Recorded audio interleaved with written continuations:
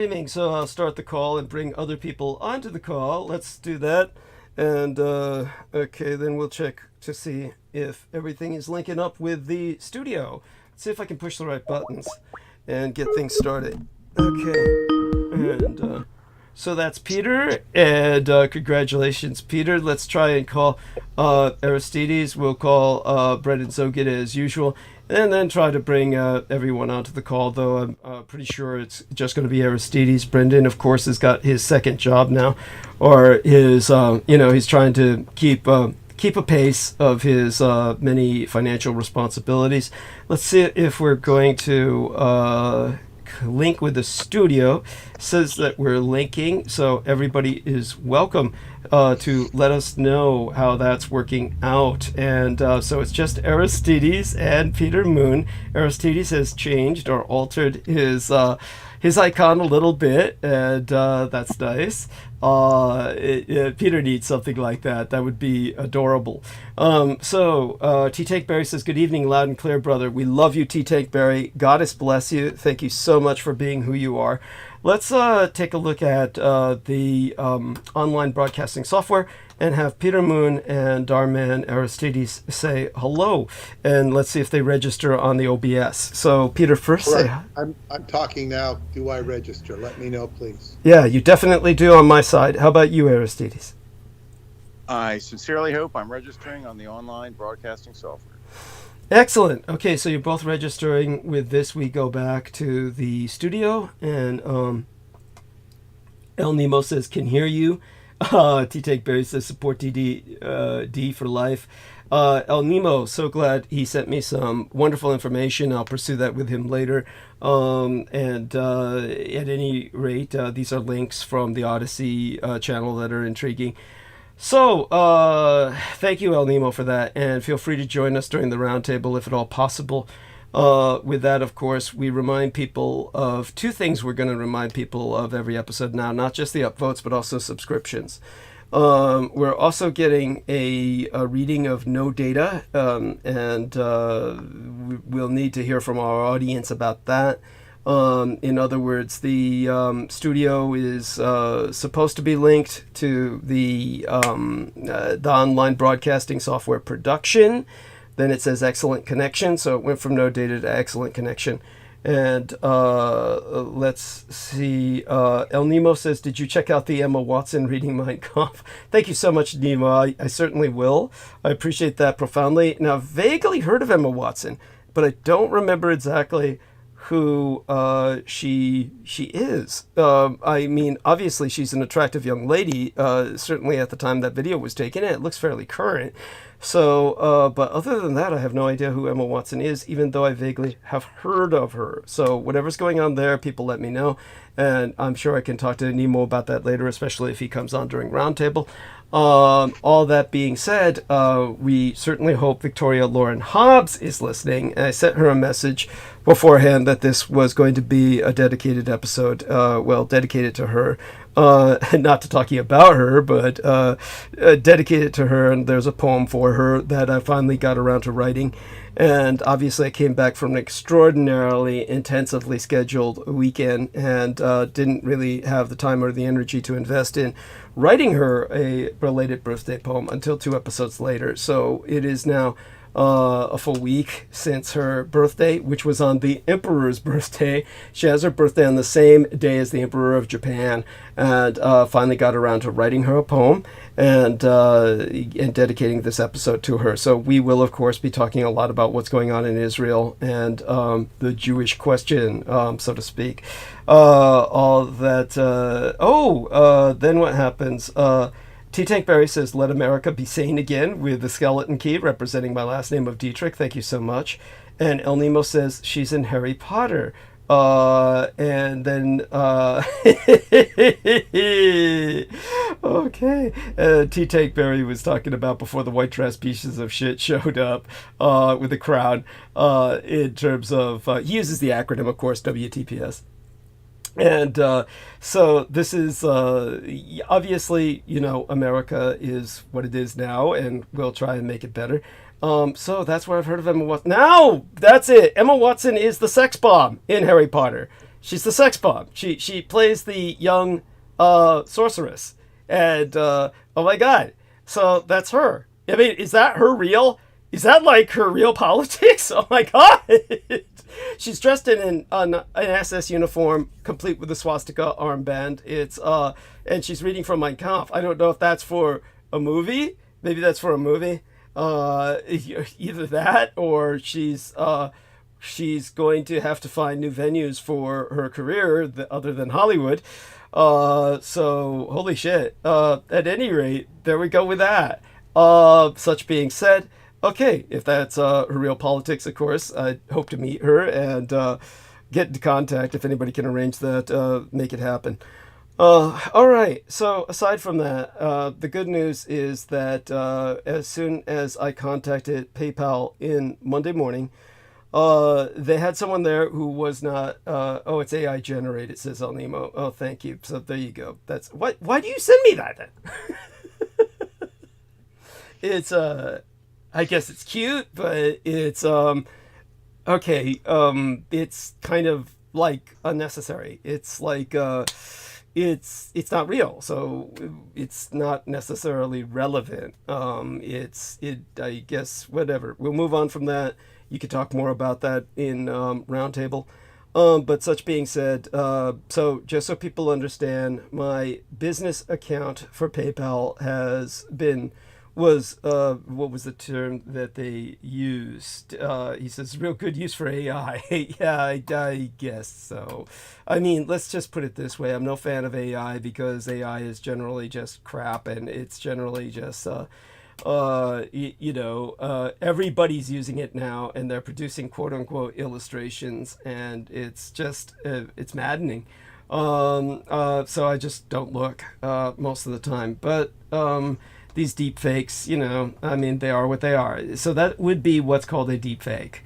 And all right, so that being said, let me see if I can find the term that I was actually sharing with Aristides and Peter Moon concerning what had happened with my business account. Restored. That was the term that they used. Restored.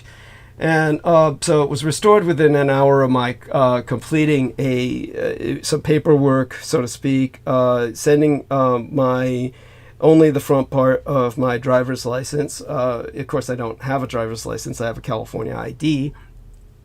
And sending that into PayPal along with having the Filipino guy he's either Filipino or he's Mexican. So I couldn't tell which, but he had an accent, and he obviously was not a native English speaker.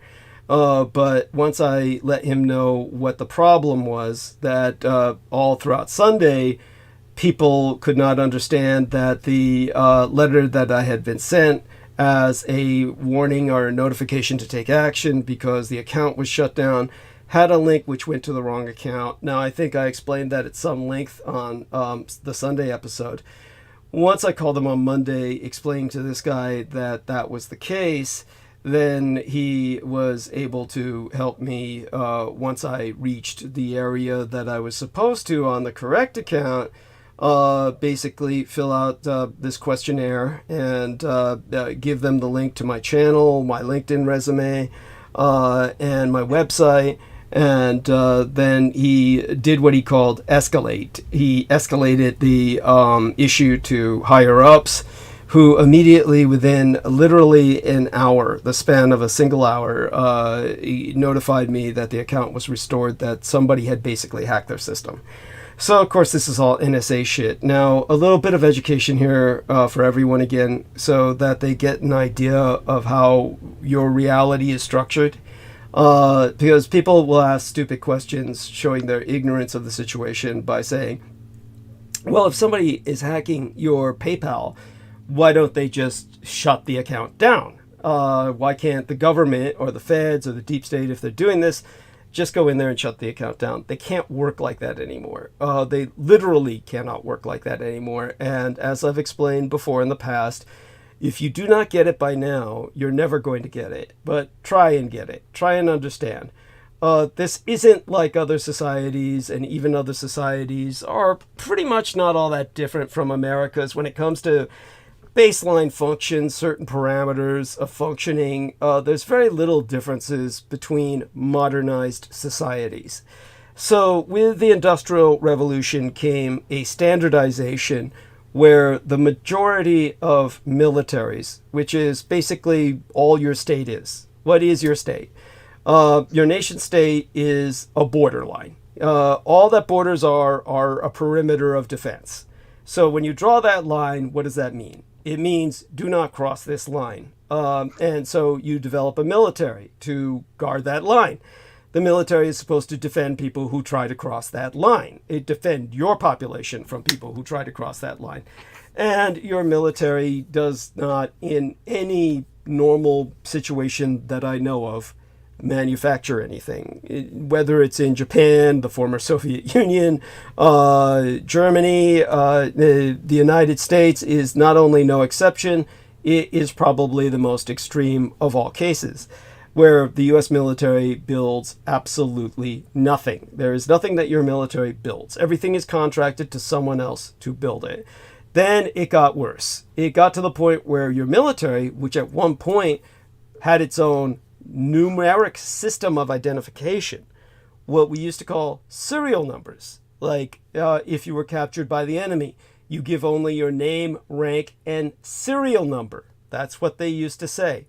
Then the military gave up on basically running itself. It became essentially some kind of, I don't know how to describe it. As I said, it's a combination between a welfare state and a jail dodge. There is nothing functional about it. Anybody who has some idea, like Peter Moon had talked me into going onto this MUFON bullshit, and the guy who was on the MUFON, some listener, tried to be friendly, but he went down all the same path about, the military has no sense of humor. They don't even know what a sense of humor is, implying this like epitome of professionalism, this apex of some kind of seriousness. And your military is anything but. There is nothing they can do. There's nothing that they do. They certainly don't provide defense. The one thing they do is they provide benefits. But they used to monitor these benefits themselves, or rather kind of run these benefits themselves. That was back when they were drafting people. When they were drafting people, people were issued a serial number, which was separate from the civilian world. Okay, all that shit's over now. And basically, when you're captured by the enemy, you say, I'm going to give you my name, my rank, and my social security number. Like you never joined. It's as if you never joined. So their whole trip about being a separate branch of, culture, all this shit, it's a joke. It doesn't even make any sense. That's not what they are. They're just you. And except that they get all these benefits that you don't get. Like they don't pay taxes. They don't do anything.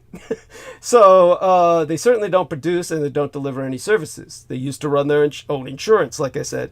All of that got basically contracted out. They outsourced everything.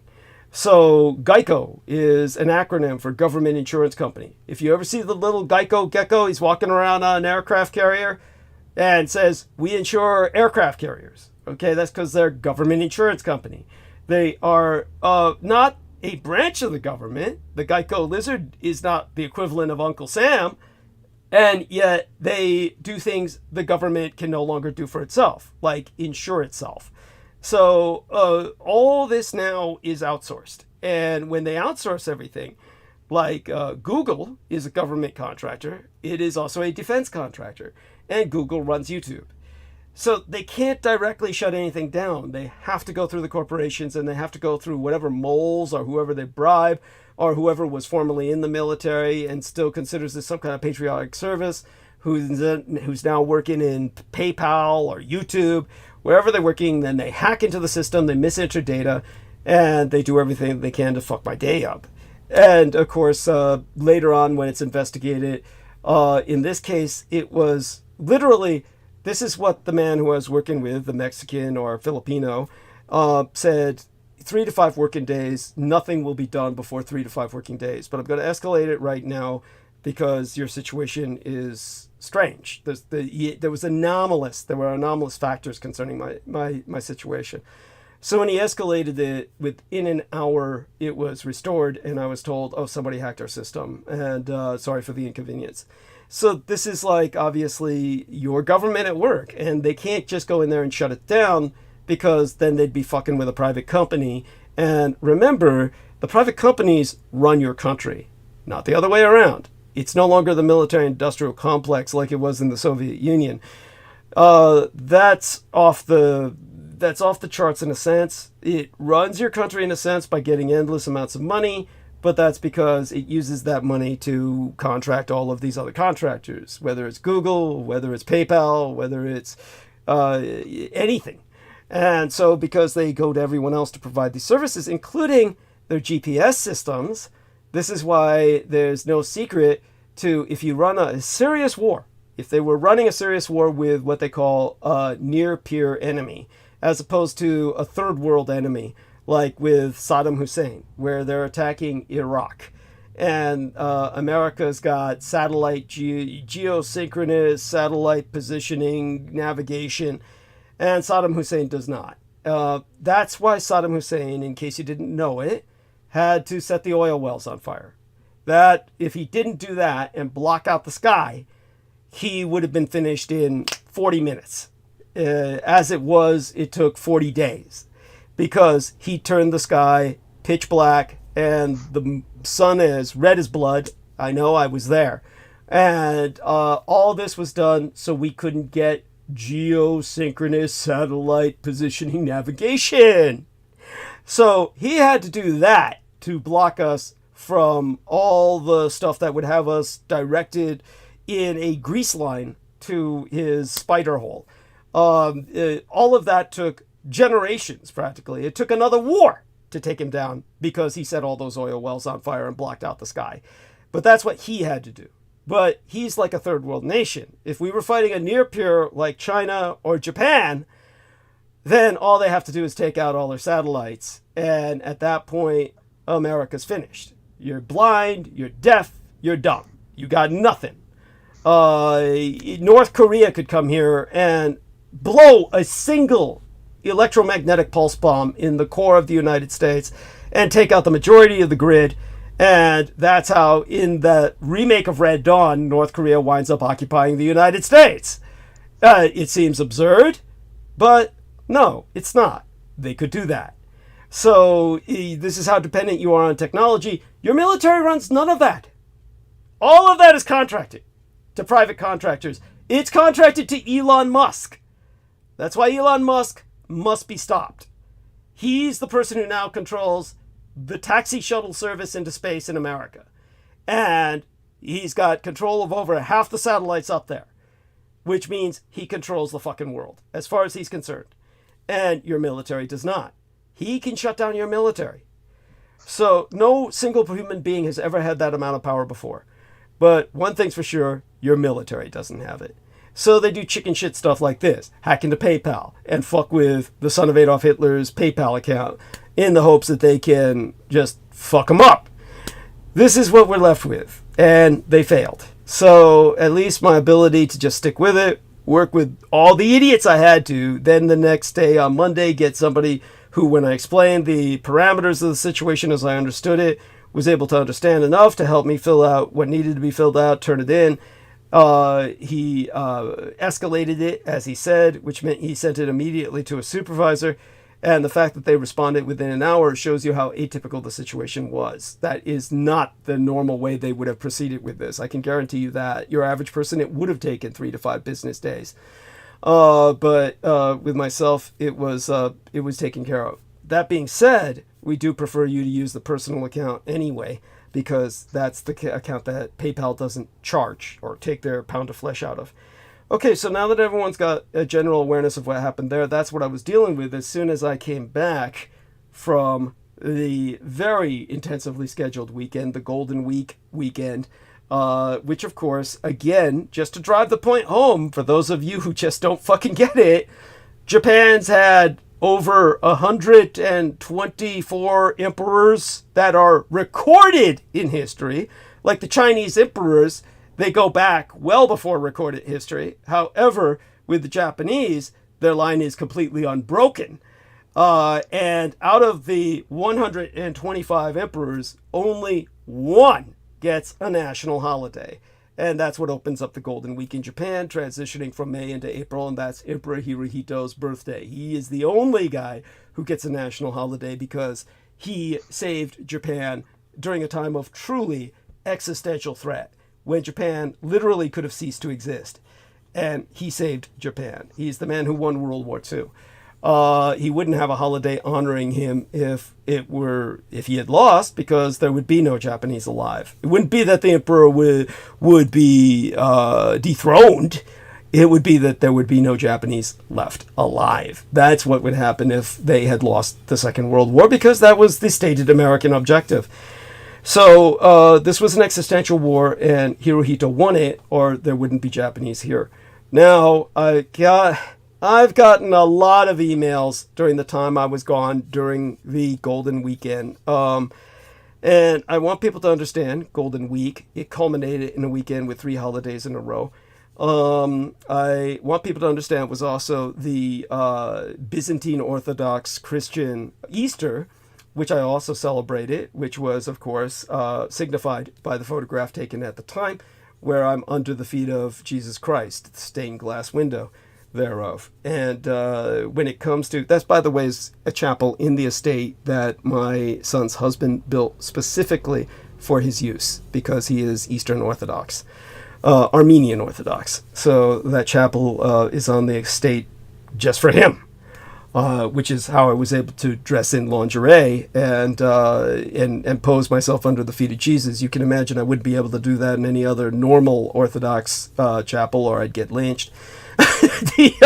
So when it comes to the emails I was getting, okay, everybody's been talking to me about this Dr. Skipper guy that posted some shit on YouTube about Godzilla.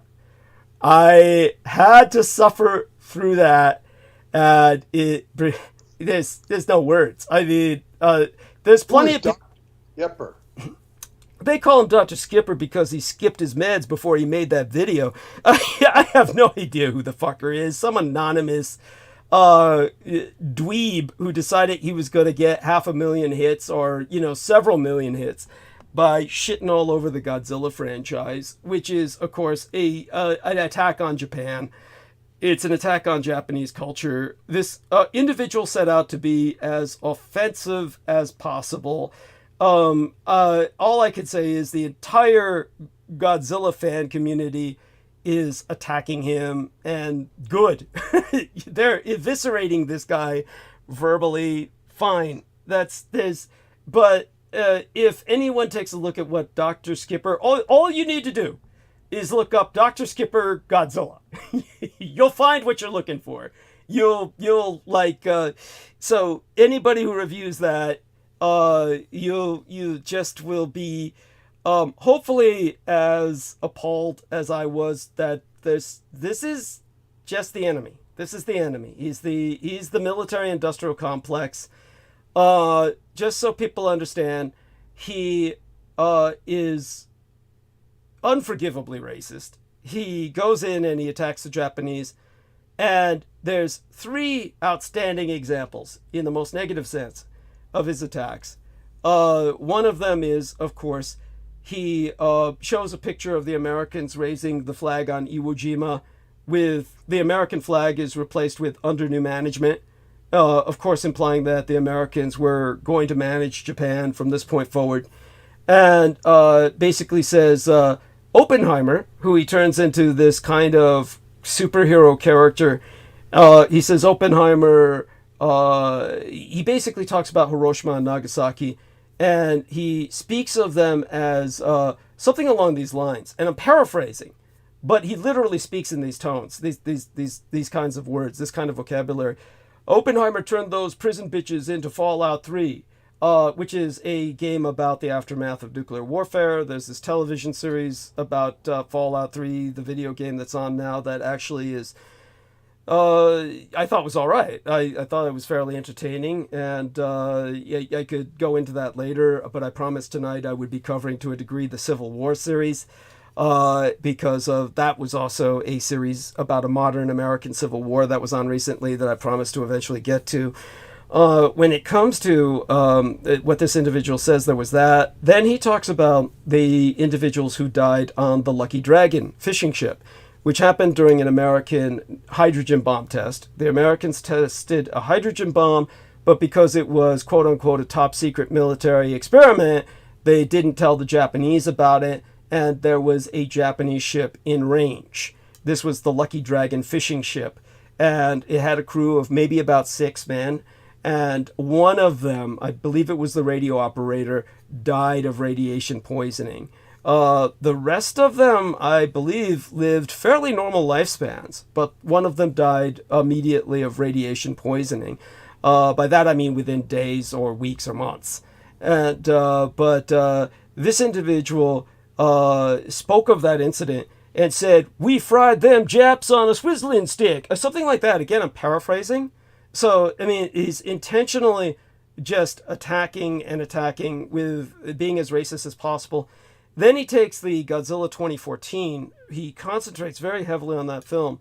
And he says Godzilla represents America because we beat the Japs. And now we have Godzilla and Godzilla is ours. And the Mutos, the parasitic monsters he was fighting, represent the Japs. This is what he says. So this is like, so it's just this obscene exercise, but you have to ask yourself, okay, anybody can make a YouTube video. And I could get on a YouTube video and I could just say all kinds of racist things and nobody will see my video. There's like, I could get on there and I could just say kike, nigger, cracker. I could just go on and just, you know, put out 2 hours of just vicious vitriol. But no one will see the video. Effectively, like maybe, you know, a couple hundred people. How on earth could this individual get millions and millions and millions of views? Which is what he's got. It doesn't work like that. Because, like Peter Moon said, who's Dr. Skipper? This is a complete unknown. It's a good question. It's a very good question. Yeah. It's obviously distributed by the U.S. government. It's obviously the enemy. It's obviously your military-industrial complex. They can't get over the fact they lost the fucking war. And this is what they're down to now. Is trying to culturally appropriate Godzilla. By the way, in the video, he claims that when it comes to, he thinks, as I said, he claims that all the men died on the Lucky Dragon. So he's making just historically untrue claims every step of the way. He goes into bizarre analysis of Japanese history, culture, military operations, along with going back to Godzilla. It just, all of this gives you an idea of who would do that. Okay, your average person would never do that. Your average person would look at Godzilla and say, Godzilla's a fantasy. Now, I'm the one who pointed out in the past, and I'm the only one who's ever done this, because your average American is obsessed with their fantasy of winning World War II. Your average American says Godzilla represents the terror the Japanese feel about nuclear weapons. They'll say, oh, he represents the fear of nuclear weapons, somehow ignoring the fact that Godzilla is a beloved national mascot. And if you talk to your average Japanese person, they'll all say something like, oh, in the next movie, I hope Godzilla destroys my neighborhood. If Godzilla ever arose out of the ocean, they would make him prime minister. There's no one is afraid of Godzilla in Japan. That's not what he represents, is some fear of nuclear weaponry. So when it comes to the idea that Americans hold of Godzilla, they don't understand him anyway. And I always pointed out, one of the things that you'll notice is normalization of the Japanese military. All of the early Godzilla films show not American planes. They're not wearing the stars and bars or flying the red, white, and blue. They don't have the roundel of the United States Air Force. All the planes have the rising sun. All of the tanks are Japanese. Everything, all the little models, they're all the soldiers are Japanese. There's no Americans in a Godzilla film. They're all Japanese military. It's a re-normalization of Japan as a military state. That's what Godzilla represents. So if anyone misses that, which all Americans do, which is always beyond me, and I never get it, and I just look at, are we seeing the same movie? Well, granted, in the old days, in a sense, you weren't. When the 1954 Godzilla came out, they had Raymond Burr play this American, and this was the American version, just so Americans would have a white guy to latch onto so they could identify with someone in the film. So, but there was all Japanese military still, all Japanese tanks and planes attacking Godzilla, Japanese artillery, Japanese flags. Nobody gave a shit because they just think, oh, it's a monster movie. Oh, it's a fantasy. But it normalized the Japanese military after World War II. It made Americans just accept there was a Japanese military, only they kept thinking of it as a fantasy from a Godzilla film. But that was the real propaganda purpose of Godzilla. For those of you who don't fucking know, and for those of you who don't know, the guy who produced Godzilla, he was a man who worked with the Japanese propaganda department in World War fucking II. So this was an extension of his job, continuing to do what he did during World War II. Tsurubashi. Fuck, I'll have to look up his name. You know, he's the one Japanese name that I always had a problem with. Godzilla creator. I'll look him up. But at any rate, my point being that, so then this guy is going through what he's doing, and like I said, is getting millions of hits. And by the way, I'm getting Tomoyuki Tanaka, which I don't believe is he's, it says here in Wikipedia, that's the first thing that comes up, is he's widely regarded as the creator of the Godzilla franchise. So I'll have to look up the person I'm really thinking of. And let's see, original, and see if I can find it. Godzilla Ultraman, because he did both those. Which, of course, when it started off was known only as Q. They call him Q. There we are. Tsuburaya. Eiji Tsuburaya. So he worked with the Japanese propaganda department throughout World War II, and then he was ordered to produce the Godzilla films. And Ultraman. So that's the person who I'm thinking of. Tsuburaya. So when it comes to this individual, and now he's trying to pervert the whole Godzilla shtick into some other weird-ass trip he's on. And again, you've never seen anybody produce something about Godzilla where they say, oh, let's go into Japanese military history and let's give all these weird-ass angles on the historicity and context, which if you watch it, of course, is just all part of just his endless barrage of insults and racism. Of course, he concentrates on Japanese atrocities throughout World War II, with no context of why the Japanese were doing what they're doing. But so just so people understand, this is what's out there and what people have been writing me about. And pretty much everything there is to say about it is what I've already said. I may return to the subject at some point in the future, but it's just one of those things where, yeah, it's out there, but guaranteed it's the cult of the kings of Edom. It is truly Herodian. The best thing I could say about it is he's got every Godzilla fan up his ass and just eviscerating him verbally. But that's not enough. People like that, they really need to be just truly outed. Like, whoever it is needs to be outed. Whoever Dr. Skipper is needs to be outed. And that would probably expose quite a bit. I have a suspicion of who it is. And everybody probably knows. But all such being said, this is out there, and it instantly is distributed by YouTube in such a manner that everybody got it in their feed. Everybody got it in their feed. I mean, every American, because there's like millions of hits and all kinds of people are responding to him. So in this case, it doesn't matter that it's all shit. The point is, millions of people have watched that shit.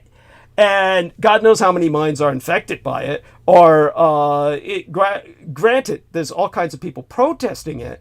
But for everybody who's protesting it, how many people are just taking that as gospel? Which, of course, there may be people who are stupid enough to do that. One of his claims, again, is that Godzilla, which is the American pronunciation of God, of the creature, he says that, because the Americans...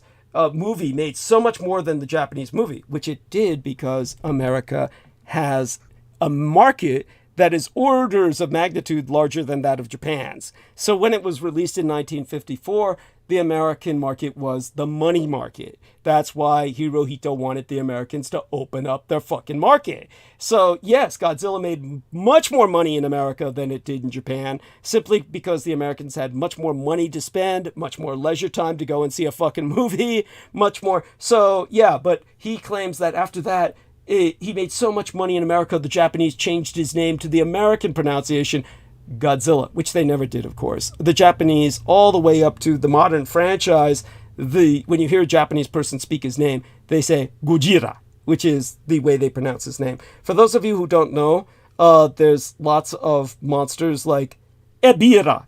That would be like the Japanese word for shrimp combined with this suffix of ra. And Gojira, that's a combination of the Japanese words for gorilla and whale with that suffix of ra. Then you go to any other monster that's a really giant animal and they just are not having a particularly creative day. They'll usually give them a name like a giant crab would be Kanira.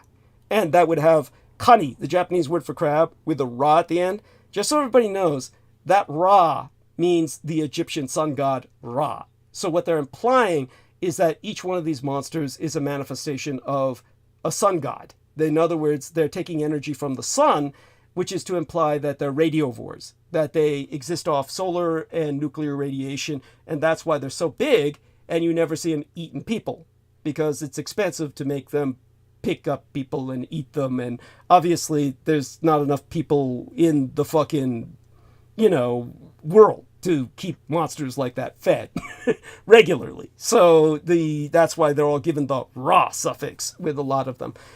This is when they're totally lacking creativity that day, and that's what they'll go for, just to emphasize it's like a godlike creature.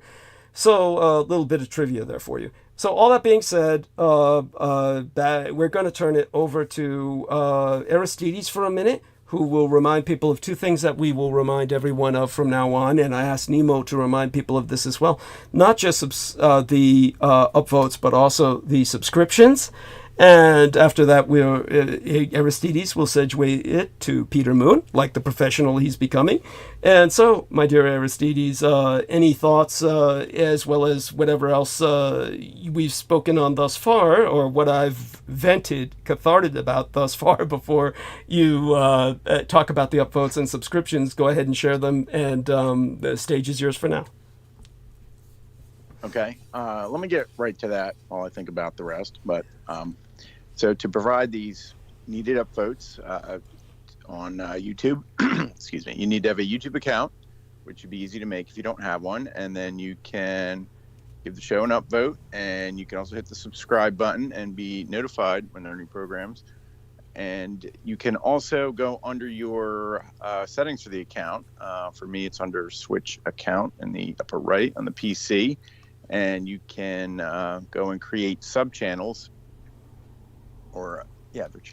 channels, each of which can do its own separate upvote. So if you do that, though, just use them really primarily for upvotes or whatever else you want, but just interact with us from one account so we can get to know you, or not a series of random names, because that's scary.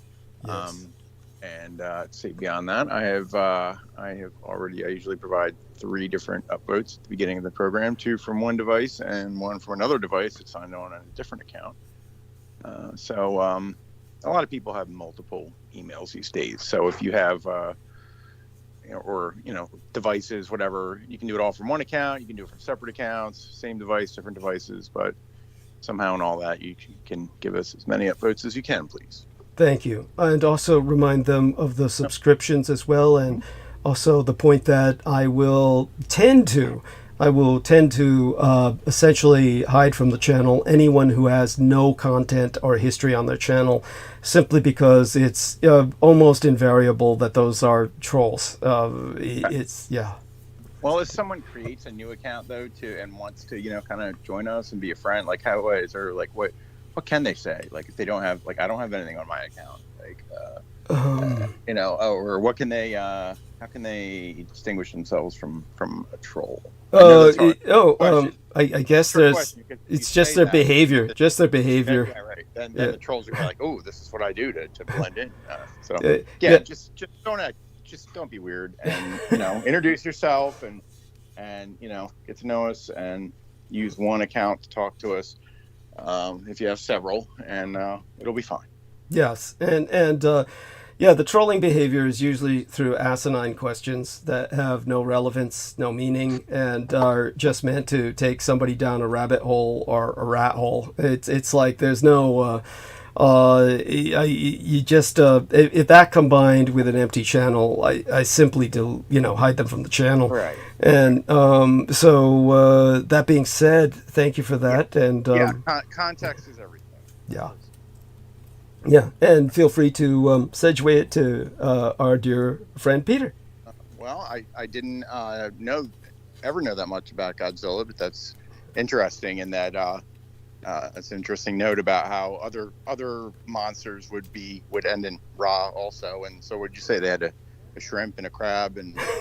Yeah, that's when they have a bad creativity day. That's when they're at the bottom. When they just are bored, when they don't have the energy or imagination to invest in creating a new name for the monster. Like, say for instance, Rodan is actually in Japanese Redan, not Rodan, which the Americans transpose it. They call it Rodan, but in Japan it's Redan. And it's simply an abbreviate of Pteranodon in Japanese. They just abbreviate Pteranodon. So it comes out as Redan. So it's, they just have these ways of abbreviating what they think is the species the animal is derivative from. And, when they get really lazy, it'll just be the name of the animal with a ra at the end. Well, that's kind of what would you call it? Kind of, what's the word? Junkie type entertainment. But nowhere else will you hear so many fascinating things about Asian culture as you will here. So, keep it right here. Thank you. You're brilliant. Okay. Do me a favor, segue it over to dear Peter. And all right, Peter, how are you doing? And I did briefly look at your regular email, but we'll look at it again. Please tell us what you want to be talking about tonight. Yes. Okay. Well, thank you, Aristides. And Douglas, well, first thing I'm going to start off with, Douglas is talking about the ridiculous opposition he has to face. People going and hacking his PayPal, and it's the lowest of the low. And this is what we're dealing with. I mean, I've been dealing with variations of such counter, attacks.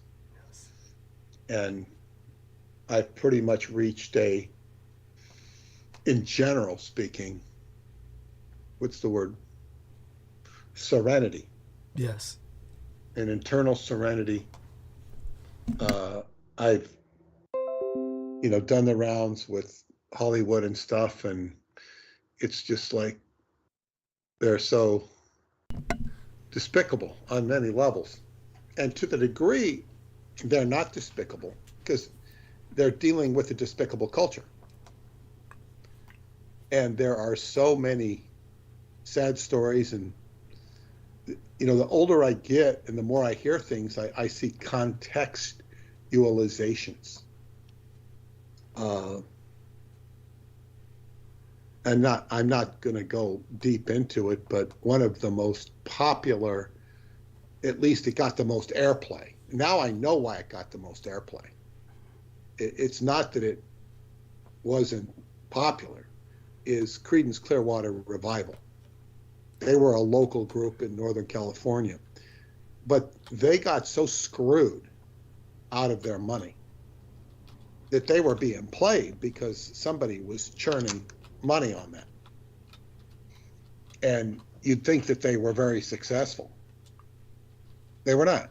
I mean, they were a successful band in terms of getting a lot of airplay and being very famous, but financially, no. And you can hear various stories of that. John Fogerty was the real genius behind it all, and he's made out okay. But it's like, that's just one of many examples. If you ever listen to, what's his name, Roger McGuinn, the Byrds, and he'll go into detail about what pennies, he'll get off of songs. Somebody makes a lot of money off that talent. And this has been done going back to MCA and Ronald Reagan's affiliation with MCA.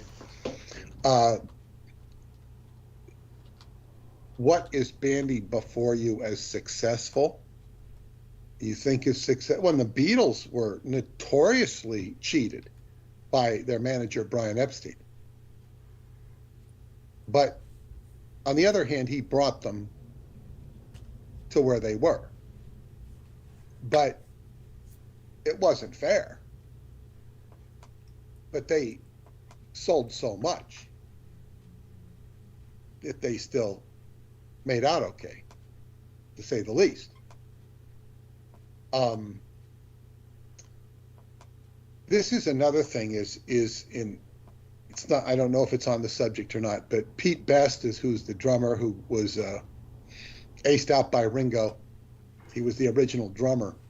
And he became a civil servant, and there's all sorts of stories about why it happened, but this is not the point.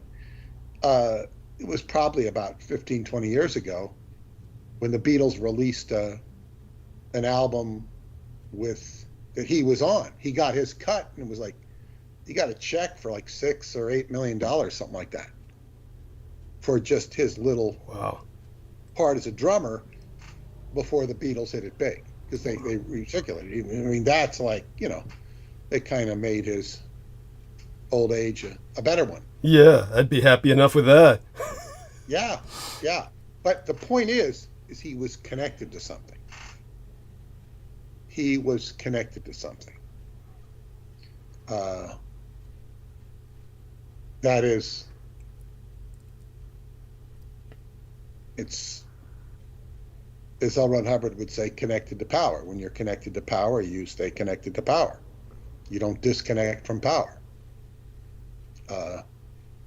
Now, that can be a double-edged sword, because if you're connected to just pure power, you can get very burned if that power is, like, say, if you're Mussolini's wife. Yes. She was disposed of just as well. Well, his mistress at that point, right? I don't know, whatever she was. But the fact that she was connected to Mussolini made her fair game. Right. Elena Ceausescu of Romania. Well, she was guilty of many things herself, but she was killed along with her husband. I think they were shot simultaneously. Yes. But connecting to power is something that it can rub off on you. This is why when a good example is the Godfather movie, when what's his name, Vito Corleone, who's then Vito Andolini, his mother goes to beg for his life to the Don, whatever his name is. I think they're both Corleone, aren't they? Or no. Vito Andolini's father is killed because he's a rival of this other mafioso. And the mother of Vito Corleone, who becomes Vito Corleone, Vito Andolini, goes to him and begs begs him to, he's not going to harm you. I think they already killed his older brother because he was older. And he says, no, because you're going to kill, he's going to grow up and kill me. So then she stabs him. They shoot her, and Vito Andolini escapes and eventually makes his way to Ellis Island and, becomes Vito Corleone and grows up in New York and becomes the head of the mob family. So the point is it's traditional, and not just in the mafia. It goes back to Augustus Caesar, Octavian. He was Octavian then, before he took on the title of Augustus and became emperor. Right. Because he wasn't originally the emperor. He went and killed the son of Julius Caesar and Cleopatra. He was killed because he could grow up to be a rival. This was standard practice. Was it always done? Not necessarily. But a military power will go in and level their enemy. It's just you don't, have the guy kiss your ring and expect him to be subservient to you. This is not the way things are done in political science. You kill your enemy, you wipe them out. This is not me talking, Right. advocating this. This is what you do with a political rival historically. So this is, fortunately or unfortunately, this is how you can expect things to work. This is why Joe Biden prosecutes Donald Trump personally. It's political. It's not about right or wrong. And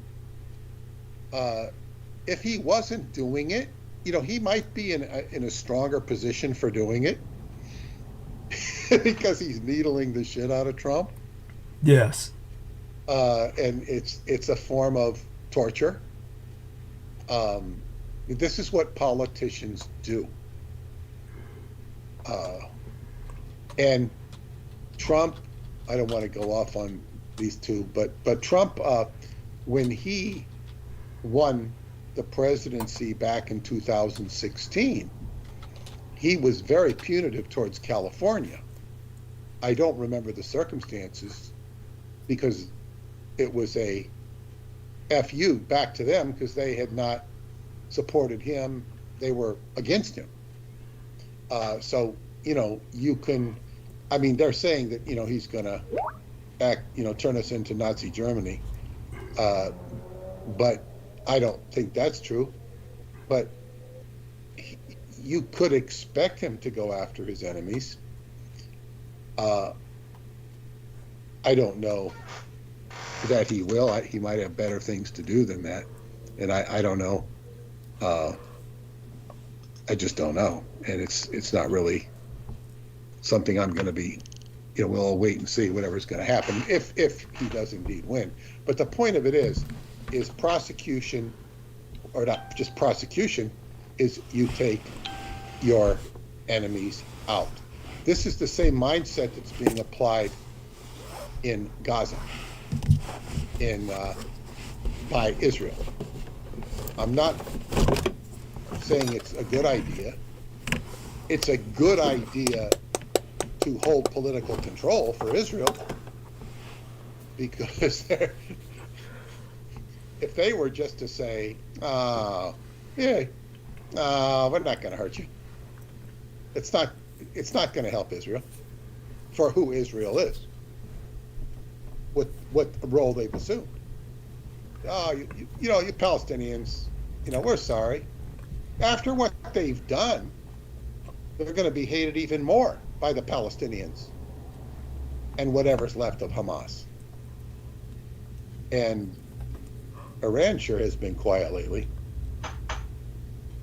much to their good judgment, in my opinion. Who's been quiet lately? Iran. Oh, yes. It's all of a sudden they quieted down.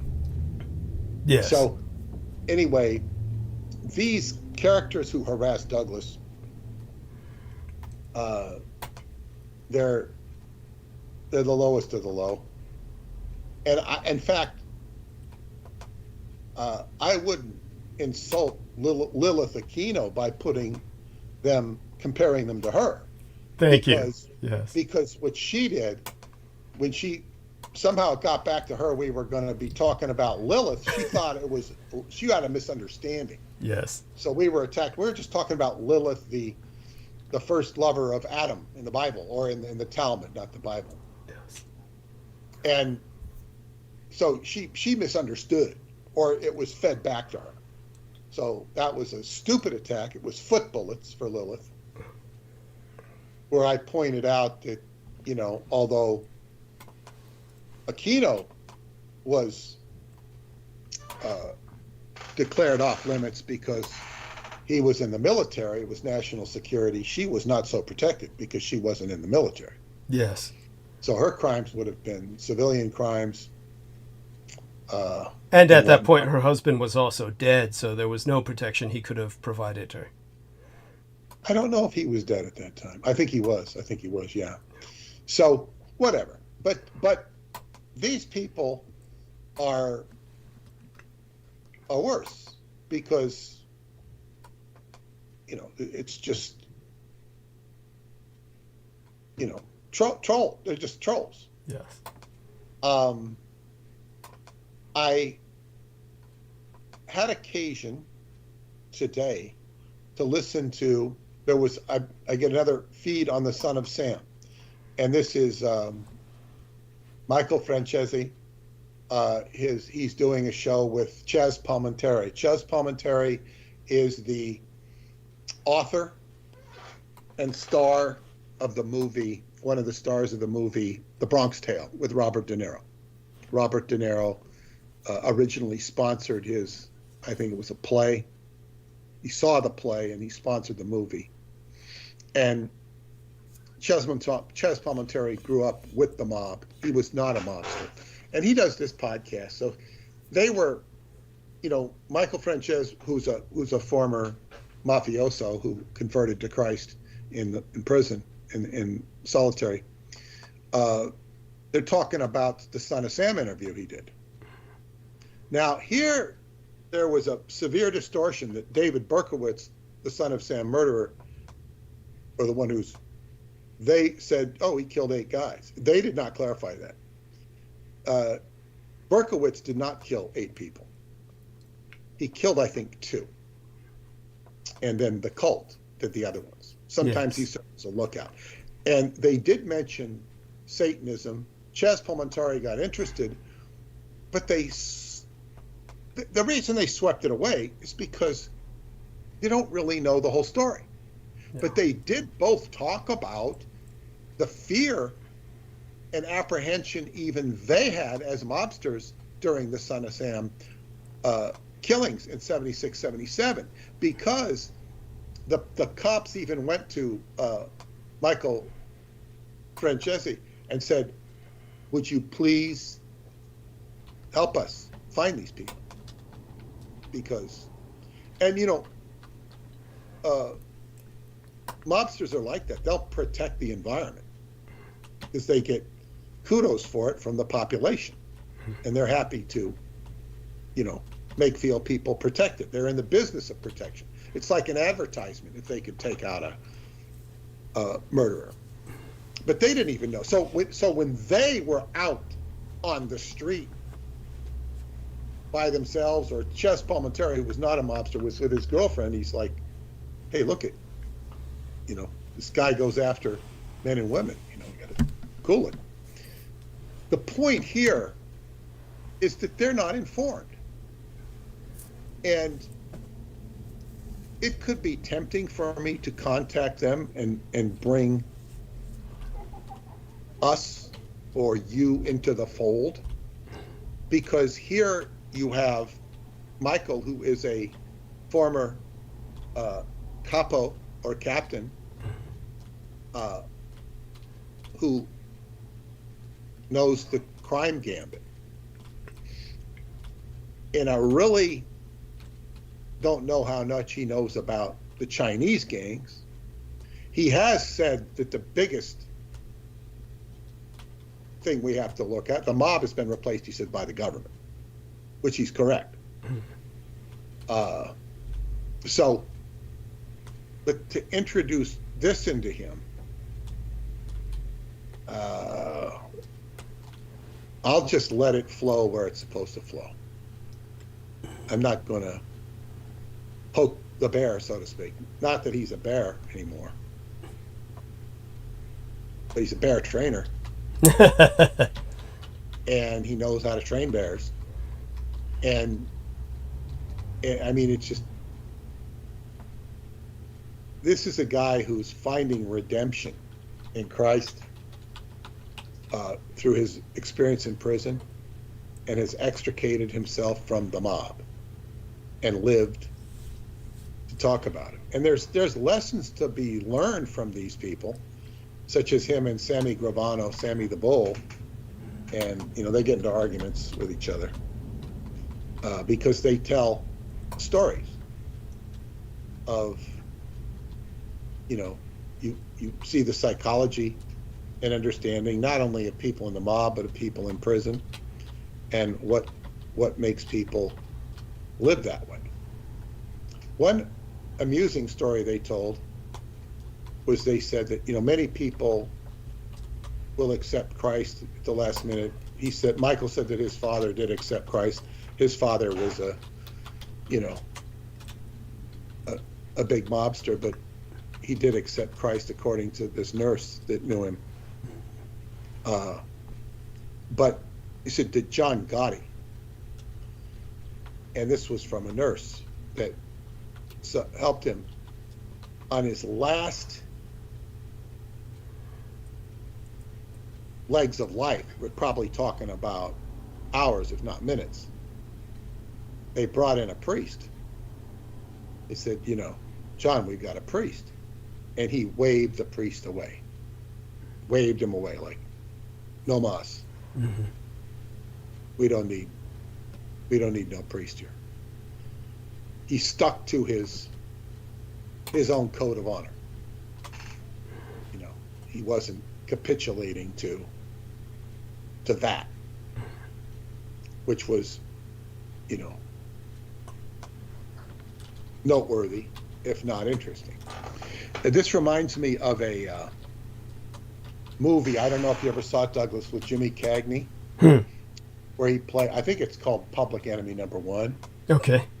Yeah, but it's this movie where James Cagney is like a criminal. Yeah. Is that the one where at the end he says, "Made it, Ma, to the top of the world"? No. That's I think Yankee Doodle Dandy, I think. Okay. I think it's that one. No, because this one, he's a criminal, and the kids, he gets these kids to like admire him, mm-hmm. and he turns them into crime.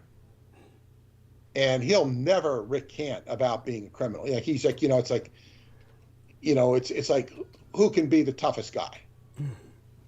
And like my friend Rick Smith, who did some artwork on some of my books, and he used to tell this story about him and these, I don't know, it was 2 or 3 other kids, and they got involved in something. I don't even remember what it was, but it was some serious shenanigan that they shouldn't have done. And they got caught by the police. And they all swore not to tell on the others. Mm-hmm. And he was the only one who held to that. And he could not believe the duplicity of the others. Yeah, like they fold. Yes. Under the heat. They fold under the heat. And I just remember my friend that I had the car accident with. Mike Pig, that was his real name, P-I-G-G. And, you know, we went out joyriding underage in his mother's car. He was driving, and I saved our lives by suggesting we put on the seatbelts before we leave. And he rolled the car 2.5 times. Oh. And, you know, it was pretty dirty. You know, I had to take myself off the ceiling of the seatbelt. You know, put them there, and you know, we got out and we walked about 2.5 miles back home. Jesus. And I remember seeing some of the guys I knew playing basketball in the dark. Hey, you know, and I said, oh, well, we got to get going. You know, I'm not going to let them know what happened. They see us in the dark. The odds of seeing anybody play basketball at the primary school, which was a short basket that you could dunk it easily, is like nobody plays basketball there at night. There's no light. It's bizarre. These guys are there. What the hell? They're not even from my neighborhood. And this wasn't, you know, it's like, what the hell are they doing there? Yeah, what was that about? I don't know. They're just playing basketball. What was that? It was weird. So we couldn't avoid them, you know, because we already started walking in. You know, they see you in the dark. They kind of know who you are. They, you know, and you know, I engaged them, but I, you know, diffused it by, you know, okay. There was some back and forth sentences, and he says, "Don't worry, I'm not going to tell. I'm not going to tell. Don't worry about it. I'll take the whole rap myself." I was not so stupid.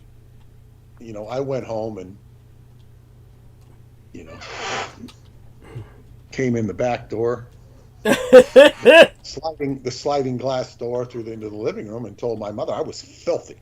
Yes. I was so effing filthy. Yes. Oh my God. I couldn't hide the truth. I was so filthy. You know what? You can't get that filthy. You know, by going out on a Thursday night or whatever it was. You can't get that filthy. Yes. You know, I told my mom, and the highway patrolman came by a few hours later. You know, he squeaked. Yes. So, but this whole idea of, you know, this is John Gotti not talking. You know, Jimmy Cagney in the movie breaks down when he goes to the chair. He's going, I'm not afraid of the chair. You know, it was like the ultimate dignity of a criminal to go in the chair. Right. And, you know, the kids were, and then the kids had, you know, and after, you know, and they talked, oh, he cried like a baby. And, you know, and then the kids had to, you know, so this was a moralistic movie about showing that underneath it all, he was really a coward. And that the kids had to learn that their hero was not, he was a big coward. He wasn't a big, brave, tough guy.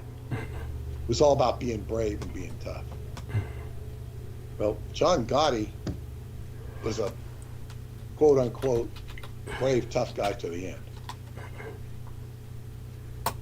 Although they said he got beat up in prison because he wasn't respectful to the code of the way he should behave. You know, he didn't have power in there. But, I mean, Chaz Palminteri grew up with mobsters in the Bronx. Wise guys were his friends. Michael was a mobster. These guys, they're not at the level of assimilating this data. Not yet, anyway.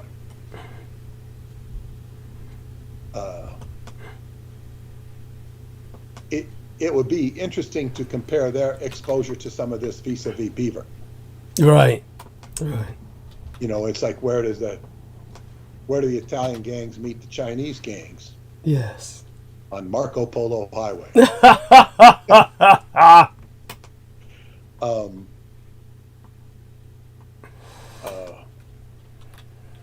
Wow.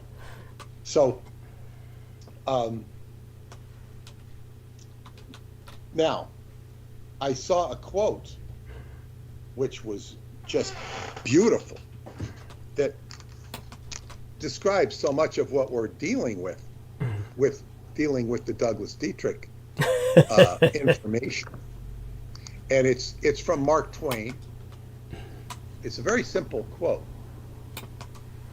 It's easier to fool people than to convince them that they have been fooled. Yes.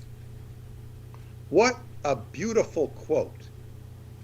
And it comes down to what people can process.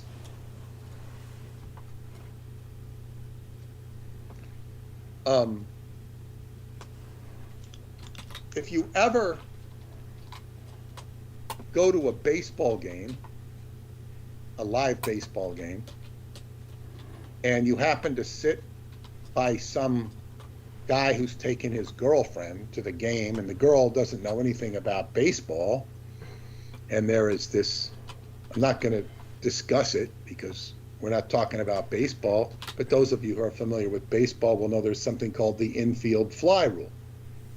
Whereas if there's a pop-up in the infield, it's an automatic out. If there's two men, there's men on base, first and second or first, second, third. It's an automatic out because the fielder can drop it to his advantage, drop it on purpose. So it's called an automatic, called the infield fly rule. And you'll see somebody trying to explain it to his girlfriend or his wife who knows nothing about baseball. It's very hard for a newcomer to process this. Mm-hmm. It's like, okay. And you'll watch it and you think, this goes back to the, and to say nothing of football. Like, what is a first down? How does this work? And if that's not just women, men who are new to the game will, well, how does this work? And you try and explain it to them and they can get it. But it's about processing information, how easy it is to process information. The first thing to process information, besides in order to retain it, you have to have interest in what it is. You have to have an interest.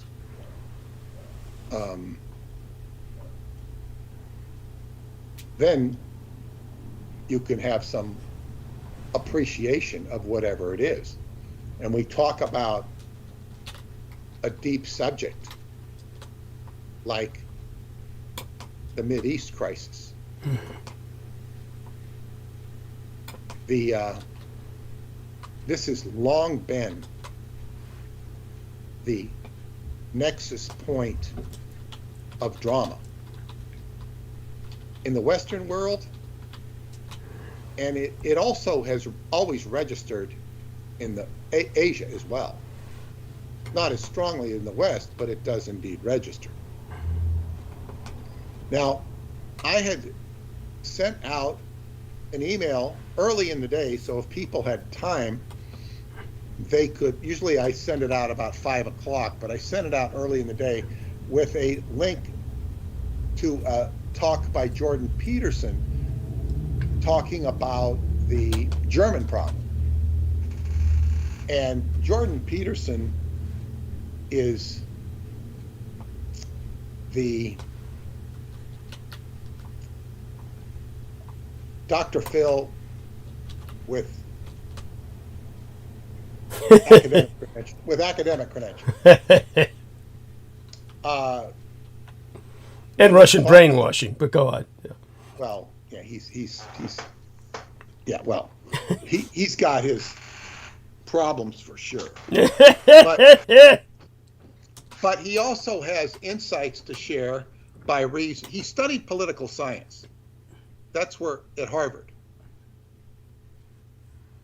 which says a lot. But he also then went on to get a degree in behavioral psychology, which was his practice. So when he talks about individual psychological situations,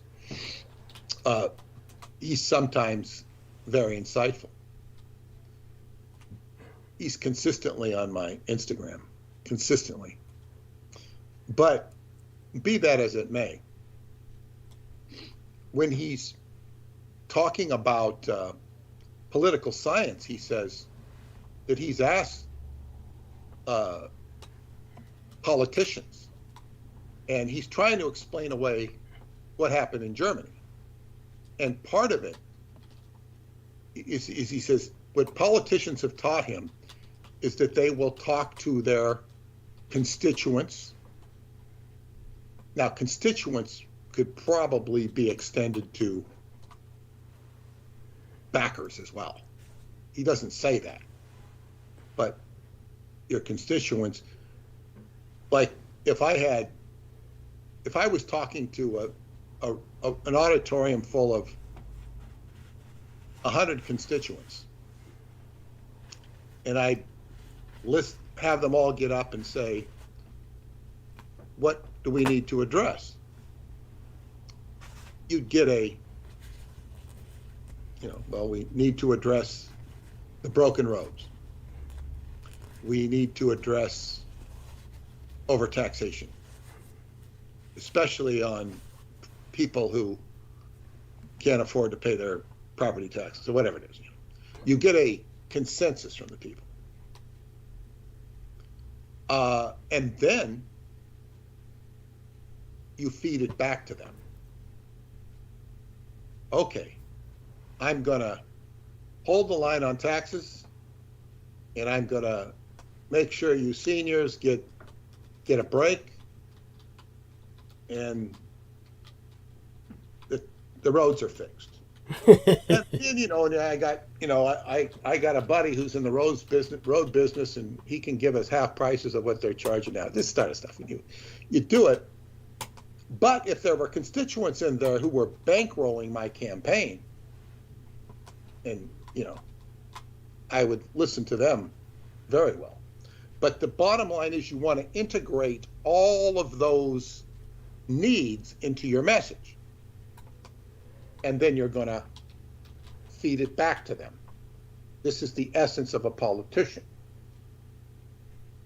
I don't think any of our mainline politicians do this. Our presidential. I think this guy, the one with the long Indian name, Vivekananda, whatever, I don't remember his name, but he does actually intelligently approach it that way, but he doesn't have the support of the people he would need. But he gives an intelligent feedback. But these big candidates, whether it be Trump or Biden, they're just picking their own stuff. And in the case of Trump, he panders to his base, which he should. Biden will do whatever he thinks is expedient. It's like he doesn't have any agenda because he'll just do whatever he can to get elected. To say, we're not going to do fracking. Yeah. But we are going to do fracking. Yes. Flies his ass off, but whatever. So anyway, but where Jordan Peterson was parlaying this into Hitler and saying that Hitler was feeding off of what the crowd wanted, and he'd feed it back to them, and he would amplify it and increase it, and this was partly parlaying off of what he read about Carl Jung's analysis, that he was contacting the demons within these people, and Hitler was feeding their demons. In other words, he was saying that these people really had Jew hatred inside of them. I don't think he called it that, but just tremendous demonic hatred in the crowd. It was in the crowd. And Hitler fed that and amplified it and took it to an unprecedented level.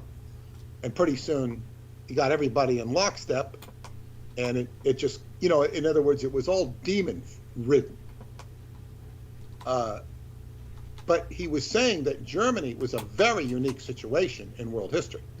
And how could the dictator become a dictator and take over? This is what he said. Now, the host, and I apologize for not knowing the host's name, corrected Jordan Peterson politely, and Jordan Peterson had accepted what he said. He said, Germany could never have happened if it was not for the Bolshevik Revolution. And Jordan Peterson accepted that as plausible. It was something he didn't see or reconcile. And the Bolshevik Revolution created a communist insurgency, which in Germany was fed by Jewish people, women in particular. There was another man, I think, involved, but they were pushing communists on the Germans. Yes. And the Germans had to defend themselves from this. And that was where Hitler became, it was really a military defense of their country. No matter what you call it, it was militaristic on Hitler's part. Yes. And on the, what did you call that? The Freikorps? Freikorps. Yes. Freikorps. And the Hess and these people, they were militant, pushing back the communists. And there's a lot of history of Germany that he does not know. But he accepted the correction. But even the guy who was the host, who was much more informed, he referred to a book. Somebody wrote a book on what happened in Germany, because I think this guy was trying to figure out what happened.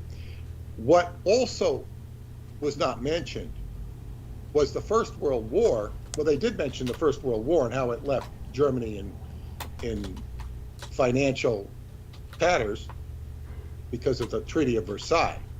But it wasn't just the Treaty of Versailles. It was the communist insurgency within Germany. You had two things. Yes.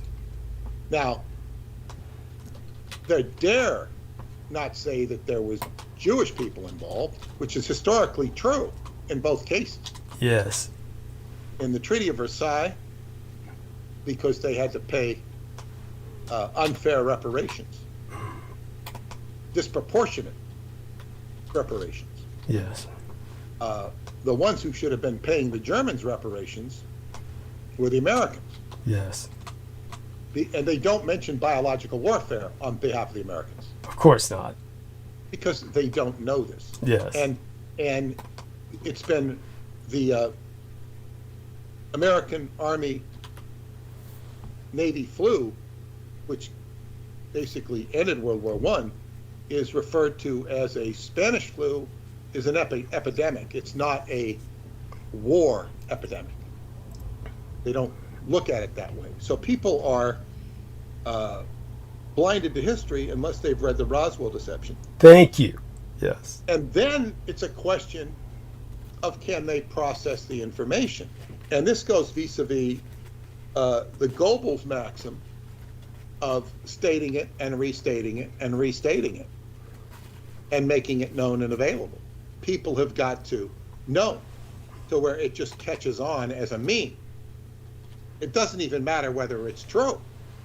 If it is true, it feeds the truth. If it's not true, it gets fed anyway and becomes a livable truth, whether it's true or not. So it's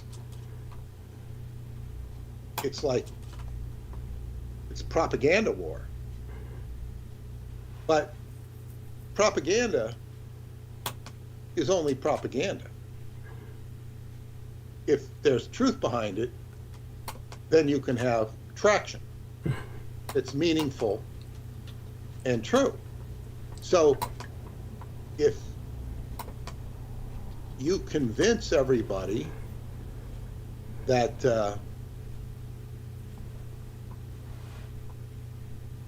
the emperor is good, everybody thinks of the emperor as good. You convince everybody that the emperor's bad, he's bad. Whether he's good or bad is independent. It's like, what is the But in terms of emperors, everybody realized there's a fine line where you don't cross. You don't criticize the emperor, you don't cross the emperor unless you do so at risk to your own self. Yes. In an instance like the French Revolution, it was tough because, you know, one side could be in favor one day, the other side could be in favor another day. And the wind was blowing differently.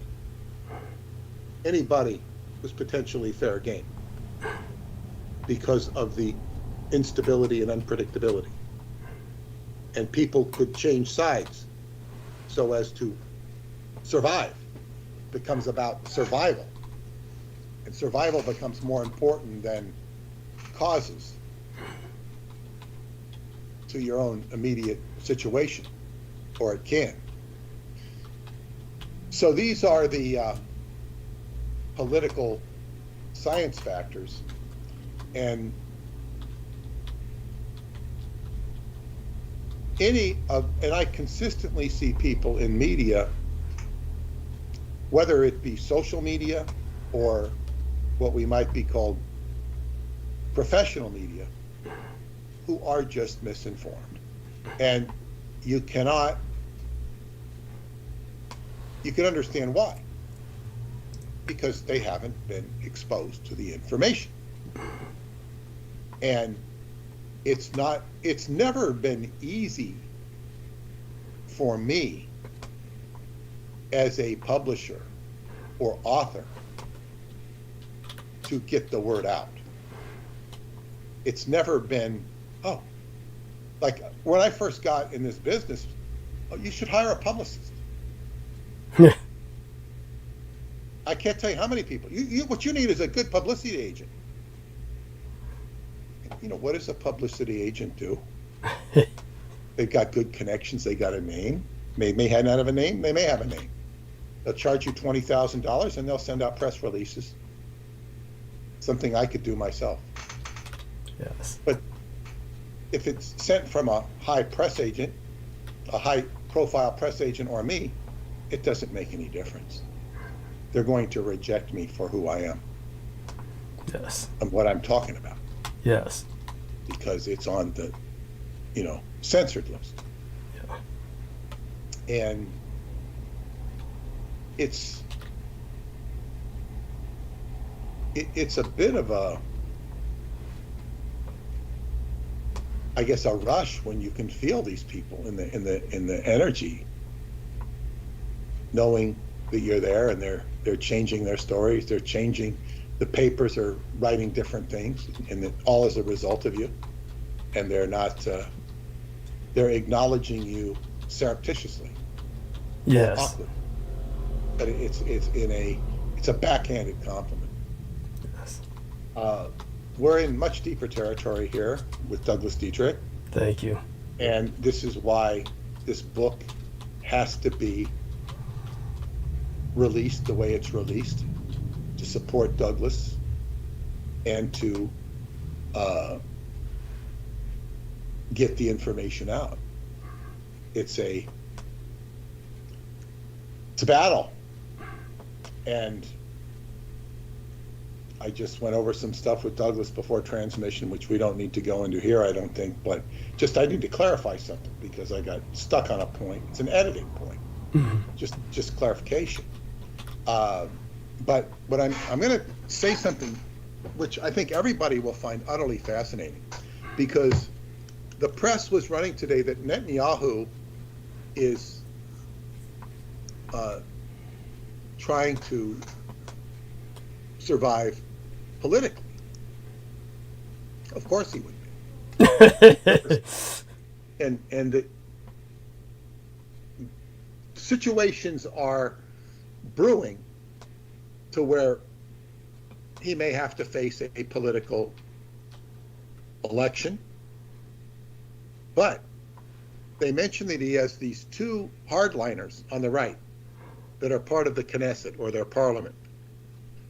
And if he does not kowtow to them, they'll walk away, which means they'll probably have to re-elect the whole new government. Yes. But they are his backers more than anybody.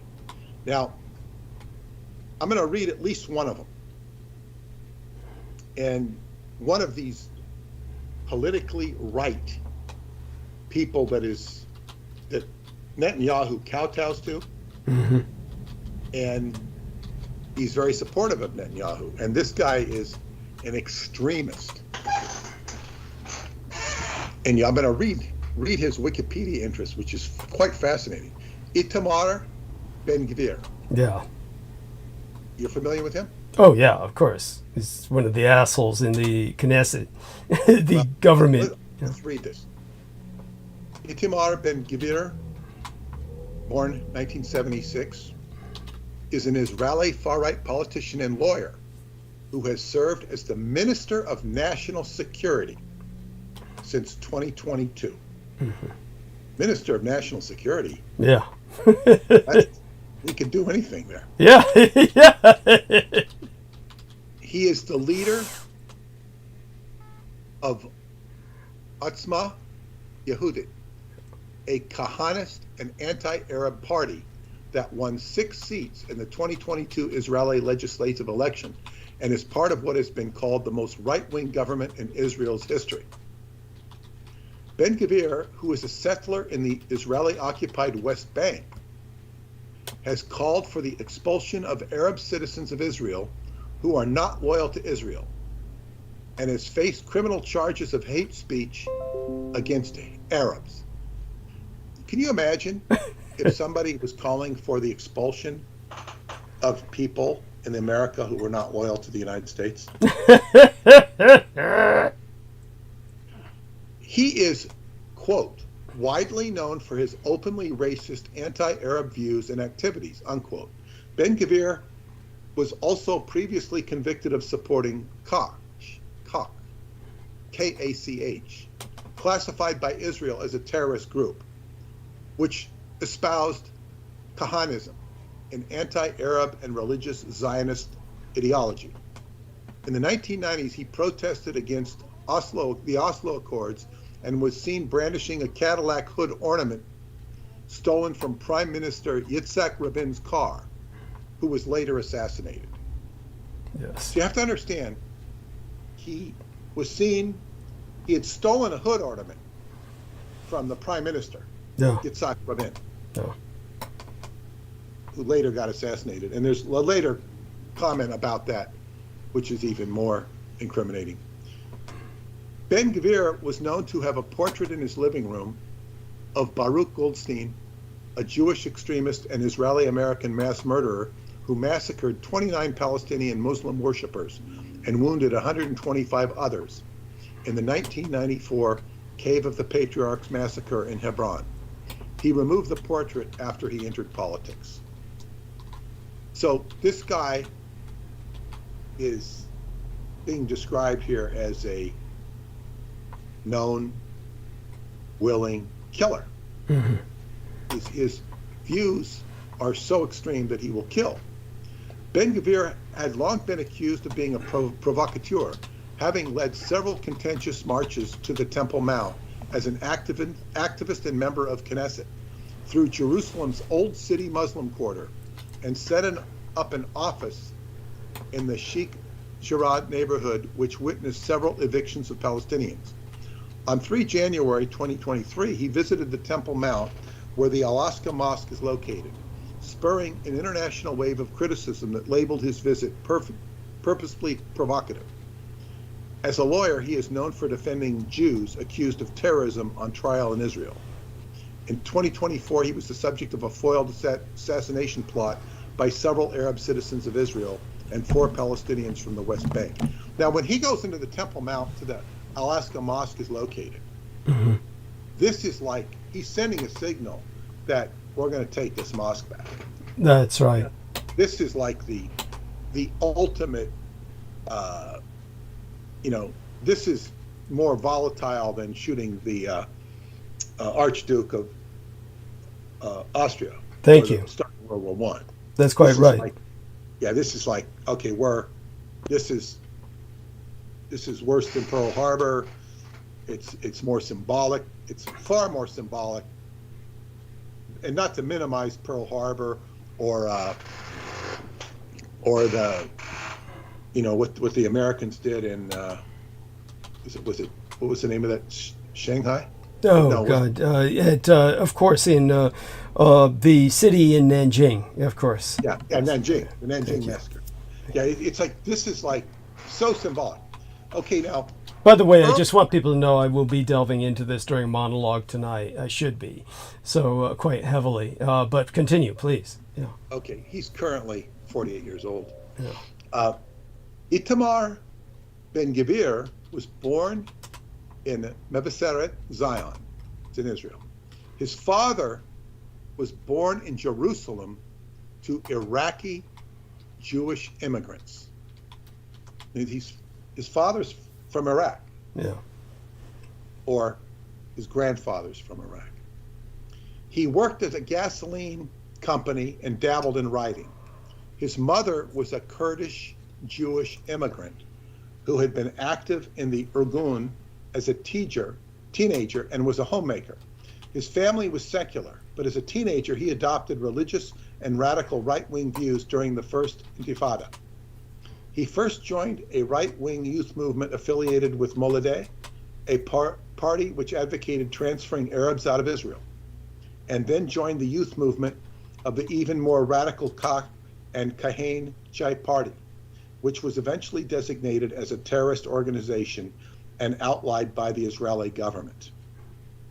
Now, even the government had outlawed this, Yeah. this party. He became youth coordinator of KHAČ and claimed that he was detained at age 14. When he came of age for conscription into the Israeli Defense Forces at 18, he was exempted from service by the IDF due to his extreme right political background. In other words, they didn't want him in the military. Ben-Gvir continued to be associated with the Kahanist movement. Otzma Yehudit is said to be KHAČ's ideal successor. However, when forming the Otzma Yehudit party, he claimed that it would not be a KHAČ, Kahin, Chai, or splinter group. He carried out a series of far-right activities that have resulted in dozens of indictments. In November 2015 interview, he claimed to have been indicted 53 times. That's more than Donald Trump. In most cases, the charges were thrown out of court. Of course. 2007, however, he was convicted for incitement to racism. Now, people chill or get upset, particularly Israelis, if you call Israel as an apartheid state. Well, this man, who doesn't represent all of Israel, but certainly the most extreme parts, is most definitely apartheid. Mind you, this is, even Israel recognizes that. And I'm not saying that Israel is not an apartheid state, but certainly the causes he backs are. In the 1990s, he was active in protests against the Oslo Accords. In 1995, Ben-Gvir came to public attention for the first time when he appeared on television brandishing a Cadillac hood ornament that had been stolen from Prime Minister Yitzhak Rabin's car and declared, "We got to his car and we'll get to him too." There you go. Several weeks later, Rabin was assassinated by right-wing extremist Yigal Amir. Now, this is Wikipedia, basically telling you that this guy assassinated the prime minister. Yes. And that is, what did I just say about political science? You kill your enemy. And now this is interesting too. He had a legal career. Ben-Gvir sometimes represented himself during his many indictments. And at the suggestion of several judges, he decided to study law, which he did at the Ono Academic College. Spelled like Yoko Ono, but I'm sure that's what it is. You never know. You know, maybe she funded her Japanese connections. Anyway, at the end of his studies, the Israeli Bar Association blocked him from taking the bar exam on grounds of his criminal record. Ben-Gvir claimed the decision was politically motivated. After a series of appeals, this decision was overturned. But it was ruled that Ben-Gvir would first have to settle 3 criminal cases in which he was charged at the time. After being acquitted in all 3 cases on charges including holding an illegal gathering and disturbing a civil servant, Ben-Gvir was allowed to take the exam. He passed the written and oral examinations and was granted a license to practice law. Think of what he had to go through. This guy, he's got all these criminal things, all these indictments. He studies law, and somehow he's able to pass the bar, so to speak. Yeah. In other words, he's able to. This is somebody who is very adept at using force or possibly blackmail. Yes. But I mean, he used a gun. Yeah.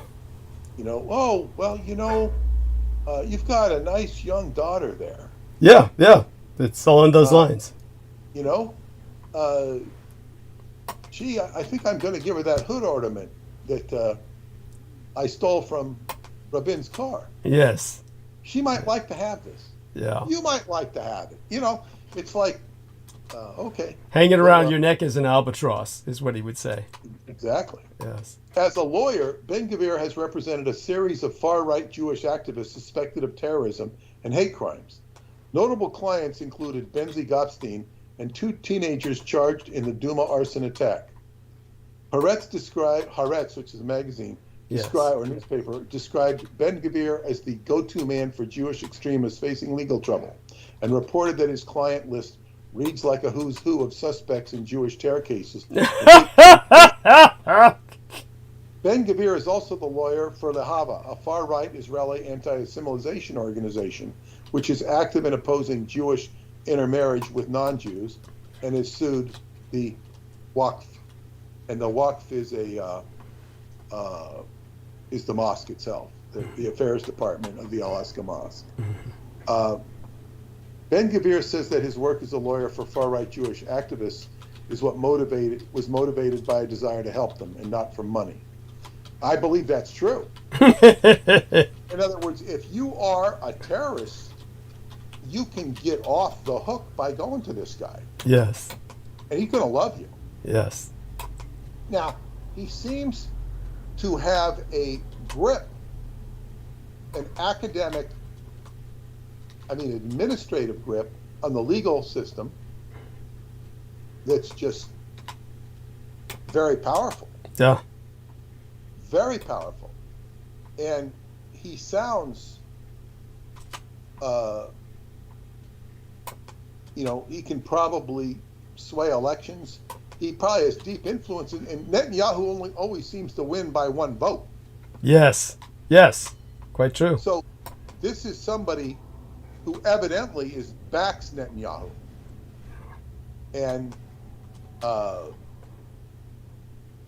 he seems much more of an enforcer than Netanyahu. Yes. Yes.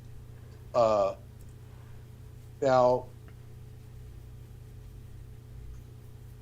let me see here.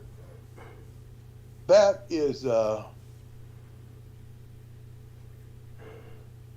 he said that, citizens who are not loyal should be expelled.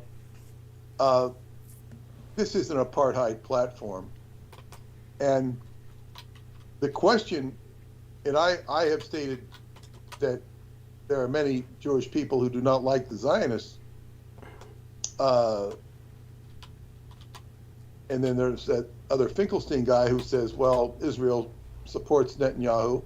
They support this government. The bottom line is that if you oppose this guy, good luck to you. Yes. It says that on 26 April, just a few weeks ago, he sustained minor injuries in a car accident. So, when we talk, this is a big name to watch. The other big name is not as interesting, but he is Bezalel Smotrich. Yeah, Smotrich. Smotrich is an Israeli far-right politician and lawyer who has served as the Minister of Finance since 2022. Well, Minister of Finance, where does his money come from? There's a lot there. The leader of the National Religious Party, Religious Zionism, he previously served as Knesset member for Yamina. Smotrich is a settler in the Israeli-occupied West Bank, living in the settlement of Kedumim, which is illegal under international law. His residence was also built illegally outside the settlement proper. His extremist politics and office, racist and homophobic statements have led to several controversies. He is a supporter of expanding Israeli settlements in the West Bank, opposes Palestinian statehood, and denies the existence of the Palestinian people. So here we have more of the same. His father was an Orthodox rabbi. More of the same. Now,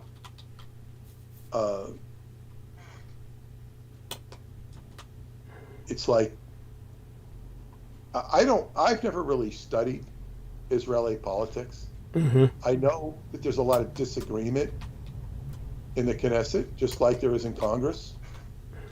I don't know how polarized it is, but of course, when there's an attack on Israel, they're all going to unite together. You might know a lot about these different characters. Too much, yes.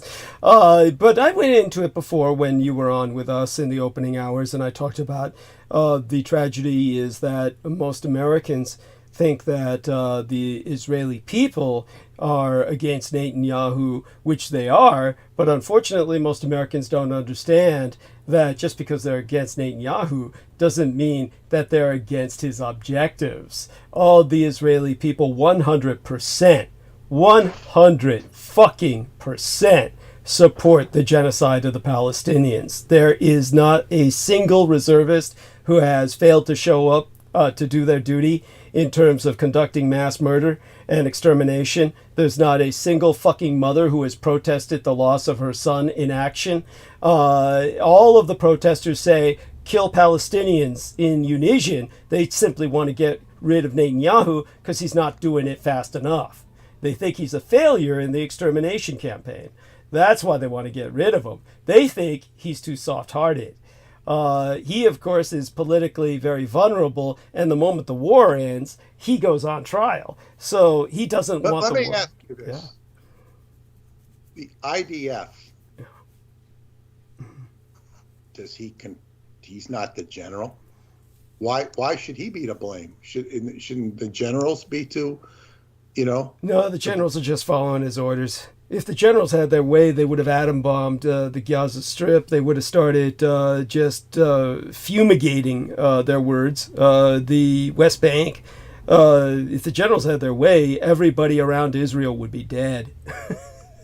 Well, it seems to me that he doesn't really care. And if he doesn't really care, I mean, like he doesn't seem to listen or pander to anything.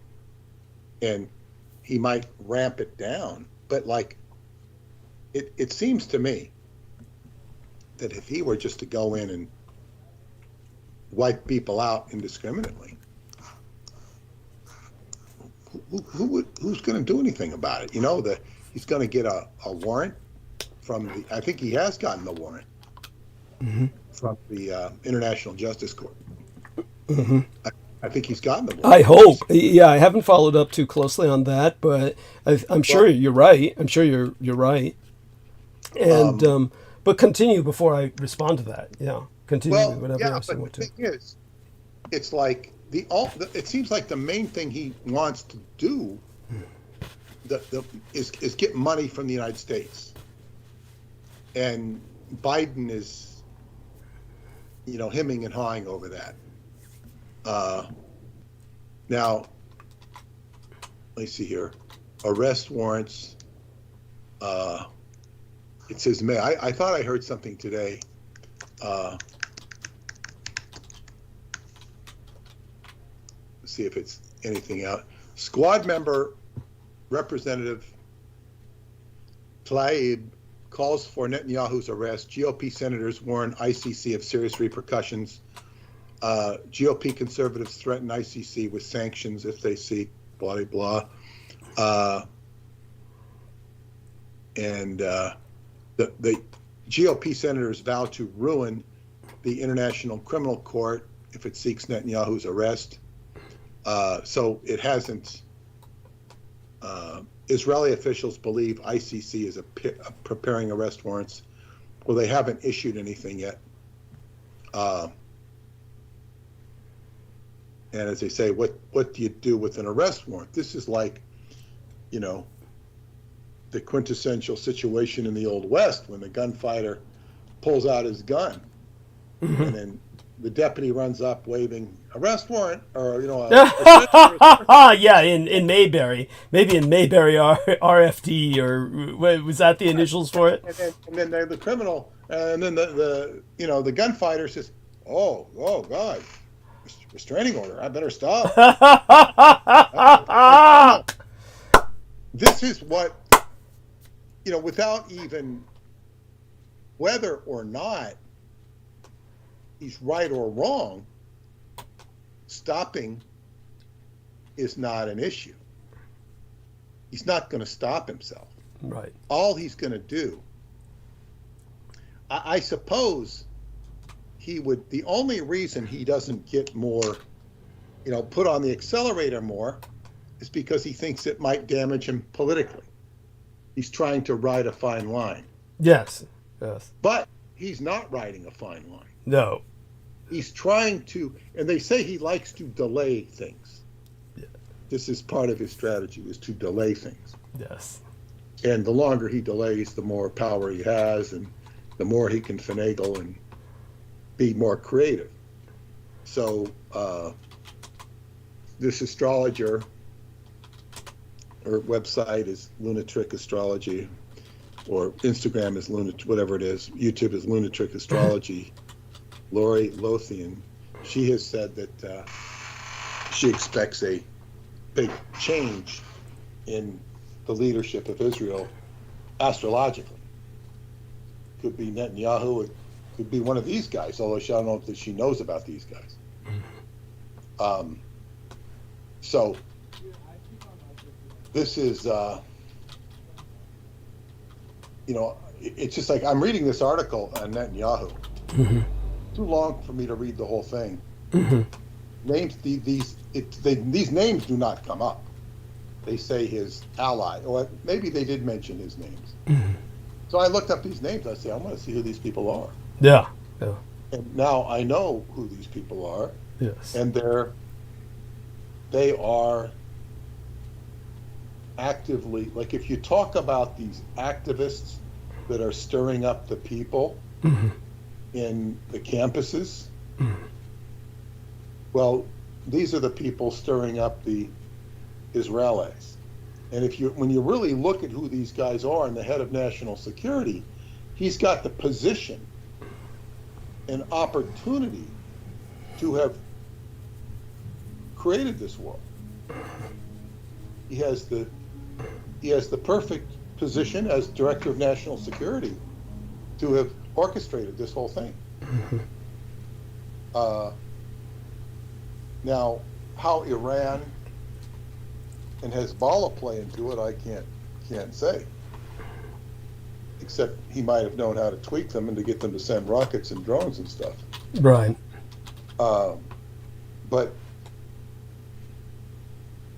while he has had certainly opportunity, and you know, and that's on top of the fact that the Arab world does hate Israel. So it's not like it takes a lot of creativity to get them to, you know, do something. Mm-hmm. But well, I mean, you continue, yes. You pin the tail on a lot of the donkeys in this fight, But have you connected him to the actual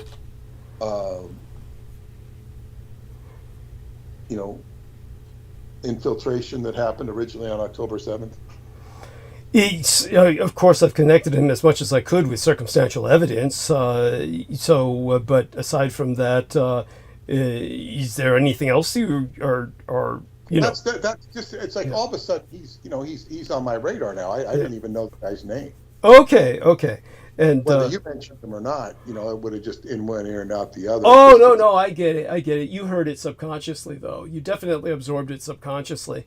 The subconscious mind hears everything. Theoretically, the subconscious mind hears things that people are unaware that they hear. And subconsciously, what people retain are what the interrogators are after when they get a person down and begin to interrogate them. Oftentimes, they're after what's in the subconscious mind, what the person doesn't even know that they heard or remembered, not consciously. So, believe me, you subconsciously heard me talk about these assholes before, and you absorbed it, and certainly that's what laser locked you onto them at this point, and because you know how imperative they are in terms of importance to the situation, as much if not more so than Netanyahu. As for the situation, as Peter was saying, with the what can anyone do if Israel goes all out? And the horrifying truth is that this is what I told our friends Aristides and of course some of the other people, Brendan Zogit, before he disappeared. I just spoke to him right before the show, literally up until 6 o'clock p.m. California time, right until the show started at 9 p.m. Eastern Daylight Time, is when I spoke to our man Brendan Zogit while he was in the car and just heading towards more work to try and maintain himself treading water financially.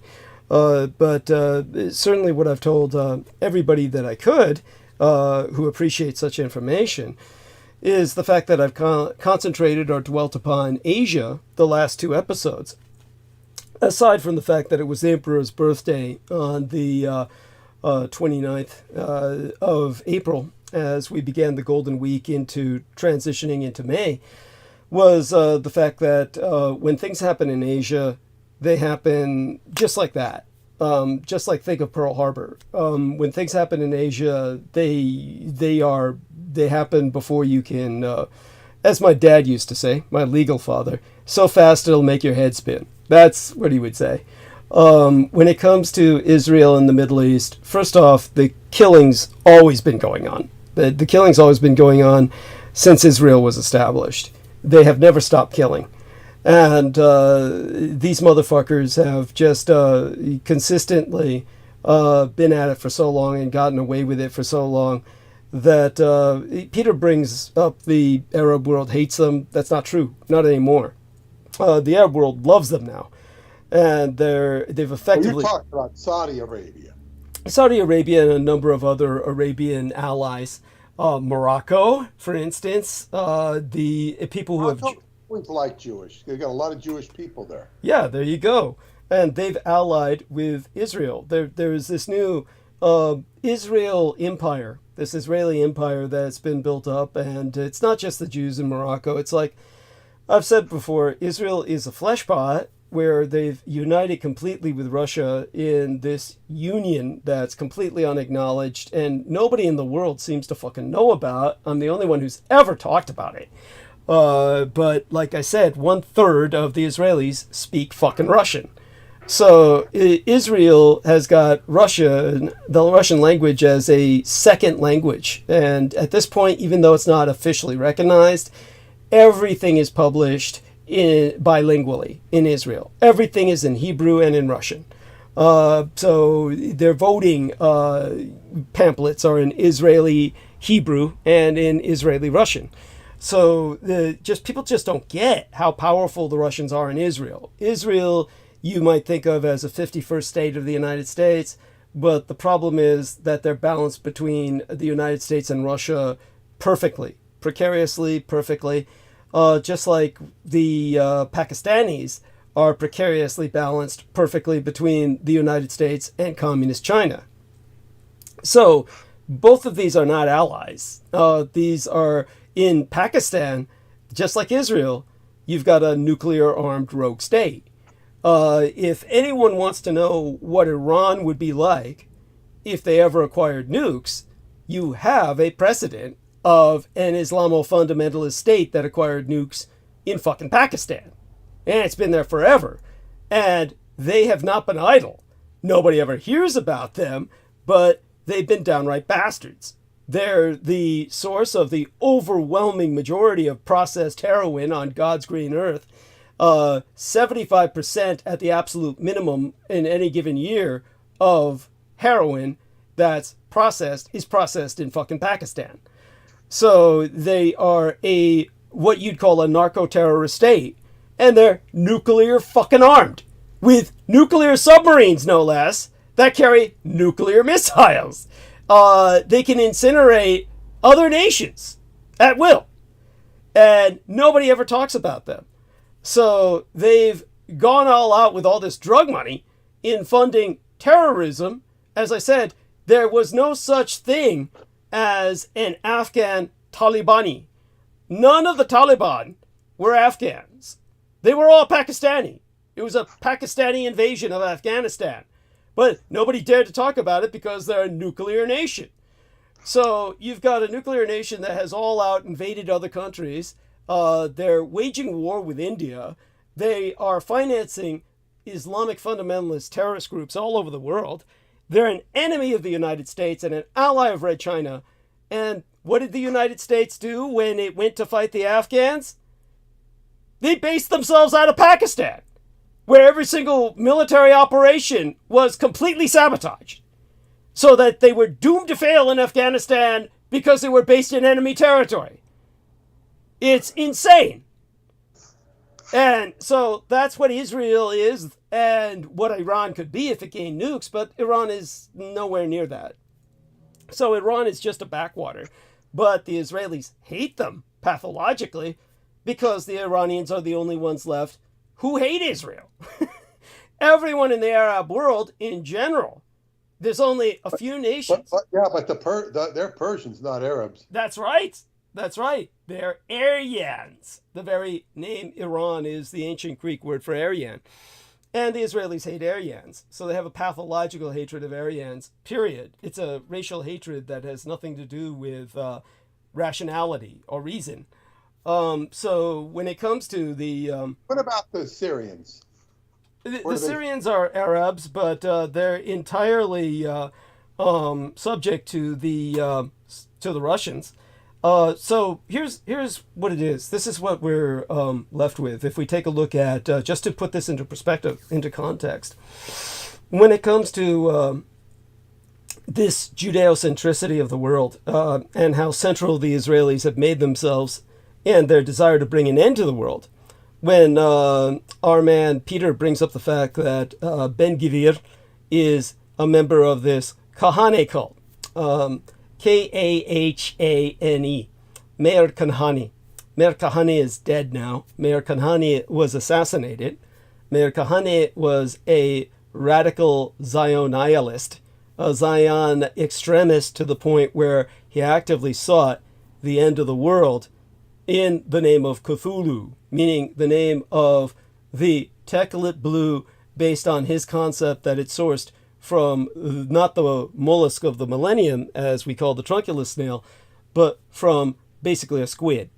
And his dedication to this thesis led him to the apocalyptic conclusion that the third temple must be rebuilt based on the destruction of the Al-Aqsa Mosque.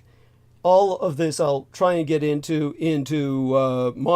during monologue, but understand that the Al-Aqsa Mosque, and why I was concentrating on Asia first and then getting back towards the Middle East, which is still part of Asia. It's just a different part of Asia, Southwest Asia, bordering on the Mediterranean, But Israel is still Asia. Always remember that. If you were to write a travelogue about traveling from one area of Asia to another, you'd basically start with, if you were, say, for instance, going ever west, following the trail of the ancient Buddhists who believed that the Pure Land or paradise was in the west. Say if you were some Buddhist pilgrim who just decided to keep going west, you'd start off in Japan and you'd keep going till you reached Israel. That would be a tour westward of Asia. You'd sweep the arc of Asia at that point in its most simplest terms. But when it comes to Israel, that back-ass end of Asia, where everything goes wrong, you've got this Judeo-centricity based on this mosque that they want to tear down and build this third temple to bring about the end of the world. One of the people who I'll mention later, again, inescapable to avoid bringing him up, I've been bringing him up a lot lately, is Mike Johnson. Mike Johnson was holding this apocalyptic rally to rebuild the third temple. He was one of the organizers to do this. And so Mike Johnson is part of this apocalyptic cult. So when you take a look at the people in Congress who are part of this cult, when you take a look at the Jews who are part of this cult, like Ben-Gvir. I think it should be mentioned that Mike Johnson is the Speaker of the House of Representatives. Thank you. Initially temporary, but I think it's being permanent. Hard to say because so many Republicans want to get rid of him. So it's hard to say. He's on permanent transitionality, so to speak. He was just recently got a big shot in the arm as far as his durability in that job. So yeah, things look much better for him in that job than they did previously. So to me, it was okay. He's got some political strength that he didn't have a couple months ago. Okay, and that may be so. That may be so. Peter Moon. Yeah. He's not being gunned for. Yeah. Doesn't mean he's going to last, but he did get a big shot in the arm politically. Yeah. I mean, I'll take Peter's word for that. I'll look more into that. What I'll concentrate on tonight is bring up a little bit of his fragility, and then Peter can review that later at his leisure if he desires. He is fragile, but he was teetering. Yeah, no, he was. He's not teetering to the degree he was. He's stabilized politically. Doesn't mean he's going to last. And with this stuff, I mean, it's like, he's probably got, red heifers in the basement. Yes, he's definitely got that. And that may be what's saving his ass. Maybe he's getting some backing from his Zion-nihilist allies. But when it comes to the Zion-nihilists like Ben-Gvir, who's part of the Kahani cult, which seeks this sort of... It's like I told people I've talked to about this so far, and I'll tell you all now. The Israelis can destroy the Al-Aqsa Mosque, and they can start rebuilding the Third Temple. Now, theoretically, you're going to get, at that point, a sea change. Theoretically, you're supposed to get the Muslim world then mobilizing against Israel. This would, of course, be a sea change that would take time. It's not like when I talk about Asia, things could happen overnight so fast that they'll just send you spinning. The Muslim world is fractured. It's going to be slow to react. And what would have to happen is that populations would have to overthrow their governments first. Basically, the majority of governments in the Arab world are Israeli satraps. They are, so here's how I'll describe it. Basically, you've got Israel with its pathological irrelevance of Iranophobia, descended from their intrinsic Aryanophobia. We ergo, therefore, accept the reality of a circumstantially impotent trilateral of Asian India, Iran, and Egypt as essentially neutrals. They are basically impotent. They can't do shit. They are fucking worthless militarily, diplomatically, and almost economically. They're just basically, they're worthless. They're not, nothing against the people. You find some of the most wonderful people in the world in any of these nations. But just as geopolitical entities, they shouldn't even exist. They're just neutrals that are contemporarily bracketed by states in total failure, which would be the triage of Iraq, Afghanistan, and Libya. These are not even states anymore, except in name. They just effectively do not exist. If you went over there, you would say, this is not a nation, this is a wilderness. That's so. Iraq, Afghanistan, and Libya are just vortices of anarchy that bracket the impotent states of India, Iran, and Egypt. So we're left, along with a militarily emasculated and culturally enervated European Union in the West, ultimately inclusive the Caucasian nation state of Georgia, which is vying for entry into European Union and will hopefully get it. And Belarus in the east is kind of like the equivalent of Georgia in the west. It's kind of like this, supposed to be a satellite state of Russia, but the Russians don't trust them. And they sure as hell don't trust the Russians. So these are more like anarchic vassals, Georgia and Belarus, White Russia. They're not active allies to their respective supracultural hemispheres, meaning Eastern and Western hemispheres.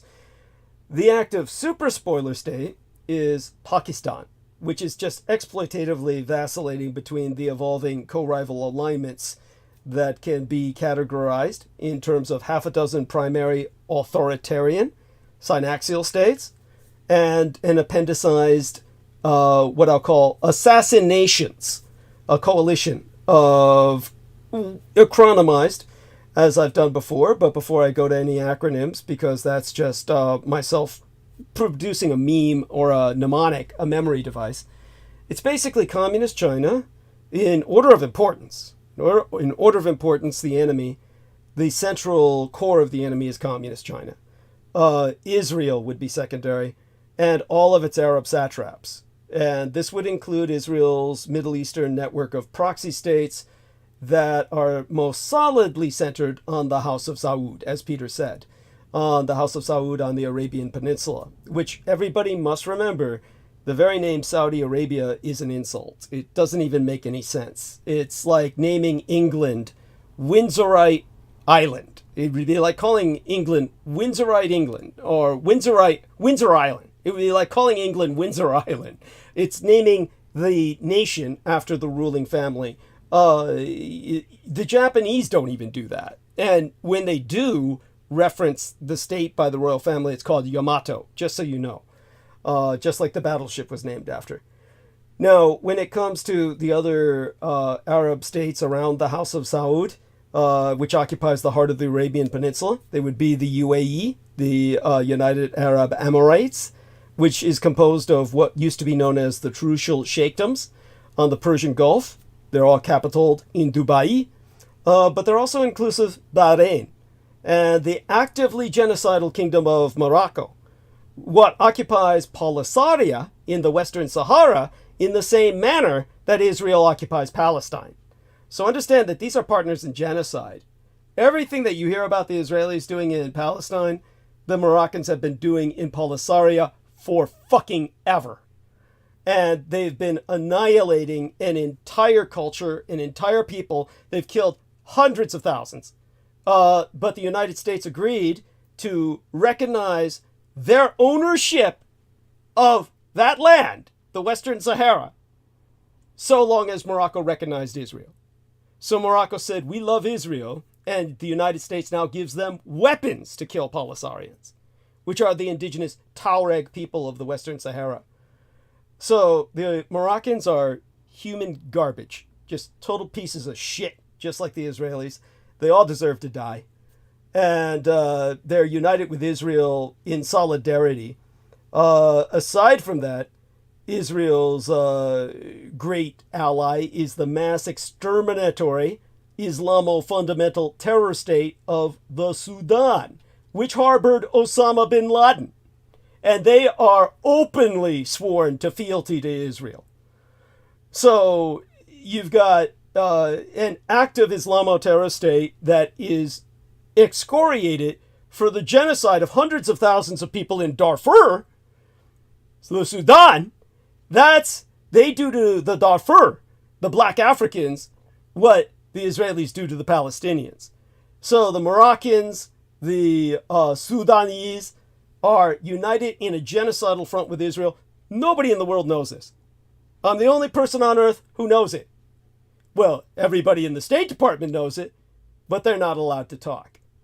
So you've got this trilateral, this triax of evil, and aligned with them is Turkey, Russia, Azerbaijan, North Korea, and Syria, or Syria, with its Russian-Orthodox Imperial Outlet in the Mediterranean Sea via the Rossiya Satellite Facility Onsite Ṭarṭūs. If you ever look up Tartus, Tartus, that's Russia's outlet to the Mediterranean from Syria.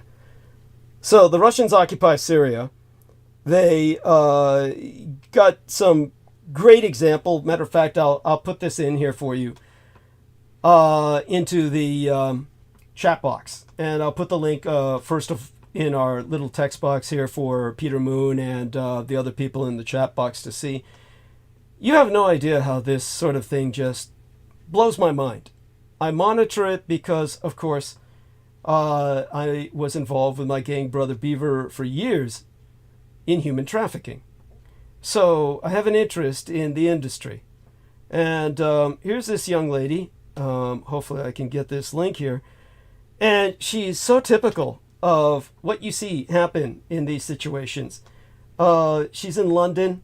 And it's like I said, I don't know if Peter was ever had a moment's time. Peter's been so busy, I don't think he had a moment's time to review some of my latest episodes. But several episodes ago, I mentioned, of course, the various Pentagon officials who were visiting the Americans in the Middle East, the American troops stationed there. And one of the things that they have is a camp full of thousands and thousands of American and British women. This girl is one of them, where they're just recruited from schools to become ISIS brides. And the Americans capture them, and they all have 6 to 12 kids each. And they try to de-violence process them. Just try to process them out of being suicide bombers. I mean, this is a force of tens of thousands of women that are supposed to be deployed as suicide bombers, and the only thing that stops them from being deployed is they've each got 6 to 12 kids to raise. Because they're all impregnated as soon as they surrender themselves to ISIS. But they fly from London and America to join ISIS. And they're recruited out of schools from their cell phones. ISIS just gets on the cell phones and says, hey, aren't you bored? You know, isn't everybody bullying you? You know, and it works. And the United States State Department has as a policy that they will never expose the ex-migration rates, the people leaving the United States. They will never give you the numbers on that, but there are tens of thousands of people leave the United States a month. And a lot of them are young girls volunteering as suicide mothers for ISIS. You would never know it. They never talk about it. But this is a big deal. And it is like where a lot of missing people go.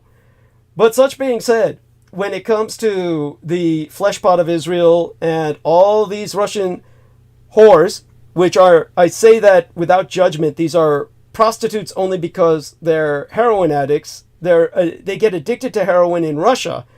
Then the Russian mob sells them to Israel, where they're used to corrupt all the Middle Eastern states around them.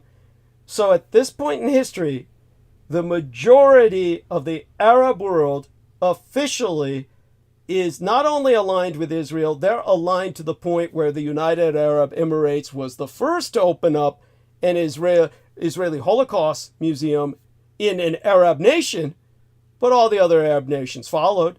They all have Holocaust memorial museums now, and they all say the Jews are the great victim, and fuck the Palestinians, they're the terrorists.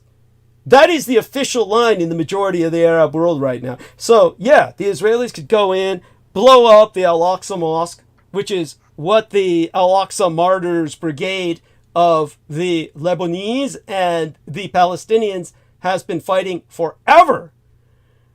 That's what they're there to defend.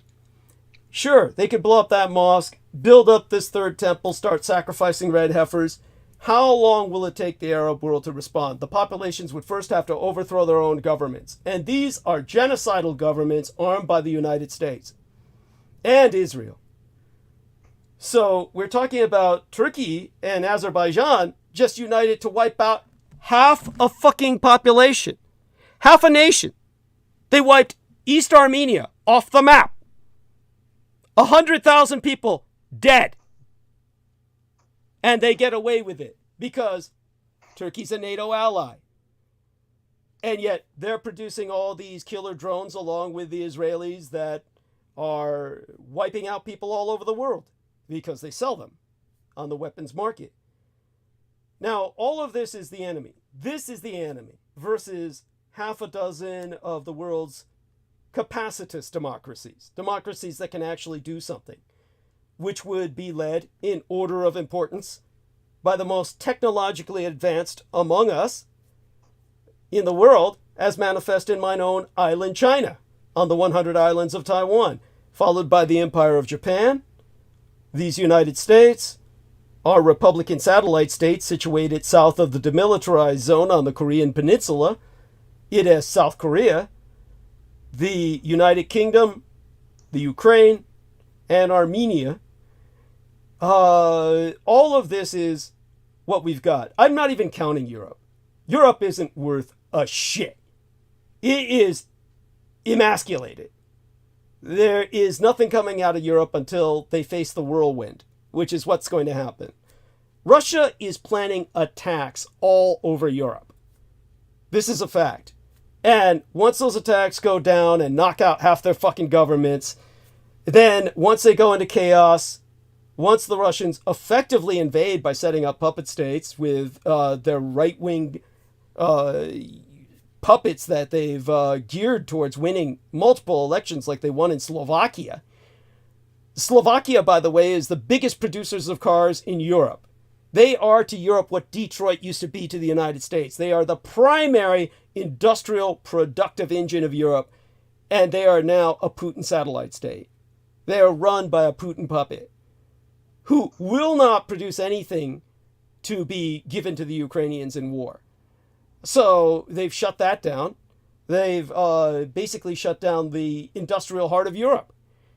So Putin is winning simply because it's an impotent fucking West. And this is the situation as it stands now. Now, we are in a pre-war world. As we've said before, we can argue we're in the war. So it's only going to take time before people realize who their enemy is. But as I said, there's this TV series called Civil War that came out, and they don't give any context. But it's California and Texas, this Caltex belt, where California and Texas essentially occupy the American Southwest, and they basically say, fuck you, United States. Now, what could lead to that? Now, I could give you some context, which they don't dare provide in the series, which ends with the president getting shot on national television. He's dragged down and shot on national television. That's a spoiler. Who fucking cares? I mean, the series is not even worth watching because there's nothing to it. I'll tell you what little there is to it later in the monologue.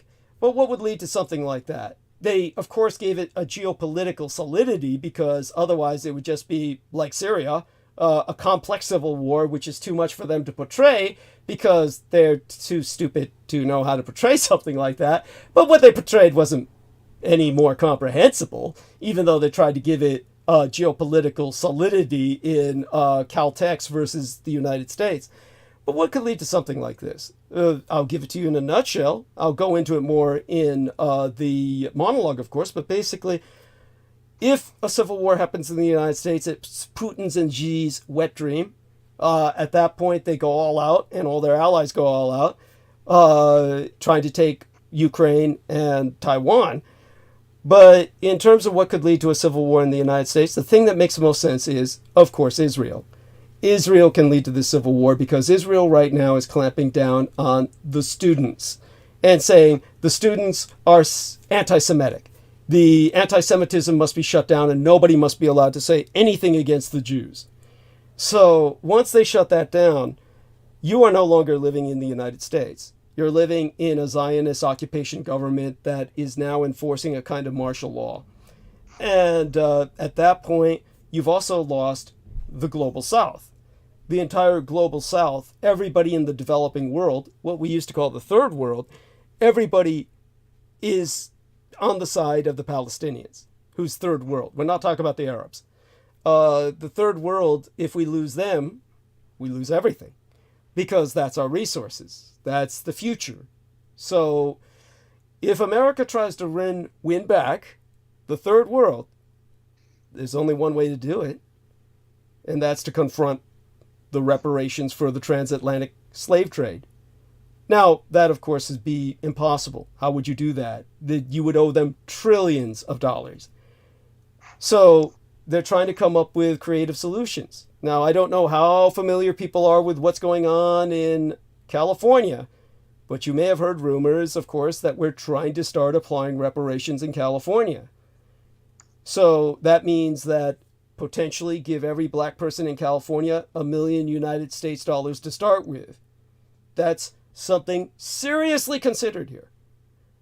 And of course, if California tried to say, look, the only way to address reparations in the third world is to address them in the United States as well as the third world, which is, there's no other way to do it, then you're going to wind up with some radically creative solutions. One black woman, young black African-American woman, has suggested, and this is something that may be positioned as a bill. I'd have to look her up, but she suggested that black African-Americans be exempt from income tax. So if they try to reclaim the global South, try to win back the global South, and the only way to do it would be through bribery, through paying off reparations, and they try stuff like this at home first, blacks don't pay income tax and they get $1 million each, well, we enter civil war at that point.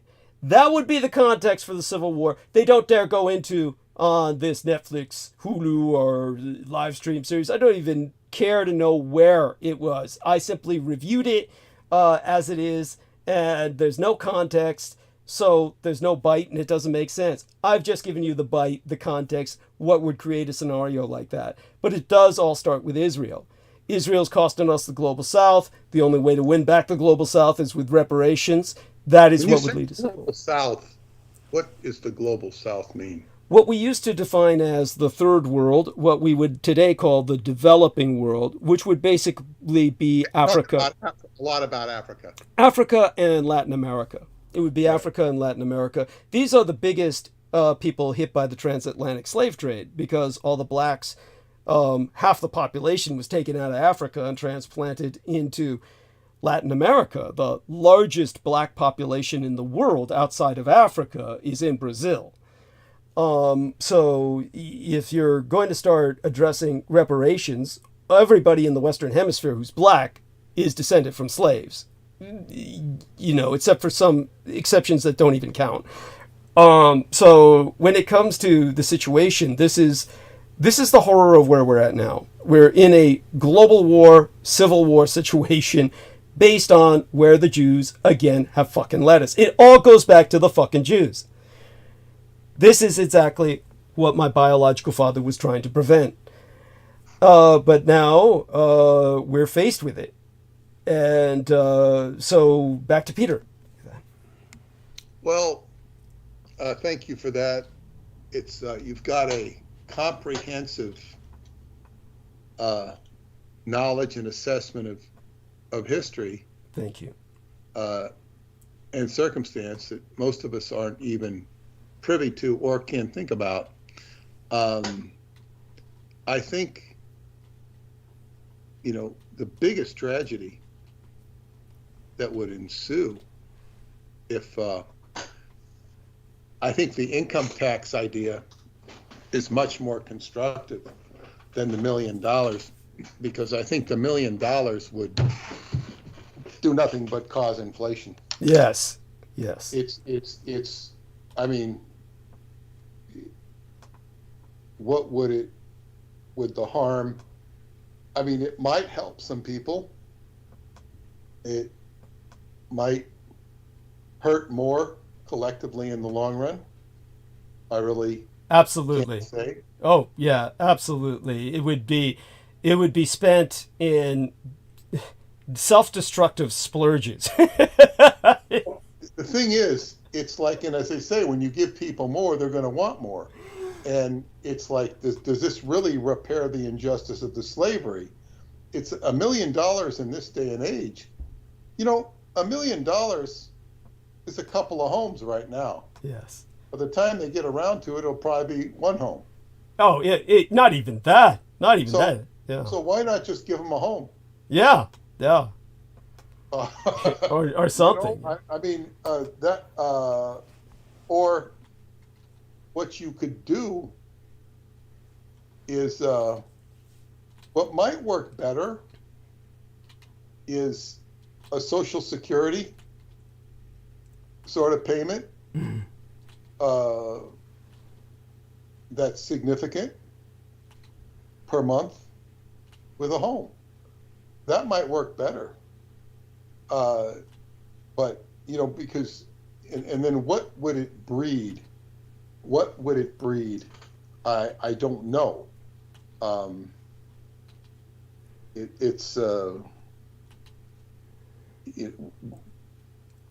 What is the injustice? We have a lot of, like, when you have affirmative action, this has created a lot of inequities for people in general. It's a touchy issue. It's a very touchy issue. And I thought that Gavin Newsom's mention of reparations was just political rhetoric, because he downsized whatever it was. Yes, you can imagine. Which is what any politician's going to do. Yes. We have a lot of inequity in our society right now, and they always say, as the rich get richer and the poor get poorer. Yes. And I've never, well, I can say I've never seen such poverty, but there was a lot more poverty when I grew up. There was a lot of poverty in the ghettos, in the black areas. Black people were a lot more impoverished then than they are now. Definitely. On many different levels. And then the ones that have it the hardest are the youth. Applies to all races. Many have been spoiled from entitlement, but they still have it tough. And it's a big issue. And then I read of all the empty houses in Japan. Yeah, that's because of the age wave, though. That's because of the age wave. Yeah. Yeah.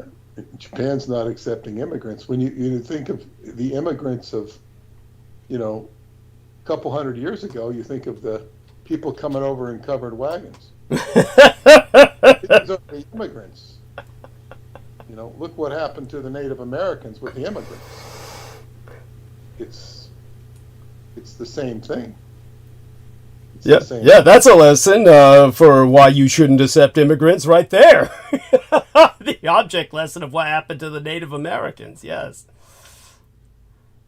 Yeah, and then again, the United States does have an ability to accept immigrants, and many of the people that come are willing to work and work hard and make more of themselves than Americans, because they see the opportunity and they do it. They figure out the game. As and in all the different dynamics of these different countries, I think what's amazing about Judaism is it has really, just in terms of a religion and a religious movement, it has strengthened at a time when Christianity has been fumbling and going downhill. Judaism has gathered itself together and been on an upward trend in terms of educating people in Hebrew and whatnot, and growing, which is really weird, because when this art teacher I talked about the other night, she told me, she didn't tell me, she told the whole class, she says, you know, Hebrew is a language that's not spoken anymore. It's a dead language. Oh my God. She was misinformed.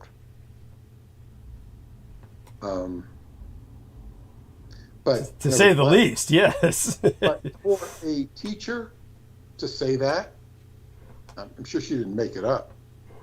She got it from somewhere. But because, you know, the Hebrews or the Jews had been virtually destroyed by the Holocaust, and so on and so forth. And in those days, Israel was this is the 63 or 64, was a fledgling state. You know, it still hadn't. Still, by 63, 64, they'd won a number of wars at that point. But they still were struggling. I mean, compared to what they are now. But now, even now, they're under, you know, lock and, you know, I'm under by sheer power of arms. In a sense, but it must be understood that the Americans have retained this almost romantic or almost nostalgic idea of Israel being an armed camp. The reality is, of course, being an armed camp. This kind of almost romantic or nostalgic idea of Israel being an armed camp. The reality is that they're surrounded by nothing but allies now. They, aside from the Palestinians that they keep down at a level of primitive victims, the people surrounding them are not their enemies. They wish them no ill and have not attacked them in generations.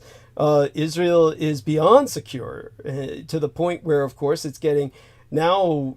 If you go to Israel, until this war started, at least their genocide against their hated ethnos that they decided they finally wanted to be rid of forever, until they started this genocide campaign, gas and oil in Israel was like, just, it was almost free. They were getting everything from the Arab nations around them and from Azerbaijan. They were swimming in just practically free energy, gas and oil, I mean to say. And because all their allies were just pumping it to them for free in exchange for weapons. So it was part of this new Axis of Abraham. You probably never even heard that term, but it was a term that's used secretly in the State Department.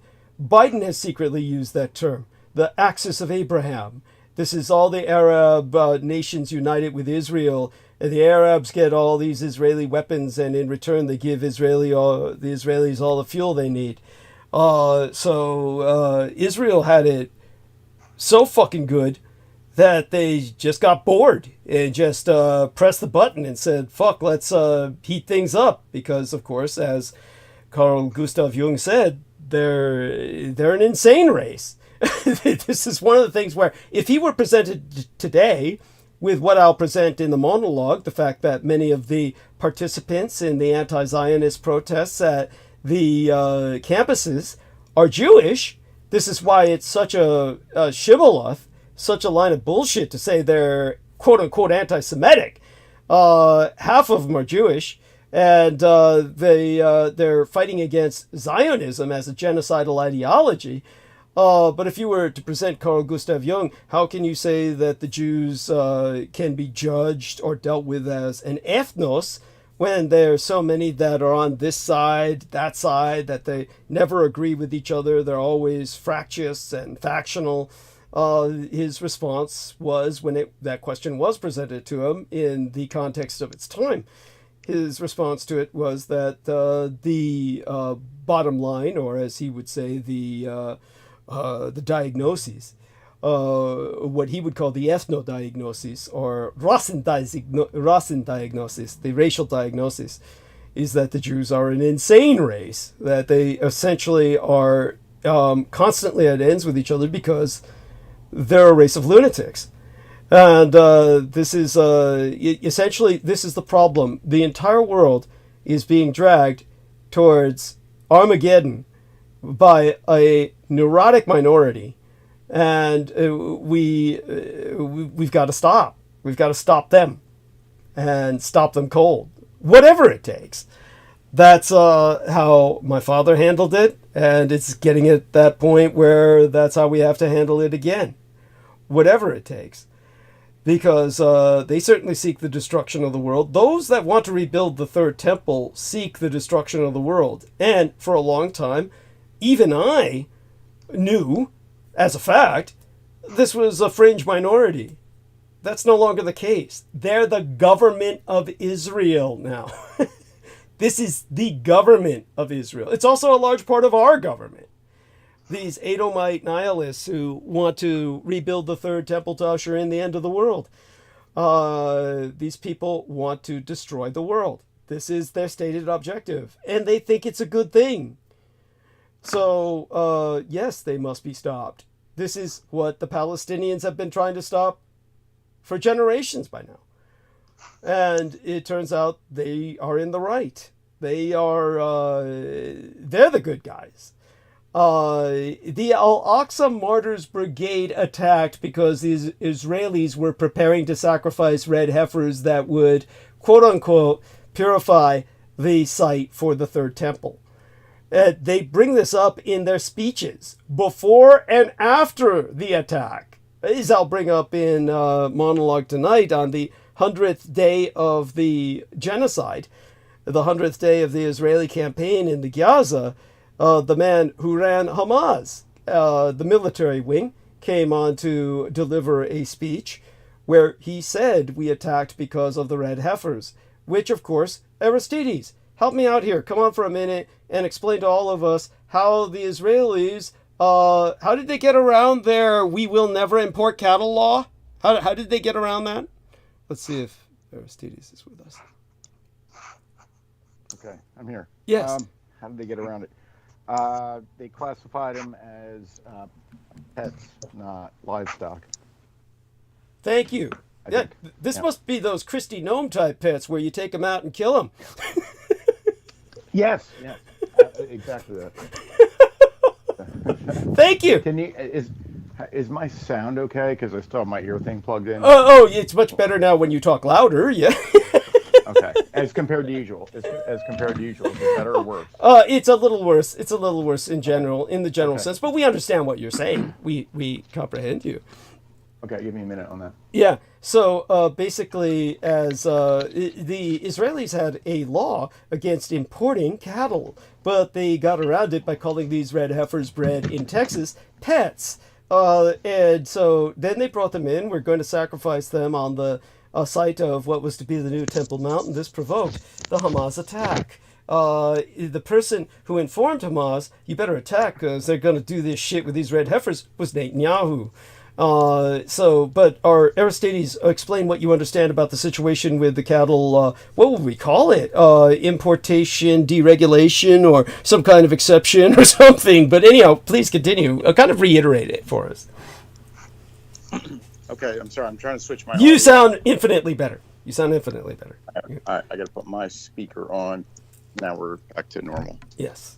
So, oh gosh, about which part here? Like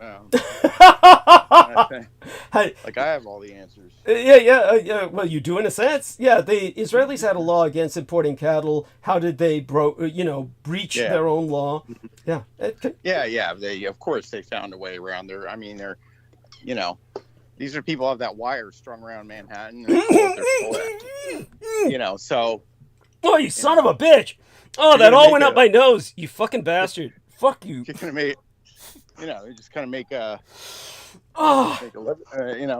make a living just tricking God.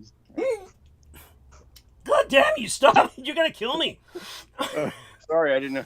Oh shit! What's going on? Oh, I'm drinking liquid. Every time he comes up with a zinger, just as I'm swallowing something, it goes up my nostrils. That's just. Oh, okay. Continue. I'll try and refrain from drinking. All right. What else? What other aspect of it do you want to talk about? And I keep wondering when is this heifer date? Like I heard, it was gonna pass. I thought it was already gonna happen, or it's gonna happen when now.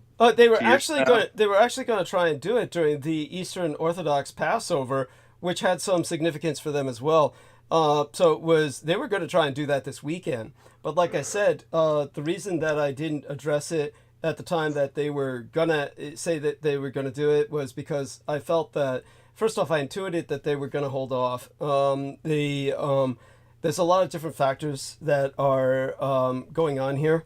And it could be that Netanyahu really doesn't want to die.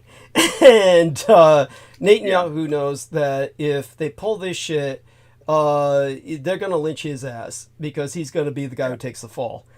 So Netanyahu might be doing all that he can to prevent this. Which is kind of like what after doing so much to start it. Yeah, after doing so much to start it. Yes, thank you. Again, the insanity. Any other thoughts you want to share with Peter before we turn it back to him? Go ahead. Yeah, whatever you think might be relevant. They had to start it, but it has to be like a controlled burn. Like yes. they gain. They can't go too fast there. Yeah. Well, and somebody like Netanyahu was probably interested in staying out of jail and maintaining his power, for his immediate life. Yes. From a pragmatic standpoint. But this is the important thing to understand about the anti-Palestinian genocide, which is the way to refer to it. Don't ever call it the Israel-Hamas war, please. It's offensive. It's inaccurate. They are waging a war against the population. They're obviously not waging a war against Hamas. But the horror of this is that this is not a geopolitical conflict. Even though I articulated and outlined a geopolitical lineup for the enemies on either side, this is a holy war. It's not a geopolitical conflict. The Israelis are waging what they consider to be a holy war of extermination, as they did with the Canaanites. They are determined to exterminate an entire race, feeling that this is a religious duty, that this is an obligation unto God, and that it will culminate in these red cows and the end of the world. So all of this is vaguely laughable. But we've got rabbinically certified red cows that were never tagged, because that would disqualify them. They must never be yoked, and tagging would be considered a yoke, which means these are not legal cows, not in the United States and not in Israel. So these are truly just floating entities that were bred for the sake of sacrifice, sacrificial purification rituals. Shipped directly from Texas. Robes have been woven for them. They've gone all the way with this. They've already got the priests trained to administer the rites. We are in what they are determined will be the end times. So understand that, yeah. But it's like the end times, but like on their terms. They've got to be making the moves to like. Thank you. Advance each stage. That's a very important point that you bring up, Aristides, on their terms. Thank you. Right. It's all about control. Yeah. I'm going to make up the term that they have their prophecies, but they're participatory prophecies. It's like you're not just sitting back waiting for the prophecy. You're creating it. Thank you. Thank you. The heifers or whatever else, right? Yeah, the Musk. It's like once we do this, we'll get the. So. Yes. They're forever, militant like that, militarized. Yeah. Yes, yes. And very important point, and Aristides has been very astute about this. And of course, between Nemo himself and other people participating, including Heather Holman, Victoria-Loren Hobbs, much information is brought before me. And as a matter of fact, with that, we turn it back to Peter. Feel free to wrap it up. You're the man to kind of tie all the knots together for the moment. Let's. Well, as sinister as this sounds, and it is sinister, no question about that. I think it's. I'm trying to give an analogy. It's kind of like, I think when the JFK assassination happened, I think whoever was behind it wanted to do more than they did. When anything happens. And sometimes things backfire. Like the Chicago riots, 1968. It's, now, the question becomes, is how much chaos and destruction, somebody's feeding off of this chaos and destruction and human misery. Somebody's at the buffet table. Yes. And they're enjoying it. Yes. But say, even if you go back into Germany and the Holocaust and all that, it ended. I mean, it ended, but then there was a long, slow,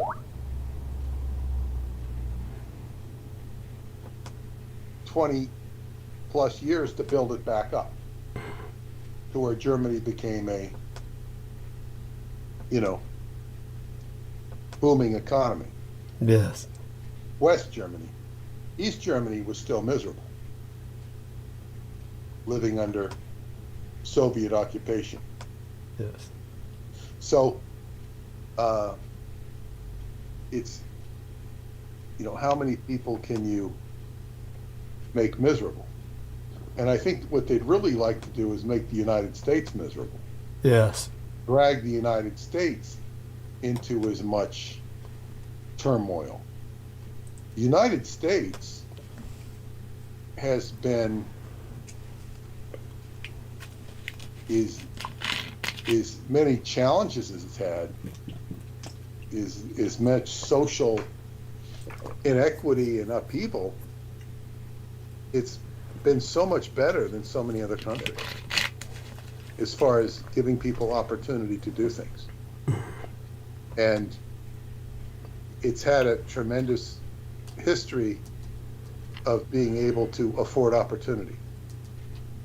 The more enterprising and intelligent you are, the better you do. It's also managed, and all countries have their welfare. In fact, the United States may be behind in that. I can't really say. Well, then some of these African countries aren't about to provide welfare to anybody. You just sit out on the savannah. Horrible, but true. Yeah. So there will be an effort to make this stuff happen, but these people are so crazy. And then it becomes where people like Netanyahu, how much does he believe? As an individual, he's playing personal power. These extreme Jewish people that I read of, just learned about, they seem like they might as well come out of the assassin cult. Yes. They're so extreme. Like, what are they driven by? They seem downright insane. So this is what we're dealing with, and at what point do they overextend their welcome? And when you got people like Kim Jong-un in North Korea, and even Putin, and the president of China, they can just sit back and kind of say, oh, glad it's not me. They can just sit back and lick their chops when this stuff goes on. Now, what I would say from an astrological viewpoint, this is only corroborating everything I've talked about with Pluto making its way back into Capricorn for the election. This is all gonna play out in a grand drama. You may not have heard this, but Robert Kennedy Jr. has announced that he had a worm in his brain, and the worm ate a part of his brain, and he was suffering cognitive difficulties. You knew something was wrong with the son of a bitch. His face looks like he suffered a stroke, but go on. Yeah. Well, it had to do with his voice, his brain, but he overcame the cognitive difficulties. He's making this known so it doesn't come up as an issue, as a hidden issue. And that had to do with his voice and stuff. Now, people are laughing about this on the news and stuff, but you know, worms in the brain are not that uncommon. Worms in the body are not that uncommon. So, Biden looks like he's got some big worms inside of him. Seriously. Seriously, he does. He looks like that. He gave an interview today with Aaron Burnett on CNN, and he was really just,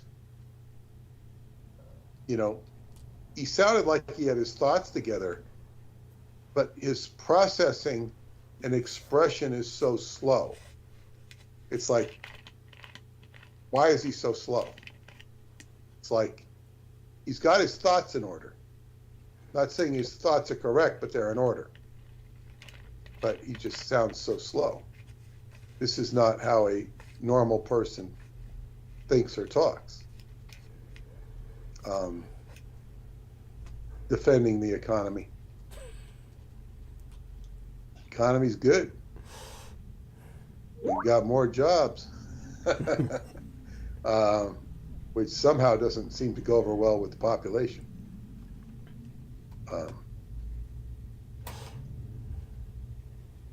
What will be interesting to see is how all this parlays out with Taiwan. Yes. The neon gas in the Ukraine and the art elect. Yes. Now, when we roll this back to the book, Yes. you know, in the Vox Arca, this is, you know, sort of a, but then again, the apocalypse, but then again, is that Aquino wants to have control. You know, we want the apocalypse, but we want control of it. Yes. So the apocalypse has always struck me psychologically when everybody talks about it, whether it be Armageddon, the apocalypse, the end of the world. It's a control mechanism. It's a control mechanism. All a prophecy. It's a control mechanism. And it's like, I've never been, you know, seduced by any of this stuff. The closest I could argue to being seduced by this general theme is all of my synchronicities surrounding the Mount of Olives. Mm-hmm. Yes. And those are amazing experiences, keeping in mind I'm not coming from a Christian prejudice or a Christian orientation. It's being presented to me. When I first told Preston about the stuff with the Mount of Olives, he says, well, yeah, that's the future. He says, it's Solomon's Temple and the, what do you call it? The Mount of Olives, I think he said, he compared space-time labs to one, and I don't know if it was Montauk was the other one. You know, one was, you know, like this, it's kind of like the Philadelphia experiment and the Montauk projects connect up and create a vortex between them, which creates a time warp. I don't know what he compared. I think he compared space-time labs to the Solomon's Temple, and I forget what was the Mount of Olives. It might have been Montauk. No. But whatever, it was like the final battle. And the what is said in the New Testament, Christ says, "I am Alpha and Omega, beginning and the end." He's one big closed time-like curve. It's the beginning and the end, which Preston even called the Christ consciousness. Called the original timeline, and then there are derivations off the timeline. And he would very much get into that concept of being in a big loop. Duncan would talk about it too. We're all in a big loop, and it was all sort of just the psychology that they adopted. Hey, Peter. Yeah. I think the other night, it was, I guess after you were on, I think the other night we talked about, hadn't you said something about something Preston said, that when they set everything up and it kind of put everything in a loop, and it was like a reference to a signal of, was it Swan Lake or something? Swan Lake was the zero time, was Right. evocative of zero time. Yeah, but that was like they needed something as a, I don't know, fabric to write the time loop on, and that was it apparently, right? You mumbled that last sentence. It was associated with their time loop, like you said, there was reference. Yeah. Swan Lake was zero time, original time, and that's what the music of Tchaikovsky was, according to Preston. But the what was very interesting, last Sunday I saw another episode of the Time Tunnel TV show, and it was one of the more interesting ones. It didn't look interesting initially because they land in the Soviet Union in about 1957, around the time of the Sputnik. And they are brought in, they meet this agent who gives them an ID. He mistakes them for something else, somebody else, but they are American defectors who have signed up for, they find themselves signed up for this Russian project where they're doing a time tunnel. And they're using the same set. It's the same set, but it's in Russia. And this Russian scientist is creating a time tunnel. And they're going to put them in a capsule. And they know that the capsule doesn't work, and it gets into what they call, I don't know if they call it a radiation barrier or a, it echoes the work of David Anderson because, they can get irradiated. And in David Anderson's work, there's a self-contained field, which is essentially a time bubble. And around the area, the boundary layer, which Aristides you saw saw the video representation, there was a barrier around the field, and if the plant were to cross that barrier, it would suffer destruction, like irradiation. It looked like it was irradiated. And over time, they've learned to eradicate this barrier so you can walk in and out of the time bubble without bad effect. I don't know much more than that. Yeah. Except that he did register or apply for a patent on that specific technology. But that in this movie, what was so interesting was that they had these two scientists were going back to a project in Russia where there was another scientist. And it was just one-time project versus the other, so to speak. But the one in Russia really hadn't evolved yet. And it turned out he was in America acting as a spy or whatnot. It kind of got into the Cold War thing. But this whole idea of a, when you have time projects interacting with time, it's kind of like what I realize, it becomes too, like just we're talking about Mark Twain, it's too much for your mind to process. It's too much for my mind to process. Now, somebody, or frequently I get asked about these videos with time travelers on them, and I'm very dismissive of them, because I'm not as dismissive of people who talk about their own experiences, but when they start showing, somebody disappearing, I mean, this can be videoed.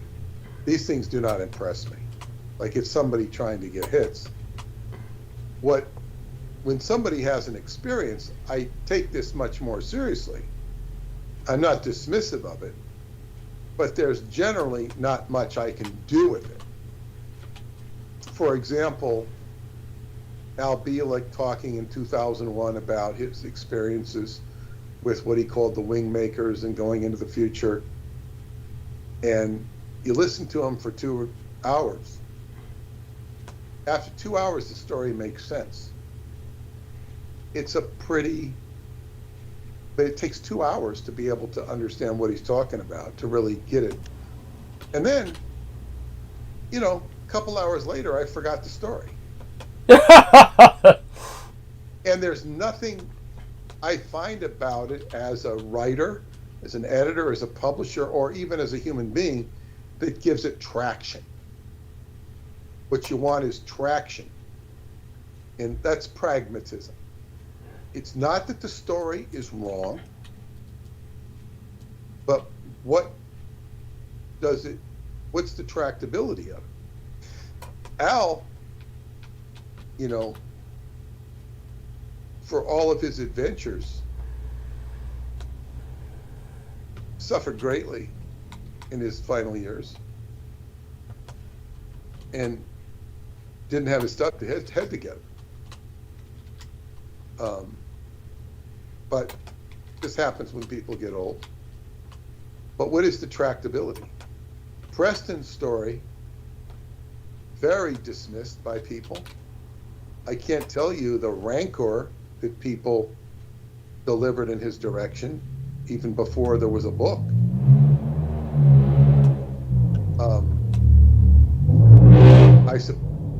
And then what was interesting to me is that there was something about his story that rang true, particularly that there was a big effort to hide what was going on in Montauk.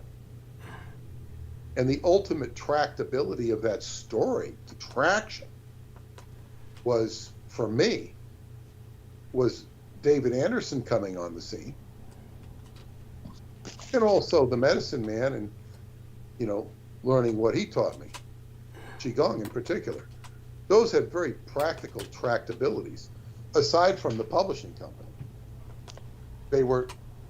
David Anderson had traction because he had completely coherent science. But where it becomes untractable is it's inaccessible. But it's there. And then he brings me to Romania, which has a lot more further traction for me with the Radu Sinamar work. So it's like, and I'm not talking just from a business standpoint, I'm talking about from a investigative standpoint. Okay, there's traction. Something happened between the United States and Romania in 2001.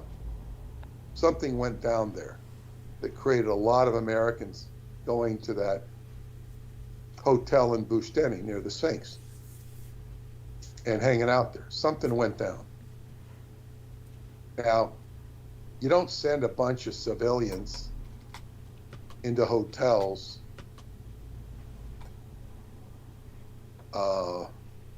I don't know who they were, and tell the local population not to talk about it.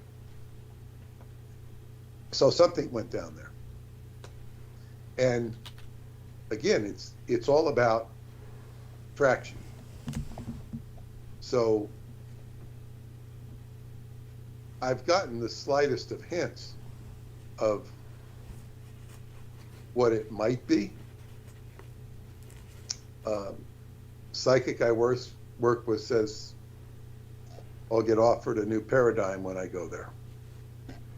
You know, which, who knows? It's interesting. But, and then when we parlay all of this stuff into the Middle East, and people have been doing prophecies since the year 100 AD. Christian, okay, it's the big time. The Millennium Madness, or Century Madness, whatever, it's been going on since the Christian era. So now that we finally have, I mean, the mosque has been there for 1,500 years or something. Mm-hmm. And there's even been videos and stuff that say, you know, this isn't where Solomon's temple was, per the New Testament, because every piece of it was destroyed. And here, these are pieces. So if these are here, they couldn't be the temple. Bob about it. I don't know. You know, so, but there's certainly enough agreement that that's the temple.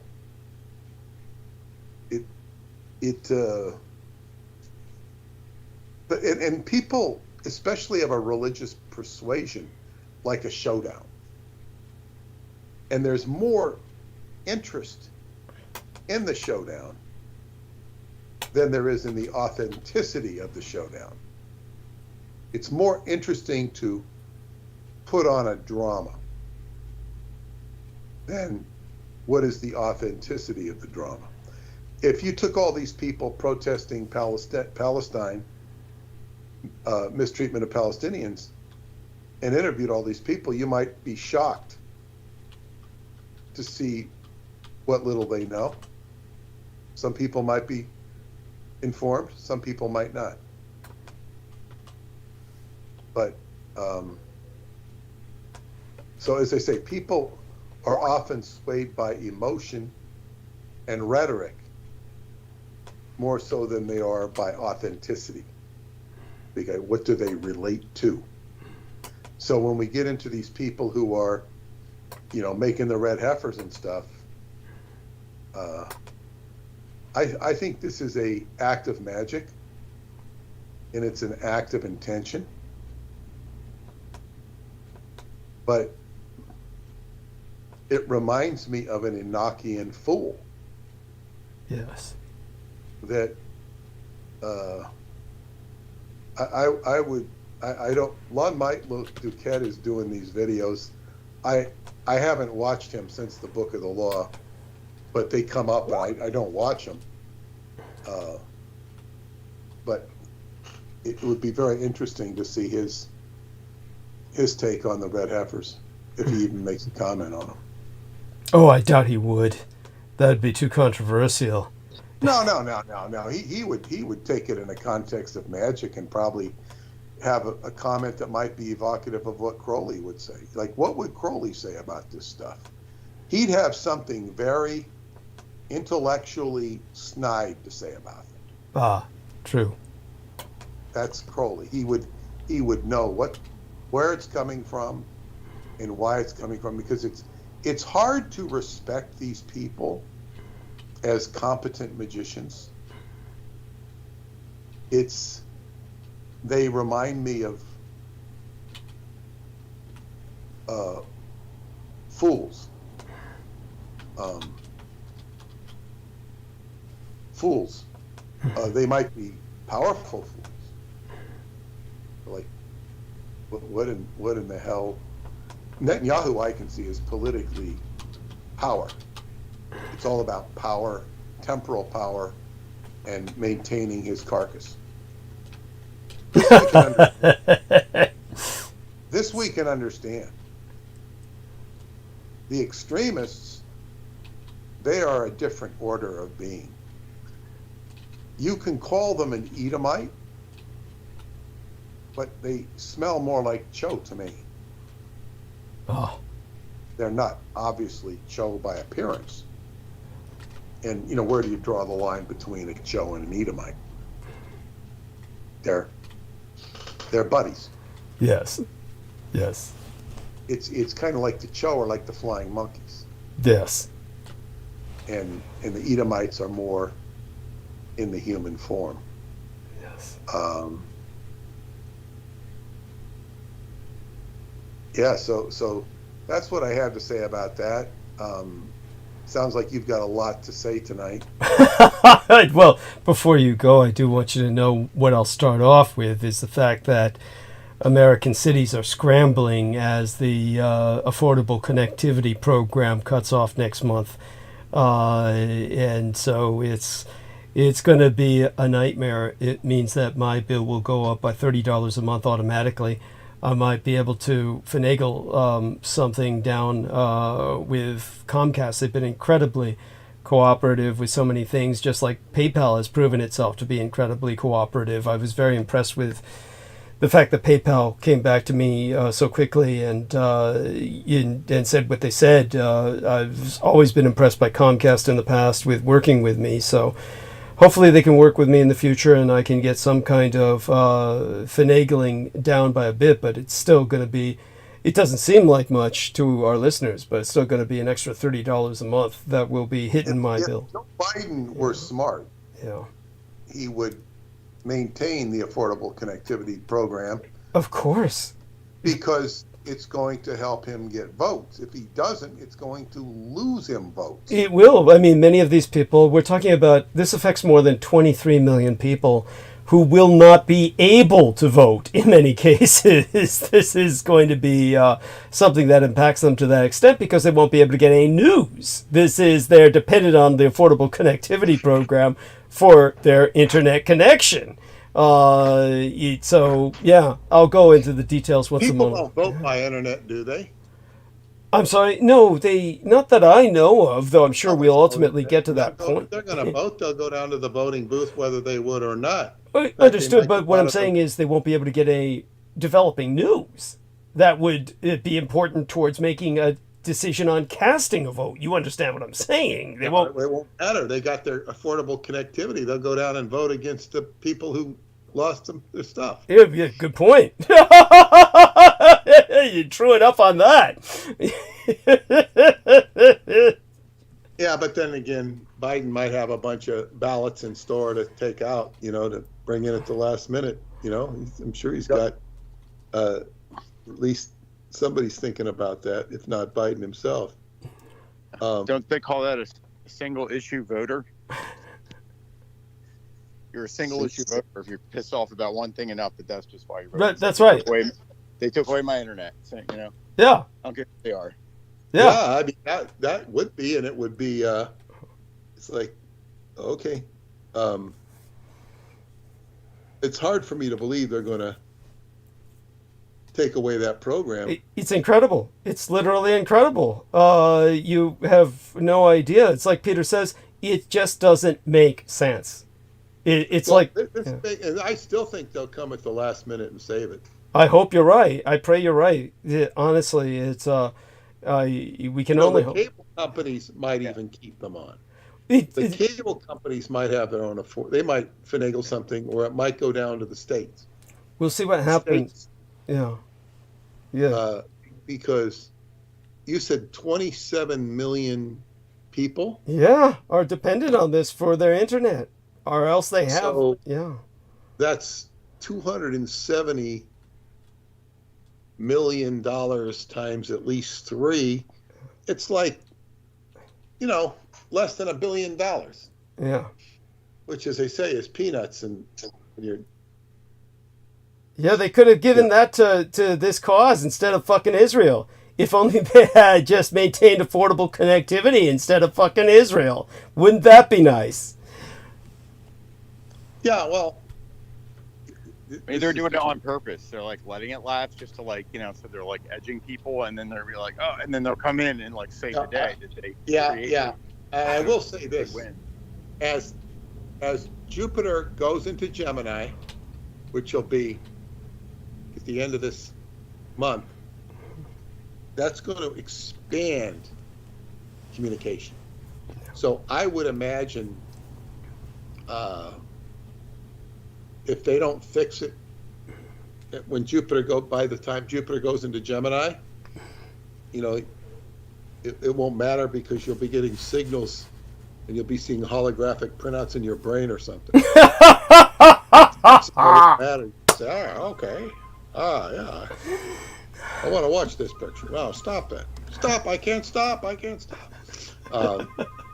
You'll be talking to the holograms in your head. So I don't know. It'll be certainly a challenge if it does go down that way. Yeah. So I want to remind people to donate to Douglas. Thank you. You can now go back to the website and it works again, douglasdietrich.com, upper right-hand corner yellow button. Or you can go to the link I sent out in the emails. And if you're not on, you can sign up the Time Travel Education Center for free. There's a free membership and there's a paid membership. And if you do the free membership, you will get the emails I send out on the program. And you will also be able to access 7 free videos that demonstrate that time travel is within the bounds of ordinary math and physics. Very valuable contribution that I've dumbed down David Anderson's math to help you understand that. So I'm slowly getting ready for my trip to Romania, which is, what's today, May? 3 months away. Yeah. A little under 3 months away. And I'm really looking forward to it. So I'll be back. What's today? Wednesday? Yes. I'll be back Sunday with you on Sunday. Yes. And maybe I'll have that chapter done. I've got it's busted up into about 4 chapters, I think. Wow. 4 chapters. Excellent. And I still got to put that stuff of the Oni and the and the Japanese wizardry in there. Excellent. But I needed to clarify that point that we worked on earlier. Excellent. And so we'll be back, and hopefully the drama will be looking better. Yes. Vis-a-vis Israel. But it as far as I can see, this whole situation's just going to exacerbate. Just like Russia and Ukraine exacerbated. Yes. It's like, it's like in terms, if you're watching a heavyweight fight, when you watch a heavyweight fight, this back and forth is what you're supposed to see. It makes it exciting, or any athletic activity, when it's back and forth. That's what makes an exciting sporting event. Ukraine started out on the defensive and then seemed to be taking great strides until the funding stopped. Yes. And then the funding stopped, and then Russia started getting more funding from the oil, and somehow they're building up all these troop strength again, supposedly. But I think war is proven that much of war is poker, bluffery. The only country that seems to truly not bluff is the United States, because they have actual weapons that work. The rest of them seem to act on a lot of bluff, like North Korea. Mm-hmm. Their weapons, they'll shoot out into the ocean every now and then to show that they've got power, you know. But that's about it. And you know, Russia talks about, you know, their nuclear weapons, but they're just saber. Yeah, they're rattling them all the time. Yeah, and their ground forces are nothing to brag about and when they go up against American weapons. And the Americans could take out all of these drones from Iran. Yes. So what is the United States, for all of its malfeasance and malfunctions, has equipment that works? Yes. And they give it to Israel, and Israel can use it. But it's like, and everything Douglas said about the military is true. But again, they're not making the equipment. Yes. And in this case, they're not even using it. They're selling it to the Ukrainians. Yes. Giving it to the Ukrainians, I should say. Yes. So what a madhouse, but it's always been a madhouse on planet Earth. We're just lucky that we can live in times that are where we have creature comforts, so on and so forth. We're very fortunate, because there's a lot of people in the world who don't have that. And some of the ones that have the most comforts are some of the people who least deserve it. So true. All the wealth is gathered in 10 cities in the world, and San Francisco is number 10 on the list. This is the latest of their trying to tabulate the wealthiest cities, where all the billionaires live, in 2024.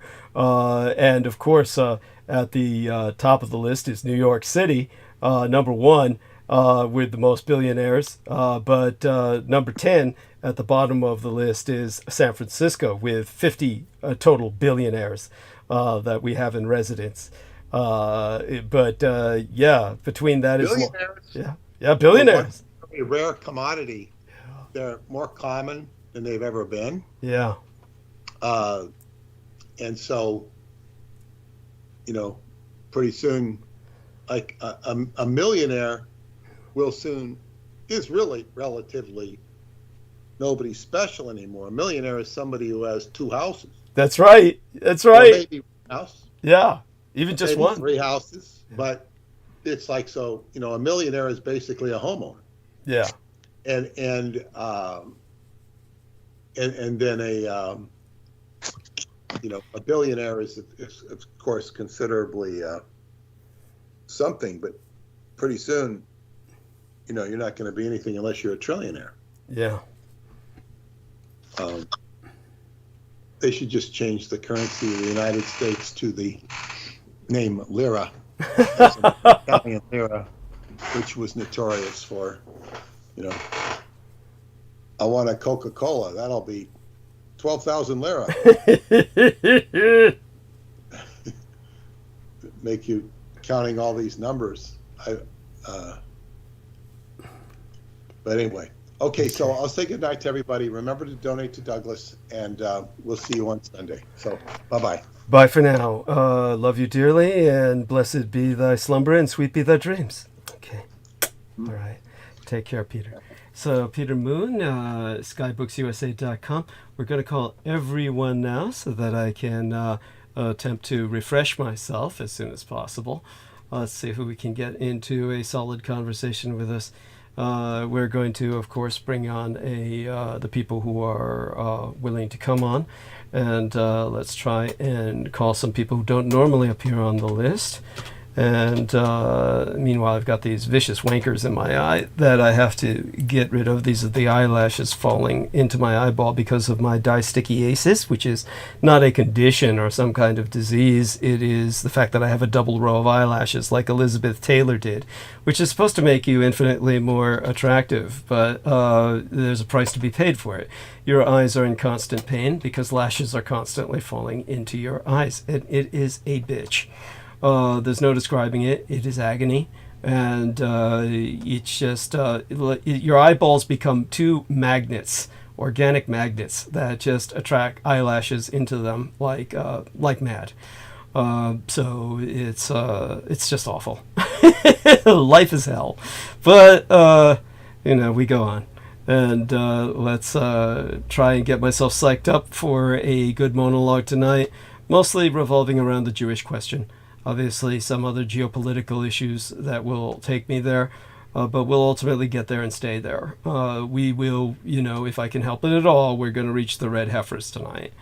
And so that's, okay, something to look forward to, I suppose. Still like to get the final scoop on what this bill, was the only one bill that they passed? This supposed anti-Semitism bill, what did it actually put into law? It's like, it's so painful to me to even contemplate that. I haven't even bothered to look into that yet in any great depth. It's just, I know of it. It is so offensive. It's so just outrageous that you cannot speak of a certain select protected group. Well, right. What is the actual mechanics of what's enforceable or not? Or I don't think there's any enforcement about it. Well, it's enforceable on campuses where you can just out fellow students and teachers who say something that you find quote unquote offensive. And we're joined now by the Real Tech Geek and Heather Holman, both delightful people, and we're glad to have them with us. They'll provide conversation with Aristides. Let's see who else joins us before I refresh myself. And just taking a look at Brendan Zogit with his monkey Hanuman icon. And of course that disappears. He's really not available. He's just working himself to death to try and tread water. Poor guy. And so it looks like it's just the four of us for now. I'm hoping others join us, but right now I'm so glad just to have these two. And Real Tech Geek hasn't been with us in a long time. Indeed, this is my opportunity to introduce him to Heather Holman. Heather Holman, this is the Real Tech Geek, and the Real Tech Geek, this is Heather Holman. I don't... Hello, Nicholas. How are you been? Yeah, good. Hi, how are you? Yeah, and before both of you speak to each other, I cannot remember... Aristides, tell me, have I ever introduced you to the Real Tech Geek, or have you two been introduced? Yeah, I think we have, yeah. Oh, okay, good, excellent. So, Yeah, excellent. What did you just say, Real Tech? Said something. I said I've spoken to him before. Excellent. Okay, just always remember, I think we got a technical thing with you where you've got you've got to speak very slowly and directly into the mic, and that helps immensely. But that goes for all of us. Heather, so how... Hi. Yeah, how was your weekend, or week? Well, my week was good. I'm driving in the car right now, so I'm going to have to mute in a minute to go reconnect up in my house. Okay. So, thank you for answering. Yeah. Stay safe. You're welcome. Yeah, Thank you. Yeah, don't talk while you're driving. As soon as you're safely home, jump back on the call, or stay mute until you get home. And that's wonderful. And there we are. Yeah, so I'm connected in my car, so I'm hands-free. I'm not dangerous right now. I'm not doing anything dangerous. Understood. Yeah. And Realtek has just provided a link in our chat, in our text box, Aristides, that you could take a look at. Maybe this will provide some expanded understanding for you of the situation. And Realtek's very good with this, and of course Heather is very good with some of the things she brings up to our attention, like what she researches. And so Heather is just so glad that Oh, you tried to call me, apparently. Was everything okay when you tried to call? Yeah. Okay. Yes. Yeah, I'm not sure what it was. It's just something in the moment. I've been having some breakthroughs and some meltdowns, and I'm not sure which it was when I called, but I'm okay. Okay, good. Glad to hear that. And so, aside from all of that, Real Tech, maybe you could let us in on what's been happening with you lately. Now, you were traveling, of course. The last time you were on with us was you were just back from Georgia, the nation of Georgia, near a war zone. Tell us a little bit about that for our audience to hear about your adventure. Well, speaking of Georgia, I see that they're protesting right now. Okay. Again. Yeah. I mean, the people of Georgia do protest. In the capital, which is Tbilisi. Mm-hmm. I'm always pronouncing it wrong. And Oh, no worries. Tbilisi, but that's okay. Don't worry. No. yeah, they're. It was nice. It was very nice. The time there. It's just they're crazy drivers, though. I can imagine. Yeah. And go on. Said? I'm sorry, go on. Oh, I said since I've come back here, I've had a few of them drove me either to Manhattan or around here in Queens or this and that, and they do drive a lot better here. Of course, there are rules and regulations in this country, so they just can't get away with the things they do there. But they're nice people. It really felt like a piece of America. It really did. I really did enjoy my time there. It was my first time going anywhere outside of this country, so it was a lot of adjusting to do, and I didn't really explore or do a lot of things because I also was warned of the gypsies that steal your things, and it's primarily the children that do that. So I didn't want to go exploring a little too much, there on my own with my wife. So, but like I did explain to you before, to the audience, and to you also, it did feel like it was in the 1990s, and if going around different places in the car, I could still see the Soviet block apartments. Yeah. That were still around. I mean, also in Kazakhstan. They're there too. But speaking of that, also I was looking around for conventions, and I was looking into going to Astana, Kazakhstan.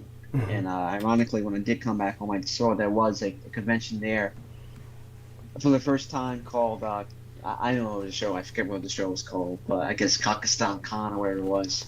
Wow. It had Sean Gunn, the brother of James Gunn, and Mickey Rourke. I'm getting the actor confused probably, but the one from The Walking Dead. Okay. They both were there too.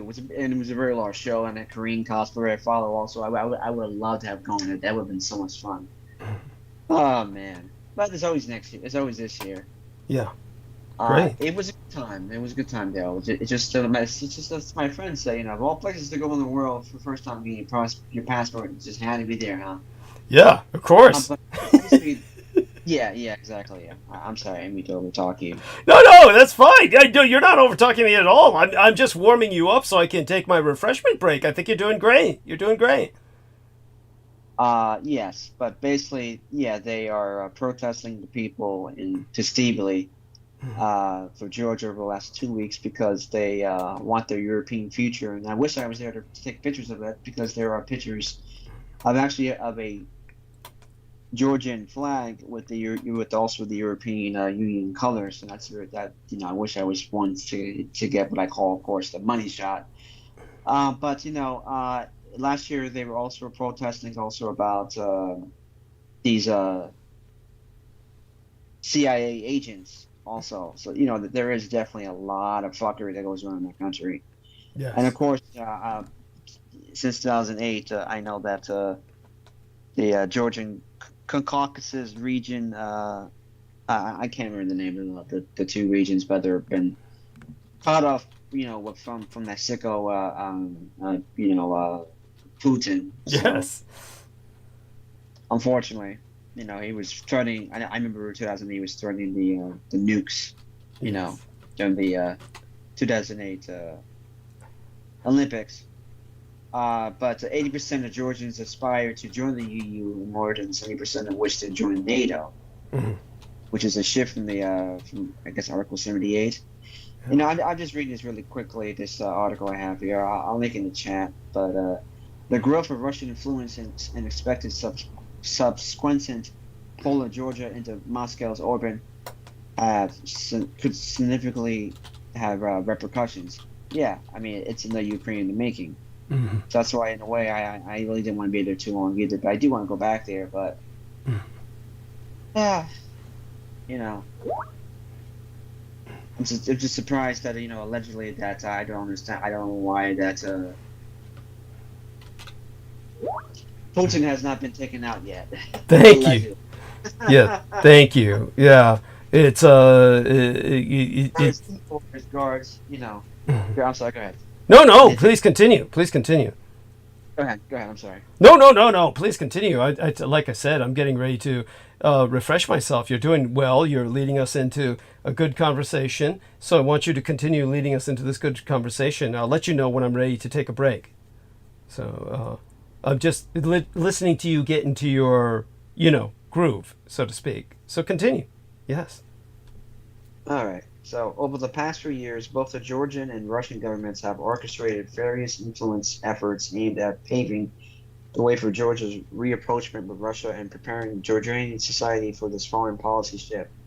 Kremlin and Georgian Dream officials have engaged in efforts to demonize the West and discredit Georgia's pro-Western civilized society. Both governments have utilized fear of Russia as a tool for blackmail. Russia has employed covert operations to state-controlled propaganda platforms to undermine Georgia's political opposition and bolster support for Georgian Dream. That's basically the government refers. It kind of really refers to the coalition and the who happens to be the founder, I think, and also the puppet master, Vasily Ivanishvili. I can't pronounce this guy's name, but so April 29th, Ivanishvili announced plans for a Soviet-style crackdown on critics, signaling a grave turn for those striving to build a liberal democracy and a Euro-Atlantic future in Georgia. They might soon face a stark choice: either conform, remain silent, or leave the country. Those who fail to comply with the new directives may face severe administrative and criminal charges, according to their long-time and well-tested authoritarian playbook. So, when I was talking to one driver when I was going to your Comic-Con last year, like I said, who was from Georgia, he was saying that I was saying that they have democracy there. I said, no, it's the same thing as like the Soviet Union. So, it's a shame. It really is. Because there's so much potential with them. There's so much with them. They're really great people. They really are. Thank you. Yeah. No, very good, very good. So thank you so much. I'm so glad you were able to join us tonight. Hopefully also Heather will join us in a matter of minutes as soon as she gets home. Aristides, let's check your audio here. Make certain all your technology is going smoothly before I take my break. Yeah, I think so. Excellent. So join Real Tech in Conversation. Hopefully Heather will join you both soon. I'm going to take a break now to refresh myself. I'll be back in about 10-ish minutes or so, but I know you guys have got this, and I'm just going to let all the listeners know I will be back. So do stay here. These two gentlemen have got you covered. They're going to speak about important topics and current events. So just be patient. I will be returning. And with that, I'm going to go mute. Heather says 3 minutes. So she'll be joining in 3 minutes. Perhaps I should wait until she returns. Let's wait till she jumps on in 3 minutes before I go. Having that extra feminine voice always helps. And she can start by... Yeah? What was that, Aristides? Yep. Yes. It sure does. Yes. Yeah. Yes. So always good to see women's voices represented. Yes. Yes. Yes. Right? That's right. That's so true. And so with that, speaking of women, how has your photography sessions been going? Any new photography opportunities for you, Realtek? Oh yeah, I slowed down. I got obsessed with the computer equipment for a while, and I recently retired of it. But like I said, that it's coming soon though. For the BRICS nation stuff, a thought or a try to invade Taiwan. But I photographed this Chinese girl with Han Fu. I'll send you some pictures that she edited. I'll put in the chat also. They're very nice pictures. I need to post them. I shot in Central Park last month with the cherry blossoms. So. Wow. Not to do too much far, it's going to take a break and relax, from that, you know what I mean. I wish I did go to this event, which was right next to me in Long Island City, but I just wasn't invited. I tried to get a wait list, but I was sleeping very well that week. It was the daytime. It would have been excellent. It's called Lightbenders, but I do plan to go to some stuff very soon, within this month and next month. So just slow down, Just gonna take a break for a while, I do want to show this other model I like. Some lucky we're coming back to social media, so I do want to talk to them and get back to them for photographing them also. I can send some pictures of what I'm talking about, but which are these two twins, these Korean exercise gym rat twins? They've always been cool to photograph. Wow. So it's been a while. And I'm that's a lot of these got messed up during the pandemic, so everybody just got burnt out. I feel a little burnt out also, but that's why I slowed down. And but I'm glad you joined us, despite being perhaps a little tired or burnt out, as you say. In terms of shall we say, you just make certain, as I said, to kind of slow your speech down, speak louder. And more directly into the microphone. That way we can follow what you're saying more easily. And so there's a Korean pair of twins that are like photography subjects for you, that along other models that you've engaged with. And of course, when you went to Georgia, it was with your wife. As you said, this was actually because of in vitro fertilization investigation. You were investigating the potential for. Tell us a little bit about that. It's just the thing about the whole scenario with that was I was doing my research and I was telling her I don't think it really is a good idea to go there and go to a different place like Pakistan or like I was talking about before. Because they are working on a bill. I don't understand why they're working on a bill, but they do not want foreign couples to have children with them, and if they do, the child can never leave the country. So, because of the timing of going there and some other things, it just was unsuccessful. Of course, she wanted to put the blame onto me, and then also she was talking about going to Ukraine. And I'm just like, you're insane. It's that would have been quite the adventure, that's for sure. No way. I mean, it's just right next door, but no. Understood. Did you hear any gunfire? See any gun flashes, so to speak, from across the border? No. Okay. Yeah. Everything was very quiet. Wow.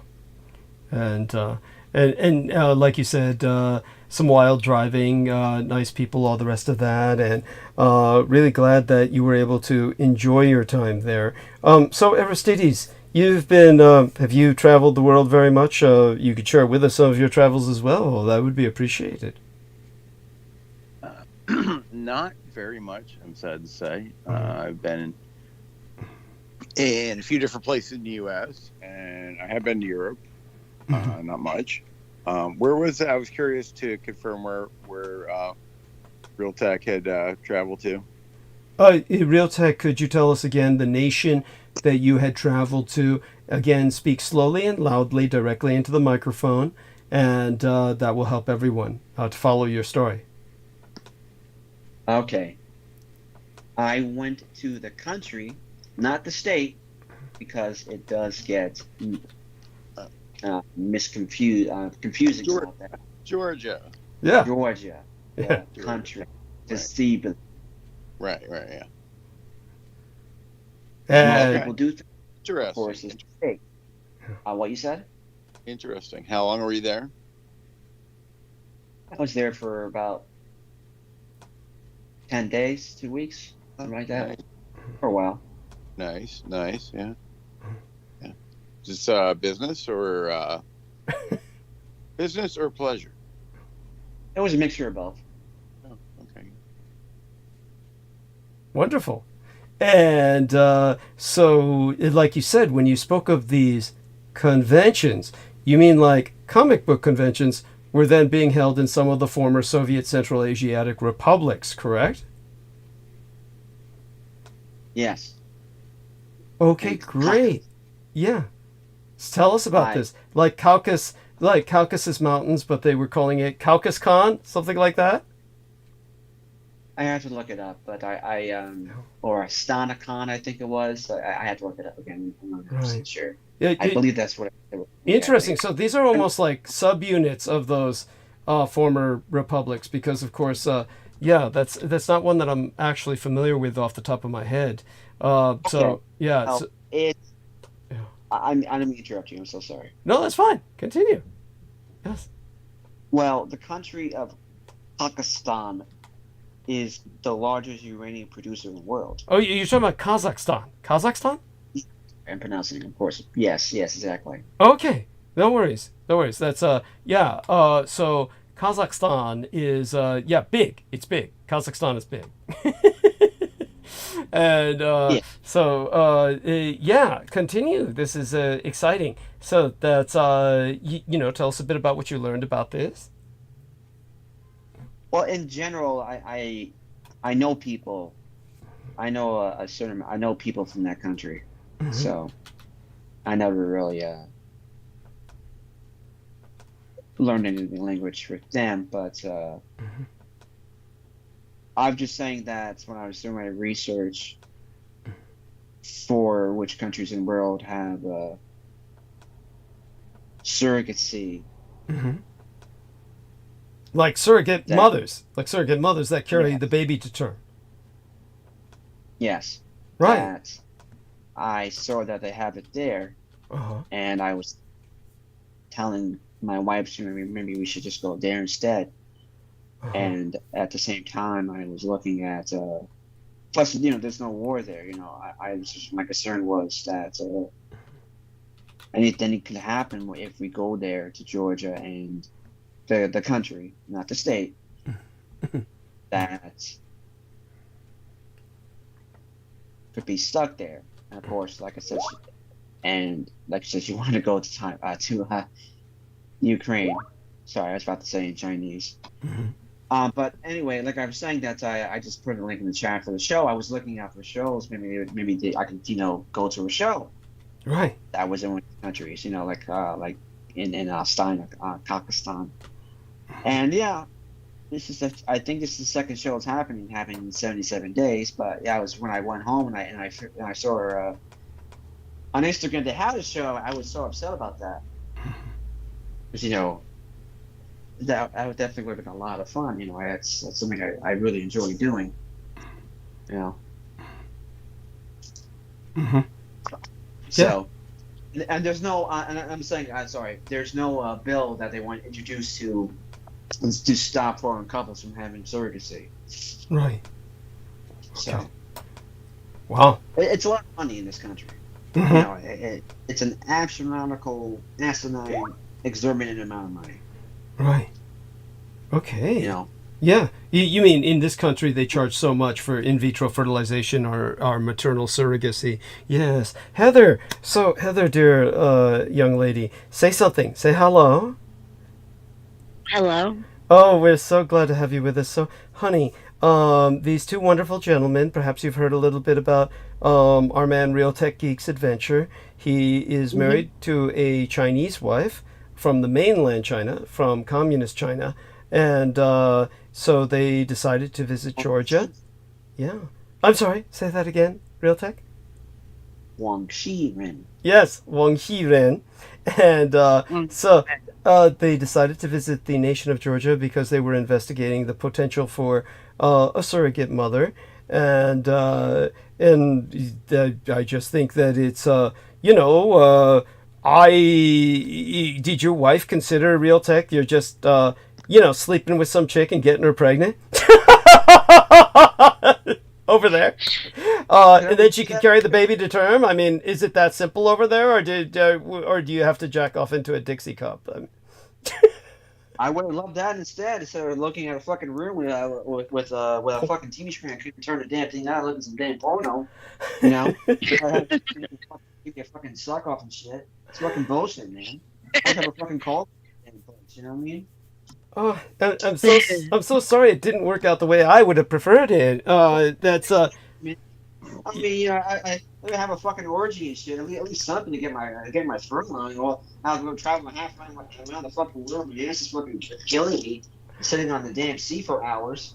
oh You know? my god. Yeah, that is On the funny. thing, That you know? yeah. Well, I mean, I think I'm sorry. no, we've got a really good start to our conversation. I'm going to refresh myself. I'll be back in a few minutes. Heather is going to help these guys hold it. Everybody, I'll be back in about 10 to 15 minutes. And okay, then. You guys have got this. I love you all. And thank you so much for being here. And it couldn't be done without you. And I'm going to refresh myself and I will return. Okay? I'm going to go mute now. Okay. How's my sound? Good. I think it sounds good. Okay, because I've got these earbuds Real I'm good. working with. Yeah. It's static a little bit, but it's not bad. Okay. Probably better than if I was just on speakerphone. Yeah. I just changed my other ear. I need to get a better pair myself. I've been I buying got too a much, new. and I need to get a new one. I've had these so much for a long time, and I've seen them so many times, and the earwax just Right. Same. I don't know much for Bluetooth happening, so I really don't. Yeah. And plus I have in the past I've used earplugs to sleep, and just putting things in my ears was not smart. It's Well, better to sleep out of your ears. there are ones that are made for that, where just like for sleep. Yeah. I Yeah. think sound make a pair. I'm talking about the ones that are reasonable. I'm not talking about something that's in the hundreds of dollars. Something like $150. So, Right. just, So, where is Georgia? I've never heard of the country Georgia. it's in Eastern Europe. Okay. That's strange. I never heard of that. Oh, I know the place. I've always known of it. Where do you Just live now? I live in New York City. Oh my gosh. Wild. That's Yeah, cool. yeah. Where do you live? I'm in Arizona. Oh, Arizona. Oh, my good friend lives in I can't remember. I think it's no, yeah, he lives in Phoenix. Yeah, sorry, I was saying that's Phoenix. Yeah. That's where I live too. Pretty big. Yeah, I like to visit there. He says it gets really dusty. So do you live in the New York the New York that everybody knows of, or do you live in like upstate New York? No, I live in Queens. I'm from Oh, Manhattan originally. I grew up in that's Manhattan. so awesome. Well, it is, but it's just it's not the same city anymore. Gotta be careful. It's all these lunacy going on. So Yeah. Yeah. it's something. It was a great For sure. time before the pandemic. I mean, the pandemic. I'm sorry, as I haven't saying that. It's a great time before the pandemic. It really was. It was a wonderful time. It's just not the same anymore. I had to really watch my back a lot. Oh yeah. Definitely be careful in Queens. Yeah, especially with the camera equipment. Yeah. Oh, for sure. Are you a photographer? Is that what you do for a Yeah. living? I'm gonna. Yes. I'm going to put some pictures up. Yeah, I need to post and yeah. That's awesome. My mom was a photographer. I think you mentioned about that. Yeah, your Yeah, photography. among other things, but yeah. So sometimes I just haven't shown in a while. Oh, so So since you might know about, do you know about the land camera? It was like the first Polaroid camera that they made, and they have the paper that you put in the camera and it prints it out immediately. You don't have to wait to get it developed. the brownie. Yeah, Yeah. Edwin or Edward Land was the guy who made the camera, the first Polaroid camera.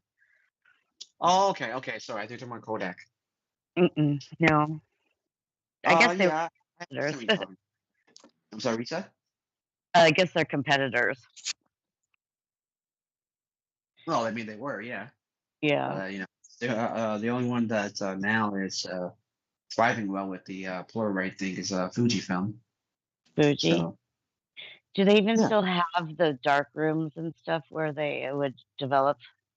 yes, there is a place in where I grew up in Manhattan in Chelsea. It's called the Pembroke Foundation, and they have all types of little cameras and cold plates and silver plates and all types of stuff they have. Yes, there.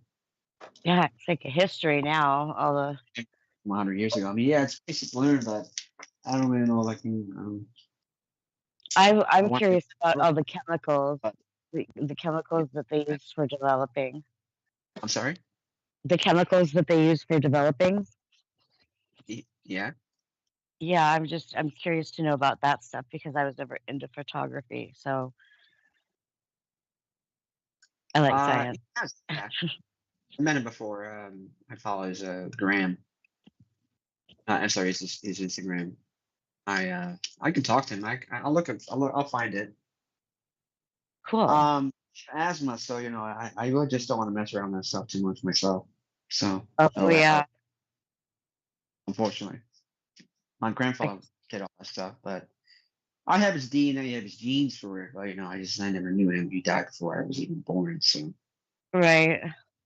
Well, there's some types of, I don't know if it's a belief system or if it's just an idea that like collectively history and memories like are passed on.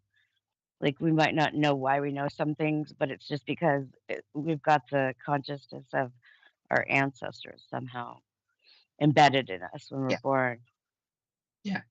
So I just put some pictures in there. You can look and see the Cool. photos.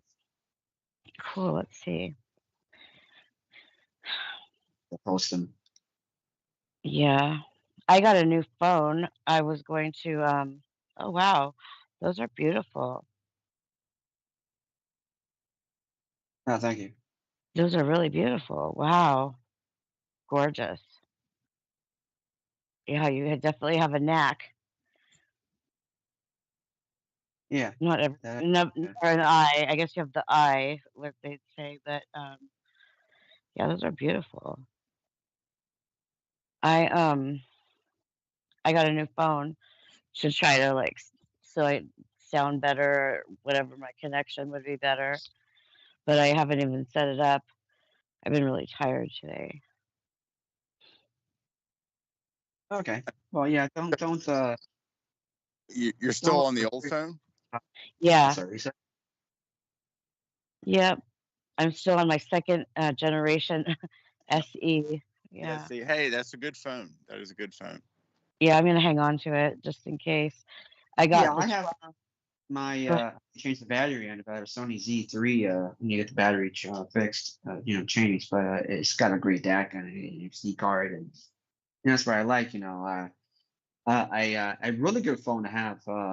It's just there's no more updates for it anymore, but it's the LG V60, and you have a dual screen, hmm and Oh, yeah. it has a quad DAC, and I can put the 2 terabytes of SD card. And, it's fantastic. It's a fantastic phone. It's excellent. Yeah, that And sounds like a phone that wouldn't give you much problems. no, well, especially now since there are updates, I don't have to worry about that. But just put like an antivirus in there. Yeah. it's fantastic. It's great to have. It's one you should look into. You can have it under $300 for it. So I kept it when it's paid off. Yeah. Music. I like those folded ones that you can fold the screen. It's just kind of captivating. They can do that. Yeah, I had that. That's cool. Get the new one comes out. This one, right. It is kind of a new thing. I'm sorry, what you said? I said it is kind of a new thing. If it's the folding ones. Oh yeah, I mean that's what V60 was trying to do, but it's an extra case to have it. So it's a regular phone that has the extra one. I mean, it's a full size one, but it was a good thing they did it that way because I do use it sometimes, like posting and stuff. See, they have the full size of the width and the length. Because like I said, I do have a foldable phone myself. I had the Z5. I had the Z3. It cracked on the inner screen. The dirt wasn't the greatest because it didn't completely fall flat. This one falls flat, but I have warranty, so I just paid the deductible and I got the full one. So that's cool. A good camera on it. Yeah, it's a better camera, but it's the Z3 had a good camera too. I'll post a picture I took with it. It was only 12 megapixels, but it was fine. I mean, people complained so much about it, but it was fine for it. I mean, it's not really that important to me since I have real cameras and full frame cameras. But I'm waiting for the new ones coming out. It's supposed to be like called Ultra Z6 Ultra. It's gonna be a lot more wider, the outer screen. So, which I want anyway. That's a Samsung. Yeah, Samsung. Sony's supposed to be making one also. So, see how that goes. Yeah, I was looking around today. I was looking for do they have nano doctors? I mean, if you wanted to go to a doctor about nano stuff, what do you do? What nano? What do you mean? Like if I had nano questions or if I had nano problems with nanotechnology, the doctors, what kind of doctors do handle that?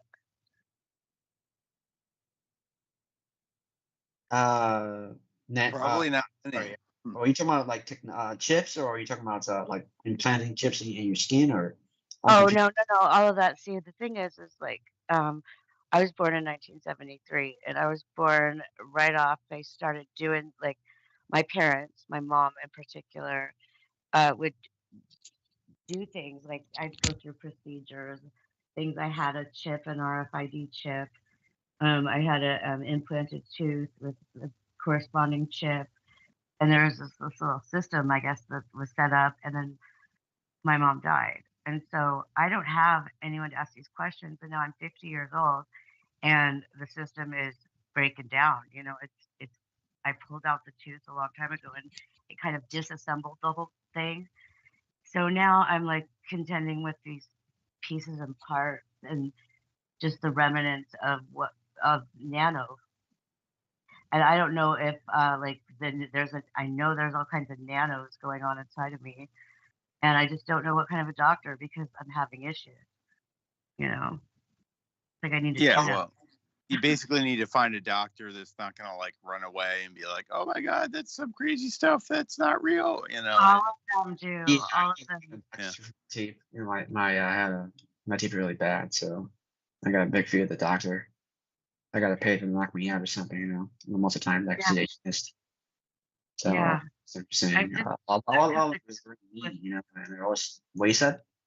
I just saying I've just come to grips with the idea that if I'm not going to be able to get it out of me, it's like it's symbiotic at this point. Okay.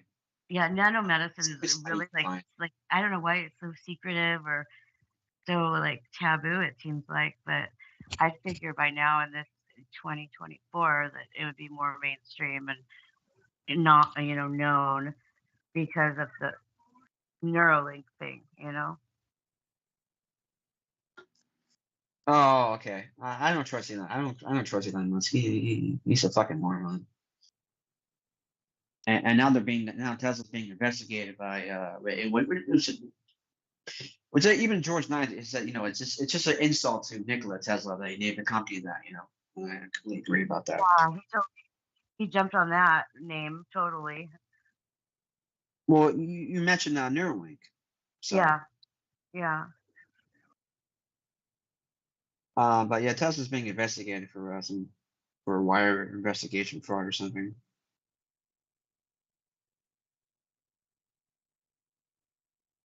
Yeah, nobody's perfect, and he just seems too perfect. No, but it's a long. Well, I don't like him. I just don't like him. I didn't really pay attention to him before a long time ago, but I don't trust him. I don't like him. So I want to mess around with Neuralink. I just want it. I want it all. And it's not. I'm not against the concept of transhumanism either. It's just that guy he's just bad news. Yeah. It seems a little suspicious to me too. The whole transhuman thing, I've been ignorant to it. I just played right along, and now I'm at the point where like I'm really, I guess, healthy. I don't have any physical like problems, but then when I do have physical problems, they are always like masked or fixed before I get to the doctor. Unfortunate in that way because the nanos have worked. I mean, I haven't gotten cancer, which I probably should have gotten cancer among other things. I haven't taken very good care of myself, but it just takes care of myself for me. If that makes sense. Okay. That makes sense. Yeah, I have It'd be tough. You'd have to look around. It's not like you're gonna find like local doctors that are gonna be like, "Oh yeah, I'll work with that." Like, but you'll find somebody out there. It might be like remote, but right. You'll find somebody out there that will take it seriously. Well, like a lot of people, and then they're just like the new age healers, and they want to, use stones and gems and stuff like that. No, right. Some hydrogen water might help.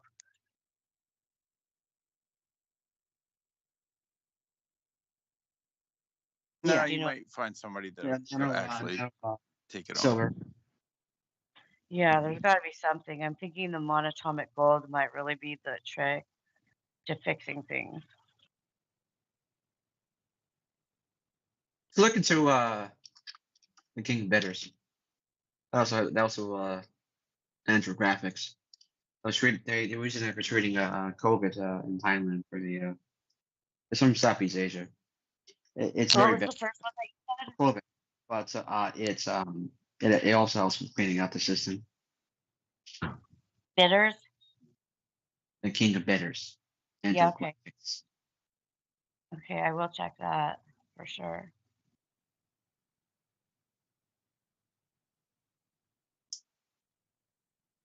Bitters, huh? It's gonna kill some stuff. What you said? You said bitters is gonna kill some stuff. Oh yeah, it kills COVID, man. It kills a lot of parasites. Even Gary knows it's better than sure. Well, what's it made out of? I mean, if it's made out of certain herbs, then certainly it could. Yeah. Yeah, well, bitters, I would think of immediately as like wormwood and black walnut hull and stuff like that. Right. Yeah, that's what I thought of too.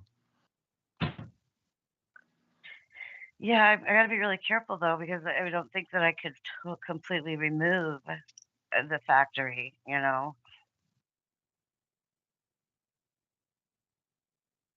It's been going on. Yeah.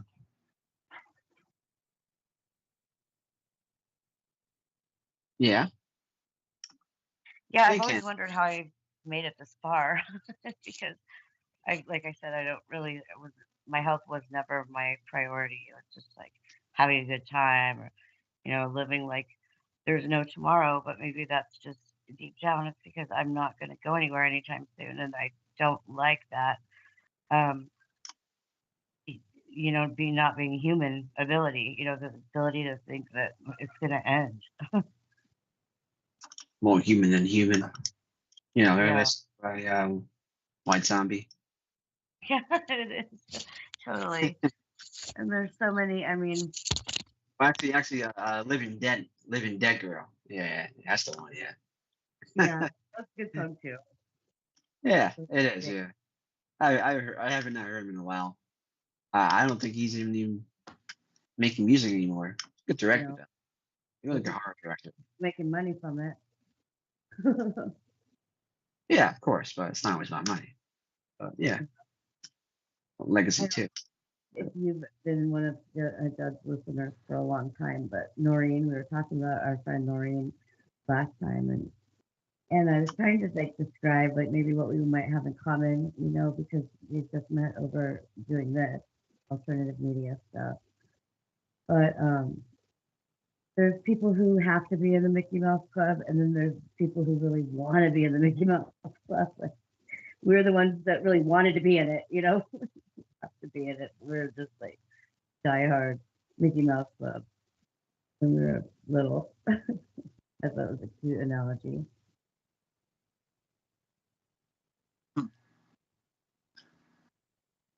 Yeah. I feel like I was a victim. No, that's funny. There are people forced to be in the Mickey Mouse Club. There are people that want to be in the Mickey Mouse Club. Yeah. That's an important distinction. That's an important distinction, I think. Yeah, we're definitely the ones, the go-getters who wanted to be in it. I was a diehard Mickey Mouse Club. I think it's funny. It's funny. I kind of hope that she would jump on one of these nights with her. It's so busy, it seems like, though. If I keep muting, it's because your sound quality is gotten real bad. It was good, but now it's real bad right now. Where you're farther away from the thing. Well, I had both of my earbuds in the first time. Is this better? Yeah, it's a lot better. Okay, it's probably because the thing is right by my mouth. Yeah, keep it like that. Okay. Yeah, I don't like. I don't know what it sounds like, so I don't know if you can hear me breathing or anything like that. That's gross. I used to always breathe in the mic at first when I started doing broadcasting things. So I try to be really careful how I sound. No, you're not. No, you're doing fine Yeah, now. it's that when I A little far away. close to my ear and I make videos, I gotta breathe more slowly. When I'm in a video on YouTube, I have the boom mic really close. I gotta breathe really slow. So you are right about that.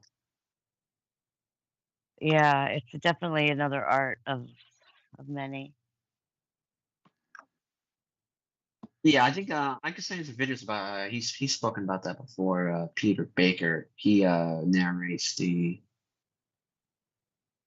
videos for Epic Economists, and he has his own. Oh wow! Yeah. Channel. He talks about the talk, and I think sometimes he's spoken about talking with his with kind of having your tongue more towards you. So.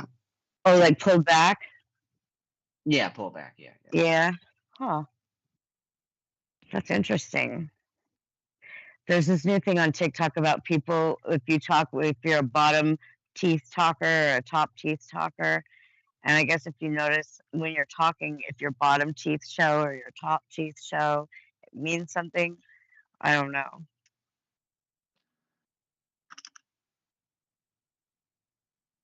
Yes, like that, yeah. So what is it about that? Does it define some part of you? I don't 100% remember that. So I had to. It's been a long time since I've seen that video. Yeah, I've learned a lot of good things from TikTok. It took me forever. What you said? I learned a lot of good things from TikTok. Okay. Well, if they want to ban it, and of course the only reason they want to ban it is because they're exposing Israel. So. Oh, is that why? Yeah, exactly. That's why. That stupid moron on Tom Common, that fucking idiot, man. And also, he stole a lot of Iraqi gold. But anyway, there's actually pictures of him. But anyway, he was a soldier. Yeah. But anyway, he was going on and on about Iran, and I even listened to the guy who was the CEO. He was questioning. He kept saying he's not a Chinese citizen. He's a Singaporean citizen. He's not a part of the Chinese party. And you can look it up, and that guy needs to go, because if you're having cognitive dissonance in your 40s, whatever it is, then forget about it. Yeah. Yeah, for sure. So you mentioned that you had friends in Kazakhstan or something like that? And knew people there? They're from there. Okay, can you tell me about that? I mean, I don't know. I've been wanting to talk about that country for a while, but it's kind of They really don't know much about the country. Yeah, there's not much to base the topic of the conversation on, but I didn't know they were even still existence. What you said? I didn't even know they were still existing, that country. Of course. I mean, the only problem is, there's a lot of that one has his Putin has his iron grip on that country. So last year they were protesting because they're tired of the old man who was in charge. He still is being the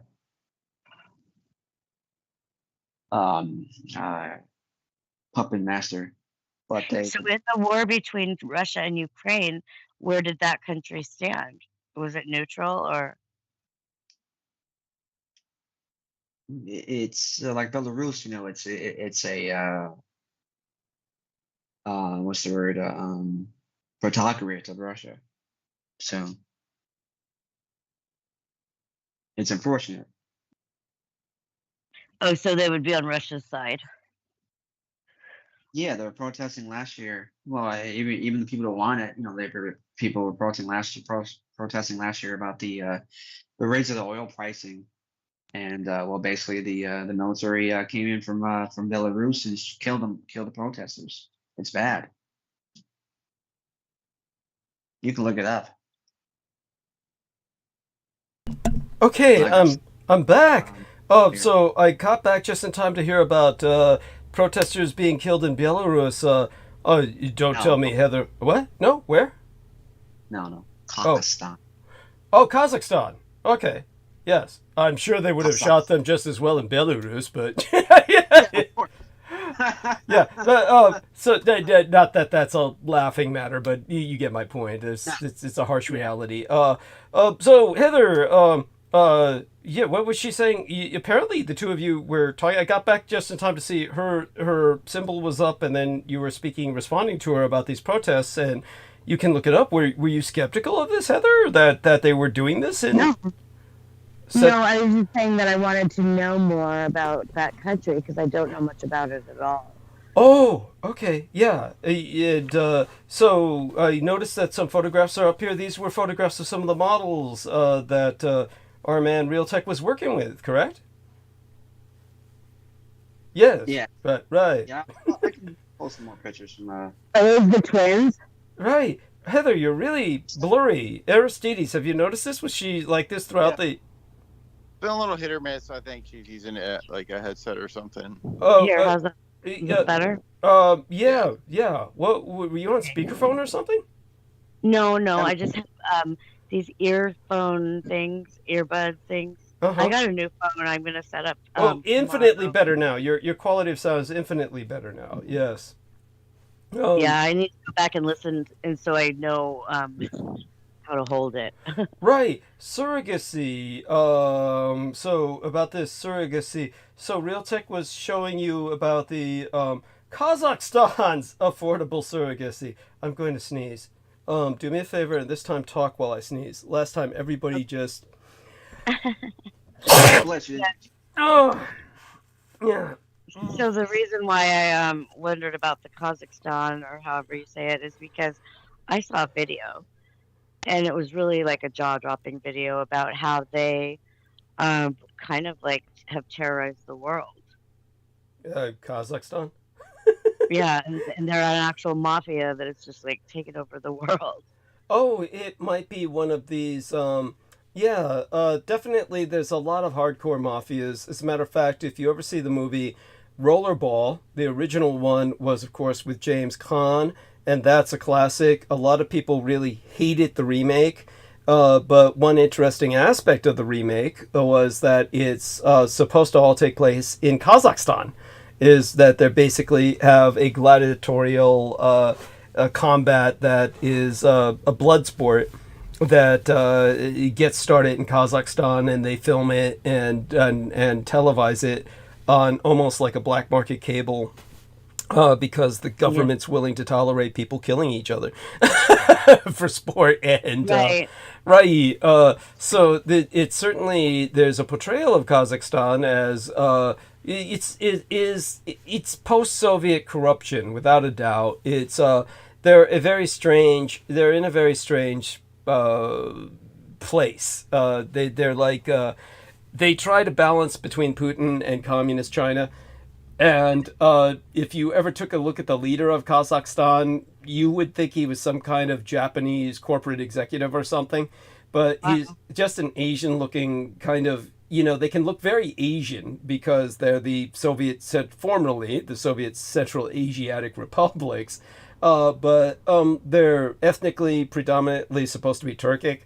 And so they just are kind of like this borderland, the big borderland, and Kazakhstan has got the most land out of the deal than the majority of them. The other Soviet Central Asiatic republics are very kind of compressed because their ethnicities, they were all organized theoretically by their ethnic composition. And the majority ethnicity would be given a stan, which just is the Turkic word for land. So Kazakhstan, Tajikistan, they all just mean land of the Kazakhs or land of the Tajiks, or these various Soviet central, well, actually Turkic tribes that the Soviets later integrated by force. And they're now trying to break away from Putin. Everybody's trying to break away from Putin if they could. So it's so drab. Yeah. He's just so drab, I agree. Yes, he is. He is so fucking drab. You are right. It's like, he is so fucking... Him and Xi Jinping, they are both so fucking drab. That is the biggest problem, is that it's hard to get people to take them seriously as a threat because they're both so fucking boring. It is just... they're poker faces. Yeah, they're horrible. It's like, just rubber faces. It's like they killed people and took their face off scalped their faces. It's like they scalped someone else's face and put it over theirs. And that's what they do. Yes. Yeah. I don't know if they do that literally, but you could imagine them doing that. Yeah.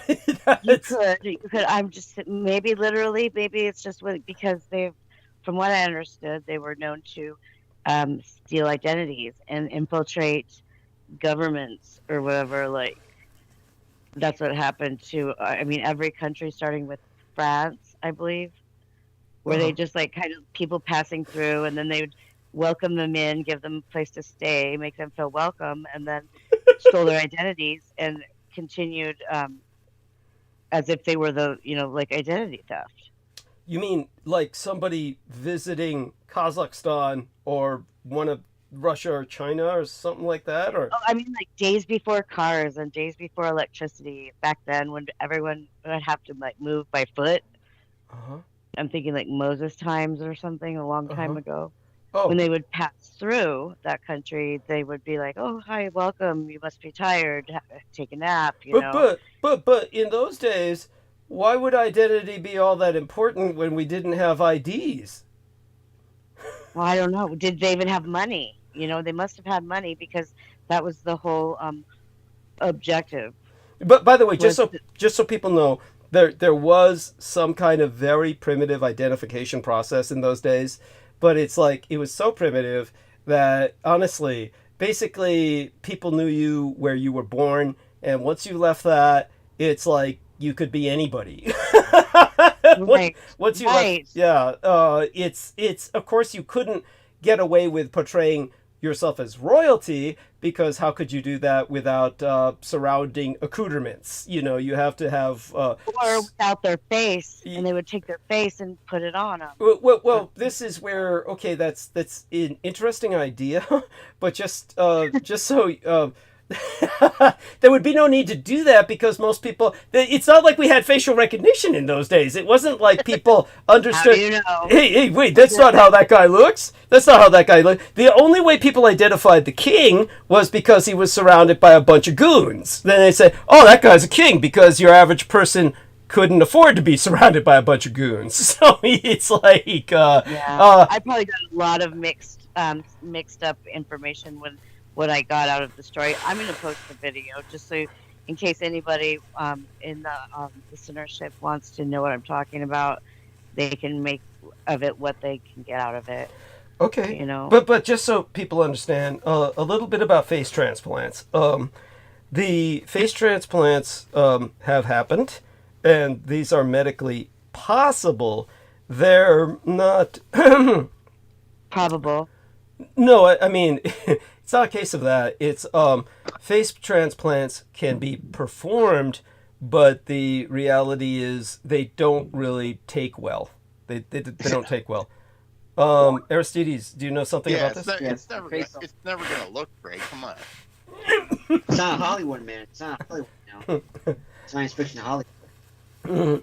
Oh, so what was entered here by Heather was something about Khazarian mafia, which means... That's who I was talking about. Yeah, that's Jews.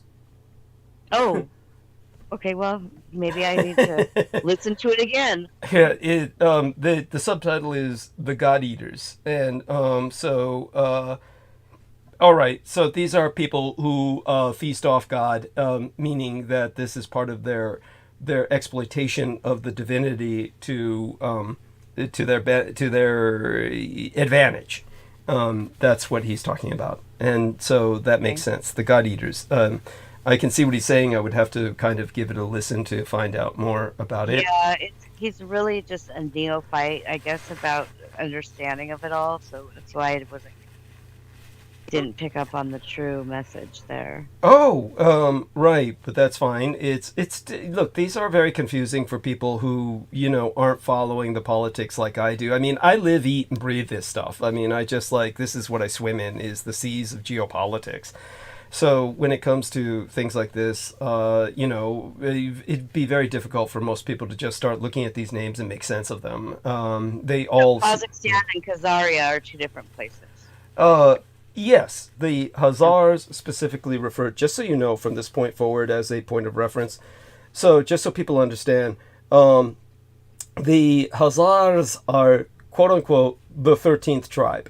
There was a book by that name, which I recommend for everyone to read, and it's almost required reading.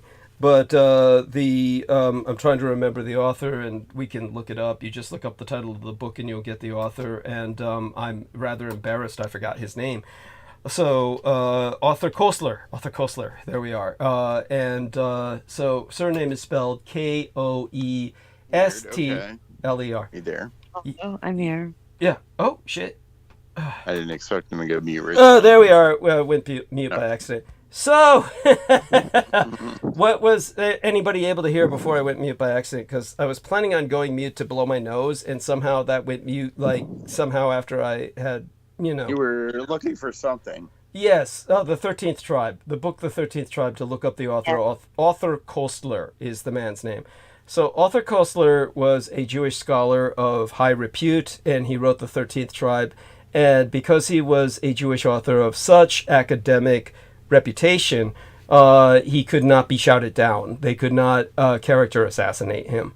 And but believe me, they tried. They called him a race traitor and everything else. He paid dearly in terms of just a lot of harassment for writing that book. But what he points out in that book is that the whole state of Israel is a scam, and that there's no Jews going back to Israel, that these were all Eastern European atheistic socialists who weren't even ethnically fucking Jewish. They never were. And he pointed out that the overwhelming majority of them, like all of them, coming from Eastern Europe, were the descendants of a bunch of Turks who were converted forcibly hundreds of years ago, thousands of years ago, more like a borderline of 1,000 years or so, by the Jews to the religion of Judaism. And he pointed out that everybody is familiar with the concept of Christian holy war. It's called a crusade. Everyone's familiar with the concept of the Muslim holy war. It's called jihad. But nobody knows about the fact that the Jews waged holy wars. Yet they're in the Bible where they exterminated Canaan, etc. These are holy wars of extermination, not conversion. Yet the Jews had a term for this. They called it Holocaust. So their wars of aggression in which they exterminated entire races, like the nation of Canaan, are the Midianites, etc., who most touchingly, the bondage gay author named, oh God, he did all those Cenobite type films. What's his name again? Barker? Let's take up Clive Barker. Clive Barker. Anyhow, gay as hell dude, but probably the most touching thing he ever produced, probably the only thing that made his existence worthwhile, was the movie. Not the short story, which is nothing, but the movie, Nightbreed. And Nightbreed is about the Midianites. So in the movie Nightbreed, he portrays the Midianites that the Jews had exterminated or attempted to exterminate. And the Midianites are not human, not purely human. They're parahuman or mutations. And so the Midianites are an example of a war of extermination, a Holocaust committed by the Jewish people, biblically recorded. And so when it comes to these excursions on a military level of Holocaust that were perpetrated by the Jews, where they exterminated entire other races and declared it a holy Holocaust, there was one campaign where they deviated from the norm, and rather than exterminating the target population, they assimilated them. And that was this Turkish tribe of warlike Turks. Well, all Turks are warlike. That's almost like a redundant statement, but modern people have forgotten a lot of this. So there was this warrior tribe of Turks called the Khazar, and the Khazar were Turks that were pagan, and they were converted by this was pre-Muslim, pre-Islam, and they were converted by the Jews. The Jews got to them before the Muslims did. And the Jews converted them to Judaism. And they established what was known as the Khazar Empire. Now, the Khazar Empire was in what was once known as Tartaria, which is the peninsula between the Black Sea and the Caspian Sea, which means Georgia, right, where our friend the real Tech Geek was at, and Armenia and Azerbaijan, those areas today, Chechnya, Dagestan, Circassia, all of these areas in that peninsula were conquered by the Khazar, and then they expanded northward and conquered what today we would perceive as most of Eastern Europe, all the way up to Moscow area. And they enslaved all of these people that they called Slavs, meaning slaves. And so that's where the term Slav comes from. The Slavic people were slaves of the Khazar.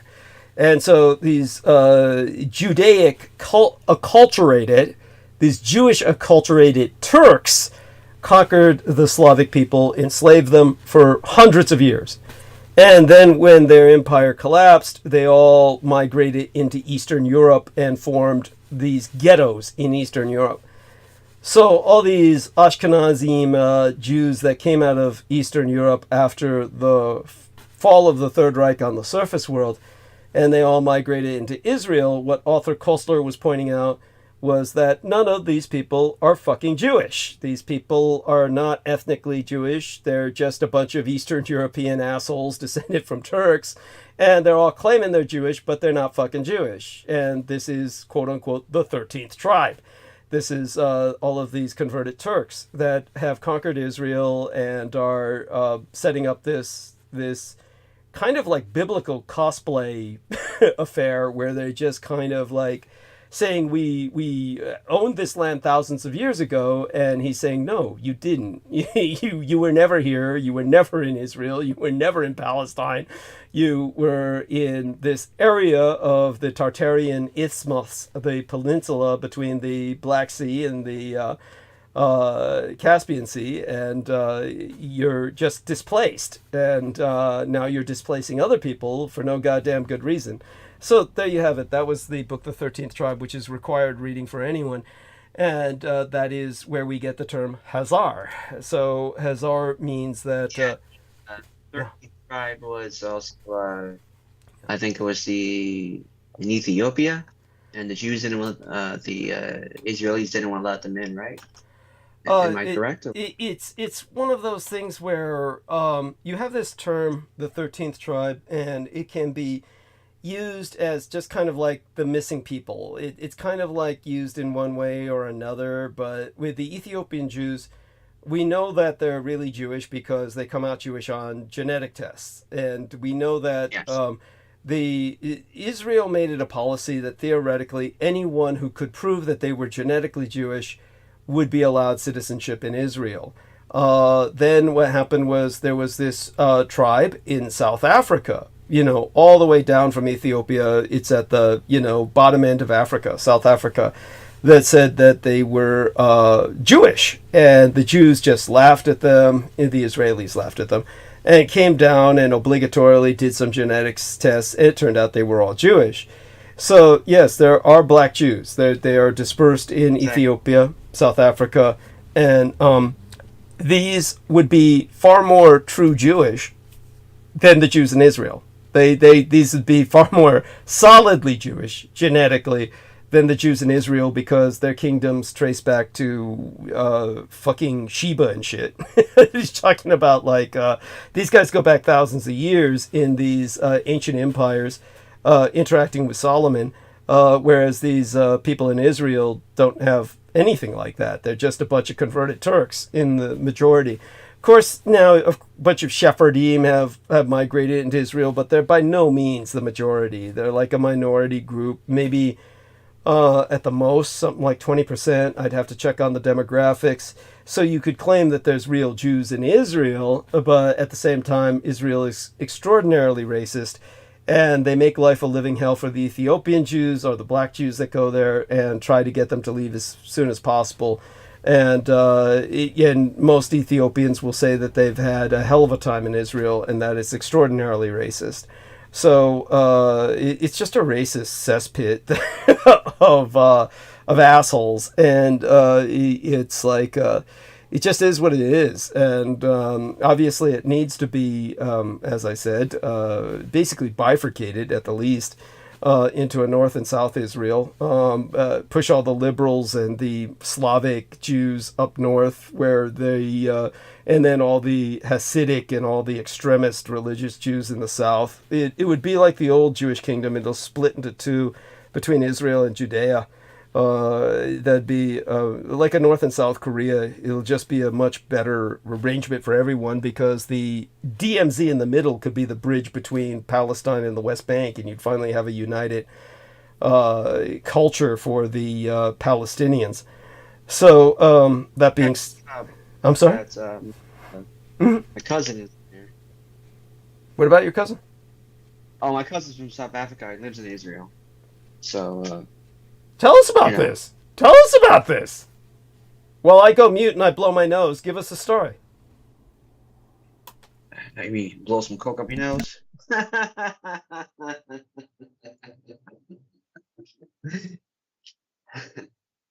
Okay. Just basically. But by the way, everybody knows that already. They all know that about me. Yes. So continue. Yes. Well, I had to throw that. I just had to throw that in there.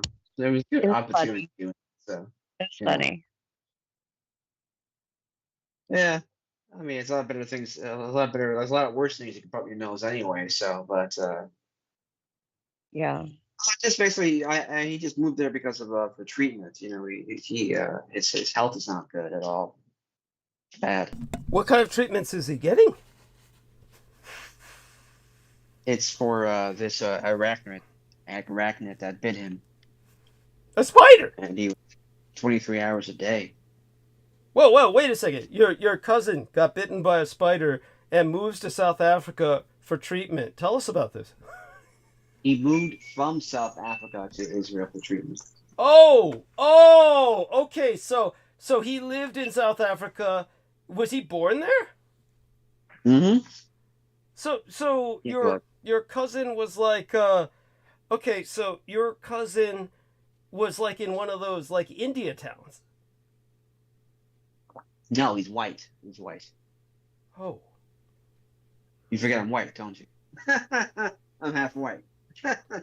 Right. So Yeah. Yeah. your cousin's Dutch? Well, Anglo? too, so anyway, what you said? Your cousin's Dutch? Anglo? What right? Germany, Switzerland, Polish. So is there's some English in my family too, but I'm not 100% sure. I can ask him, right now. Maybe. Yeah, Yes. and so, but he was born in South Africa. Yes. So, and then somehow he got bitten by some, what kind of spider? What? I come from England. Yes, What? I believe so. But majority of our family comes from Germany and Poland and some parts of Switzerland. So it's a whole bunch of stuff. Yeah, of course. But what kind of spider bit him? I don't know. I never really 100% asked him actually. But somehow he got. Was an expedition. Is it- He's a geologist. He's a geologist, and he was on expedition, and some big ass spider bit him that impacted his health so severely that he had to go to Israel for special treatment. Right? Yeah. So what do they do to him in Israel? You said something about 23 hours a day or something like that. What are they doing? I said he used to sleep 23 hours a day. Okay, because of the spider bite. Yeah. So he goes to Israel for treatment. He lives in Israel now, right? Yes. What did they do to him in Israel? I don't know. I don't know. I never 100% asked him about that. But he got better? Yeah, I mean he's still alive. So, but he also claims that being vegetarian has kept him going too. So, I mean whatever works for him. No, but I mean, You know. but he's decided to stay in Israel. He's decided to resettle there. A lot better. He is doing a lot better, yeah. But the pandemic, he really couldn't go out much, so because his immune system is heavily compromised. So, Right. and he is vaccinated, so which is fine. Uh-huh. I don't blame him for that. Right. Of course. But But I'm just intrigued by. So he decided that what I'm curious about is, does he need to stay in Israel to stay alive?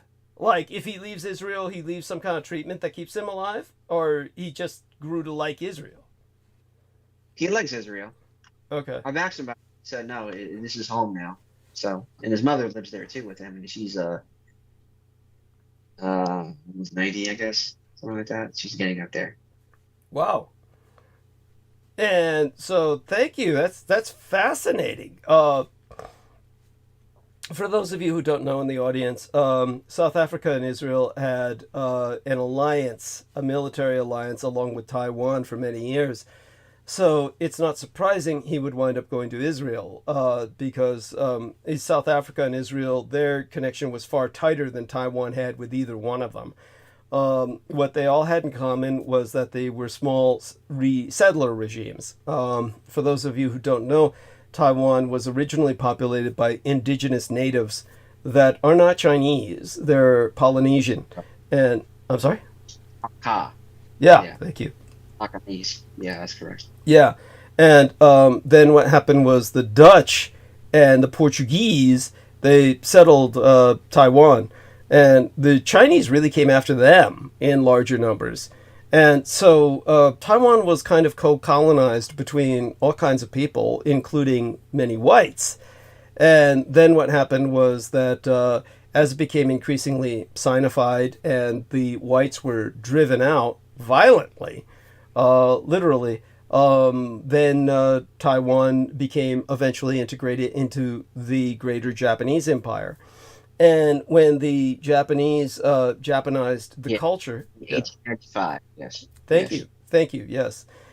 And then what happened was that they became a cosmopolitan kind of culture, but they're predominantly at this point ethnically Chinese. And but they're the only people that ever overthrew European colonialism. There's no other culture that successfully overthrew European colonialism. But as it's a really good, go on. It's a really good series that talks. It's about the attack on the USS Rover. And you know about that, right? Well, go on. Say the name again. The USS Rover. Rover. Well, go on about what happened. Yes, tell us what happened. Yeah, it's a show. It's called Sequel. I'm probably pronouncing it wrong, of course, but it's a fantastic show. It's a real. It came out in 2022. It's a really good show. Sequia with apostrophe there. I'm sorry. Dang it. No. If you can provide a link, that would be wonderful. Yeah. Just find I understand. I'm just trying to. Yeah. I'm spelling it wrong. Oh, no worries. And SEQUULUALU.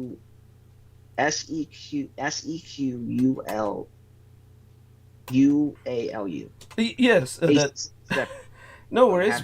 You just like I said, a link will be fine. I'm not going to be writing that down on a note, but we certainly have that available for people to re-listen to and look up on their own.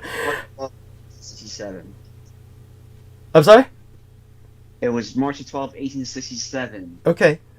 Fascinating. USS Rover. Interesting. American merchant. Yeah, you probably didn't know about this. I didn't know either. So I well, you're not talking about the one that got caught up in Korea, are you? No. Okay. This is in Taiwan. This was in Taiwan. Yeah. Formosa. Yeah, I may not have known about this. Yes, so I'll be happy to find out more about it. Yes, by all means, do me a favor, since you spelled it out, type the name at least. If you can't find a link, type the name at least into the text box here, or into my private messages, and then that way I'll have something to work with, and I'll look it up and see if I ever heard of this before. And yeah. So I just look at my computer here. Mm-hmm. It's a really good show. Okay, good. So I'm happy I learned the history of this show. Yeah. I actually won the actor who was playing as the king. He died from cancer right before the show came out, unfortunately. Who died from? An ethnic Aborigine Hakka. So actually, she was indigenous. It's a shame. It really is. Right. But the Hakka are not the indigenous people of Taiwan. They were there for a long time. Yeah. The river pirates, yeah. Yeah, exactly. Well, I'm talking about the Khalod tribe. Yeah. Yeah. I'm talking about him. He an actual indigenous person of Taiwan. Mm-hmm. Had something to do with this film. Yeah, he played as the. He played as the chief. Got it. Excellent. Yes. So just so people understand, so these are the Chinese who came later, the nationalist Chinese, established a settler regime. So this was very similar to a white settler regime, except these were Han Chinese, overwhelmingly from northern China, and very different from the southern Chinese, the Fujian-speaking Chinese that had settled Taiwan for hundreds of years. And so they established a regime over them. There we are. Thank you. Sekalu, Formosa, 1867. Thank you. Perfect. Wonderful. Thank you for this. And what I'll do is I'll just click on that link. Hopefully we don't start a some kind of video which winds up playing loud music. But there we are. Thank you. I can take this now, and I will make certain to save this. Thank you. I'll look this up. So the following go on. Yeah, put in the chat. It's very interesting history. Yes, thank you. And so there, you're speaking of the rover, right? No, I haven't heard of this. The shipwreck of the rover, okay, and on Taiwan. Fascinating. Okay, yes. Oh, if only my parents were alive to see. Because that's fucking garbage, but I'm looking at different websites. I'm sorry, what's garbage? Wikipedia. Oh, yes, thank you. Yes, Wikipedia is garbage, yes. Yeah, I remember the time when my college professor was like literally explaining to you and was showing everyone that you could literally edit any page in real time and put whatever you want in there. Yes, that's so true. It's just, yes, Wikipedia is... What's that? It blew my mind about that. Yes, it should. That's why... Actually, this is an interesting article, too. The rover incident in Taiwan and the making of U.S. Marine Corps small wars doctrine. Okay. Oh, that's interesting. Yeah, provide the link for that, please. Yes. Yeah, that's good. Yes, that's cute. So, yes, by all means, provide the link for that. Cultivated Image says hello. He's listening. And welcome aboard, Cultivated Image. While I'm talking about that, I will also take some of these links. Yeah. I'm sorry, say it again. I said it's a nice long essay, which I like to see. Yes. We don't have too much of that anymore now. Everyone is just with this idiotic TikTok generation. Everything's going to be 15 seconds or less, and for them to comprehend anything, it's bad. In a way, it's a good thing for it to be banned. Yes. Absolutely. You're preaching to the converted. Plus, they have. I'm sorry to interrupt you. They have AI writing their 5-paragraph essays, so they're not even thinking. Yeah, ChatGPT 4. Yeah, I don't like it either. And that garbage is wasting $700,000 a day. It's insane. Yes. The only thing you need for the technical they're really not as bright. Usually they get more intelligent, but generation by generation, but not in this generation, I don't think. Yeah. Yes, thank you. That's quite true. Quite so. It's honestly, people are really... Actually, go on. Marine Corps, I mean to interrupt you so much, Douglas. I'm sorry. No, continue, please. Speaking of the Marine Corps, Zero Hedge wrote an article about them. Mm-hmm. It was a repost article, mm-hmm. but I'll send it to you. It was talking about what they should have been, and comparing to the Israeli military, how they don't waste any weapons. Mm-hmm. I'll send it to you. I'll put it in the excellent. In the chat. Thank you. Thank you. I look forward to that. Back to Taiwan, yeah. What's that? I said go back to Taiwan, I guess. Oh, yes. So, as I was saying, basically what you had was a settler regime on the island of Taiwan, and they united with two other settler regimes, the white South Africans and their apartheid regime, and the quote-unquote white Israelis and their apartheid regime. Because, in a sense, Taiwan had at that time its own apartheid regime. That was something that they were also surrounded by hostile enemies in great numbers, all three of these parties. South Africa was surrounded by the totality of Black Africa and its hostility. The Israelis were surrounded by the Arab states and their hostility. And, of course, Taiwan had communist China on the mainland, over 1 billion people in enmity or absolute hostility to them. So they related to each other as suffering from a consistent chronic existential threat. And the end result, of course, was that they had this Iron Triangle, an unofficial alliance that they felt would help them survive their hostile environments. This resulted ultimately in what became known as the Vela Incident, in which the Taiwanese developed a mathematical code and physical principle by which to cocoon a nuclear test that was to be conducted off the coast of South Africa, near one of South Africa's Antarctic islands, Prince Edward's Isle, which is between South Africa and Antarctica. At the time, South Africa had a base on the Antarctic continent even.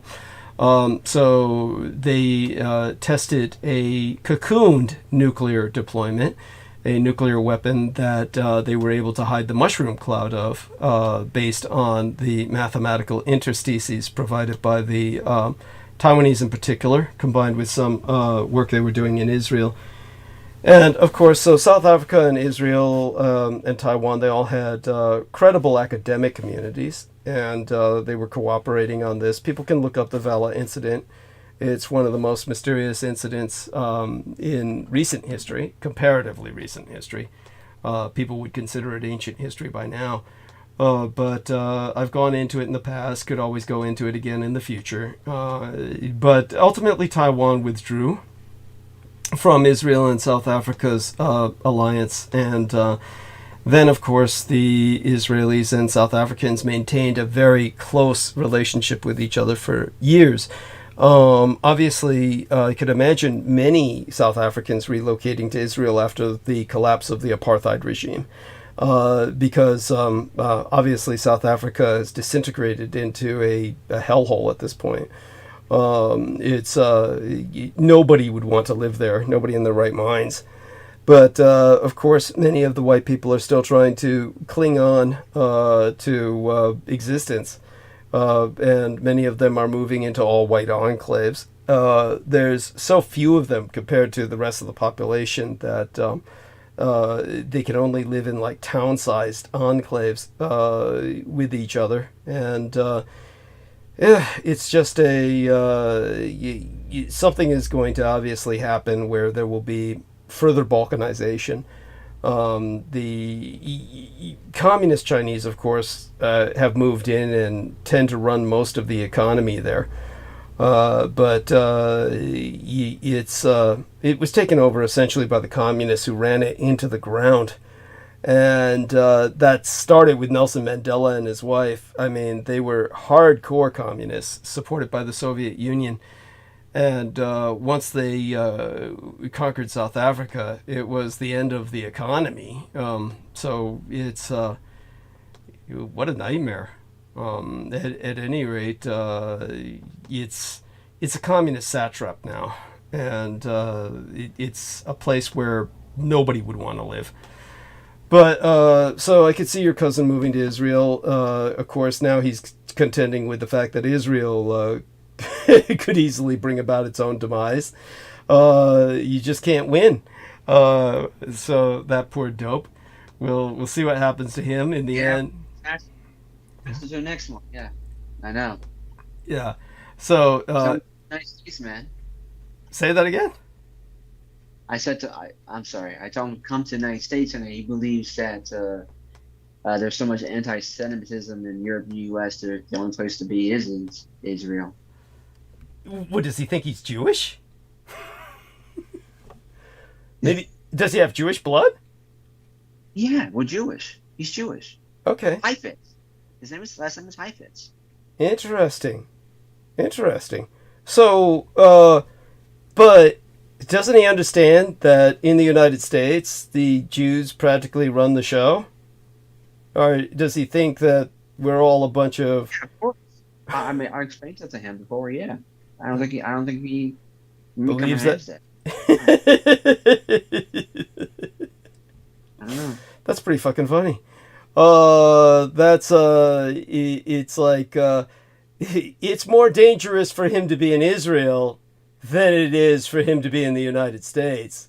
Certainly at this moment in history. Well, that's interesting, and it just goes to show.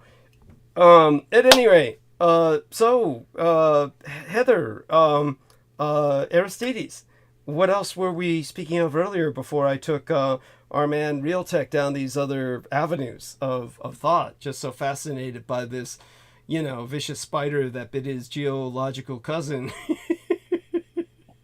the geophysicist. I was wondering where. Yeah. I was wondering where one would find like a nano doctor.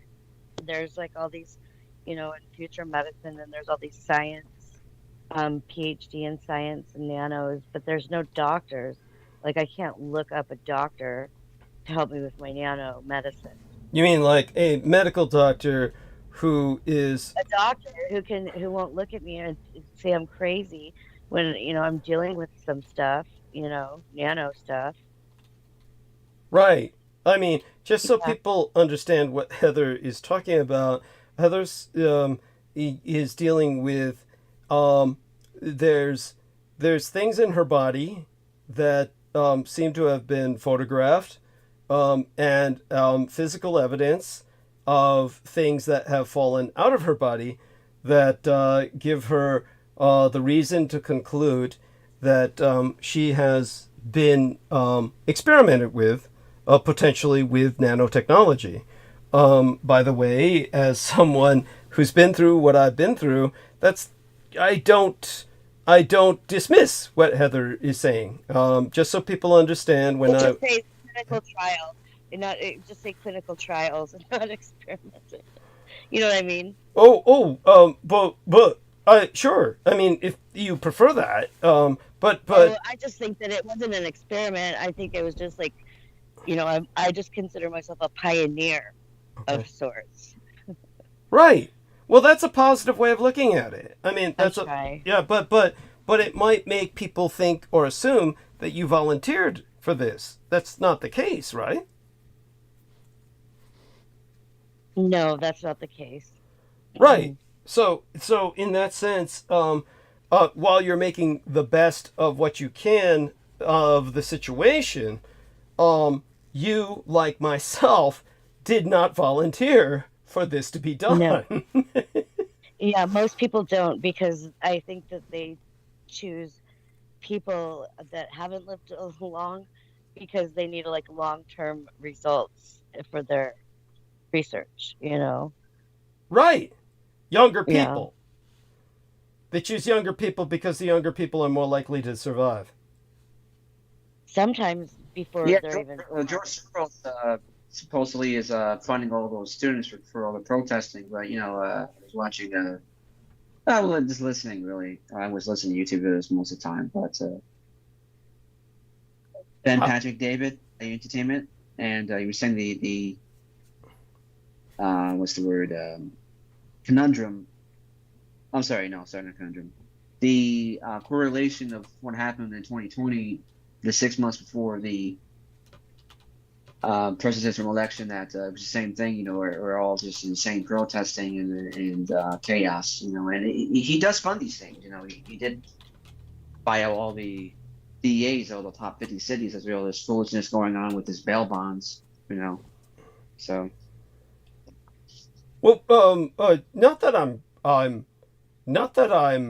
arguing with you or denying what you're saying, but I'm just curious, what's the connection? I mean, you had Heather and I talking about basically being lab rats for nanotech, and then you come in with, hey, by the way, George Soros is funding these protests. I mean, truly he is. I thought you were about the young people and the youth and everything, so I just wanted to say that. So you mean, so this would be an example?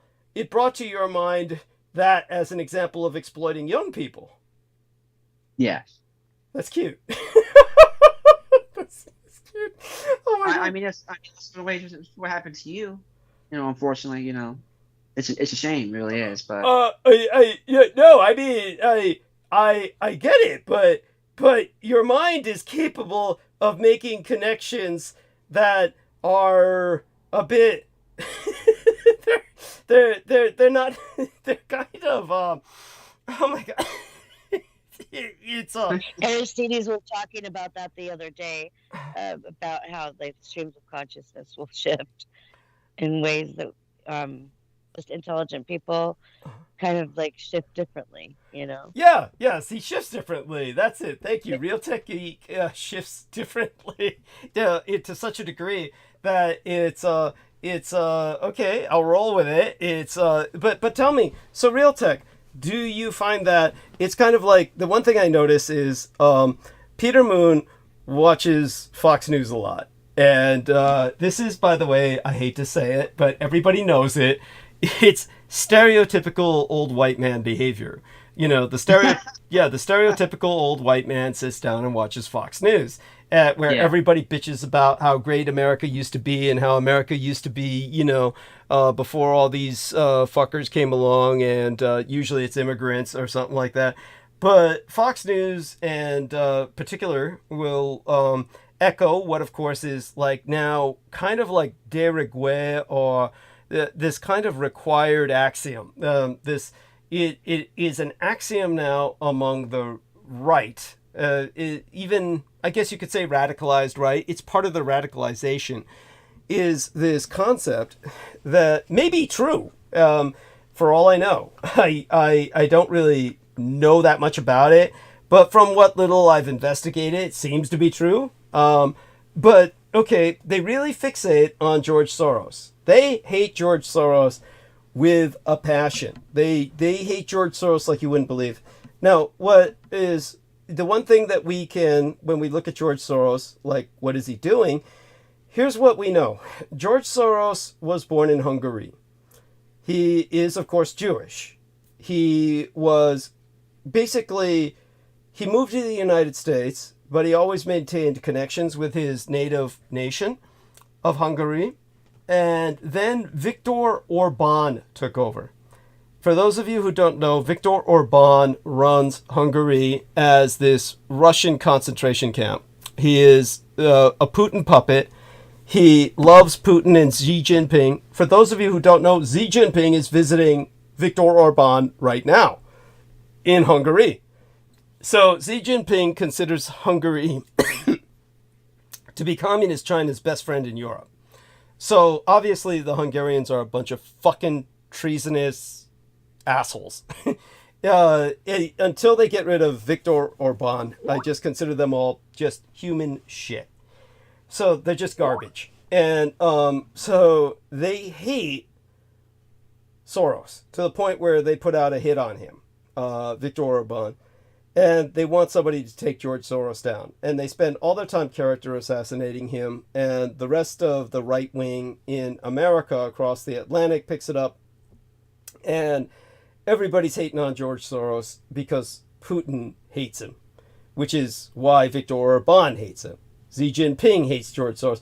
So if all these people hate George Soros, Viktor Orbán and Xi Jinping and Vladimir Putin, ask yourself, why do they hate George Soros? Well, it turns out George Soros funds most of these pro-Palestinian causes because he thinks the Israeli Zionists are a bunch of mass murderous, bloodthirsty assholes.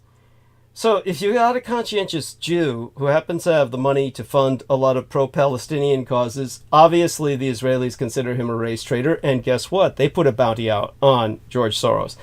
So if the Israelis and Xi Jinping and Vladimir Putin and Viktor Orbán all hate George Soros, and of course, you know, our man Peter Moon turns on Fox News and he's told to hate George Soros. What does this tell you? It tells you George Soros is the good guy. Does it not? Is anybody going to answer me on this? I like him. I've always liked him. He's one of my favorites. Well, I'm not saying... He's funded Black Lives Matter. Is what? George Soros did fund Black Lives Matter. And that is a negative? No, it's a positive. Okay. So there we go with that. So George Soros funds a lot of liberal causes that many people like Peter Moon find. You know, Peter Moon and Victoria-Lauren Hobbs pretty much concur that to them, BLM, Black Lives Matter, BLM to them stands for burn, loot, and murder. They think that Black Lives Matter is some, you know, insurgency. They think it's like a insurgency. But so George Soros is this. Yeah, like Trump got a terrorist organization. Yeah. Yeah. Yes. So George Soros is funding a bunch of liberal progressive causes. He's obviously a liberal progressive, but the people who character assassinate him and hate him the most are obviously the bad guys. So Heather says I've always liked him. I'm not saying he's necessarily likable. He doesn't have much charisma. He's obviously an ugly old man. But hey, he is in a sense a good guy. So when I compare him to the people who hate him, I have to say I would take his side over theirs. This is what, since, Realtek brought it up, that's where we'll go with that. I don't know, Aristides, have you got a thought on this? I'm sorry. No, continue. Go on. Yeah, it's a 60 minutes interview that he said, I guess, 15 years ago, or a long time ago, George Soros was basically rounded up and helped out the Nazis to kill Jews. He said it was the greatest time in his life. I mean, he did admit that in the interview. Is he that old? He's that old, yes. Wow. He's really old. Well, let me see. George Soros born. Let's look this up. Not that I'm doubting you, but it's hard to believe somebody would be that old and still be able to talk.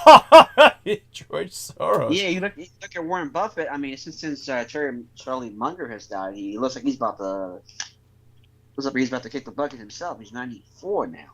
So George Soros is 93 years old. He was born on August 12th of 1930. Yeah, same age. Yeah. Okay. 1 year, yeah.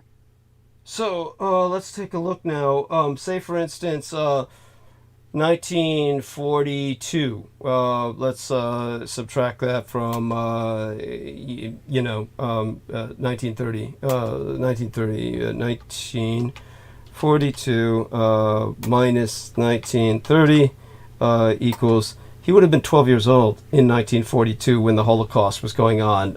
I doubt he could have been collaborating in helping to round up other Jews, unless he's just pointing at them. But Soros admits to activity. Okay, I mean, I'll take a look at this stuff, but you get what I'm saying. The guy would have been around 12 in 1942. It just strikes me as then 13, 14. I mean, he would not have been very old by 1945 even. So he couldn't have been participating too much. Born in Hungary, he lived through the Nazi occupation, which resulted in the murder of over 500,000 Hungarian Jews. Of course, this is what the Hungarians did. It had nothing to do with the German occupation. As I was pointing out the other day, this is all said by the satellite states to try and blame Germany for everything they did. And all these Jews were killed outside of Germany. I'm sorry? Larry Thorne? Uh-huh. Go on. You know him, right? Not really. Tell us about him. The soldier with 3 armies. The soldier with 3 armies. Well, go on. Tell us more about him. Yes. Well, that was more of his American name. Okay. Larry Thorne. Okay. The Finnish soldiers that fought under 3 flags. Finnish army. Oh, yes. So go on. Yes, tell us again about. You're talking about the movie made My Way, like it's kind of like the Korean guy. Yeah. It's kind of based like that. Yeah, in a way. Yeah. Mm-hmm. Yeah. Go on, and so you brought him up to your point being. Oh, what you talking about? What the Hungarians did to? No worries. I'm just looking at what you sent now. I'm looking at some of the things that you sent. But by the way, just out of curiosity, Aristides, are you still with us? Just checking in with him, seeing if he might have fallen asleep on us. Oh, he's somewhat. Also, something about the House-of-Hāšhim thing here. Record 140, record volume 152, number 125, 29. September 29th, 2006, about George Soros' account of his guilt-free record of George Soros. I don't know. I want to find the extra record about this, but Nazi-occupied Budapest. Mm-hmm. Mm-hmm. It's an essay basically on it in a way. So Okay. I'm trying. I want to find the actual congressional record because this one's an offline record. Okay. Well, I thank you for bringing all of this up, but certainly something to look into. As I said, It's the same thing too. I'm sorry, I didn't interrupt you again. I just want to. uh-huh. People were terrified and upset about last year. Remember in the maybe you remember or not, in the Canadian Parliament, they were celebrating and clapping for a Ukrainian soldier that fought with the Nazis. Yes, in Canada. Yes, go on. And of course he was being vilified, and they had to resend it and everything. It's just a foolishness. Yes, thank You you. know, Yes. the Russians were horrible. Yes. The Germans were. Thank you. Yes. You know. Yes. Thank you. No, I appreciate. It's another more historical. It's just another foolishness and this. It's called the mind share. You know, of this. You know, it was a great thing that he did. You know, it was the same thing with Larry Thon who fought against the Russians. Mm-hmm. You know. Yes. The Soviet Union. Yes. They're hard. Yeah. But know, I mean, continue. Yeah. No, keep continuing, please. You're doing fine. There's a stupid movie called in 1980. I'm trying to remember the title of the movie now, but he directed Striker. But it completely vilified the Germans of what they do, especially with the rape scene. Right, of course. I'm trying to remember the title of the movie. I actually believe that was actually shot in the setting actually is supposed to be, I believe, is in Ukraine actually, because it was mostly about the extermination of Russian villages. Just turned into the title of the movie. You're not talking about the one titled "Come and See"? Yeah, that's the one. Yeah. Okay. Yeah, that fucking bullshit movie. Yes, thank you. Yes. And so, by all means, yes, tell us more. Give us more as you understand it, please. Well, the movie is shot as a like a horror movie. Yes. And it's interesting. Yeah, and it's interesting that it's shot also as more of like a talking point type of thing. Talking head, I mean, and like like what they call today in YouTube blogging. So it's shot like that, and it's of course it's in 4:3. I'm happy it was never restored by the Criterion company in like a 16:9 or 2:39. It's not an easy movie to watch. A lot of times I watch these movies when I'm eating, so yeah, I lose my appetite after a while. By the way, just so people know, as I said before, the film Come and See is a rip-off of the film titled The Painted Bird, which is based on a book by the same name.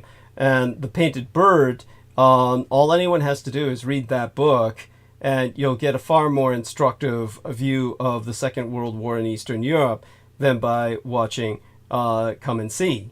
But if you compare the book, let alone the film, to the film, the book will remind you of the film. I don't know. I've never seen the film Come and See, but made actually in 2019 about this. Yeah.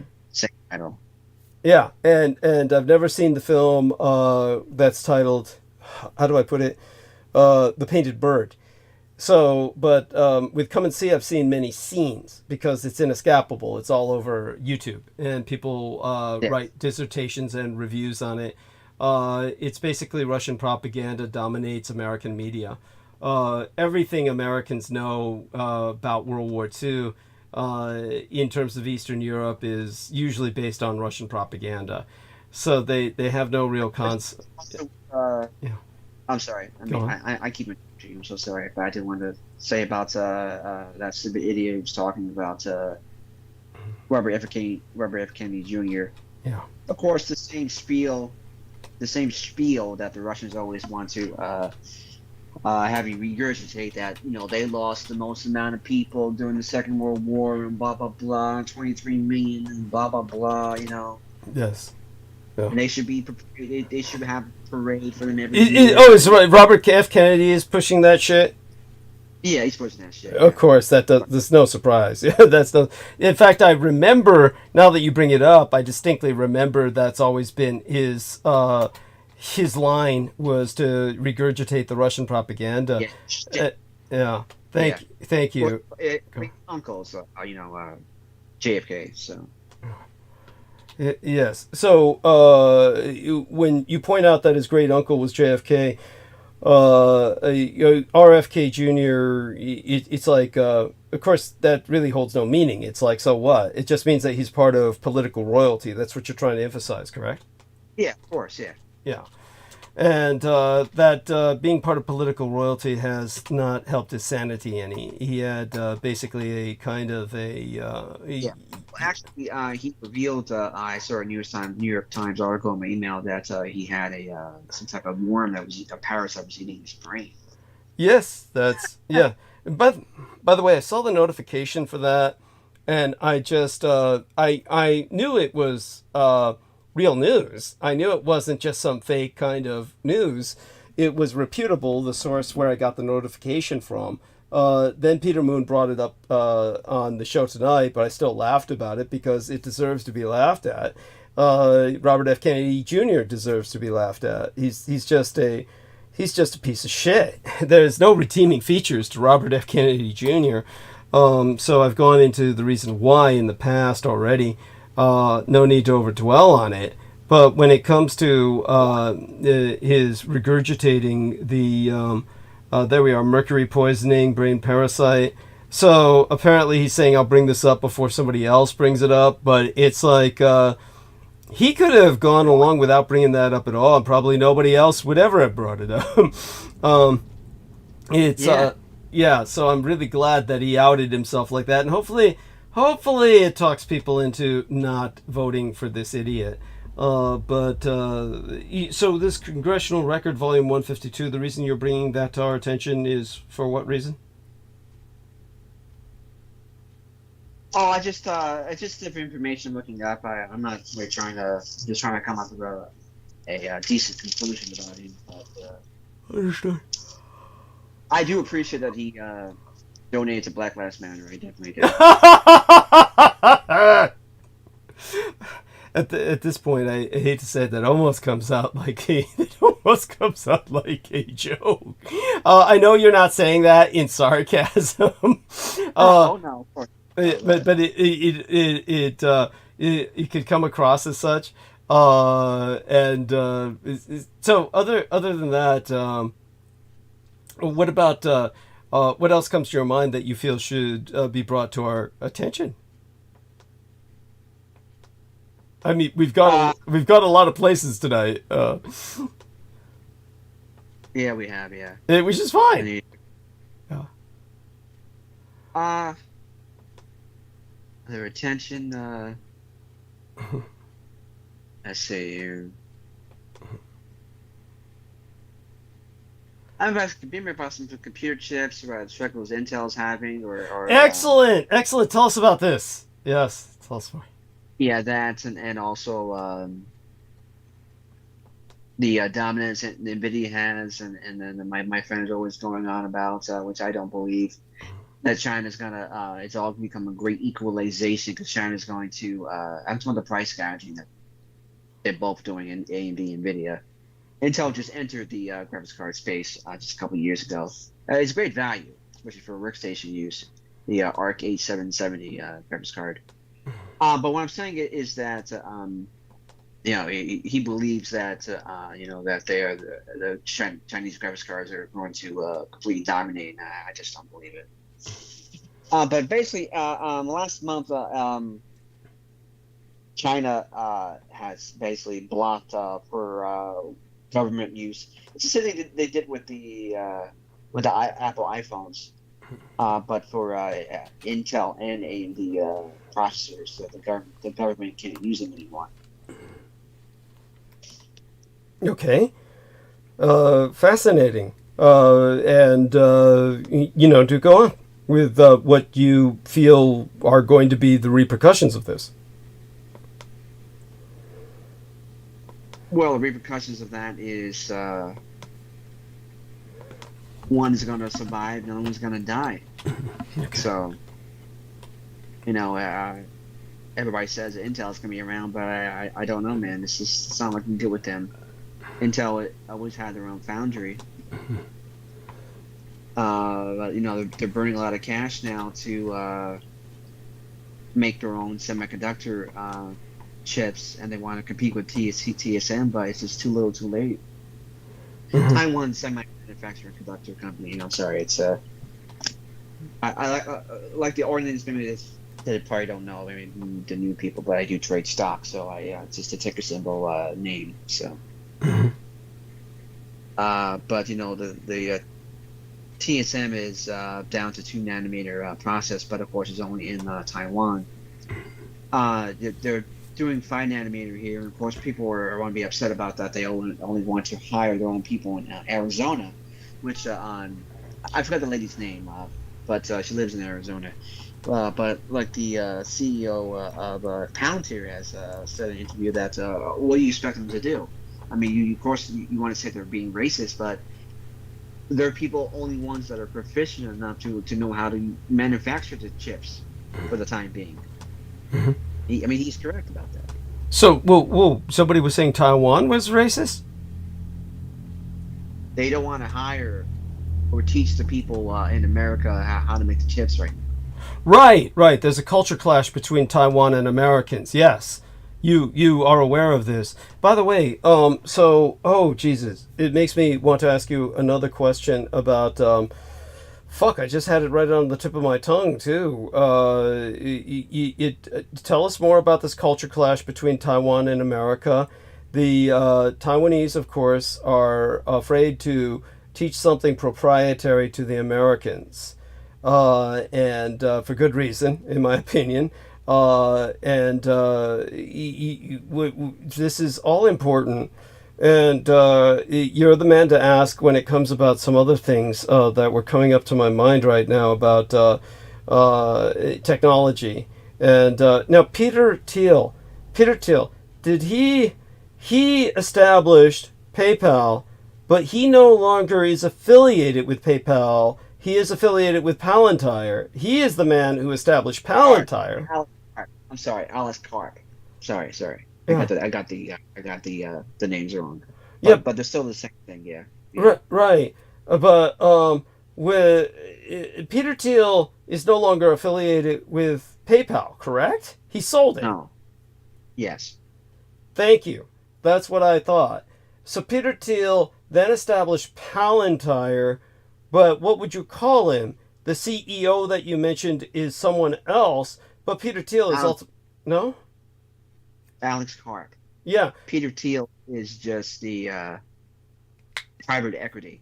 Okay. Investor. Okay. Thank you for that. And such being said, then the... what you're also speaking about is TSMC, Taiwan Semiconductor Manufacturing Company, in their attempts to set up some fabrication plants in the United States.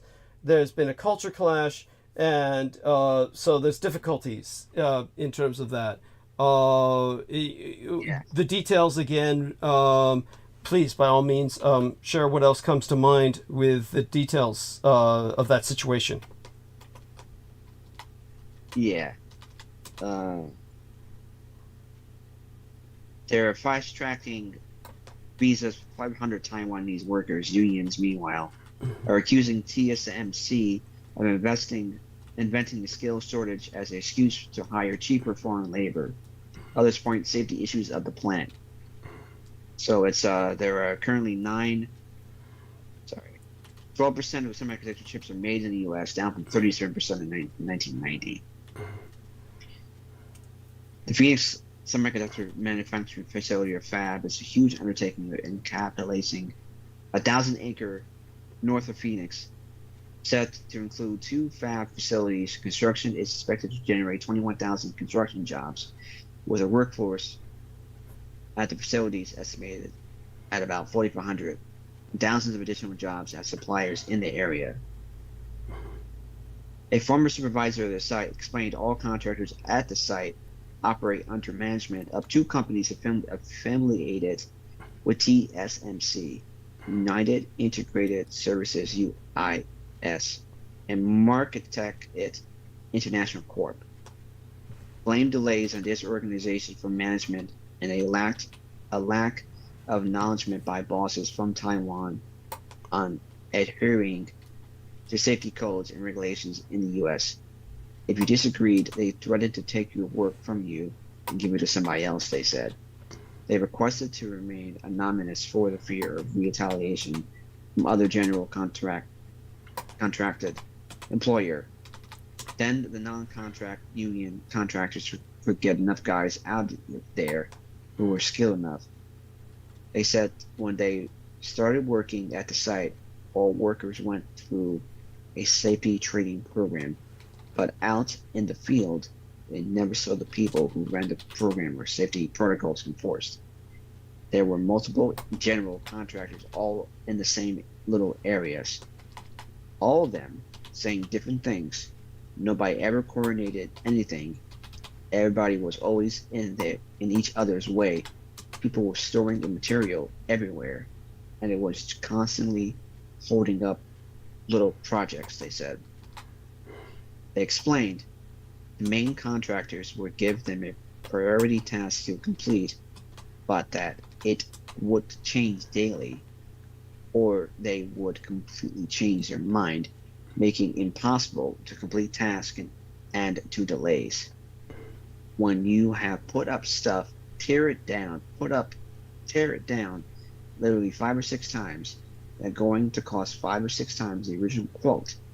Probably more because you have to get demolitions involved, the worker said. This was constantly a whole process. Everything was rushed.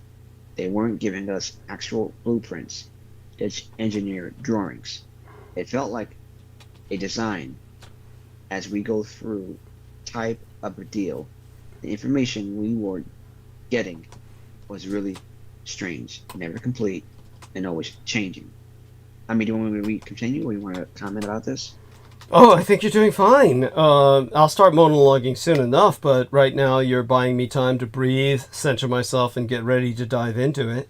So by all means, I want you to try and put this into context for people with your own understanding of the situation, and let them know, of course, that this is, of course, understandable that the Taiwanese would behave this way. Look at what they're dealing with. The Americans cannot be trusted any more than the communist Chinese. Right? Right? Is it with the the communist Chinese figured out a way, patents to make a smartphone battery last on nuclear energy for 50 years, and then the U.S. complains and whines that they stole our technology, but it's like, you fucking probably just traded them anyway for fucking secrets or for manufacturing, so what are you complaining about? Yeah, yes. Yeah? Yeah, yes. It's, I hear you. Of course, it would be a question asked by some people listening. They'd just be curious. Your wife, of course, was raised in communist China, and how is she very political? Does she follow all this and get kind of upset at, how does she feel about all this? She's not very political at all. Okay. And is she glad to be here in the United States, or does she go back to China to visit her relations, right? Yeah, she goes back, yeah. And does she ever worry about a war between China and America, or a war over Taiwan? What does she sometimes ever consider that? Last year, yeah. What's that? Oh, I said she was talking about that last year. Uh-huh. Yeah. She was talking about World War III once Uh-huh. because of what's happening in Israel and Ukraine and everything. Mm-hmm. Yes. Yes. It's just I keep telling her that it's going to happen. They're going to try something. The communist Chinese. Mm-hmm. It's just the same thing will happen with Ukraine. That nobody wanted to believe that Putin was that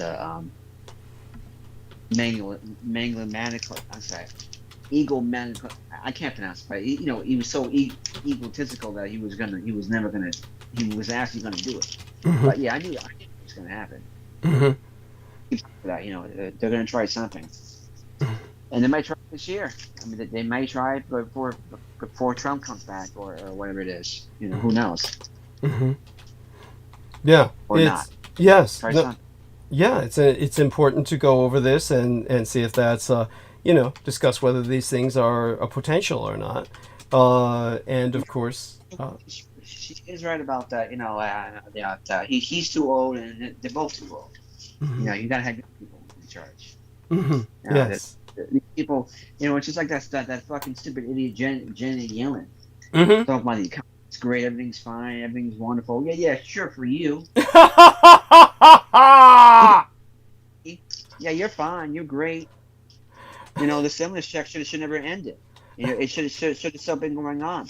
Everyone want to voluntarily follow the government and go through all this, all this stuff, Yes. You know what I'm saying? Yes. Yes. Really, this fucking stupid Trump, that fucking idiot. I mean, this is exactly what I'm going to go on a rant about this. I'm sorry I'm talking too fast. What I'm saying is that, and I found about this from listening to, what's his name again? Peter Schiff. Uh-huh. That Trump wanted negative interest rates and he wanted to fire Jerome Powell. And he can't fire Jerome Powell. And he's talking about when he becomes president, he wants to end the Federal Reserve. You can't end the Federal Reserve just like that. But anyway, Trump wanted negative interest rates. So all the problems we're having here, everything's Biden's fault. No, it's not his fault. This is this fool's fault. He wanted negative interest rates. He wanted the stock market to be pumped like crazy. So we're dealing with repercussions of this fucking fool. It's not Biden's fault. It's Trump's fault. Yeah. Yeah. The money was printed 2 times more than ever was in the history of the country. Yes. That's for the rate of $25 trillion, and they're projected to spend $1.1 trillion extra in the next 6 months. Yeah. It's not about sending money to Ukraine or Taiwan or Israel.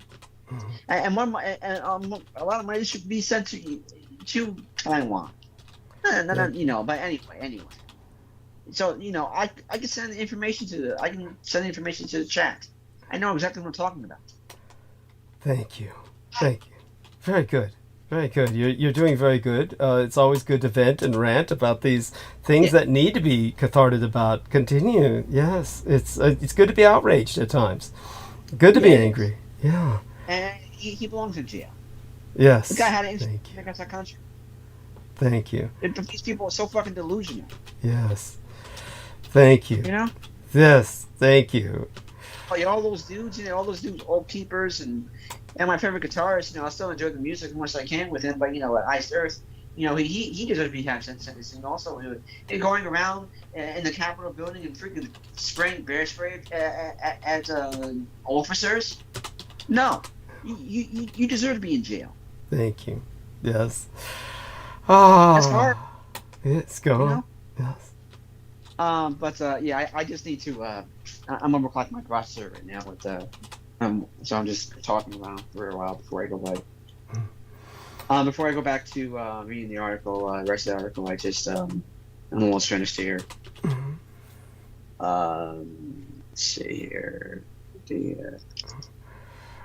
I'm just gonna do this. This is a lot of fucking power, though. But all right, let's see if that works. Well, it's a tiny. Yeah.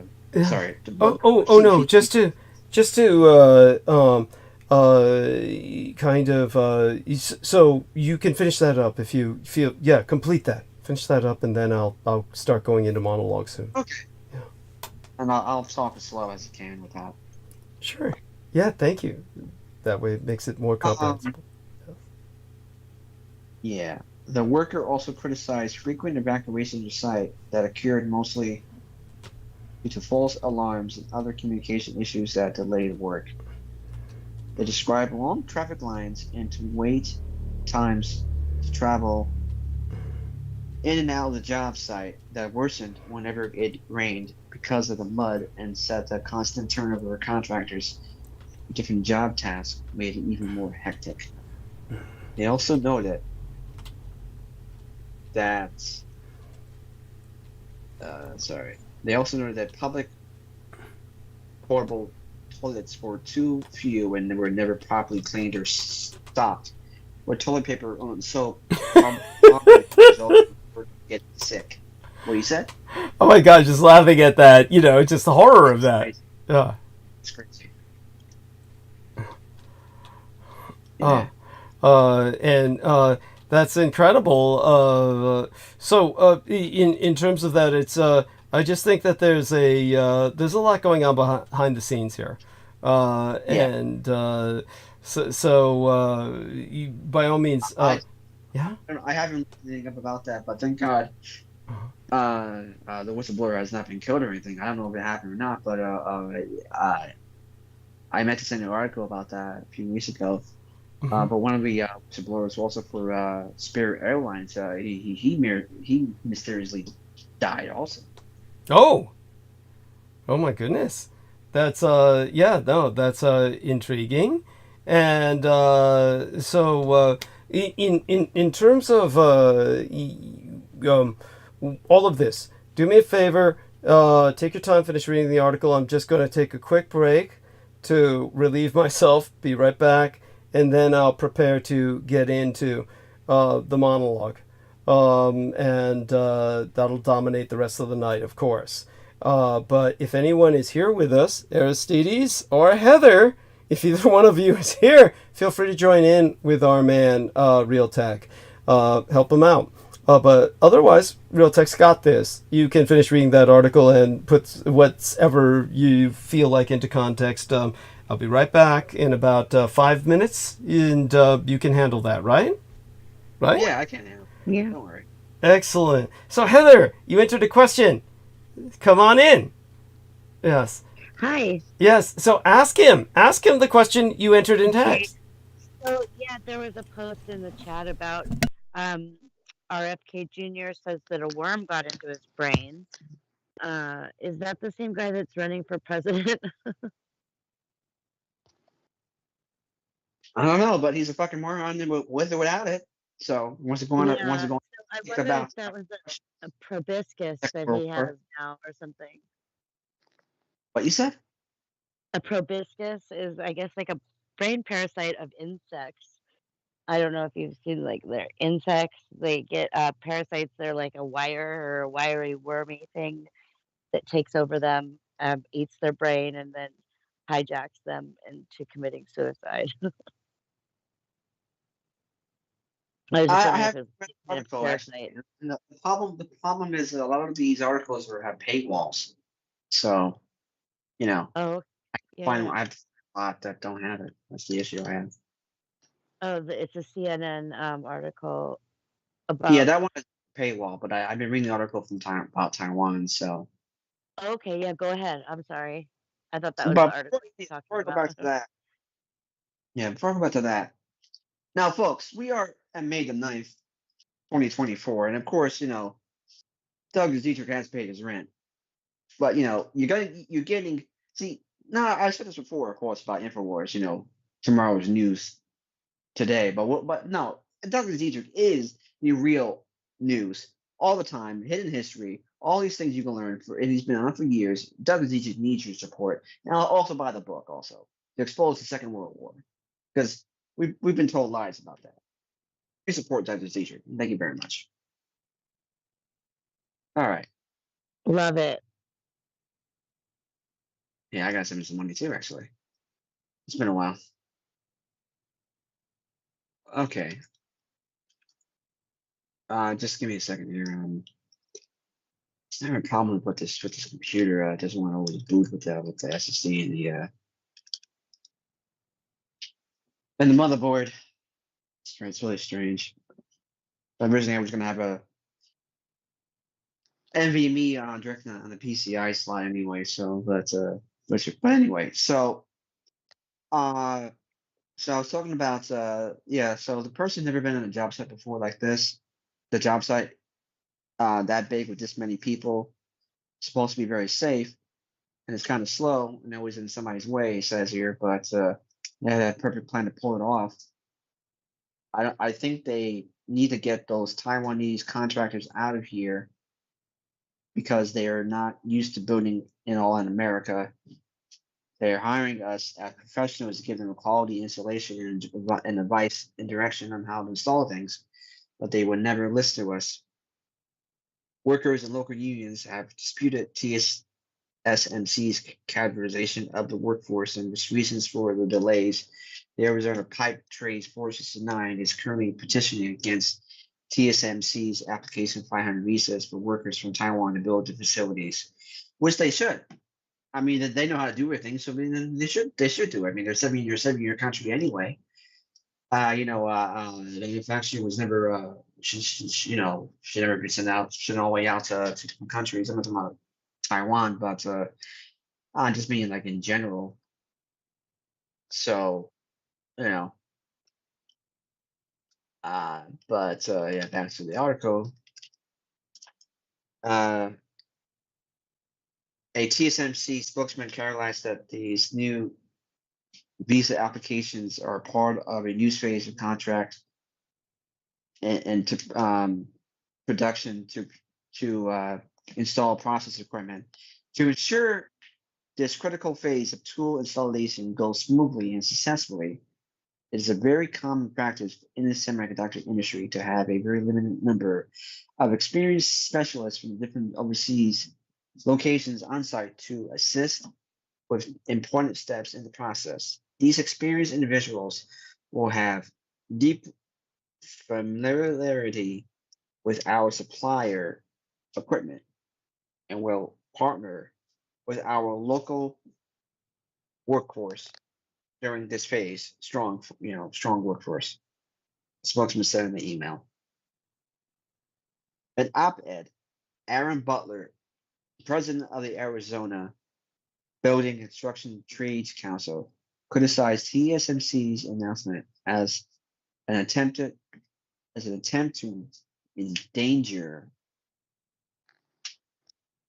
American jobs and disputed claims from TSMC's that the U.S. workforce lacks the experience and skills required to complete construction. Oh, well, they're right. Let them build the damn thing. Let it get done, and stop blocking them. And then once it's done, teach how to do things, and that's it. This reminds me of the Japanese workers having problems with American workers and companies during the 1980s. So yeah, blaming Americans for this blaming Americans. Just want people to know I'm back. Continue. Finish up. Yeah. Take your time. Yeah. Take your time. Finish up. Yeah. Okay. Blaming American workers for problems with this project is offensive to American workers as it is inaccurate, Butler wrote. TSMC is blaming its construction delays on American workers and using that as an excuse to bring foreign workers who they can pay less. Incorrect. That's just fucking propaganda right there, talking bullshit. Fuck out of here, man. Don't pay them less, or pay them more. Fuck out of here, man. This is fucking bullshit, man. Yeah, exactly. Yeah, let it up, man. Cause you're fucking Oh, that's great. I remember when I took over the apartment with a lady with a family from Kazakhstan. They were paying the company of the H-1B visa that that Obama was doing, Mm-hmm. and I remember specifically, they paid for the flight, they paid for the food, they paid for everything. They paid for the luggage, they paid for everything. We're paying $7,500 a month Mm-hmm. for corporate housing in New York City. Mm-hmm. So what are you talking about? This guy's a fucking idiot. That's why they found their own places, you know? Mm-hmm. Their own stuff. Own home.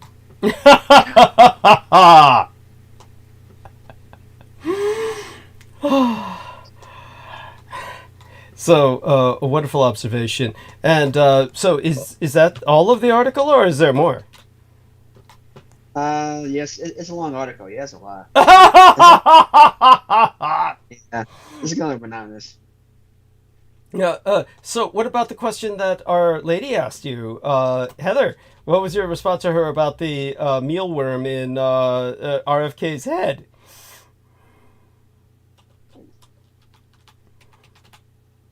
Are you asking me? Yes. Yes.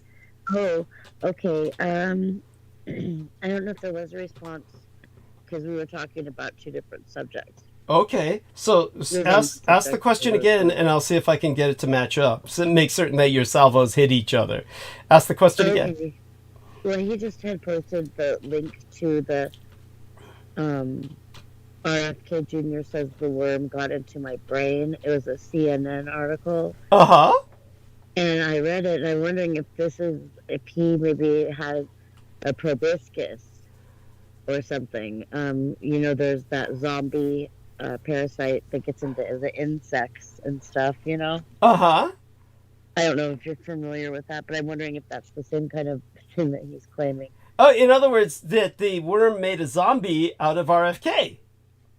That's what I'm suggesting, that maybe that's the kind of... By the way, are you lying sideways talking into your pillow? Yeah, actually I am. I'm sorry. That's why it sounds like you're chewing a giant marshmallow while you're talking to us. Oh, it's okay. I'm really tired. I took a trazodone, so that's probably why I'm marshmallowing. Okay, that's cute. That's adorable. So how about you? Real Tech. Do you feel that this worm impacted RFK to such an extent that the worm may be doing all the thinking? The bidding. Yeah. He just basically one word. Yeah, one word answer. Yeah. It looks like it to me. Look at this picture. Oh my Yeah. God. Wait, but maybe you got some process you, you know? Who knows? Or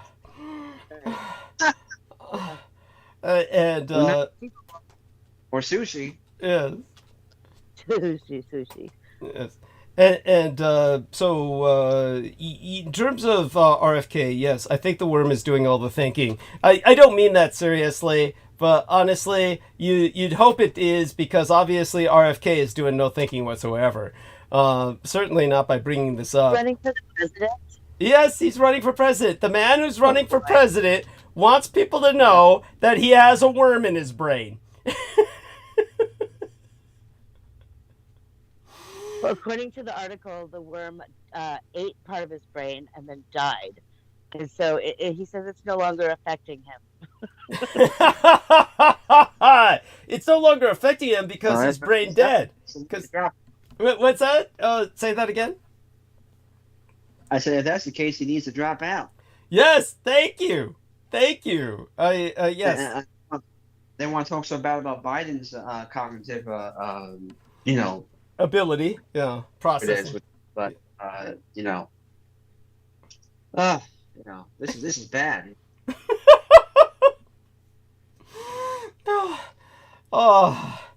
Yes, and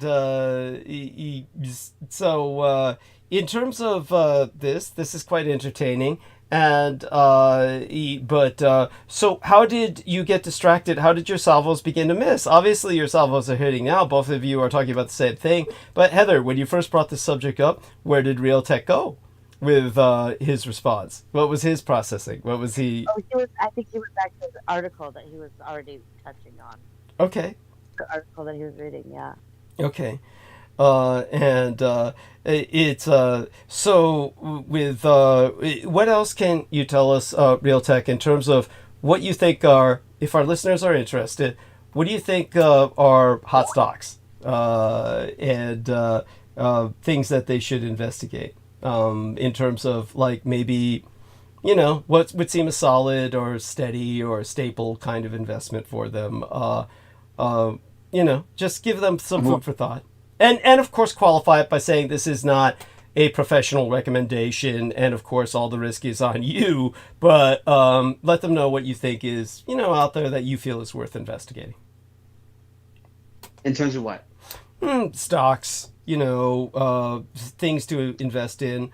I think that you agree with me that Bitcoin's really risky and people really shouldn't bother with Bitcoin.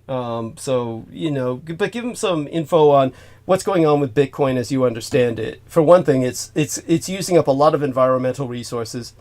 It's becoming quite controversial for that. Tell them what else comes to your mind with it. Why that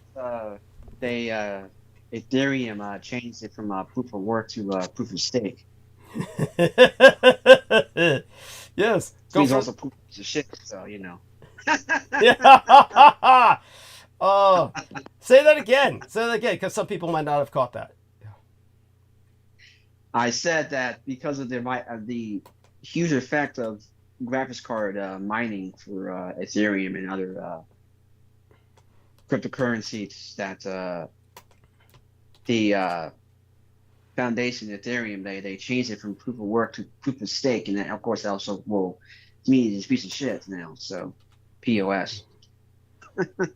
Yes, thank you. Very good. So it's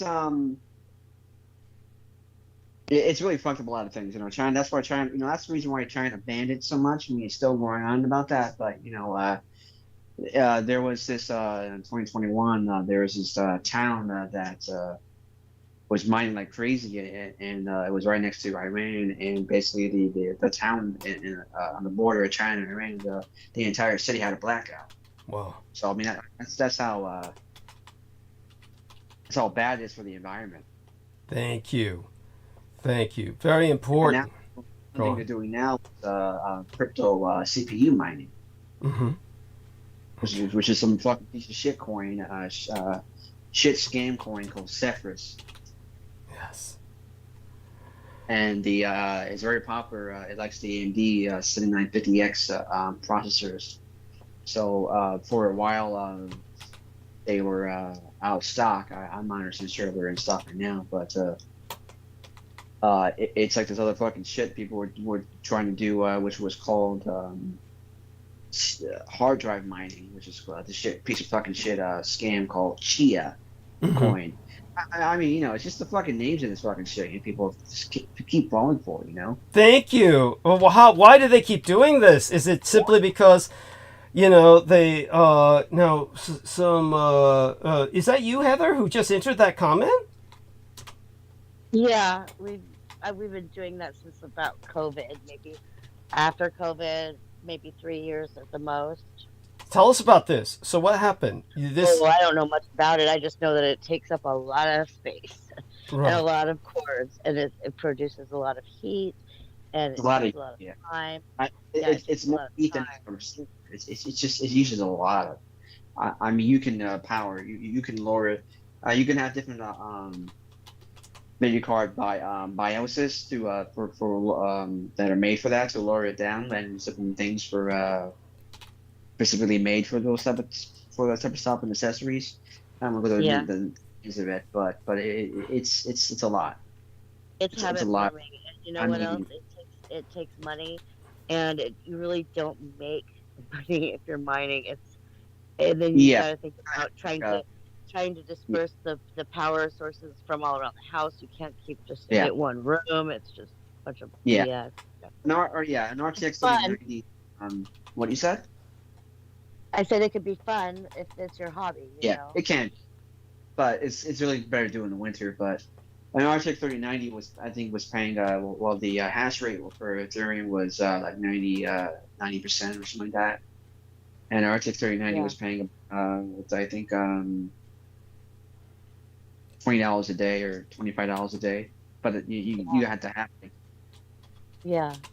For free, Yeah, you it's gotta an have like interesting 100. hobby. I think it's a hobby for Said- geniuses and mathematicians. I understand that, but like I said, you got to have like 20 or 30 of them to make money from that. So Right. now it's kind Right. of gone to the artificial intelligence boom.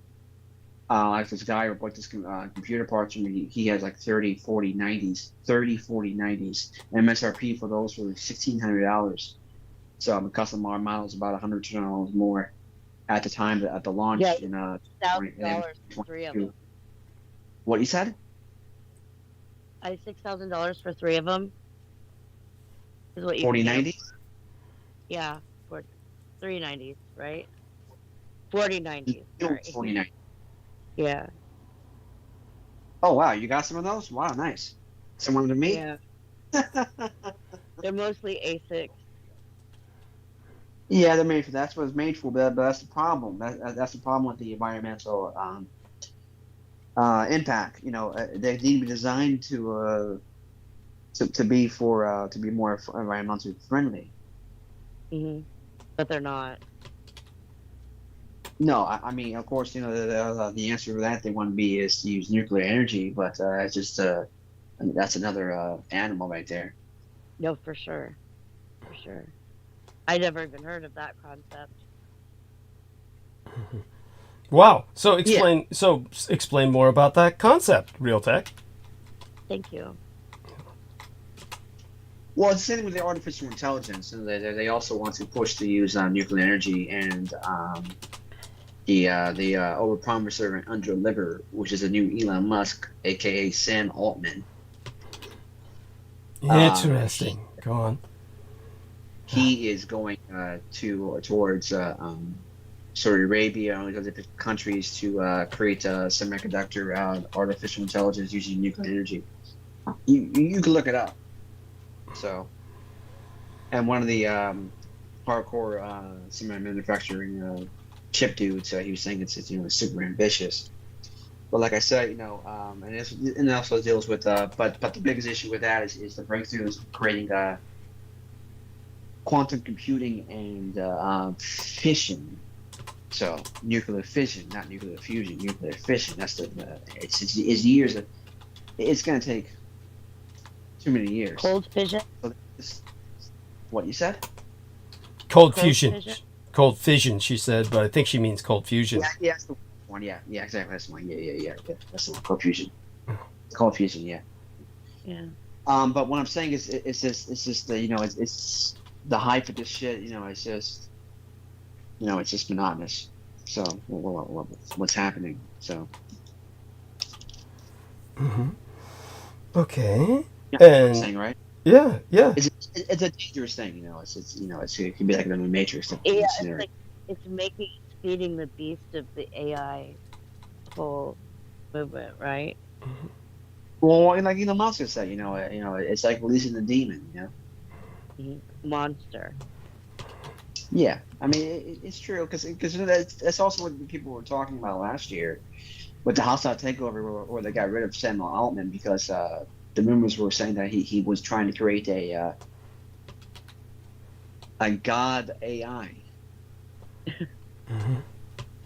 Oh, is that when the Sam Bankman-Fried thing took over? Tell us about Sam Bankman-Fried. Tell us. We had to interrupt the actual real news. Yes. Yeah. And tell us more about your own opinion, of course, of Sam Bankman-Fried, Peter. I mean, Real Tech. Tell us. Well, first of all, I call him Sam Bankman fraud. Take it from there. Come on, let's have some fun with shitting and pissing all over him. He is so disgusting. But Real Tech, give us your skinny on him. Yeah. Well, tell us, what you know about him. Summarize the situation with him. Well, SBF is basically another trust fund baby that thought he could fuck around with scam people. He's just like the other guy, Don Juan, which was collapsed and scammed people with was Terra Luna coin. I remember showing the hell out of that coin. We made a lot of money from that. 3 days short. I was up for 3 days straight. He was basically like print. It's just insane. That's exactly what they call it. Not your crypto, not your keys. You know, it was on the exchange. You know, he was printing fake Bitcoin currency on the exchange. You know, as long as you were actually using the exchange to transfer onto the keys of the wallet, then you were fine. But if you were on using the damn thing itself, you're fucked. So, but you know, he tried to grease the palms of the Democrats and Republicans, and he's still in jail. So you know, it didn't end well for him. And you know, his parents are also funded the World Economic Forum. So I mean, there's that too. You know. So his parents are involved with this World Economic Forum. So he is the child of extremely privileged parents. He's a child of privilege. Yeah. He has no concept of he was so arrogant, so he's just a spoiled idiot. Yeah. They were calling him the philanthropist billionaire, and he was so generous, but it was all fake money. It's all fake. Yes. And ZZ, you know, the one in charge of Binance, you know, he you know, it was a gamble he did, but he was right to call him out with that. But he fucked up too. But I don't understand why he's only being 4 months in fucking prison, man. I think he's getting longer than that, I believe. No, only 4 months. Really? It's funny as fuck. It's funny as fuck. Yeah. And it's funny as fuck because he always had a fucking picture of himself with 4 fucking fingers, you know? Oh, yeah, that's... They find the money, like a lot of the money that was lost. They recovered it or found it, but they didn't, like, lessen his sentence or anything like that. Dude, Sam Bankman-Fried was sentenced to 25 years in federal prison. Yeah, he is. Right. But didn't they recover a lot of that money that was gone? They're working on it, yeah. Well, the other one that they're also working on recovering is Celsius Network. I know somebody, my friend, his friend lost like $500,000 in there. Oh, but hey, you want to fuck around with something that's unregulated, you know? Well, and it was too good to be true. When you get like fucking like what 25, 35%, whatever it was, for interest, what do you expect was going to happen to you? Yeah, it's just like that fucking stupid idiot, Mark Cuban, that fucking moron, complaining and whining about that crypto needs regulation. Yeah, after he loses like $5 billion or a couple $100 million, whatever, something like that, for yield farming. I mean, what do you expect fucking around something that's unregulated? What do you expect, man? And they keep going with the scam anyway. And none of the Hong Kong people are, financial regulators are making Bitcoin ETFs when they never was designed for an electronic traded fund. Wow. If you just want to buy the damn thing, go buy the damn thing and keep it offline on this, you know. You know what I'm saying? And that's one thing that Peter Schiff was right about. And he's right about, but he did admit about that, you know. And that's so Heather, when you were talking about what you were doing with the Bitcoin, you said you actually, on the whole, I presume your boyfriend and yourself have profited from Bitcoin. Is that the case? Broke even. We pretty much broke even. Okay. And so that's even a surprise. And yeah. But no, you should see, like, we have a total nano or another reality room, like, where there's enough stuff pumping and going that they could just have another reality in that room. Yeah. Okay. Thank you. A heliport or whatever. Yeah, there's like a whole farm. In my old bedroom. Now, Oh wow! And so when what about you, Realtek? When you see the Bitcoin and you saw what happened to Sam Bankman-Fried, why do you think Sam Bankman-Fried got 25 years in prison? Tell us what was behind that sentence, which was, by the way, only half of what his prosecutors asked for. They wanted to put him in for 150 years behind bars for this 20 billion United States dollar Ponzi scheme he led. But he still got the high end. 25 years still puts him at the high end of the sentence for sentence length in prominent white collar fraud cases. So there's some justice being carried out here. But I always said it was his arrogance. What do you think was it that got him, finally plugged, so to speak? Please.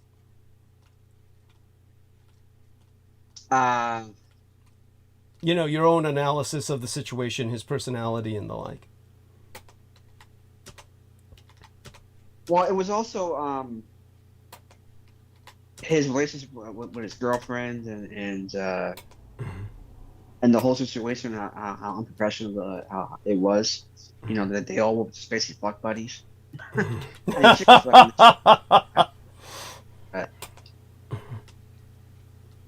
There's that, and he just printed money out of thin air, Mm-hmm.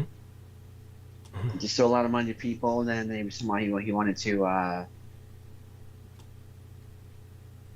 make a new company and everything. It's just the whole situation was insane. And then watching the price action of Bitcoin just going down. I really expecting to hit $10,000. It really was. I would have bought more of it right then and there, but I bought them at 16,000. So I'm a long-term holder. I've had it for years. Okay. Keep it offline, and I'm very fucking paranoid how when I buy it and this and that, when I use it. So I'll plug the damn thing in. So I do really safe with that shit. I don't want to get fucked up, Mm-hmm. Yeah, don't blame you. And yeah, I have a lot of it. So I don't want to get missed. I have to be very, very careful when I do it. So. Yeah. He just was just really arrogant, and he tried to be like an Elon Musk, playbook. And it's not going well for Elon Musk either. He's gonna be broke in a couple years. That's where he wants his $56 billion. Yeah. Yes. He's got to pay back Twitter. He's got to pay back the financial regulators they borrow from, the JP Morgan Chase. And the funny thing about that shit too is the robot. Yeah. It's fucking, if you really watch the robot moving around and shit, it's just fucking person and the damn thing. Interesting. Repeat that again, because that got kind of glitched. It's just a person. He's in basically presenting themselves. Yeah, go on. That's it's not a real robot. It's a person that's mechanically moving it. Yeah. Okay. Interesting. But anyway, no, he's probably made up with this generation, and he should have been longer. He should have been 125 years. Yes. It was a huge Ponzi scheme. Fucking, you had all these YouTubers, meet Kevin, Tom Nash, all these people that are still on YouTube. People still want to fucking follow and shit. I mean, I follow, I listen to, I believe every person, whoever it really is, fucking dumb or stupid, whatever it is, there's always information there to learn from. You know what I'm saying? So I listen to all those, I listen to a certain amount of people that are pretty good, but all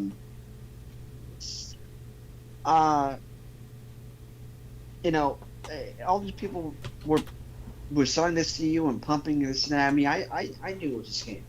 I knew. I'm very good at researching stuff, and I'm very paranoid about different people and different things. So I knew what was up, and I warned people about it also to stay away from it. Yes. But it's a shame what happened, and it's sitting with Celsius Network. Man, I think the U.S. government recovered. I think about half of the money now, or $9 billion. Mm-hmm. So there is progress with that, but it's it's just it needs regulation, and in my opinion. But the problem is, it's the same thing with the scare. All these fucking idiots want to put out with and buy my course, and buy my housing, or buy this and that. They're gonna have a CBDC, and gonna regulate your life and tell you what to do and this and that, and carry you home and go hold up gold and hold up cash and blah blah blah and this and that. When even the Federal Reserve, Jerome Powell has admitted they don't have a plan of how to utilize and roll out a CBDC anyway. They got no plan. The fucking government is fucking stupid, man. They're not smart. They're not diabolical and all this shit about 1984 and this foolishness. And I'm not talking out of thin air. You look at clips about him just this year. The Federal Reserve had Jerome Powell saying that they don't have a plan of how to use a CBDC anyway. So they're probably going to use Bitcoin anyway. And have cash. Wow. Like Cyberpunk 2077, they have cash and they have digital currency. The cash is tied to digital currency. They chain to it. That's probably what's going to happen. So, you know what I'm saying? Does it make sense to you, Douglas, or the audience? Oh, God. Much of this does not make sense, of course. It goes without saying. But definitely, we're glad that you're putting this into some perspective for us so we can get, the perspective that we need. It's a strict nation,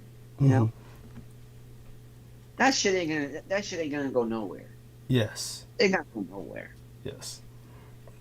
Thank you. That's quite true. Quite true. I agree with you. And very important that we discuss this. Thank you. I'm going to go into monologue in just a few moments. I just want everyone to know that we could never have gotten to this point without Real Tech. Yeah. Happy show. It's been a long time, so. I love it. I love the way that your listenership goes all around. Like you've got. Now I realize you have one of your biggest fans in New York City. On the map. It just seems like we're just so much different. The only common factor that I think that if we're all in a room together, is that we love you, Douglas, and we want to hear you model. For sure. I hope I meet him one day. I just hope he doesn't suck my blood. Well, I mean, that's delightful, but both of you have made this so delightful. You're both incredibly, you have no idea how important both of you are to me. And but you haven't been on for a long time, Real Tech. Tell us a little bit about why you've been reticent to come back on. What's been going on in your life? There must have been a lot of stresses. Yeah, there was a stress. I was a little nervous one time after my wife had some issues. I think she had a psychic vampire attack. Okay, tell us about this. Share with us what you're willing to share about this. She's basically it was a few days after being in your show that one time. I got really nervous about that, and she woke up and she couldn't move her neck, and her neck was really hurting. Mm-hmm. And I've experienced that before myself too. Mm-hmm. So I knew that was a second vampire attack. Okay, go on. I had to get a medication and everything. Okay. So I helped her. I prayed against the demons, and And did it work? Was. Uh-huh. So. Uh-huh. And I want to take a break sometimes. I'm a mixture of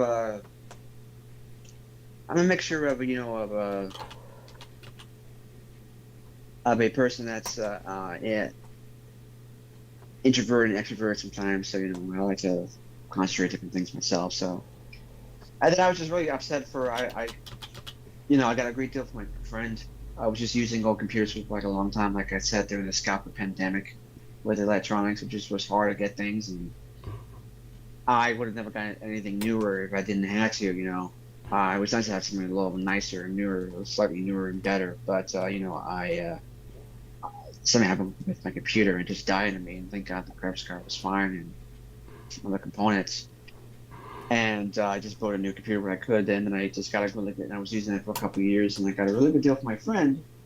And then I got when I call the other guy to build for me, I call him the AMD idiot. Up until this point, I really could do simple things like changing RAM or removing my graphics cards or things like that. I had never learned how to like build a whole thing, and I'm learning how to do it now. Well, the AMD idiot sabotaged my computer and my build.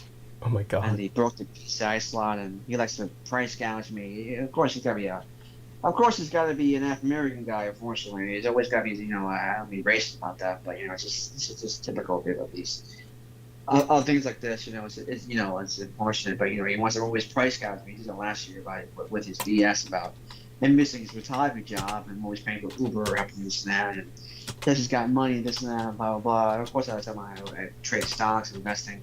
But anyway, that week I told him about stock, and you could trade to make money from, and he didn't do it. I don't know why.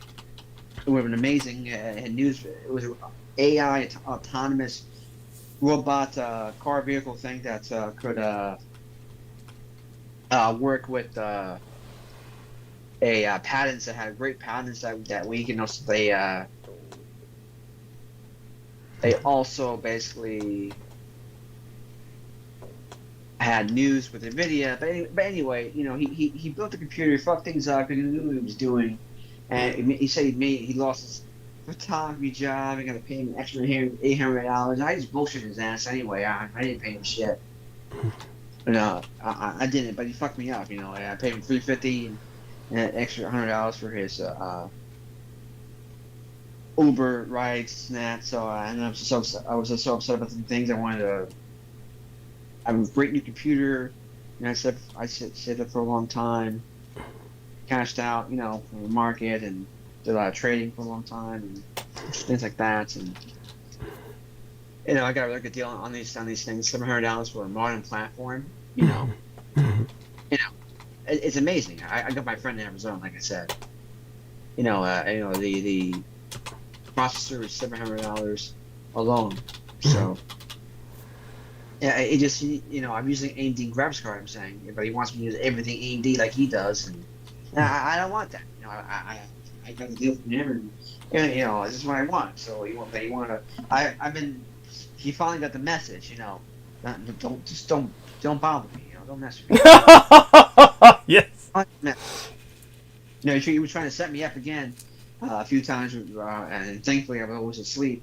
Not to, to photograph some model because he's a photographer. He is a professional photographer, but probably would try to set me up again. So and he claims he doesn't need my money. He got hit by a car, and of course my friend was saying, got him like ugly. And I agree. It's a warning from the universe to stop being a fucking greedy son of a bitch. Yeah. His friend dies. I'm offering a New York Comic-Con. He commits suicide, and I'm offering to pray to God with him. And he doesn't want to do it. So, that tells you, whatever he wants to pray to, whatever. I don't care. He was really upset about that. One of his best friends, Attica, committed suicide over the bridge in 2019. Good God. He was a streamer. Oh. Maybe you know him or not. It was Nintendo's biggest proponent. Interesting. So, wow. Yeah, black guy too, but great guy. But he had no mental illness. But being this guy's friend, I mean, I don't blame him. Price gouge your ass, Mm-hmm. Yeah. Yeah. Go on. Thank God, I think I'm not talking to him. I'm just staying far away from his fucking ass. I can't mess with this guy. Yeah, it really missed me for a long time. I've been very, very upset for a long time. And I just had to get a new motherboard. I need to change out the part of that, and it's a long process of doing that stuff, and then send the other one to EVGA before they go out of business because they are going out of business. It's unfortunate. So I need to get that fixed for them before before they really shut down everything. So Thank you. Thank you for sharing that. Very important. And what I'll do now is I'm going to ask you to stay as long as you want. And if you feel you have something to contribute that you feel is relevant, go ahead and jump in, as always. And anytime you want to just check out and go to sleep, that's fine too. The same with Heather Holman. And Heather, mwah, you know I adore you. Both of you, for the moment, say good morning to everyone. I'm going to, as soon as both of you say good morning, I'm going to then credit the people who have made recent contributions, and then I'll get into the monologue. So, dear Heather, first, say good morning to everyone, if you would be so kind. Good morning. Yes. And wonderful. You, no, didn't say that, but... Oh, what else do you want to leave people with as a good thought for coming? Just thank you. Don't forget that Douglas, he does this because he enjoys it, but he also does it for the benefit of mankind. So don't forget to donate. Yes. Good morning. Oh, you're an angel. Oh, bless you. And a dear real Tech Geek, do share with us, a good morning, if you would be so kind. Hello, everyone. Good morning. Yes. Enjoy the monologue, Yes. and please support Douglas Dietrich. Yes. National Threat. Oh, thank you. Thank you. I'd love to hear that so much. Repeat it.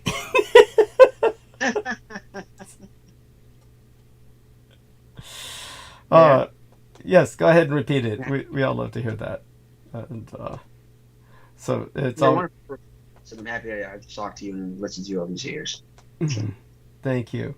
And of course, thank you for everything that you've brought in terms of sharing with us information that you found out over the last, since the last time you spoke to us. You've been through so much. And of course, I'm just, we all pray for you and hope that you maintain yourself in good health, along with the health of your wife, obviously.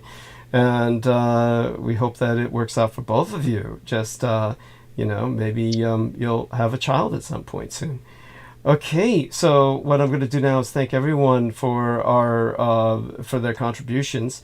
The first thing that I'll do is thank these wonderful people who made the contributions to my business account, which was frozen for a while, but they've since restored it, all within a very quick amount of time once I was able to get the issue escalated. So PayPal has proven itself quite accommodating. And with that, we have our recurring payment from Brooke Hagberg for 40 United States dollars. She's this incredible lady in Canada, and she is got no message for me that I can see other than her usual blessings that say donation. And so incredible person, and people are encouraged to also make recurring payments if they wish. It makes things easier for all of us. And of course, we have a payment from Douglas Marks of $50 United States dollars from last month, and another $50 United States dollars from Stephen Myers, along with 33 United States dollars from Jesse Wienen. Jesse Wienen is in Nederland, or the Netherlands. Our dear friend Nemo Albano in Australia contributed 10 United States dollars. This was all towards the very end of last month to help me make rent. Stephen Myers, of course, is my brother from another mother in the heart of New York City. Douglas Marks, of course, wonderful individual who joins us in the chat quite frequently. So these were all the people who were contributing to the business account. More recently, in our personal account, which I encourage people to contribute to, our dear friend who goes by MAGAflagshop.com. I suspect he wants to remain anonymous otherwise, but he goes by MAGAflagshop.com, contributed 20 United States dollars. He says, DDD, thanks for all you do. What happened to Jim Stone Freelance? I suspect nothing good. So I'll try and look into that a little bit more. I don't know if the real Tech Geek has heard anything about what happened to Jim Stone Freelance, but he used to be a big name in alternative right-wing circles, conspiracy circles, and he was also known to be a bit of a Judeophobe, and then he just disappeared. So we also have, I'm glad to report, some takeouts from my card by Kaiser Pharmacy, which means they're filling out my pharmaceutical demands or requests. We had, of course, my spending on Searchlight Market. I'm just looking through my card's history right now because that's inescapable. $211.11 contributed by Brooke Gibson. She tried to call me, of course, while I was producing. I could not speak to her then. I told her, I'm producing right now, honey, but hopefully we'll be speaking again soon. Nolani Bouchard noted blessings when she contributed 30 United States dollars. Goddess bless her. Devon Bulldog, who, as I said, I haven't heard from in forever, contributed $24.38. Interesting amount, and no message from him other than donation. So shout out to Devon Bulldog. And of course, our incredible Heather Holman, who contributed 101 United States dollars.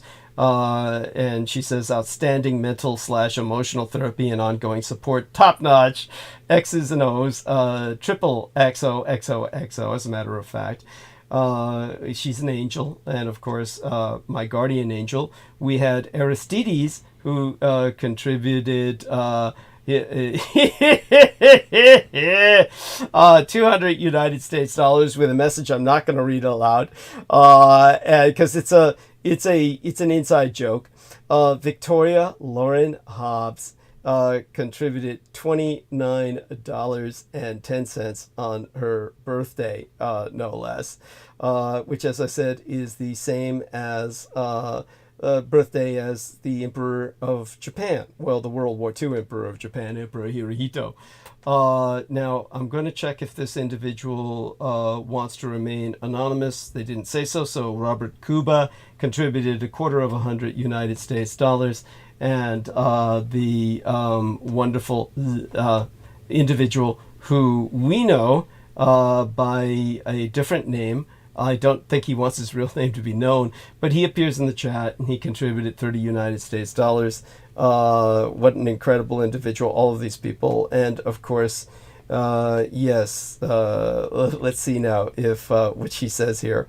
V contributed $50 United States dollars. I'm trying to find out what she said. What little message she left. Dylan Breeding contributed $19.40 for rental fundraiser. The wonderful KP said, "Mighty DDD, keep on trucking." Where did what's V go in this? She was right there. I just saw her because I know she contributed $50 United States dollars before the end of last month. There we are. Here was what she wrote. Ever endearing. Your request for money, rent, with a question mark. Like, yes. That was, all right. So, all right. Now let me breathe and go into the night. We're going to go into the night with the monologue. Amor Fadi has joined us. Says, good morning, Douglas and Team Dietrich. Peace be upon you all. Hope all is well. What a magnificent poem of the all-powerful balanced warmth of true friendship compared to the balanced sun. Thank you, sir. And, okay, let's get started with the Wednesday night monologue. And everyone is welcome, invited to read the poem I wrote for the lovely Victoria-Lorénh Hobbs, and all the little footnotes I put on it. I'm probably the only person in the world who writes poems with footnotes. So there's about 4 footnotes to this poem. Everyone is welcome to review them. Anyhow, happy hump day night. American cities are scrambling as the internet access benefit runs out. in terms of what the context is, the Affordable Connectivity Program, which provided free or discounted broadband to low-income households, including my own, could end this month. The 3 points about it are that Affordable Connectivity Program is used by 23 million people. It offers a $30 United States dollars a month subsidies on internet access, and the program end is taking many by surprise. Barring a last-minute save, this month, a widely heralded federal program to subsidize internet access for low-income and other households runs out of money, affecting more than 23 million people. The $14.2 billion United States dollar ACP, the Affordable Connectivity Program, began at the end of 2021 in response to the pandemic, but has become a key part of the United States, well, the American social safety net. Yet, despite broad bipartisan support, the ACP is likely to lapse amidst political logjam over a host of other issues. Around 14% of Denver residents previously lacked any internet connection. Nate Stone, the Denver Public Library System's Technology Education Administrator, is dreading the next few weeks when the digital inclusion work he has helped spearhead in Denver comes under sudden, serious threat. Stone was planning to head a housing development for elderly people that had used the ACP's $30 United States dollar a month subsidy to get internet connections for the first time. Now, to quote his T, they all got notices that the ACP is going away, and no one has any idea what their options are. The impact here is going to be just monstrously devastating. The folks who are in the most precarious positions will lose their ability to connect with those networks that can actually provide them support. The Universal Service Administrative Company, which administers the ACP, referred questions on guidance for local officials to the FCC, the Federal Communications Commission, which has not responded to any of my queries. There are several attempts in Congress to extend the ACP temporarily alongside longer-term strategies on making funding for such an internet subsidy permanent. But it could be too late. In a statement, a United States Senator, Jackie Rosen of Nevada, who helped create the ACP and is now leading efforts to get it extended and figure out permanent funding, went on record to say, lack of funding could end this critical program, raising costs for hardworking families. Access to high-speed internet is a critical lifeline for families to access telemedicine, complete schoolwork, and even run a business. Well, that comes back to me. So we're all at a loss. When the pandemic hit, local officials found themselves on the front lines in responding to academic, health, and other challenges suddenly facing residents. Schools and libraries undertook major operations to deliver technology and technical know-how. Tapping their deep knowledge on where to find those most in need, the Legislative Director for Information Technology and Communications has observed that work continued even as the health emergency abated, with many cities starting to invest broadly in digital equity. And now they are scrambling to figure out how to maintain that work. Per Angelina Panettiere of the National League of Cities, which is an umbrella group, she said a lot of cities are at a loss as to what they can do. While many are starting by reaching out to residents to keep them apprised of the changes looming and help them figure out their options for a service that has become increasingly central. 2.9 million households across my state nation of California, were enrolled in the ACP as of February, myself among them, about a third of which are Los Angeles County residents, and it is unclear how they would respond. Although internet service providers had low-cost offers available ranging from $20 US to $30 US a month, per Rebecca F. Kalma, Directoress of Digital Equity for Los Angeles County's Internal Services Department and the first person in that position, It's really just to be able to complete day-to-day activities, applying for jobs, meeting with healthcare providers, going to school. The reality is that many Los Angeles County residents cannot afford that. We've seen from data from the FCC that many communities would drop their internet service if the ACP were to sunset. The ending also complicates future efforts already underway, including the government's $42 billion United States dollar plan to bring broadband service to every American home, with many states having planned implementation around the ACP. Albemarle County in Virginia has created its own broadband subsidy, aiming to achieve universal internet coverage across that large, mostly rural jurisdiction by the end of next year. Some 2,700 households across the country were enrolled in the ACP. Well, that county, I mean to say. 2,700 households in that county alone, the countryside thereof.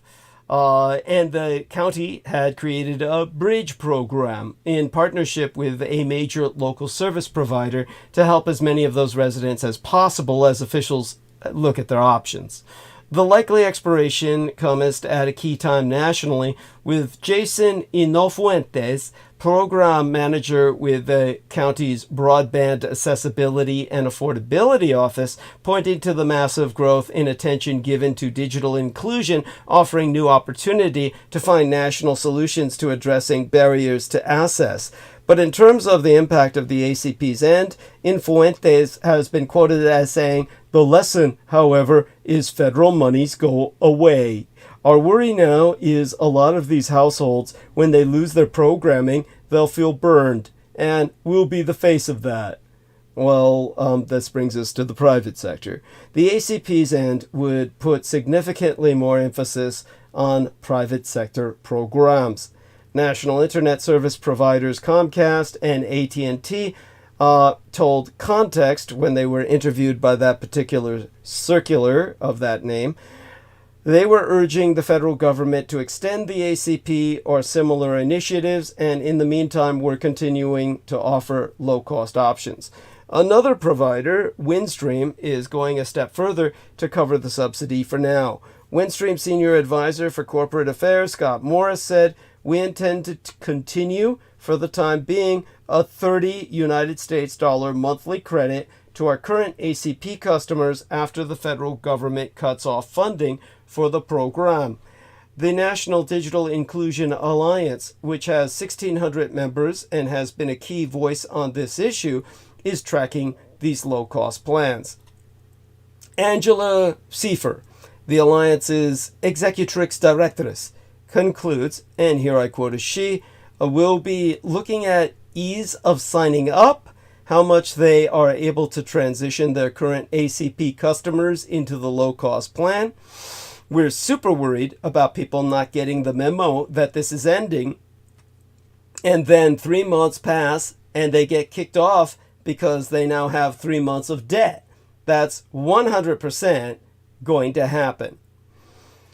Well, as of tomorrow on the Morning Tide, there are 180 days from here until the election. I guess we're in Morning Tide now, so we can say that right now. As of today, there are 180 days from here until the election, and Joe Biden's dog Commander has been moved to a safe house until Kristi Noem calms down. In case you missed it, the puppy-shooting South Dakota governess has set her sights on our president's German Shepherd, seemingly not content with the disastrous media coverage around the story of putting a bullet in her own pup, Cricket. Don't get me wrong, Commander has taken a chunk out of at least 12 Secret Service agents. Bad dog. Bad. But over the weekend, Noem suggested that if she ever had her way, she'd kill Commander, which, again, seems extreme and somewhat psychotic. But Kristi Noem just won't stop talking about killing her dog. First, South Dakota governess Kristi L. Noem wrote about killing her 14-month-old dog, Cricket, in her just-released book titled No Going Back. Then, over the course of 3 separate days, the Republican posted on social media about killing her dog. Missives that ranged from book promotion to defensive explanation to, finally, blame the media spin. And on Wednesday of this week, basically today before we went on online, Noam appeared on Sean Hannity's Fox News show, where the twain devoted 5 minutes to Noam's late wire hair pointer, as a befuddled Hannity tried to give this Noam, who wrote about dragging her dog out to a gravel pit and shooting her, the benefit of the doubt. "Is there a difference which way you put a dog down?" he asked. "I'm not really sure." In short, Noam just can't stop talking about killing her dog, much to the collective confusion of horrified observers. Tommy Vitor, co-host of Pod Save America, and himself a former Obama administration official, has observed in his own words, "As the saying goes, if you find yourself in a hole, stop murdering your puppy and stop digging."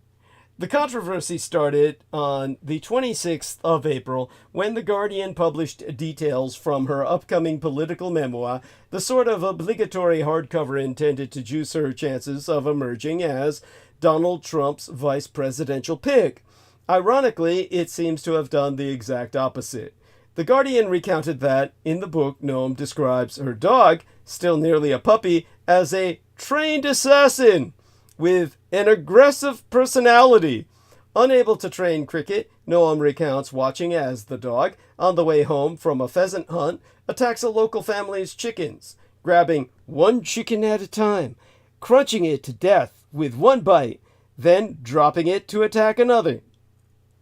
Noam writes of Cricket, who she says then tried to bite her, "I hated that dog.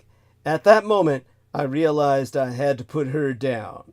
Noam also writes of how, perhaps feeling emboldened after killing Cricket, she then decided to kill a nasty and mean family goat, dragging it to the same gravel pit where Cricket met her demise. But the goat jumped as Noam shot it, forcing the Republican governess to return to her truck for another shell. The scene of slaughter ends with Noam's kids getting off the school bus and her daughter asking, "Hey, where's Cricket?" Noam seems to have recounted the episode as something of a parable, intended to show both that she is tough enough to face difficult, messy, and ugly tasks, and authentic enough to tell the truth about it. But even before Noam's recent controversy, people close to Trump privately said she was always a long shot to be his running mate, citing assorted baggage. And that was before Canacide got added to her vetting files. Yet Noam persisted, plowing ahead with her tale of the untrainable dog.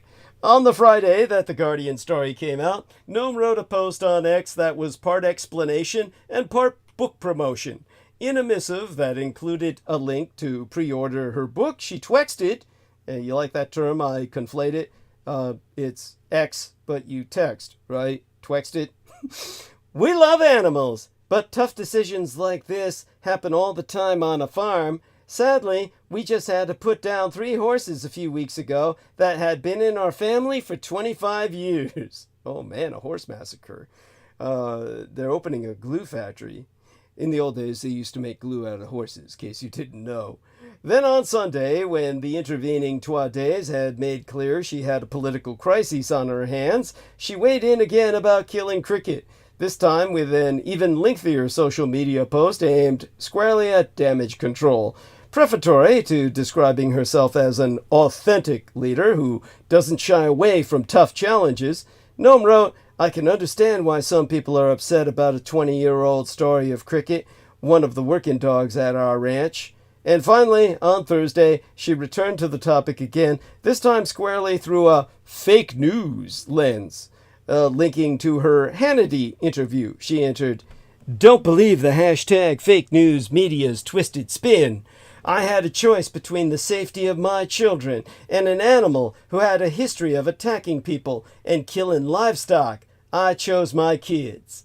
But the morbid fascination with the Noah's Ark worth of animals Noam has talked about putting down, 3 horses, a goat and a dog transcends the so-called liberal media.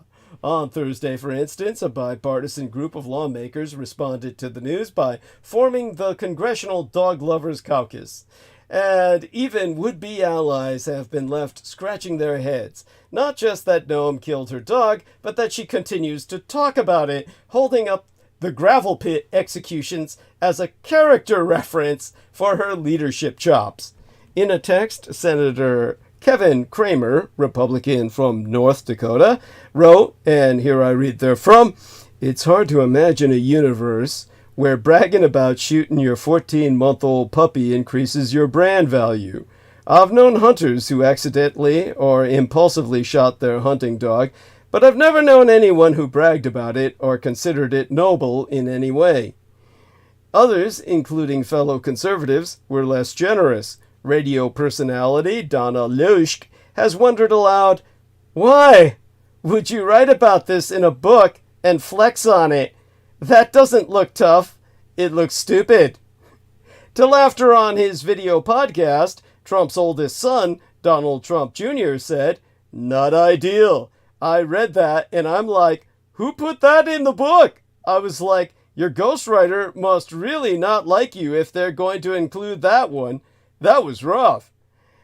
Even Senator Mitt Romney, Republican from Utah, whose past includes a more benign dog incident, weighed in by telling the Huffington Post, "I didn't eat my dog. I didn't shoot my dog.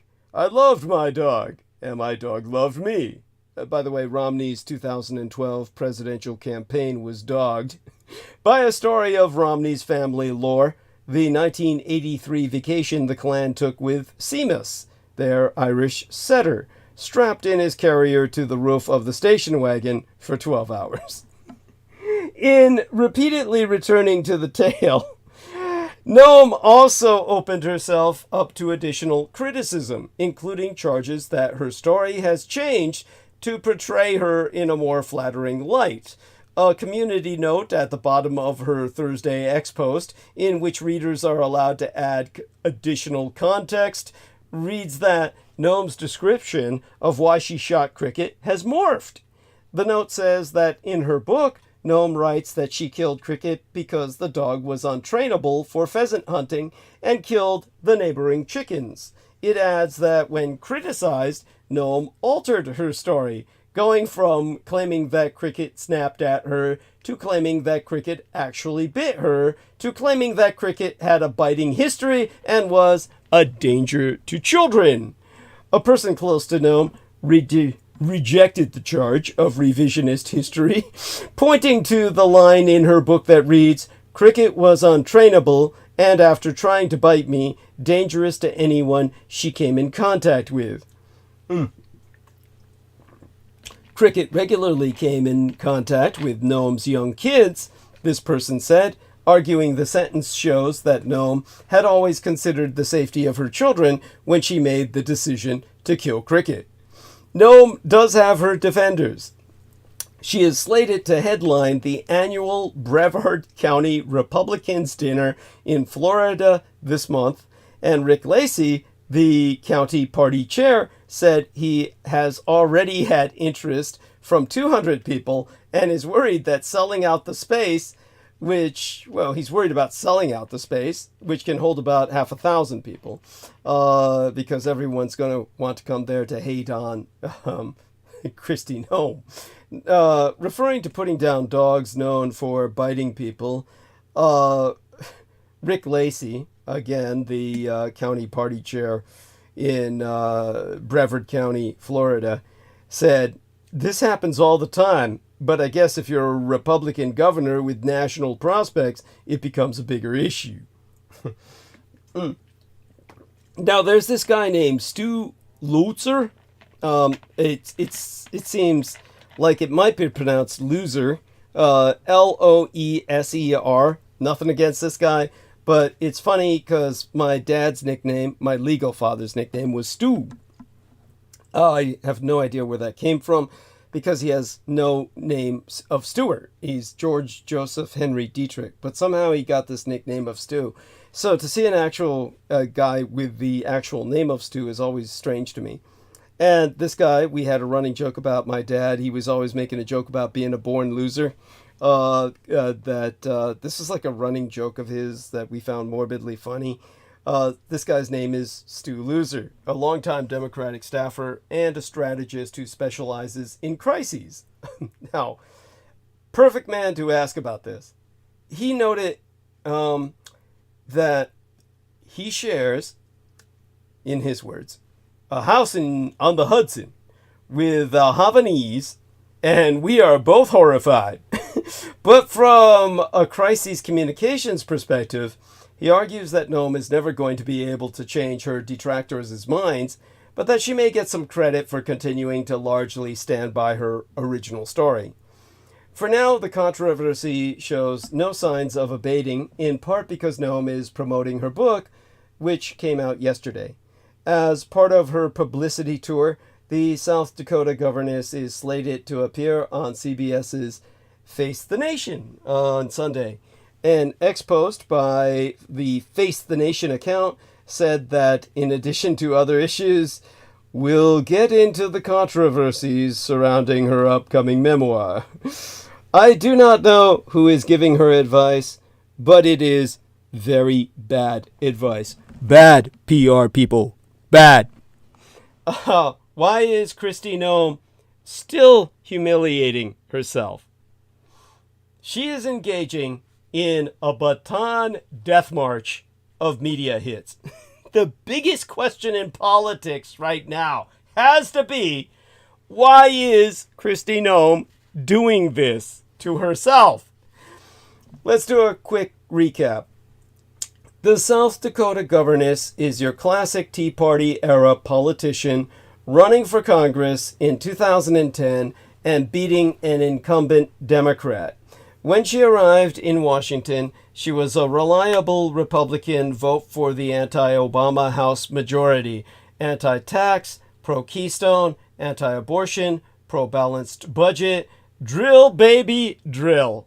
Her congressional career was pretty unremarkable. She decided after winning re-election in 2016 to run for governess, and won handily despite doing it in a tougher year for Republicans across the board. Winning the governorship elevated Noem's national profile, and the quick follow-on of the COVID pandemic raised her even higher. Noem emphasized the need to keep the state open, pushing back against calls for lockdown that were, at that point, bipartisan. She refused to implement distancing or mask mandates and bucked pressure on a number of issues.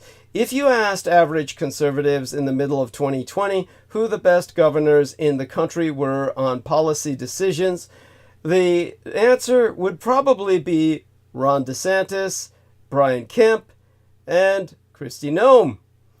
After winning re-election, she embarked on what might be considered an odd, but perhaps savvy ad campaign nationally, advertising South Dakota jobs on TV and YouTube in commercials where she stars as an ambassador for her state. On the national level, they read as an appeal for name ID aimed at Mar-a-Lago. On paper, Noem sets up as a top-tier vice presidential candidate for Donald Trump, a telegenic female Gen X governess with a solid record who has navigated the abortion issue and spoken about it publicly and has that Western Yellowstone flair which is so in vogue right now.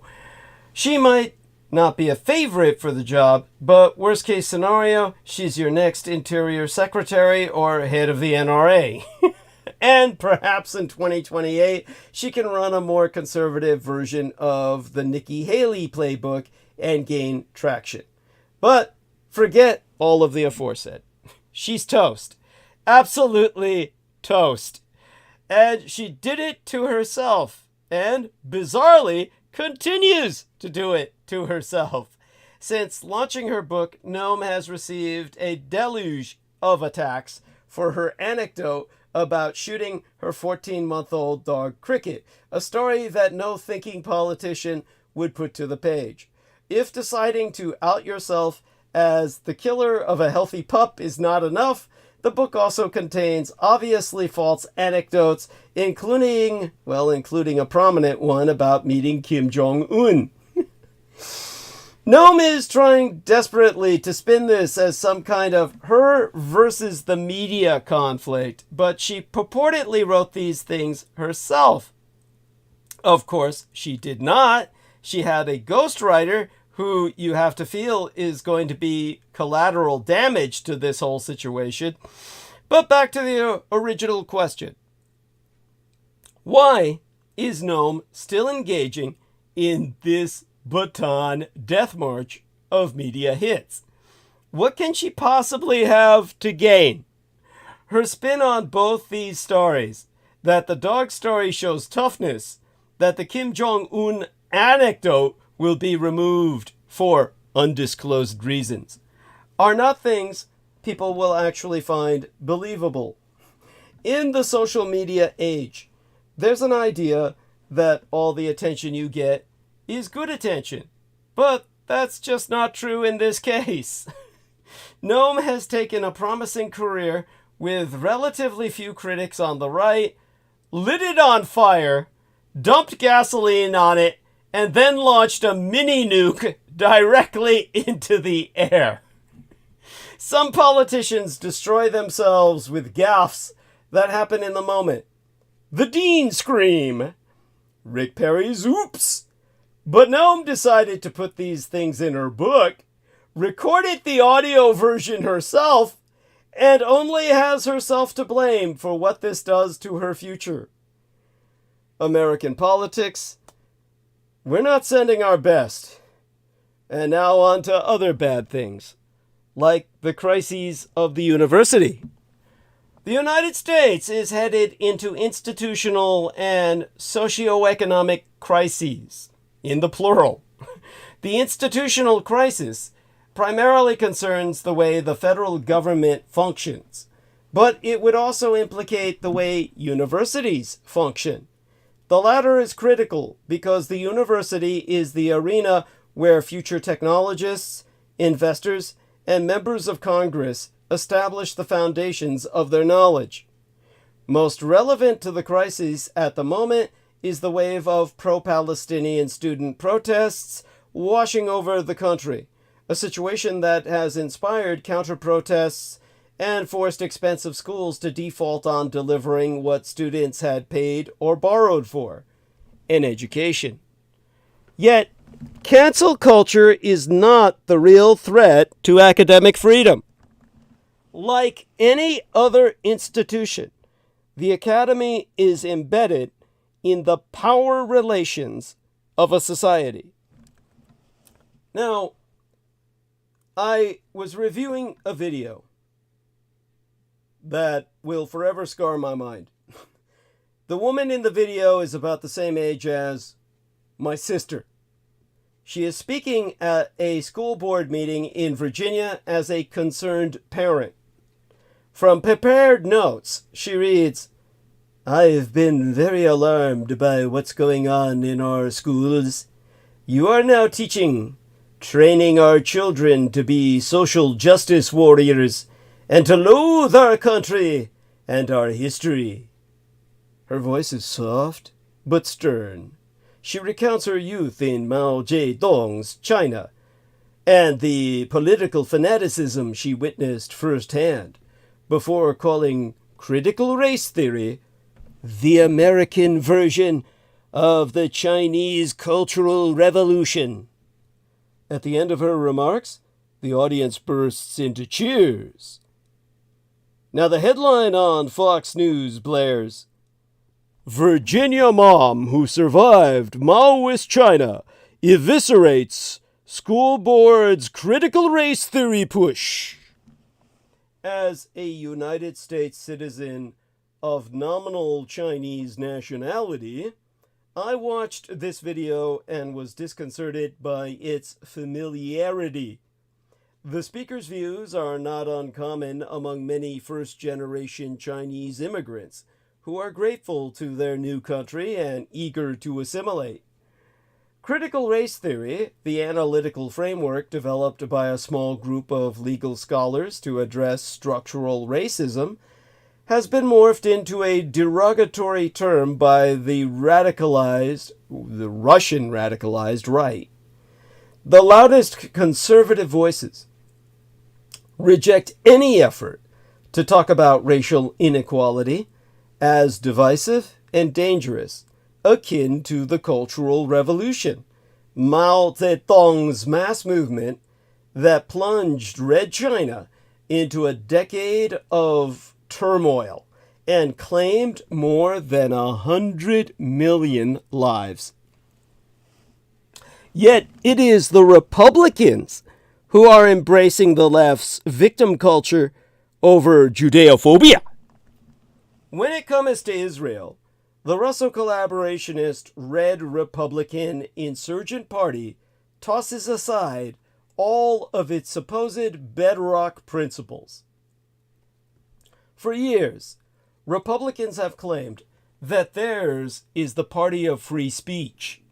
They have correctly amplified instances of the intolerant left cracking down on conservative speech, particularly on campuses, often under the bogus guise of combating hate speech, racism, sexism, homophobia, transphobia, and other scourges they grossly exaggerate. Many on the right have mocked safe space craving Generation Z and millennial students and their expansive needs to feel safe by insulating them from speech that hurts their feelings. But now Republicans are conflating legitimate criticisms of Israel with quote-unquote anti-Semitism and essentially embracing the left's culture of victimization. Are Judeophobes involved in the protests? Well, as Sarah Palin used to say, you betcha. But I myself don't buy the establishment-peddled notion that most, or maybe many, of the protesters are Jew-hating anti-Semites. In fact, there are Jewish groups involved in the protests, and Jewish students have been suspended and arrested for their actions. Perhaps the most famous person arrested in the protests so far, Green Party candidate Jill Stein, is Jewish. But Republicans would like us to believe that there's a sudden explosion of anti-Semitism on college campuses.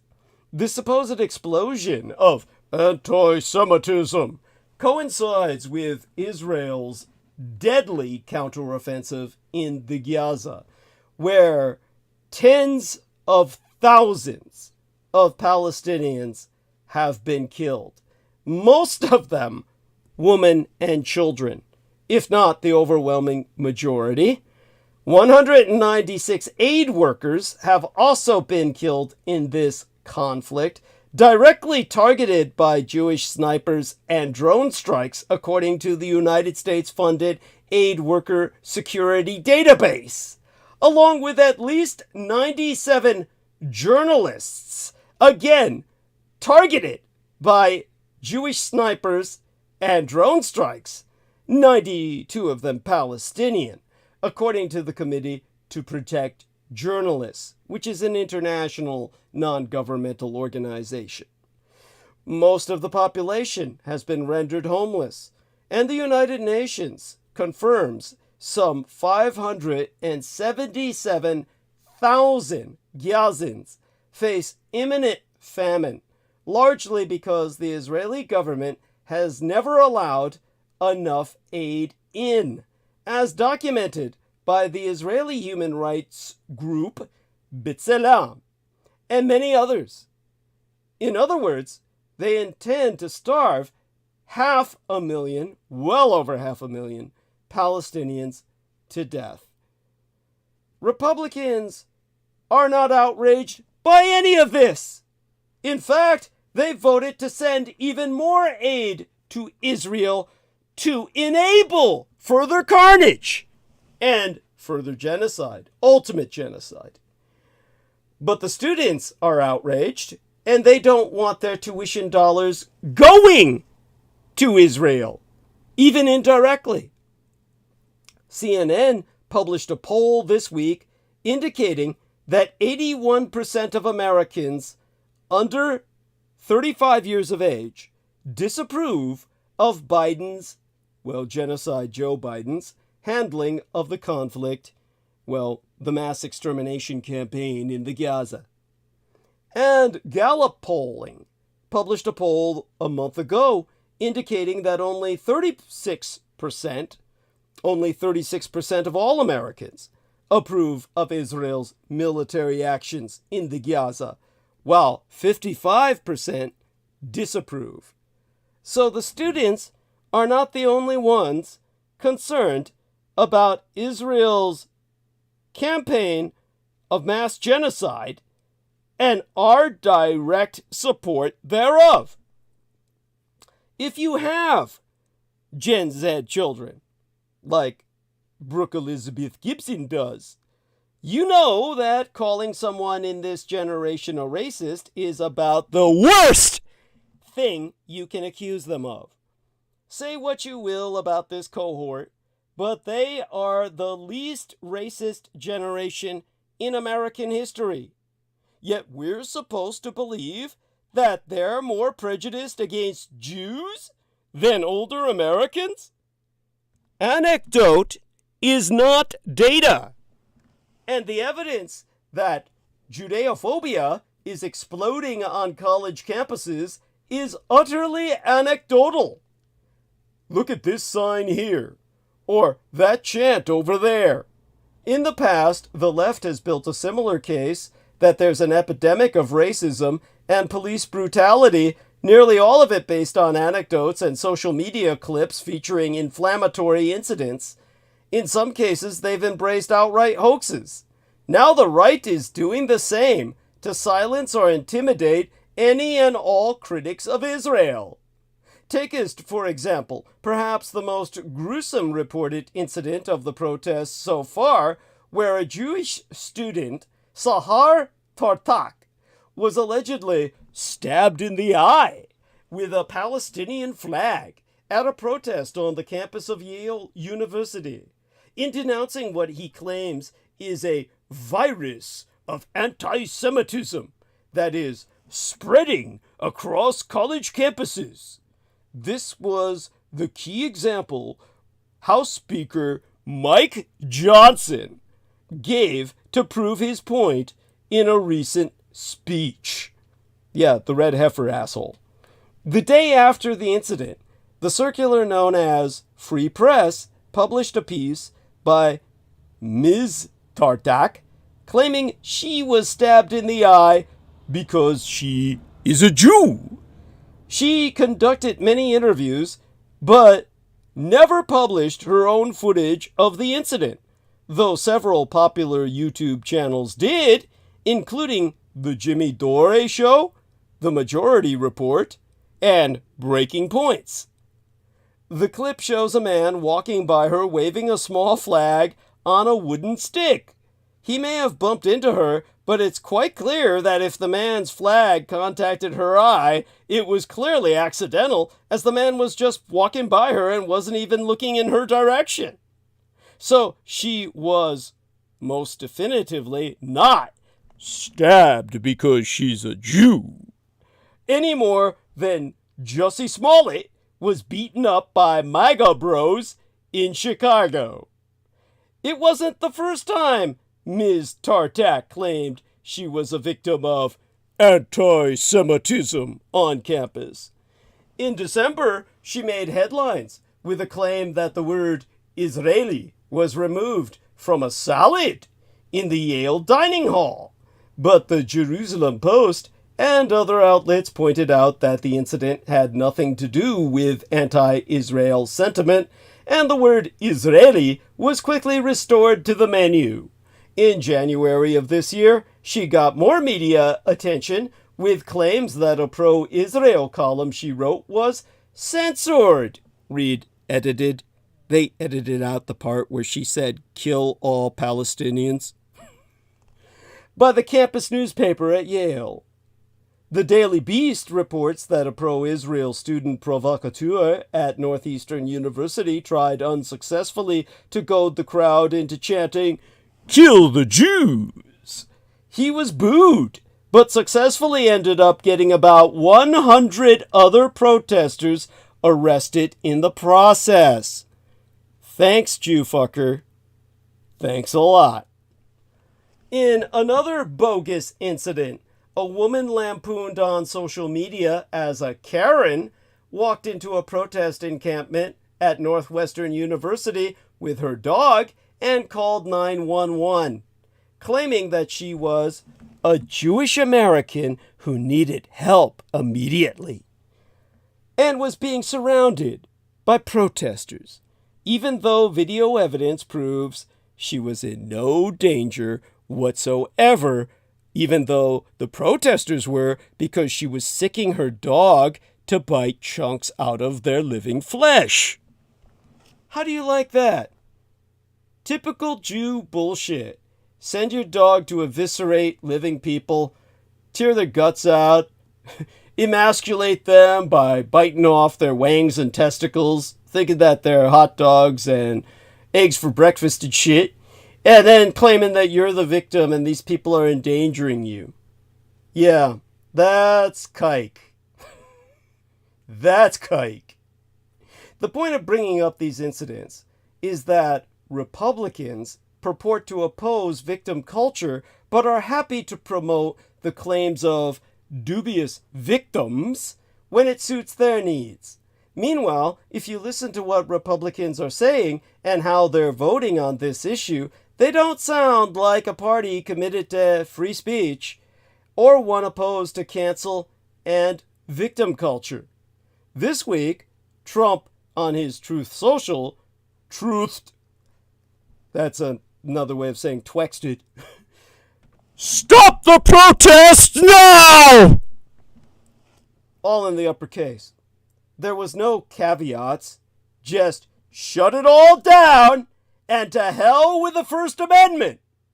If only Trump had been so emphatic when the J6, the January 6th protesters, were breaching our Capitol and attempting to kill his vice president. I believe in the rule of law myself, and there's no question that some of the protests have gotten out of hand.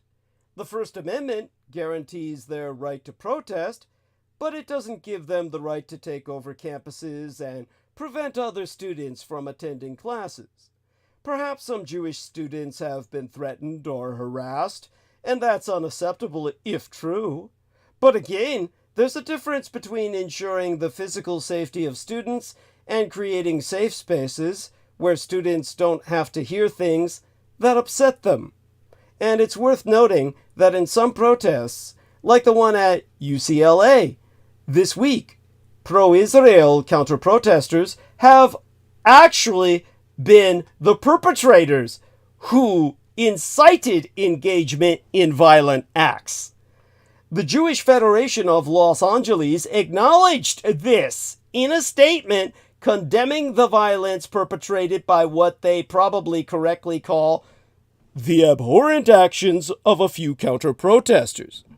But nevertheless, all the violent motherfuckers were Jew fucks. People who worship the Jews are actual Jews. Now, Trump's rhetoric has been matched by others on the right. Senator Marsha Blackburn from Tennessee claimed on X that college protesters were Hamas sympathizers who are promoting terrorism right here in these United States. She said they should be treated like the terrorists they are supporting, and in another tweet, threatened to put students on the terrorism watch list and the TSA no-fly list if they promoted terrorism or engaged in terrorist acts on behalf of Hamas. I asked her just what constitutes promoting terrorism, and which students does she think belong on the list? To this, of course, she either did not have any answer or simply chose not to respond because her answer would predictably be all too volatile to be publicly tolerated. Yet, in the current Republican context, Blackburn is quite mainstream, considering what other Republicans have said about Palestinians and their supporters in recent months. Representative Max Miller, a Republican from Ohio, said of Palestinians, "They're not a state, they're a territory that's about to be eviscerated and go away here shortly, as we're going to turn that into a parking lot."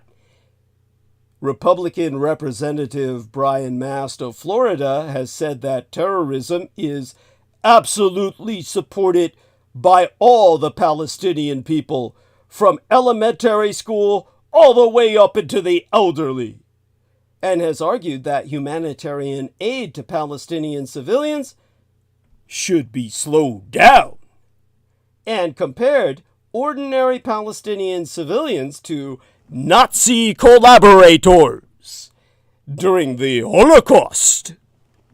With that level of animosity toward Palestinians, it should not be surprising that Republicans want a harsh crackdown on the protests.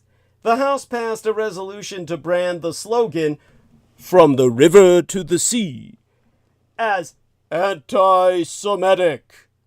Perhaps it may be misconstrued as such, but not when Mr. Netanyahu's Likud party boasts an identical slogan in its own party platform. And in any case, Congress has no business policing speech. There's also currently a bipartisan bill to install Red Party political cadres as anti-Semitism monitors on college campuses. Imagine if the left wanted to install transphobia monitors or racism monitors at campuses. I bet your spanking red asses that not a single Republican would agree to it.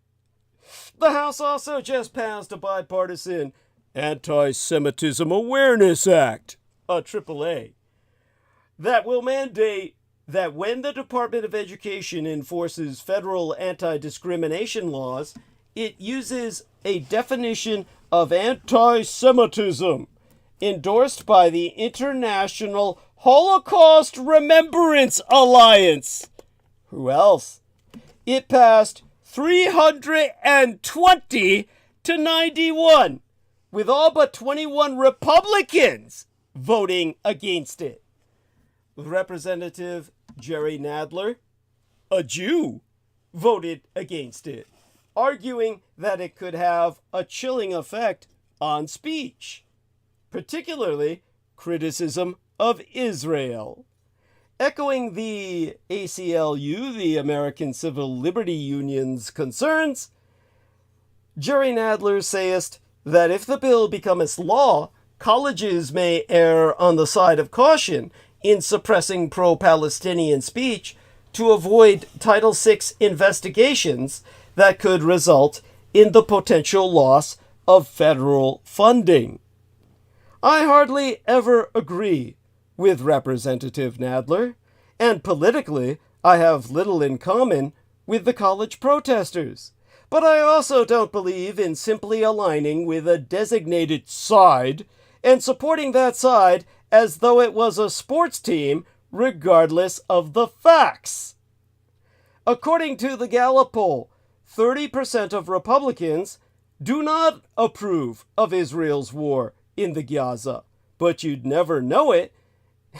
You never know it the way Republicans are acting. As a true conservative myself, who wants to conserve traditions, I'm concerned that when it comes to Israel, the Russo-collaborationist Red Republican Insurgent Party tosses aside all of its supposed bedrock principles, fiscal conservatism, commitment to free speech, opposition to cancel culture, victim culture, and intellectual safe spaces in order to shield Israel from perennially legitimate criticism. American taxpayers have funded Israel to the tune of well over 300 billion United States dollars since its founding.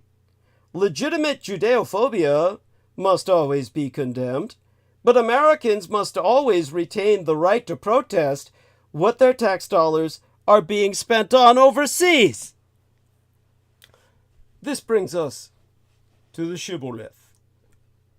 A philosophy without a politics is common enough.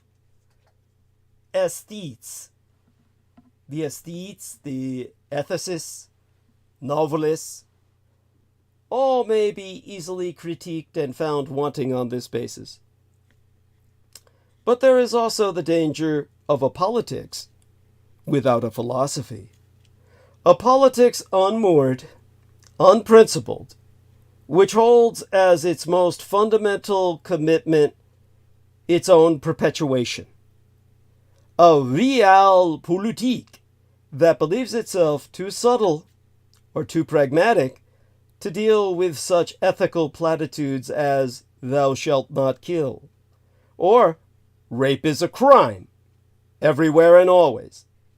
But sometimes ethical philosophy re-enters the arena, as is happening right now on college campuses all over America. I understand the ethics underpinning the protests to be based on two widely recognized principles. There is an ethical duty to express solidarity with the weak in any situation that involves oppressive power. And if the machinery of oppressive power is to be trained upon the weak, then there is a duty to stop the gears by any means necessary. By any means necessary. The first principle, there is an ethical duty to express solidarity with the weak in any situation that involves oppressive power, sometimes taketh the weak to mean whoever has the least power, and sometimes whoever suffers the most, but most often a combination of both.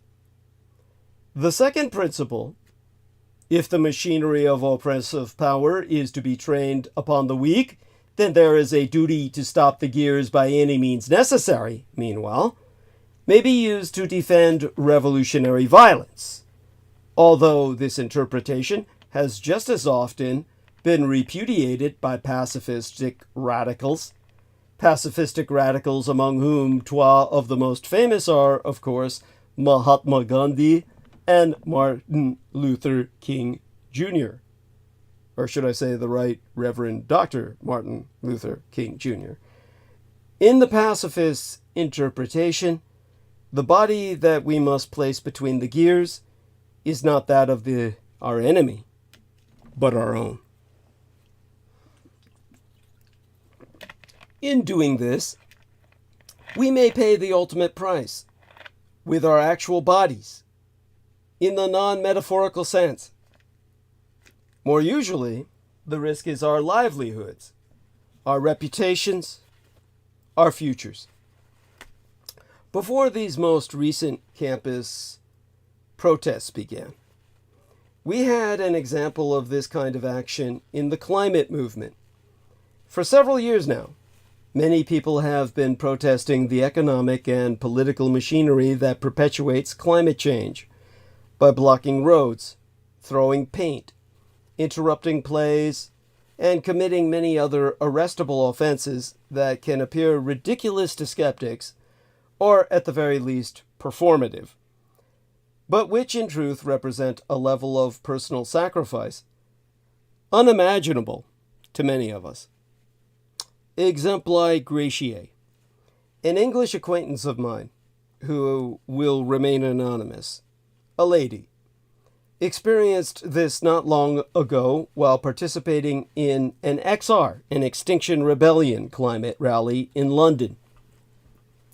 When it came to the point in the proceedings where she was asked by her fellow protesters whether she'd be willing to commit an arrestable offense, one that would likely lead to a conviction and thus make traveling to these United States difficult or even impossible. She's been ashamed ever since to say that she declined that offer. Turns out she could not give up her relationship with my Golden Gate at San Francisco for the future of the planet. She just about managed to stop buying plastic bottles, except when she was very thirsty, and was trying to fly less. But never to see the city by the bay again? What pitiful ethical creatures we be, as she feels herself to be. Falling at the first hurdle. Anyone who finds themselves rolling their eyes at any young person willing to put their own future into jeopardy for an ethical principle should ask themselves where the limits of their own commitments lie. Also, whether they've bought a plastic bottle or booked a flight recently. A humbling inquiry. It is difficult to look at the recent Columbia University protests in particular without being reminded of the campus protests of the 1960s and 70s, some of which happened on the very same lawns. At that time, a cynical political class was forced to observe the spectacle of its own privileged youth standing in solidarity with the weakest historical actors of the moment, a group that included, but was not restricted to, Black African Americans and the Vietnamese.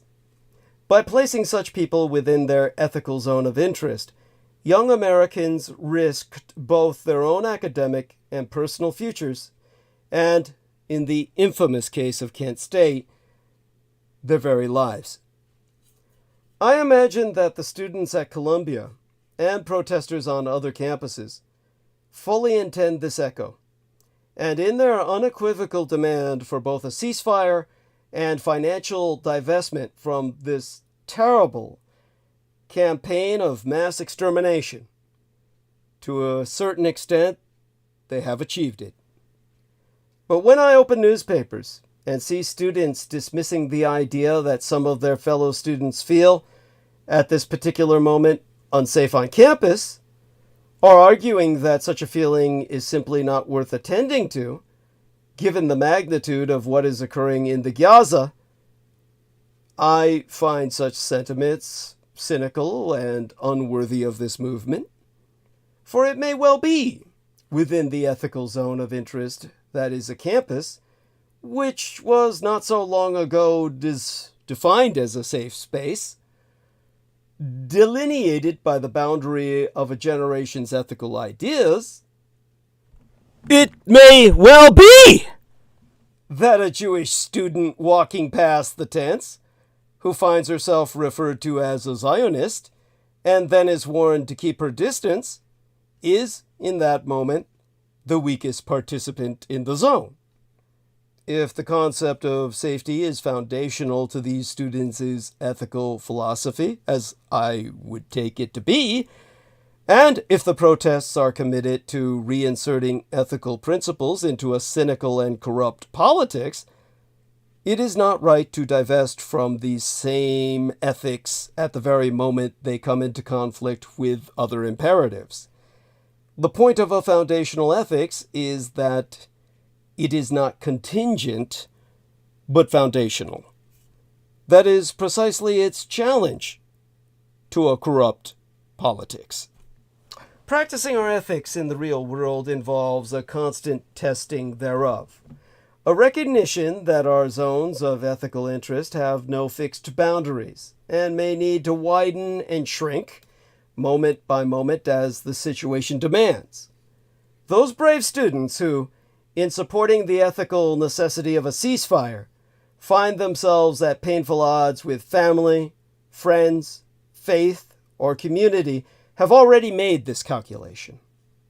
This flexibility can also have the positive long-term political effect of allowing us to comprehend that, although our duty to the weakest is permanent, the role of the weakest is not an existential matter independent of time and space, but rather a contingent situation, continually subject to change.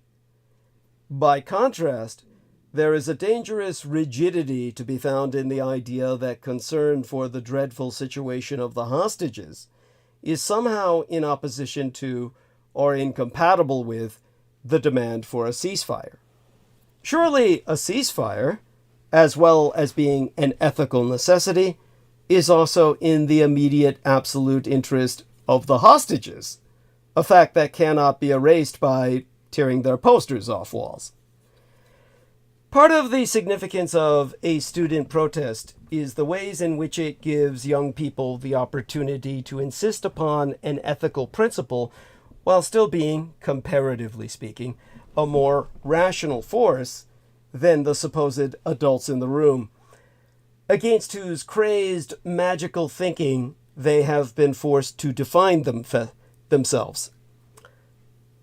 The equality of all human life was never a self-evident truth in racially segregated America. There was no way to win in Vietnam. Hamas will not be eliminated. The more than 7 million Jewish human beings who live in the gap between the river and the sea will not simply vanish because we think that they should. All of that is just rhetoric. Words. Cathartic to chant, perhaps, but essentially meaningless. A ceasefire, meanwhile, is both a potential reality and an ethical necessity. The monstrous and brutal mass murder of more than 1,100 people, the majority of them civilians, the overwhelming majority, hundreds of them children. Well, we had that happen to the Palestinians. And that was within minutes after Hamas was prompted into acting to prevent, of all things, the sacrifice of a red heifer on the site of the Al-Aqsa Mosque on October 7th. And this was followed by the monstrous and brutal mass murder, at the time of my hosting transmission, of a reported 14,500 children by the kikes. And many more human beings besides. But it's impossible not to notice that the sort of people who take at face value phrases like surgical strikes and controlled military operation sometimes need to look at and or think about dead children specifically in order to refocus their minds on reality. To send the police in to arrest young people peacefully insisting upon a ceasefire represents a moral injury to us all. To do it with violence is nothing less than a national scandal. How could they do less than protest in this moment? They are putting their own bodies into the machine. They deserve our support and all our praise. As to which post-war political alignment any of these students may favor, and on what basis they favor it, that is all an argument for the day after a ceasefire. One state, twa states, river to the sea.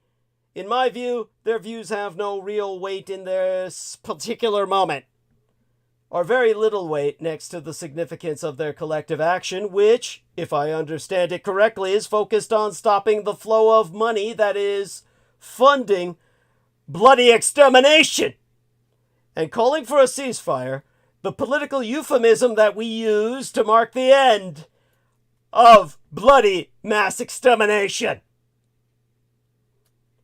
After a ceasefire, the criminal events of the past 7 months should be tried and judged. And the infinitely difficult business of creating just, humane, and habitable political structures in the region must begin anew. Right now, ceasefire! And as we make this demand, we might remind ourselves that a ceasefire is not primarily a political demand. Primarily, it is an ethical one. But it is the nature of the political that we cannot even attend to such ethical imperatives unless we first know the political position of whomever is speaking. Where do you stand on Israel-Palestine? In these constructed narratives, there are always a series of shibboleths, that is, phrases that can't be said, or conversely, phrases that must be said. Once these words or phrases have been spoken, river to the sea, existential threat, right to defend, one state, two states, Zionist, colonialist, imperialist, terrorist, and one's positionality established, then and only then will the ethics of the question be attended to, or absolutely ignored. The objection may be raised at this point that I am behaving like a novelist, expressing a philosophy without a politics, or making some rarefied point about language and rhetoric while people commit bloody mass extermination. This would normally be my view, but in the case of Israel-Palestine, language and rhetoric are and always have been weapons of mass destruction. It is, in fact, perhaps the most acute example in the world of the use of words to justify bloody mass extermination, to flatten and erase unbelievably labyrinthine histories, and to deliver the atavistic pleasure of violent simplicity to the many people who seem to believe that merely by saying something they make it so. It is no doubt a great relief to say the word Hamas, as if it purely and solely described a terrorist entity.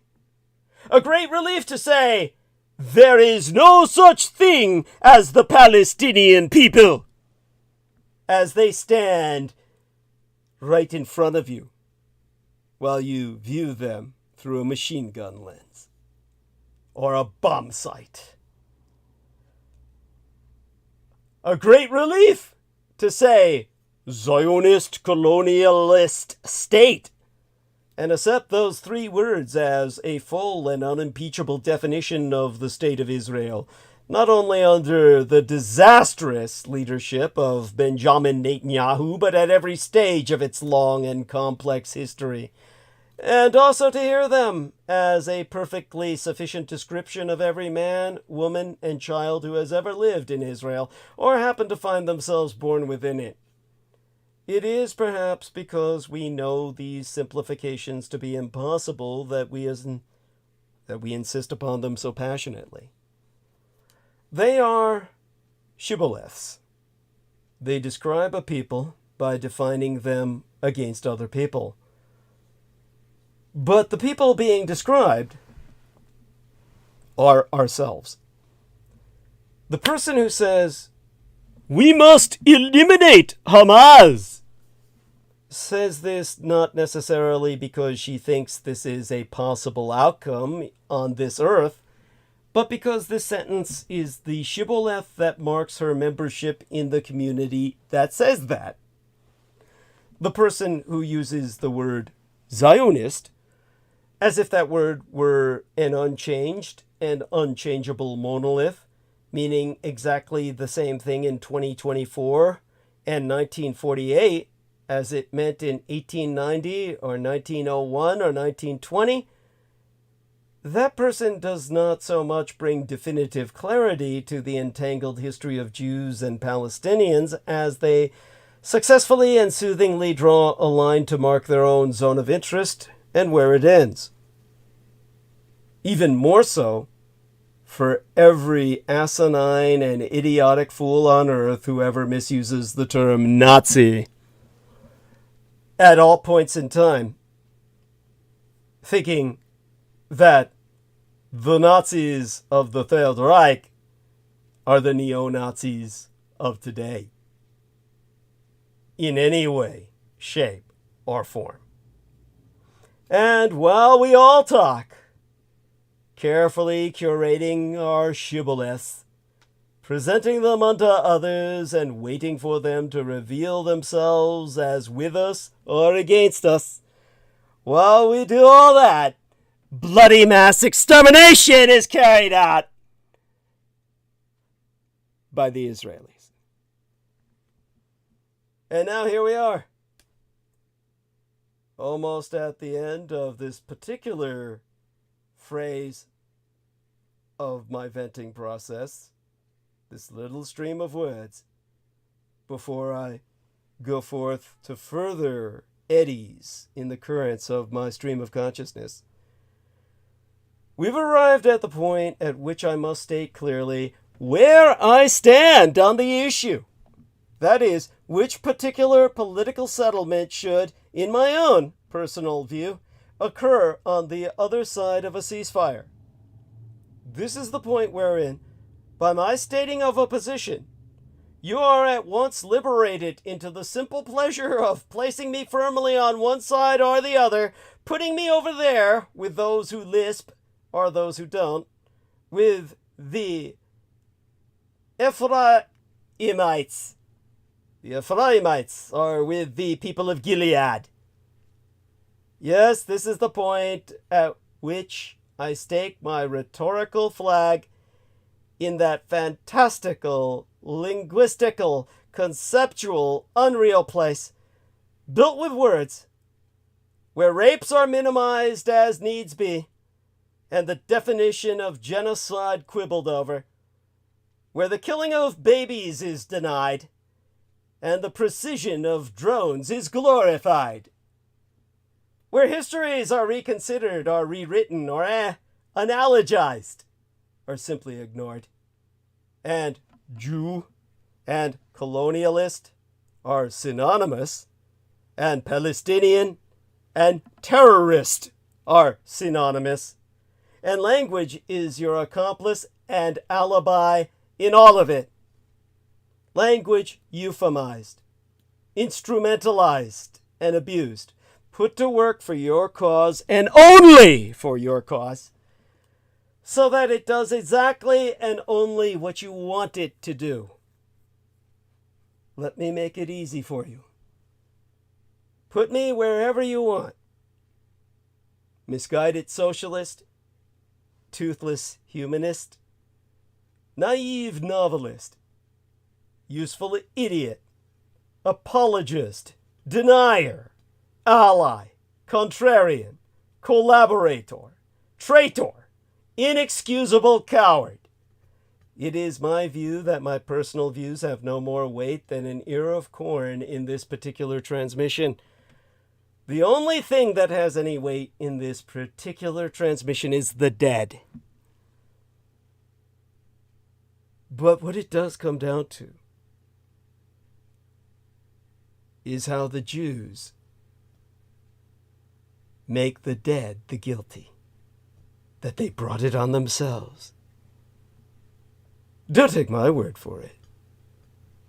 Take the word of the scientists who put the Jewish Jared Diamond's continental axes hypotheses to the test. And I'll get around to telling you what they found. In a groundbreaking study examining one of the most influential theories of cultural evolution and geographic determinism, the original being, of course, the Nazi geopolitician Karl Haushofer, he is condemned. But if a Jew says it, oh, then it must be true. That's why a team of ecologists and cultural evolutionists from these United States, the United Germany, and New Zealand has undertaken an extensive examination of the Jewish Jared Diamond's hypothesis on the axis of orientation.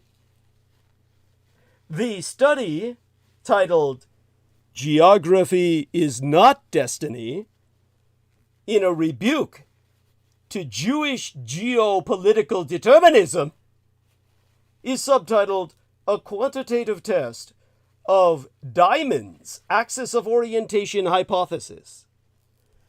And it was authored by Angela M. Chiera, Russell D. Gray, and Carlos A. Botero.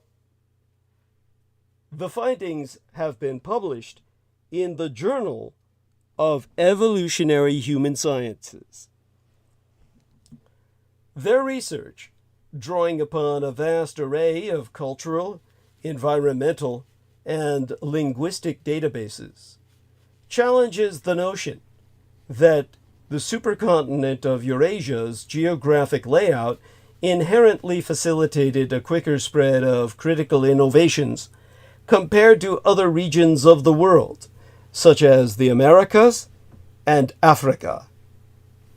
The Judeo-American Jared Mason Diamond, in his Pulitzer Prize-winning book, proposed that the differing fates of societies across the globe could largely be attributed to geographical luck.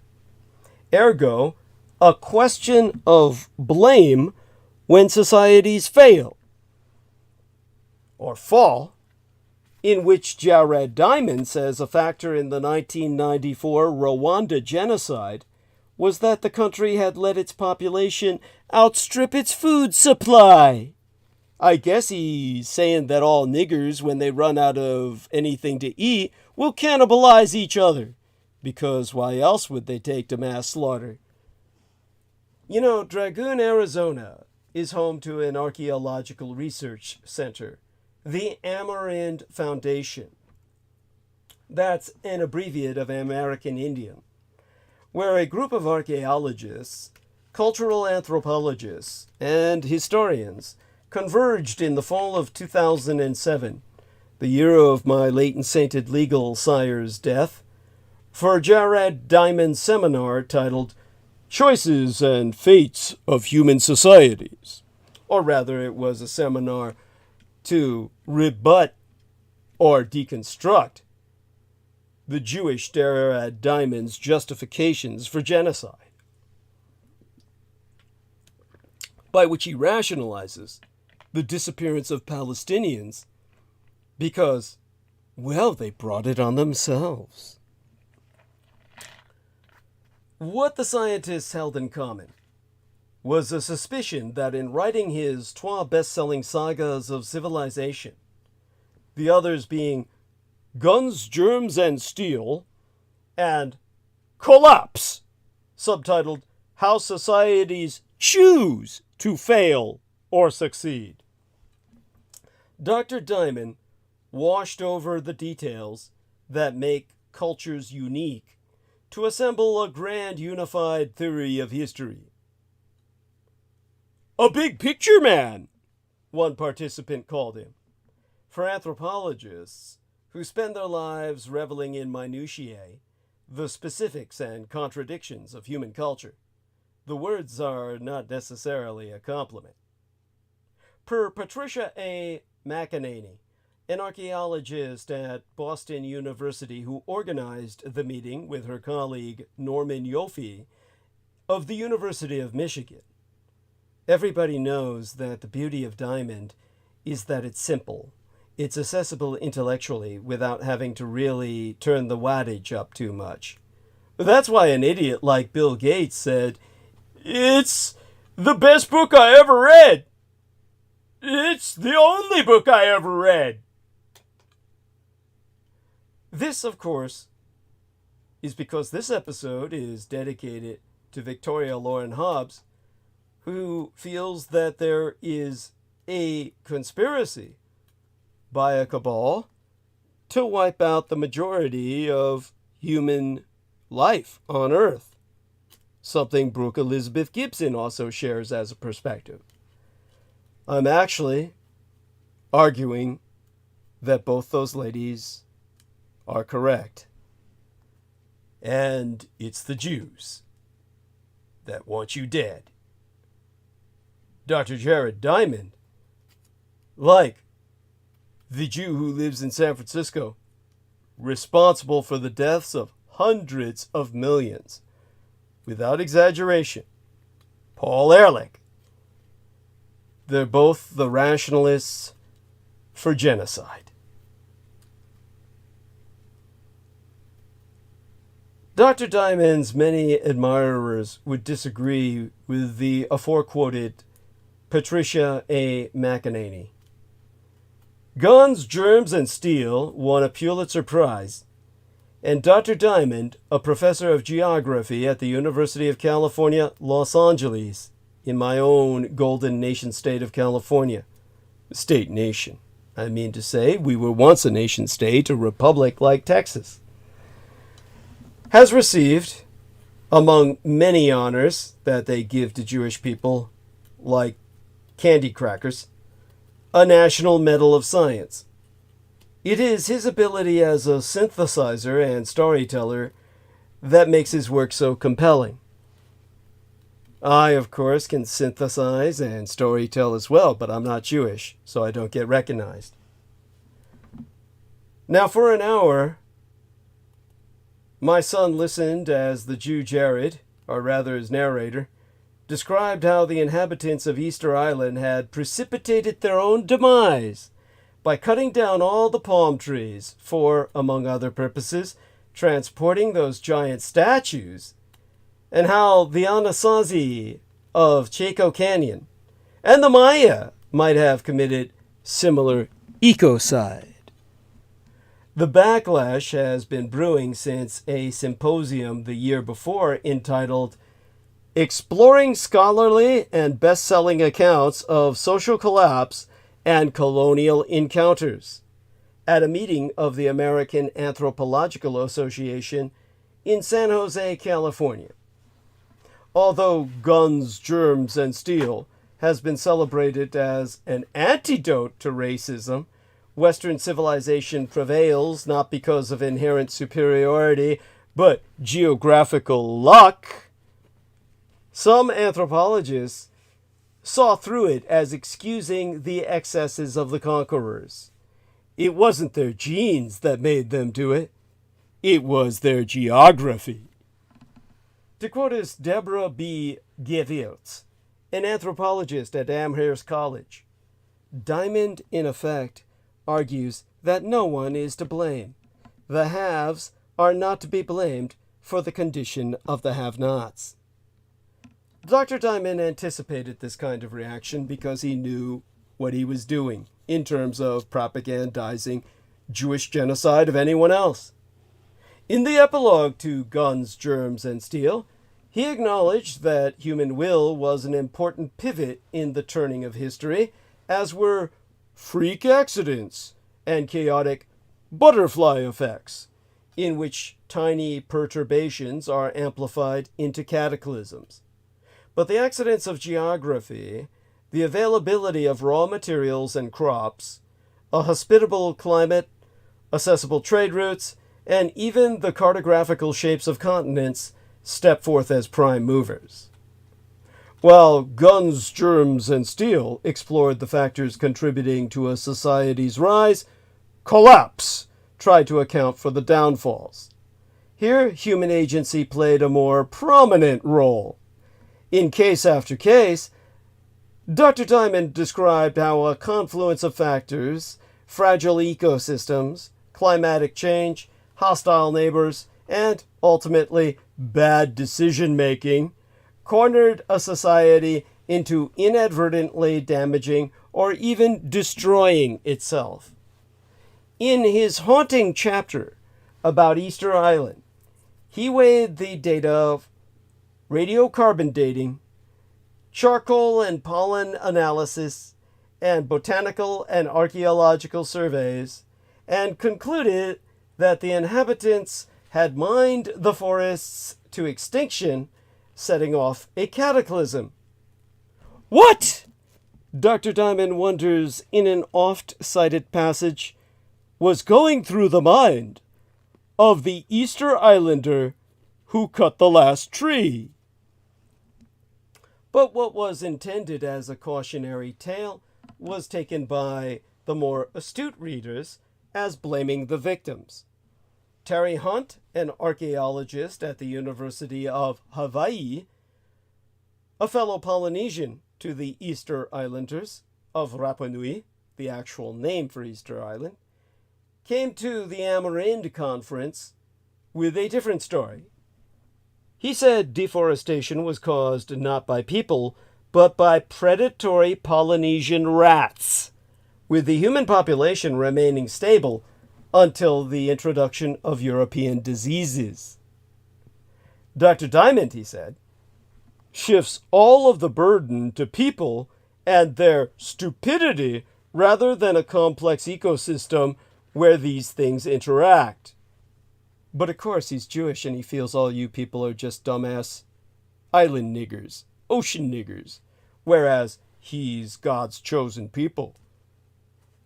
Taken together, the 12 books struck Frederick K. Arrington, an anthropologist at Trinity College in Hartford, as a 1-2 punch, his words. The haves prosper because of happenstance beyond their control, while the have-nots are responsible for their own demise.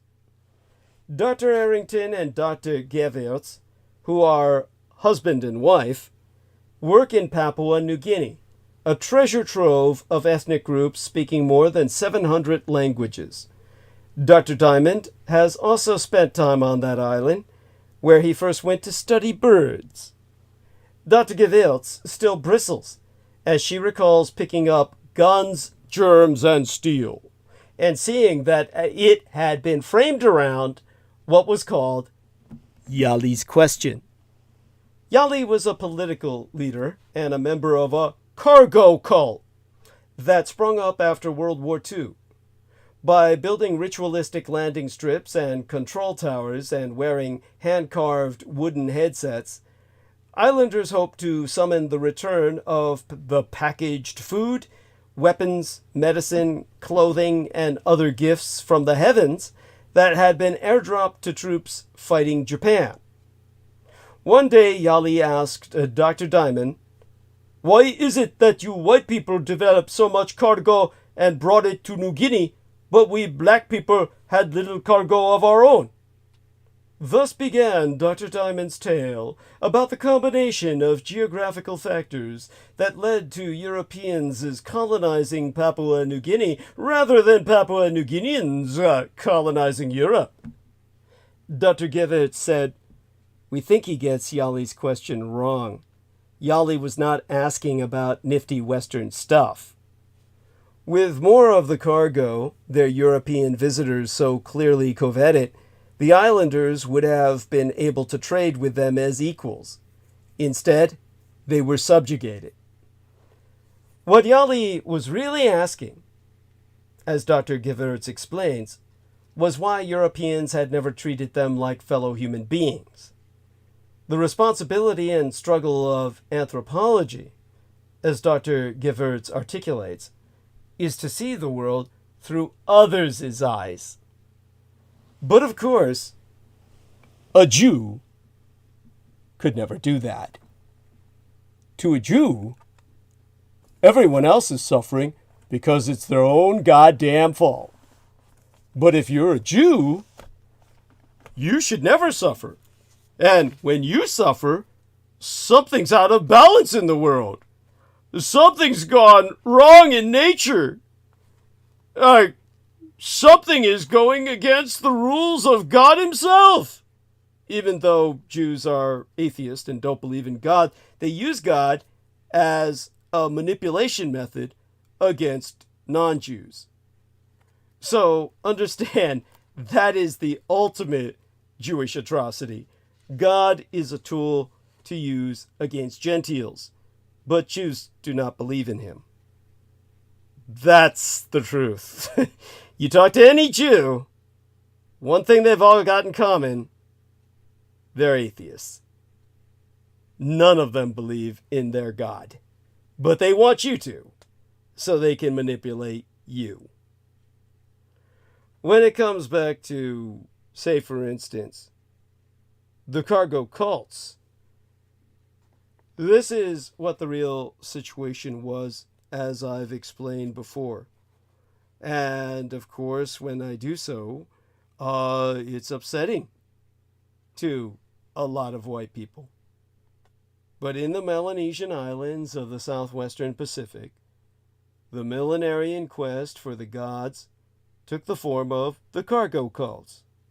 The eruption of Europeans into tribal life was, quite literally, inexplicable to the conservative native cultures of the islands. Who were these white men? And why were they so rich and powerful? Missionaries said the white men's strength came from God and Jesus. But even when natives converted, they still remained poor and weak. Eventually, out of first-hand observations, mangled Christian doctrine, and native lore, tribe after tribe discovered the truth.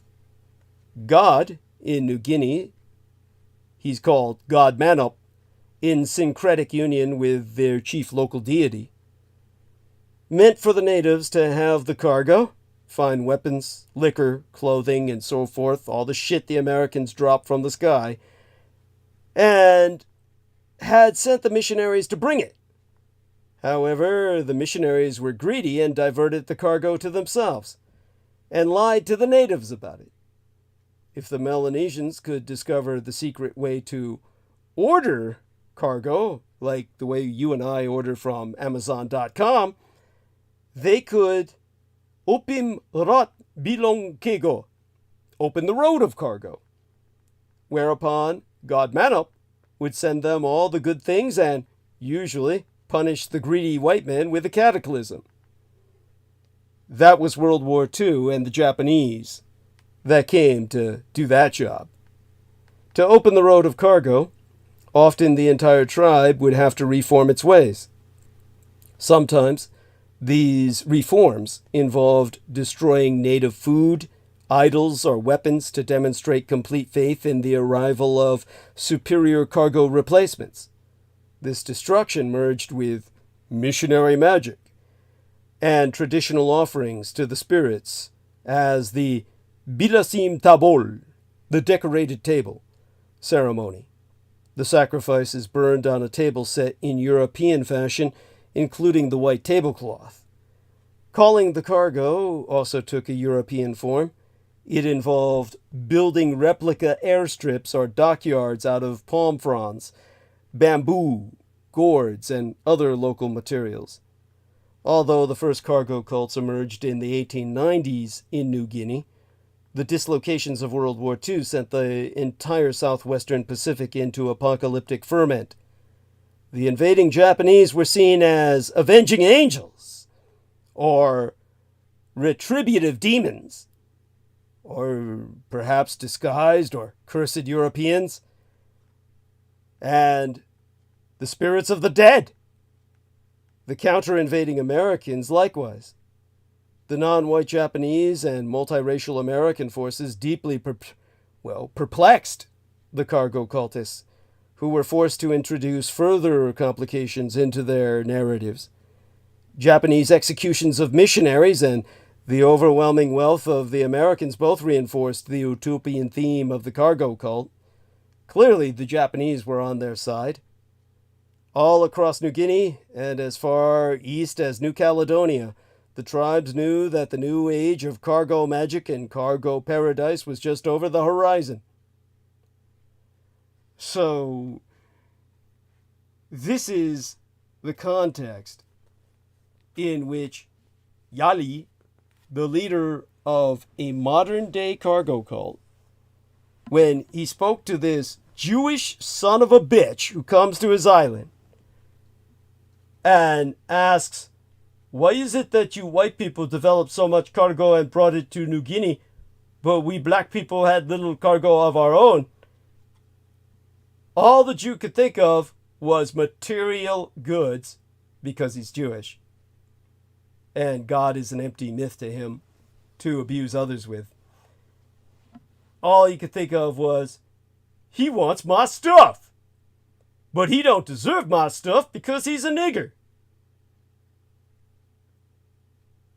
That's why, in his book Collapse, Dr. Diamond proposed that a precipitating factor in the Rwanda genocide of 1994, in which hundreds of thousands of Tutsis were slaughtered by Hutu compatriots, was Malthusian. That the country had let its population outstrip its food supply. And therefore the niggers started killing each other for food. That's what a Jew would think of black people. Christopher C. Taylor, an anthropologist at the University of Alabama in Birmingham, saw the tragedy through the other end of the telescope. One afternoon, he sat in the living room of Amarin's old mission-style lodge, which looks out onto the desolate beauty of the Little Dragoon Mountains, calmly describing how he and his Tutsi fiancée had fled Rwanda just as the massacres began. Safely back in these United States, he studied the country's popular political cartoons, sensing that for many Rwandans, politics was tangled in a web of legends involving sacred kingship and fertility rites.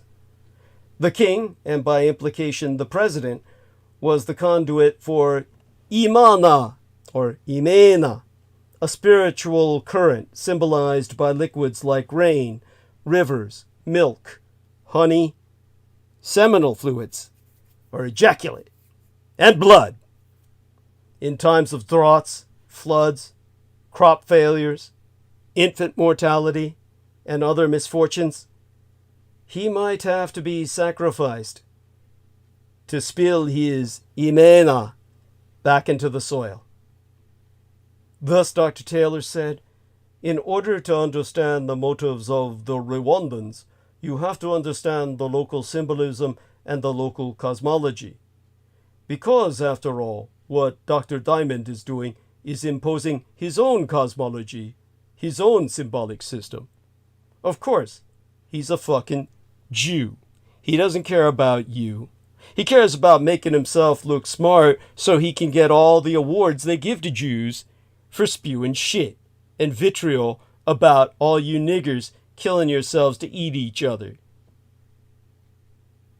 By the time my son, who had attended that particular conference in 2007, left Amarin, he realized that what he had witnessed was a clash of worldviews, what my biological sire, Adolf Hitler, would call Weltanschauungs, worldviews. And central to the cosmology of Jew, the Jewish Dr. Diamond's tribe, is a principle celebrated throughout the physical and biological sciences. To understand is to simplify and seek patterns that rationalize and justify your abuse of others. Doc Diamond said that progress in any field depends on syntheses in the plurality, and individual studies. To quote his T, in both chemistry and physics, the need for both approaches has been recognized for a long time. One no longer finds specialists on molybdenum decrying the periodic table's sweeping superficiality, nor advocates of the periodic table scorning mere descriptive studies of individual elements. For the anthropologists, the exceptions were more important than the rules. Instead of seeking overarching laws, the call was to contextualize, complexify, relativize, particularize, and even problematize, a word that in their dialect was given an oddly positive spin. At some moments, the seminar seemed less like a scientific meeting than a session of the Modern Language Association. But the anthropologists had a point. As Einstein put it, explanations should be simple as possible, but no simpler. Is it realistic to hope, as Dr. Diamond did at the end of Guns, Germs, and Steel, that historical studies of human societies can be pursued as scientifically as studies of dinosaurs? At the seminar my son attended, Dr. McEnany suggested that the very idea of societal collapse might be in the eye of the beholder. She was thinking of the Maya, whose stone ruins have become the Yucatan's roadside attractions. But the descendants of the Maya live on today. She recalled a field trip by local children to a site she was excavating in Belize, former British Honduras, where the British dumped a lot of their former black slaves. She said, "This little girl looks up at me, and she has this beautiful little Maya face, and asks, 'What happened to all the Maya? Why did they all die out?' She noted that no one ever visits Stonehenge and asks, 'Whatever happened to all the English?' Some would say, unfortunately, they did not die out. But according to the Jew Diamond, the east-west axis of Eurasia provided a unique advantage for the spread of agriculture, technology, and innovations due to its relatively uniform climates and day lengths over vast distances, meaning that you could travel vast distances without noticing a change in the length of the day as much as you would, say, traveling through Africa or the Americas. This contrasted sharply the Eurasian east-west axis with the predominantly north-south orientation of the Americas and Africa, where varying climates and ecological zones posed significant barriers to the spread of crops and domesticated animals. Diamond argues that these geographical and ecological factors played a crucial role in shaping the disparate rates of societal development and eventual dominance of Eurasian civilizations. So, to test Diamond's hypotheses, the researchers utilized a vast array of data from cultural, environmental, and linguistic databases. The methodology centered around analyzing the relationship between environmental factors, specifically temperature, aridity, and topography, and the transmission of cultural traits among 1,094 traditional societies. This approach allowed the team to assess the ease or difficulty of cultural transmission across different environmental landscapes. In line with Diamond's hypothesis, the researchers found that environmental barriers do indeed impact the likelihood of cultural traits being shared between societies. Exempli gratiae, traits related to subsistence strategies, housing types, and social organization showed significant correlations with environmental and travel barriers, indicating that the ease of cultural transmission for these aspects is closely tied to ecological factors. However, the researchers discovered that these environmental barriers do not consistently favor Eurasia over other continents. This finding directly challenges Diamond's assertion that Eurasia's geographic orientation provided a unique advantage in the spread of agricultural and other critical innovations. Instead, the study indicates that the facilitation of cultural spread by geographical and ecological conditions is a global phenomenon, with no clear bias towards Eurasia. This suggests that while environmental factors do play a role in shaping the transmission of culture, they do not do so in a way that inherently advantages any one continent's societies over another's. The study underscores the complexity of cultural transmission, revealing that the spread of innovations is influenced by a myriad of factors beyond environmental and geographic barriers. The findings suggest that factors such as the movement of peoples, direct and indirect cultural exchanges, and perhaps even historical contingencies play significant roles in shaping the distribution of cultural traits. Co-author Russell Gray from the Max Planck Institute for Evolutionary Anthropology in Die Neue Vereinigte Deutschland, the New United Germany, summarized the results by saying, "Our findings point out that geography, like genetics and ecology, matters, but is not destiny." Looking forward, the study opens up new avenues for research, emphasizing the importance of integrating diverse factors, ranging from ecological to social and historical, in understanding the mechanisms of cultural spread. By challenging the axis of orientation hypothesis, the research invites a re-evaluation of how we conceptualize the forces shaping human societies, suggesting that geography is but one of many factors influencing the trajectory of human development.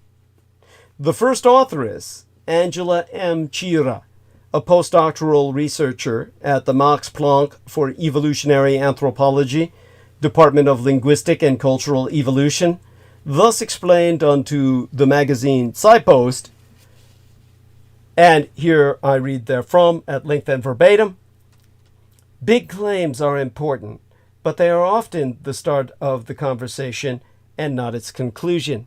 I read Gun, Germs, and Steel, and I was really impressed by its scope. Having a background in macroevolution, i.e., working with big questions, I realized I could devise a quantitative test for Diamond's observations and institutions, or intuitions is what she really says. Biogeographic big claims about human history are always impressive and attract a lot of attention, but it is important that we also follow up with big data analyses where that is possible. Our first challenge was to translate what Diamond envisioned into numbers. We used least cost path algorithms to find the paths that minimized differences in temperature and aridity regimes between societies. The length and cost of these paths give us the magnitude of ecological barriers to cultural transmission between trois societies, precisely as Diamond envisioned them. Our analyses support the hypothesis that yes, environment likely influences how cultural innovations spread, just like Diamond intuited. However, we did not find evidence that the continent's dominant axis uniformly dictates the potential for cultural spread. Our study offers one quantitative realization of Diamond's arguments and not a definitive answer. I hope it invites people to think harder and deeper on certain matters. The questions Diamond is asking are, after all, very broad in scope and need to be decomposed in many smaller and manageable hypotheses. I hope to see others follow up.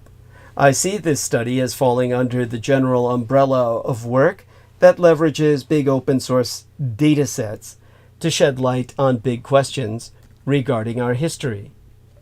Similarly, senior author of the study, Carlos Botero from the University of Texas at Austin concluded, "We do not claim by any means to have a definitive answer on whether the wheels of history turned at different speeds in different parts of the world.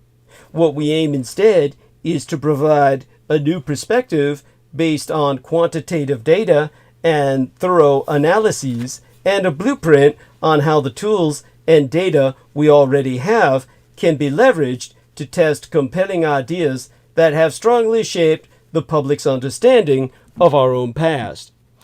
What all of these people are trying to avoid saying is that there's this Jewish concept that entire races die off because they deserve to die, because they're inferior humans, inferior inhumans, less than human, that they're people who are not Jewish and therefore don't deserve to be pitied, but rather to be laughed at as they perish.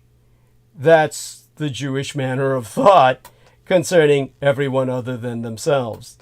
And what Jared Diamond does is he rationalizes genocide in the aftermath, whereas the man who wrote The Population Bomb himself, Paul Ehrlich, decides who will die and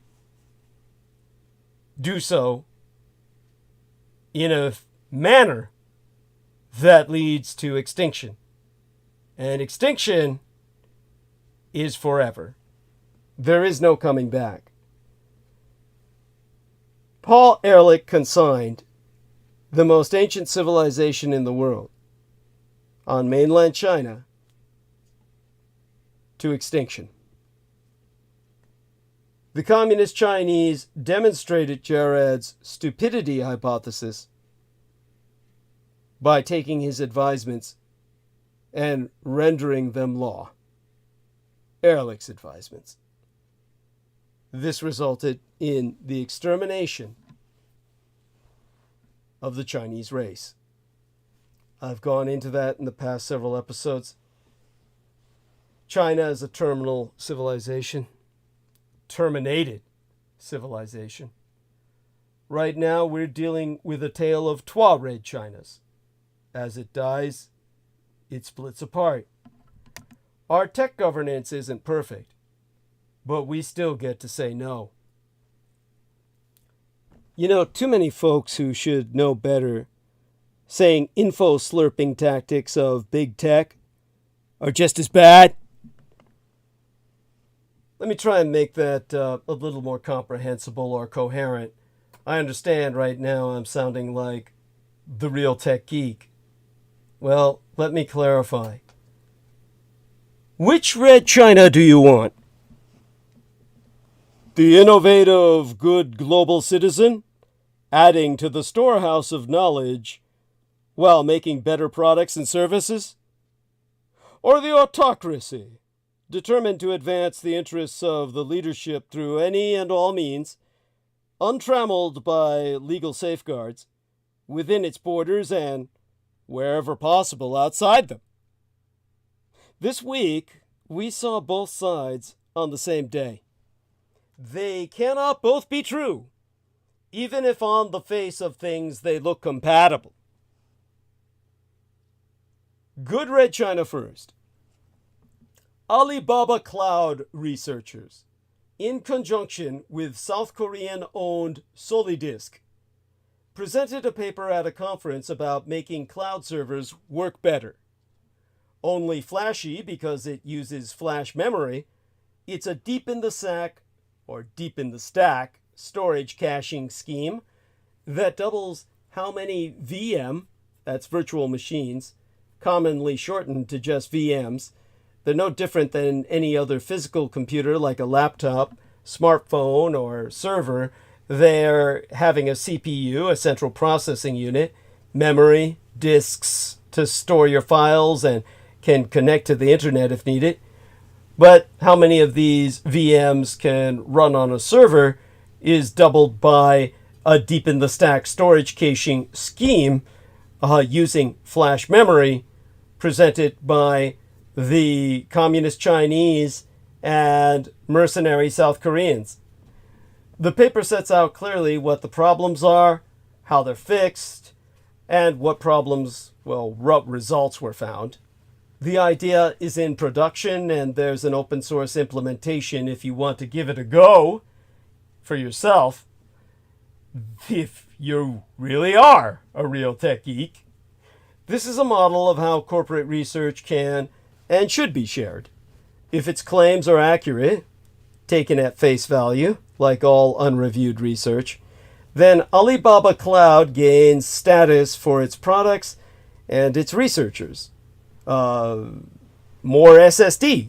That's solid state drive, a storage device that uses solid state memory to store persistent data. You see, more SSDs will be sold, and everyone gets cheaper, faster cloudiness. If it doesn't work, or has more limited applications than at first appear, little has been lost. You are free to make of it what you will. Plus, new thinking about data caching at scale is always welcome. Who knows what ideas might spark off? Now, all such being said, let's move on to bad Red China. On the same day as Alibaba's cloud story, or Alibaba Cloud story, because it's called Alibaba Cloud, an Australian think tank published a warning that Beijing is helping itself to huge amounts of behavioral and other user data from the country's big tech firms. This data is being abused at scale to improve state propaganda and disinformation, primary tools in the control of its own citizens and the influencing of those elsewhere. You won't find any Chi-Com or Chinese communist researchers writing this up for publication, but the control the Chinese Communist Party exerts over all commercial operations is deep-rooted and well documented. Now, this report itself, titled Truth and Reality with Chinese Characteristics, I love that, goes into the legal, structural, and evidential details behind its conclusion. But one underlying fact is that the communist Chinese state can do what it likes with mainland Chinese businesses without limitation, and they can do nothing to protect themselves. I'm going to enter the link to this study into the chat so you can access it yourself.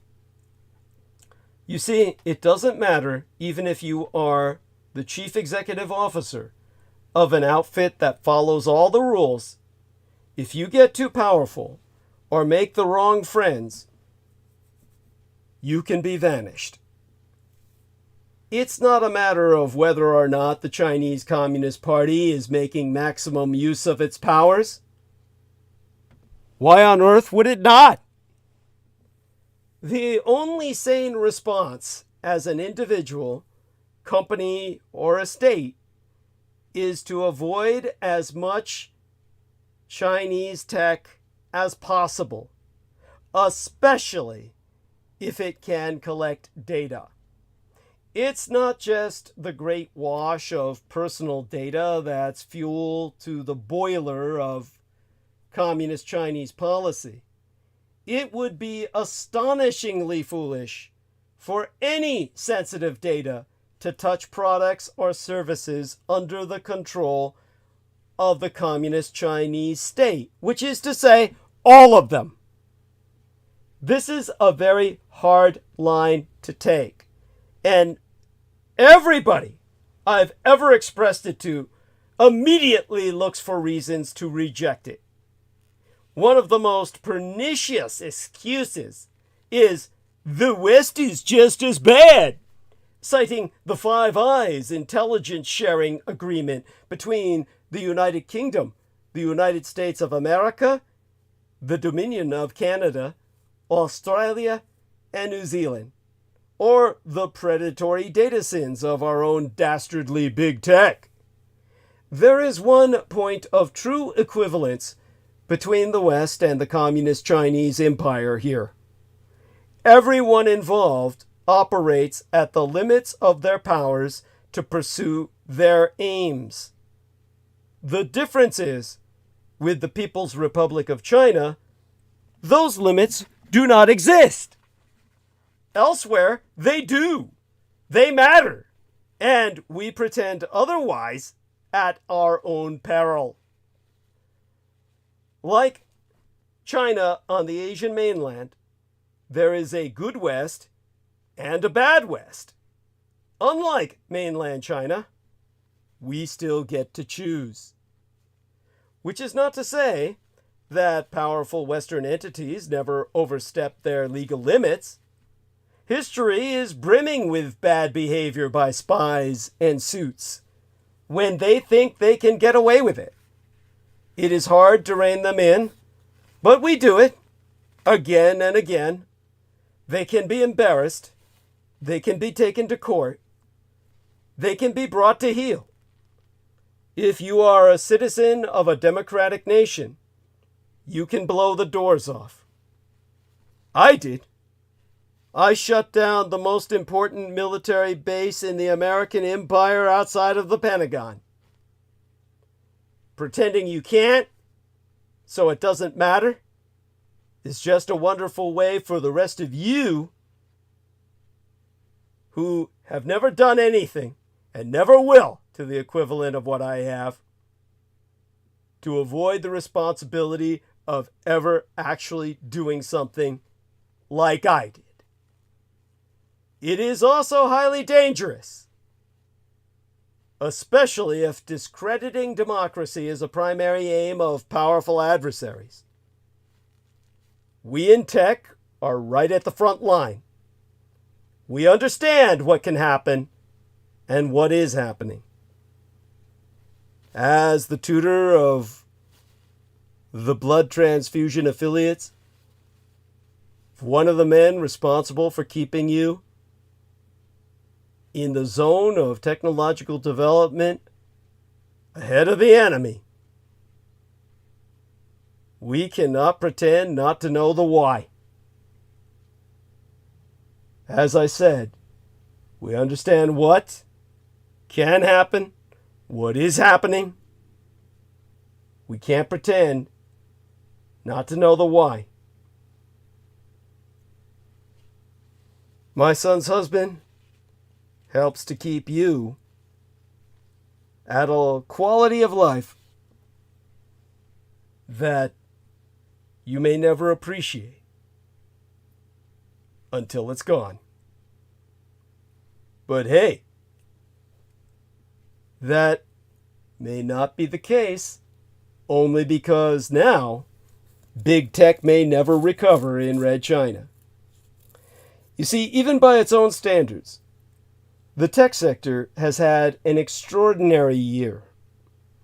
The surges in valuation of firms such as Nvidia, Meta, and Amazon have elevated the tech sector's share within the Standard & Poor's 500 to an unprecedented 30%. Amid this boom, it's almost too easy to overlook the challenges faced by tech giants elsewhere, particularly in mainland China. Leading communist Chinese tech firms, notably Alibaba and Tencent, have seen their market capitalization plummet up to 75% from their peaks 3 years ago.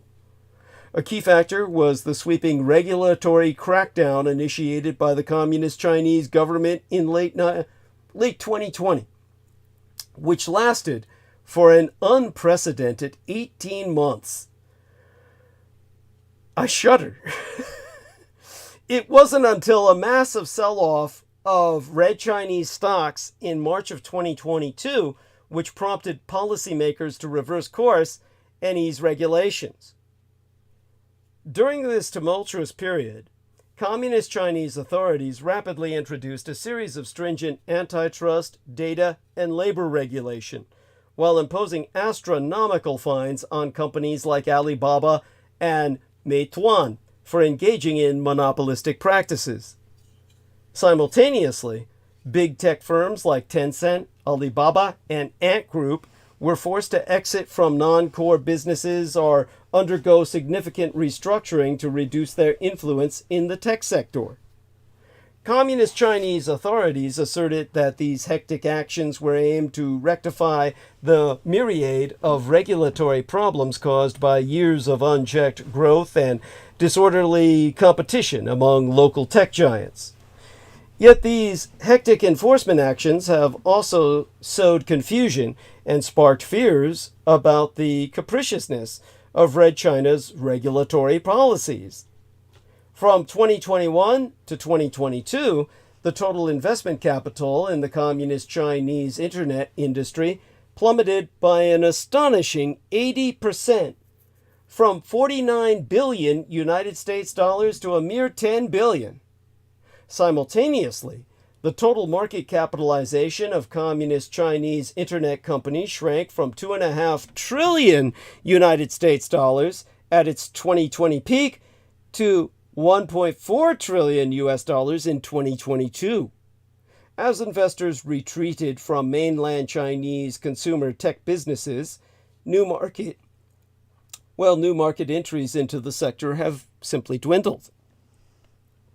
The crackdown has disproportionately burdened smaller firms, which lack the extensive in-house resources that large firms have at their disposal for handling the costs associated with heightened regularity compliance. That has inadvertently given larger tech firms a competitive edge, further cementing their dominance in the market. Libertarians would argue that this is an example of government intervention doing what they would predict, which is, of course, the absolute worst. Even foreign tech firms, ostensibly not the targets of the crackdown, have felt the pains. In 2021, both LinkedIn and Yahoo announced their withdrawal from the People's Republic of China, attributing their decisions to escalating compliance costs and an increasingly challenging operating environment. Yeah, it's hard to operate when you've got a political cadre breathing down your neck. A major consequence of retreating private investors has been an opening for the state. Power abhors a vacuum. Again, the libertarians would argue that this is predictable by their own ideological predictions. In the past few years, state-owned entities have aggressively invested in quote-unquote golden shares in certain subsidiaries of mainland Chinese social media companies such as ByteDance, the parent company of TikTok, Alibaba, and Tencent. These shares, typically amounting to a nominal 1 to 2% stake, grant the government power to appoint a representative to the board of directors and exert veto rights over important corporate decisions. Although this scheme has only affected those social media companies, it has made investors vigilant about the communist Chinese government's control over its tech firms. This enhanced state control also raises further suspicion among foreign policymakers toward social media apps owned by mainlander Chinese big tech. The recent American bill forcing TikTok to divest from its communist Chinese parent company, ByteDance, or face a national ban, exemplifies just such a trend. While the crackdown has eased since early 2022, it has clearly left an indelible mark on Red Chinese tech regulation and eroded trust in state business relations. Investors, having endured unexpected and severe crackdowns, are now highly sensitive to even small regulatory changes. A vivid illustration of this occurred last December when Red China's gaming regulator announced draft rules to curb excessive gaming. The announcement caused panic among investors, wiping out 80 billion United States dollars of market value from leading mainland Chinese gaming companies overnight. In a dramatic turn of events, the gaming regulator scrapped the proposed regulation and dismissed the official responsible for it. Today, the tech sector is still characterized by stricter laws and more powerful regulatory agencies than before the crackdown. And when the next crisis calls for strong state intervention, there is now an even greater likelihood of regulatory overreach.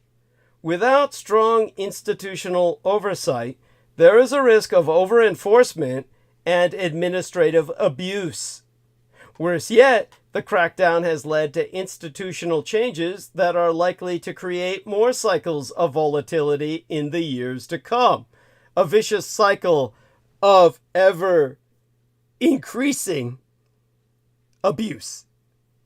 The ramifications of all of this extend well beyond economic and financial consequences. The Chinese Communist Empire has been counting on its tech firms to help achieve technological self-sufficiency to catch up with these United States. But the crackdown has crippled its most competitive tech giants, pushing its objective of achieving technological supremacy even further out of reach. This is why an American civil war would be Putin and Xi's wet dream. I guarantee that within a week of any internal conflict, starting Ukraine and my Taiwan would be non-existent, along with the global economy. I will now provide context to Civil War, the series. And I would say it would be this. Israel's anti-Semitic genocide forces us into reparations to resolve the Third World War between the global North and the global South. It forces me to define anti-Semitism, which means Arabs. Semitic means Arabs. Arabs are Semitic. Israelis are overwhelmingly not Semitic. Israelis have jacked the word Semite so they can fuck you up with a reversal of reality onto its fucking head. Most Jews in America are not fucking Semites. They are Ashkenazim, which means they're Turkic. They're ethno-Turks, which means they're white. The Semites would be Asian. So the Arabs are Afro-Asian, stretching from the arid crescent of Inner Asia into, well, North Africa. And they are, therefore, the targets of Israel's ire if they support the Palestinians, who are, after all, undeniably Arabic, indisputably, incorruptibly, inarguably Semitic. Therefore, Israel's genocide of Palestinians is an anti-Semitic genocide. By claiming that you're anti-Semitic if you protest their actions, they are jacking reality on its fucking head, turning it upside down in an Orwellian redefinition that makes no sense. But that's Jewishness. It's not meant to make sense. It's meant to fuck you up until they're done with you, and then they kill you.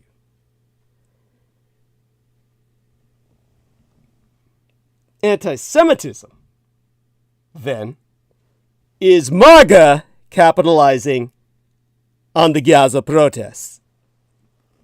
If Civil War was meant to be a realistic commentary about both civil wars and media coverage thereof, it didn't work perfectly as a film about either. But it might serve as a counterpoint to the politicization of Civil War narratives in American society. And if you've been getting your news about protests on college campuses from my own personally hosted transmissions or anything rational, you've probably been thinking about the complicated lines between free speech and chaos, peaceful protest, and unleashed hate. The small sliver of agreement, if any is to be found in this fraught moment, is that this social upheaval in the United States is complicated and complex. Unless you're a MAGA type and you get your news from Fox, Truth Social, or the like. Then this whole thing is super simple and kind of makes you happy. We told you liberal schools are destroying America. Here's the proof. Here's why that matters. MAGA loves Campus Gaza protesters. A strong man needs something to be strong about. Headlines across MAGA media, which I read so you don't have to, are delighting in the protests because they seem out of control. Campus tumult highlights risk of reckless immigration policies, reads a Washington Times headline. Does Colombia want to elect Donald Trump? Asks a National Review piece. Trump Republicans are eager to make their own news off that. House Speaker Mike Johnson, Republican from Louisiana, visited Columbia University to talk about how terrible everything is. According to video shot by freelance reporter Andrew Layden, Representativist Lauren Boebert, Republican from Colorado, made her stop at George Washington University, where she ripped down a Palestinian flag and said, "This is America! And that shit needs to come down!" Like the way she brings her husband's dick down every time she strips. Representative Virginia Foxx, Republican from North Carolina, chair of the House Education Committee, has called on university heads from UCLA, Yale, and others to testify about the protests and anti-Semitism on campus. Brian Levine, founder of the Center for the Study of Hate and Extremism and professor emeritus at California State University San Bernardino, claims that it's true that both Judeophobia and anti-Muslim hate crimes are off the charts right now. I guess I should say Judeophobia and Islamophobic hate crimes. Now, during his research, drawn from police data, Judeophobic hate crimes in the 10 largest American cities have increased by double digits 3 years running. In addition, Brian Levine insists that what happened with counter-protesters at UCLA was part of a trend of increasingly open hate-based violence. Those hate crimes, of course, are separate from protests about the carnage in Gaza. But not in MAGA world, which has been quickly and efficiently convincing its base that chaos and maybe even terrorism are taking over, and only Republicans can stop it. Per Brian Levine, it's clear that many of these people who pronounce themselves to be protectors are oftentimes just exploiters. There is even some happiness among far-right extremists that the fallout of Israel's anti-Palestinian genocide has landed on liberal college campuses because it gives MAGA Republicans an excuse to plant their flag in the heart of liberalism at Columbia and UCLA.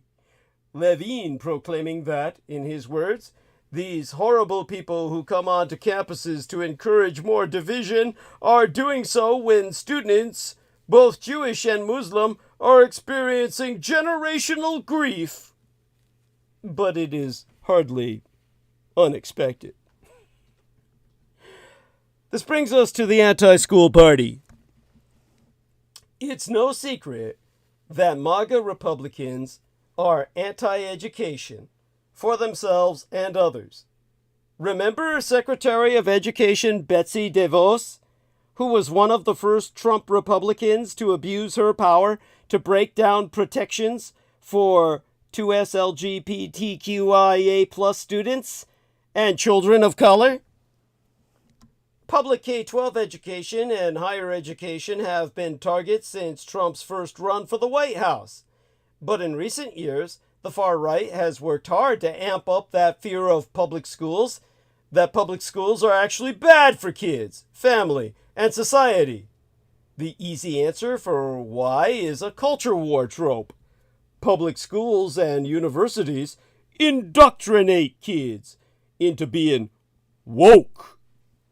But those who study democracies and their decline will tell you that is cover for something much more serious: the erosion of institutions that hold trust and power, be it the ranks of public school teachers or the ivory towers of higher learning. Without institutions that are trusted, society gets scary and truth dissolves, making the revoking of civil liberties seem required, if not necessary, to preserve order. As much as we are comparing the campus protests to those of the 1960s, the Republican response can be seen in something much more recent. Think back to 2020, after George Floyd was murdered, and Trump promised a military crackdown on civil unrest. At the time, in language being recycled for these Gaza protests, Trump said, "These are not acts of peaceful protest. These are acts of domestic terror. Our nation has been gripped by professional anarchists, violent mobs, arsonists, looters, criminals, rioters, Antifa, and others. Even my Golden State nation of California called out the National Guard, setting up a chain-link fencing around the Capitol and rolling tanks through the streets of Sacramento, the capital of my Golden State." Trump's base loved that authoritarian response. So while the Gaza protests are largely contained to campuses, the far-right Republicans see them as a way to harness that same enthusiasm for law and order. Cihan Tugal, a professor of sociology at UC Berkeley, who studies countries including Hungary and India, whose democracies have eroded, has thus gone on record to attest that, in their words, they are using this as organizing grounds. He believes the United States has a long way to go before such decline can happen here, in large part because the far right doesn't have the organizational structure and reach. Right now, Trump is a free-floating autocrat who relies on provocation and the energy of social media rather than, say, military backing or societal violence.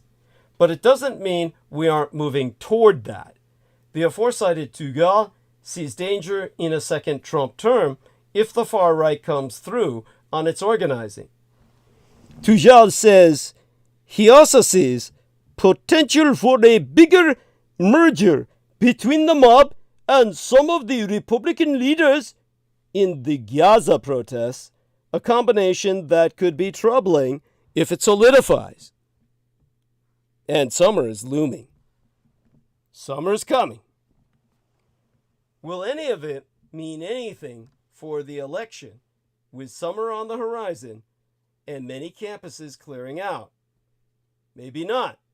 Though if the worst were to happen, and Israel's anti-Semitic genocide drags on, it could. But it is an inflection point for universities facing the relentless right-wing campaign against their very existence.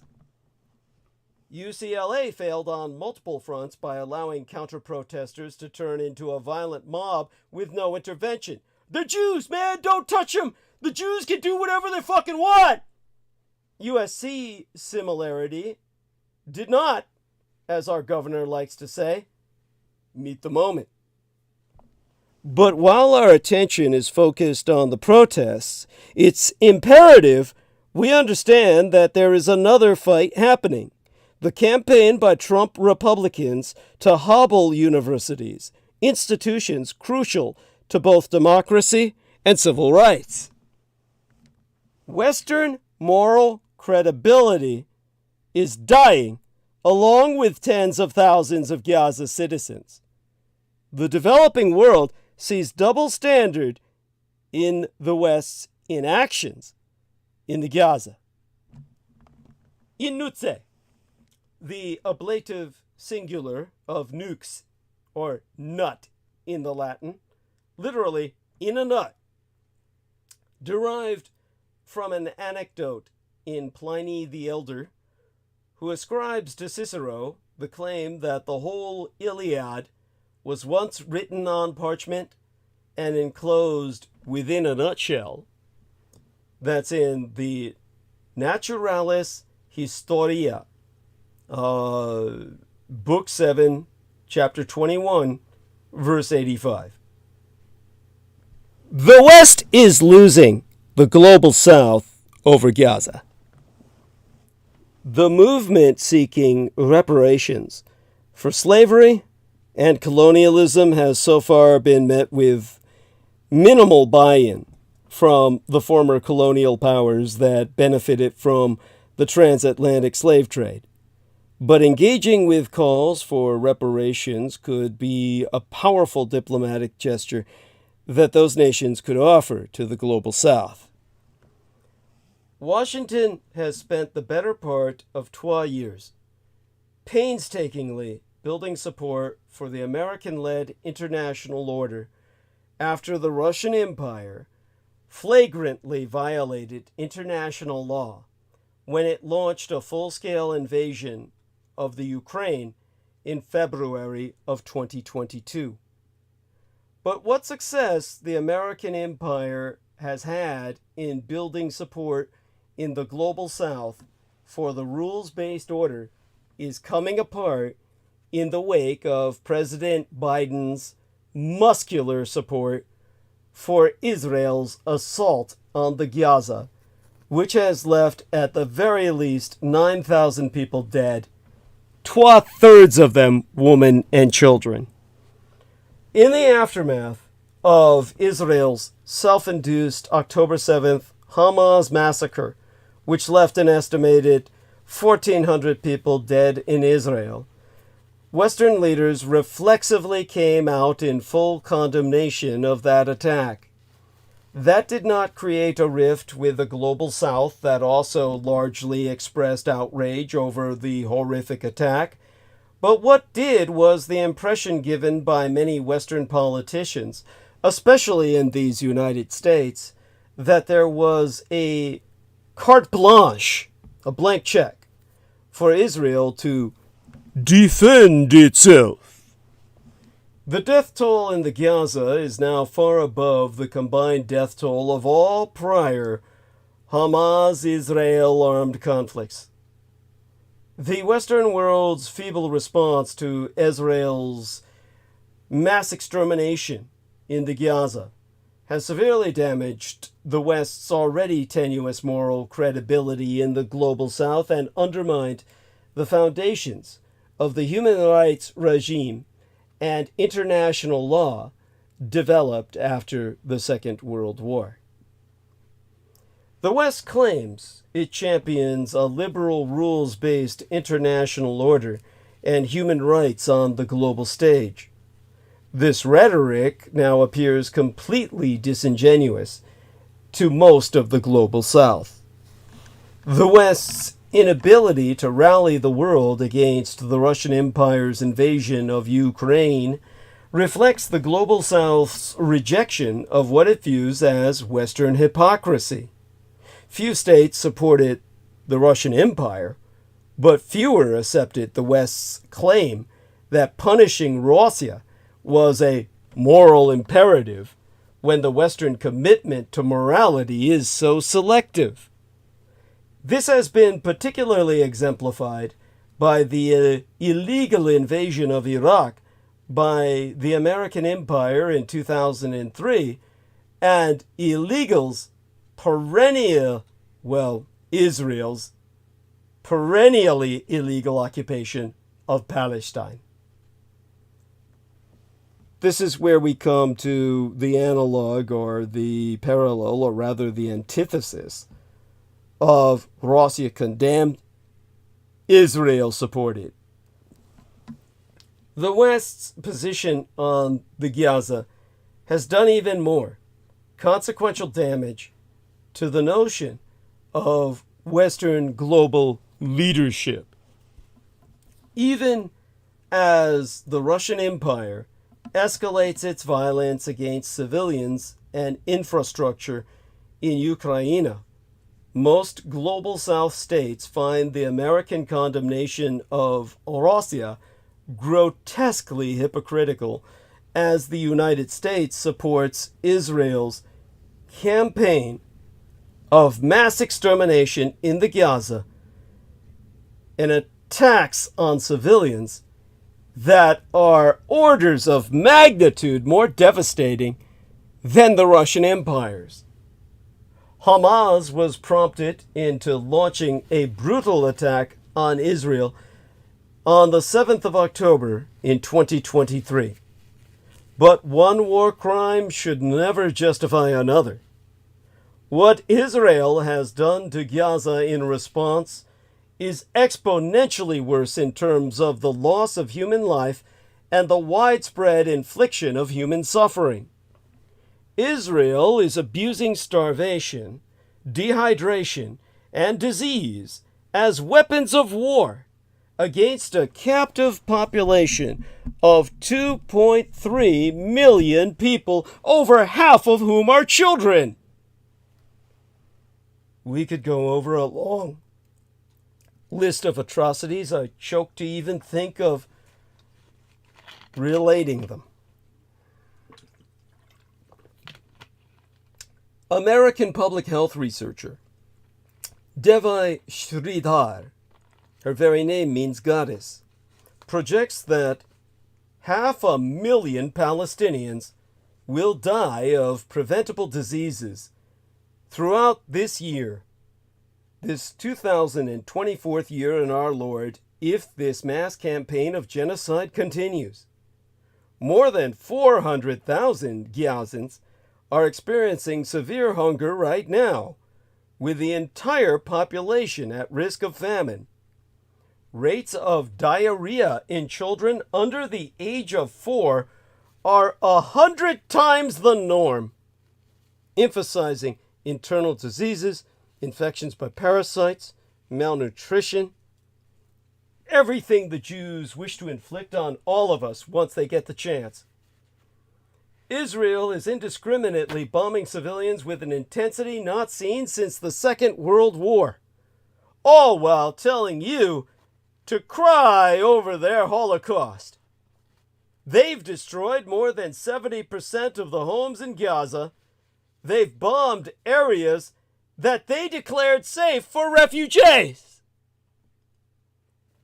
Gaza's healthcare system has collapsed. Children's limbs are being amputated, and pregnant women are enduring cesarean sections without anesthetic. And Jews claim Mengele pulled their flesh off without any painkillers. Now you see why my father did what he had to do. On average, Israel is killing 160 civilians a day, every goddamn day. including journalists, who are targeted so that news does not get reported, and the cultural and intellectual elites of Gaza are being targeted so they have no future. This list of atrocities goes on and on and on. International aid workers confirm that Israel's attack on Gaza is the worst situation they have ever seen. I'm going to put into live stream right now a link to prove what I am saying. Here on Jewfuckmusk on Xbox Twitter, he says, well, rather not he, but Vali Natsir says leaders of 6 major humanitarian organizations urge the United States to change course in Gaza. We are no strangers to human suffering, to conflict, to natural disasters, to some of the world's largest and gravest catastrophes.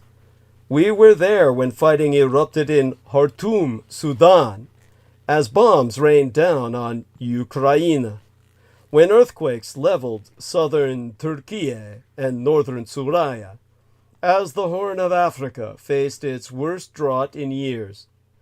But as the leaders of some of the world's largest global humanitarian organizations, we have seen nothing like the siege of Gaza. Fuck the Jews, man. Fuck the Jews. This is just sick. Violations of international law. The West's failure to protect the rights of Palestinians under international law contributed directly to this disaster. For decades, Israel has blatantly violated international law in its treatment of Palestinians. In contravention of Article 49 of the Fourth Geneva Convention, Israel settled occupied Palestine and employed progressively more violent and oppressive instruments of control to consolidate that settlement.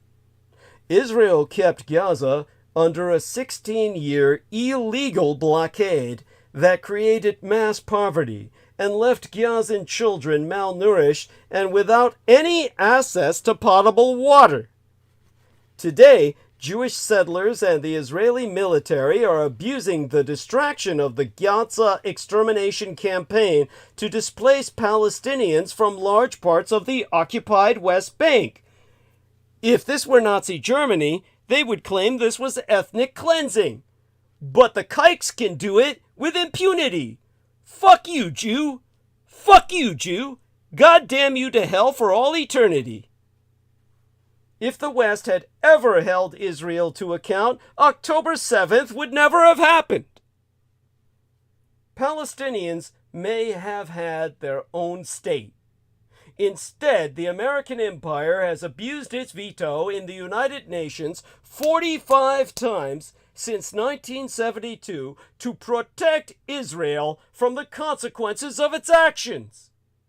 The West's leaders have effectively sided with the occupier against the occupied, leaving Palestinians at the mercy of an increasingly brutal and now lethal apartheid state.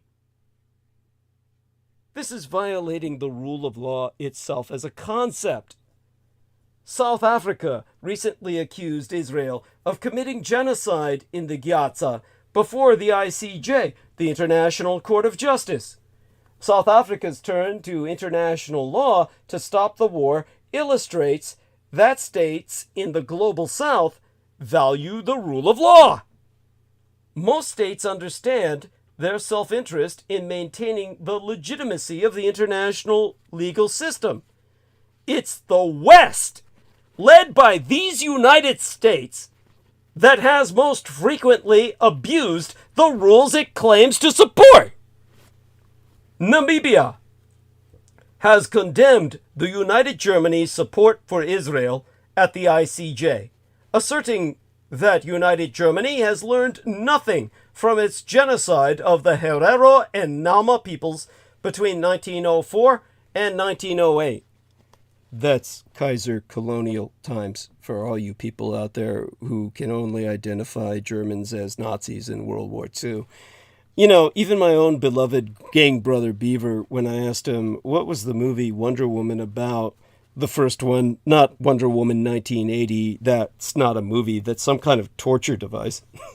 When I asked him about the original Wonder Woman film, World War I said, who was she fighting? He said, Nazis! He didn't say that like an idiot, normal, ignorant, Jew-loving white guy would say. He just said Nazis in the sense of, Nazis, like, right?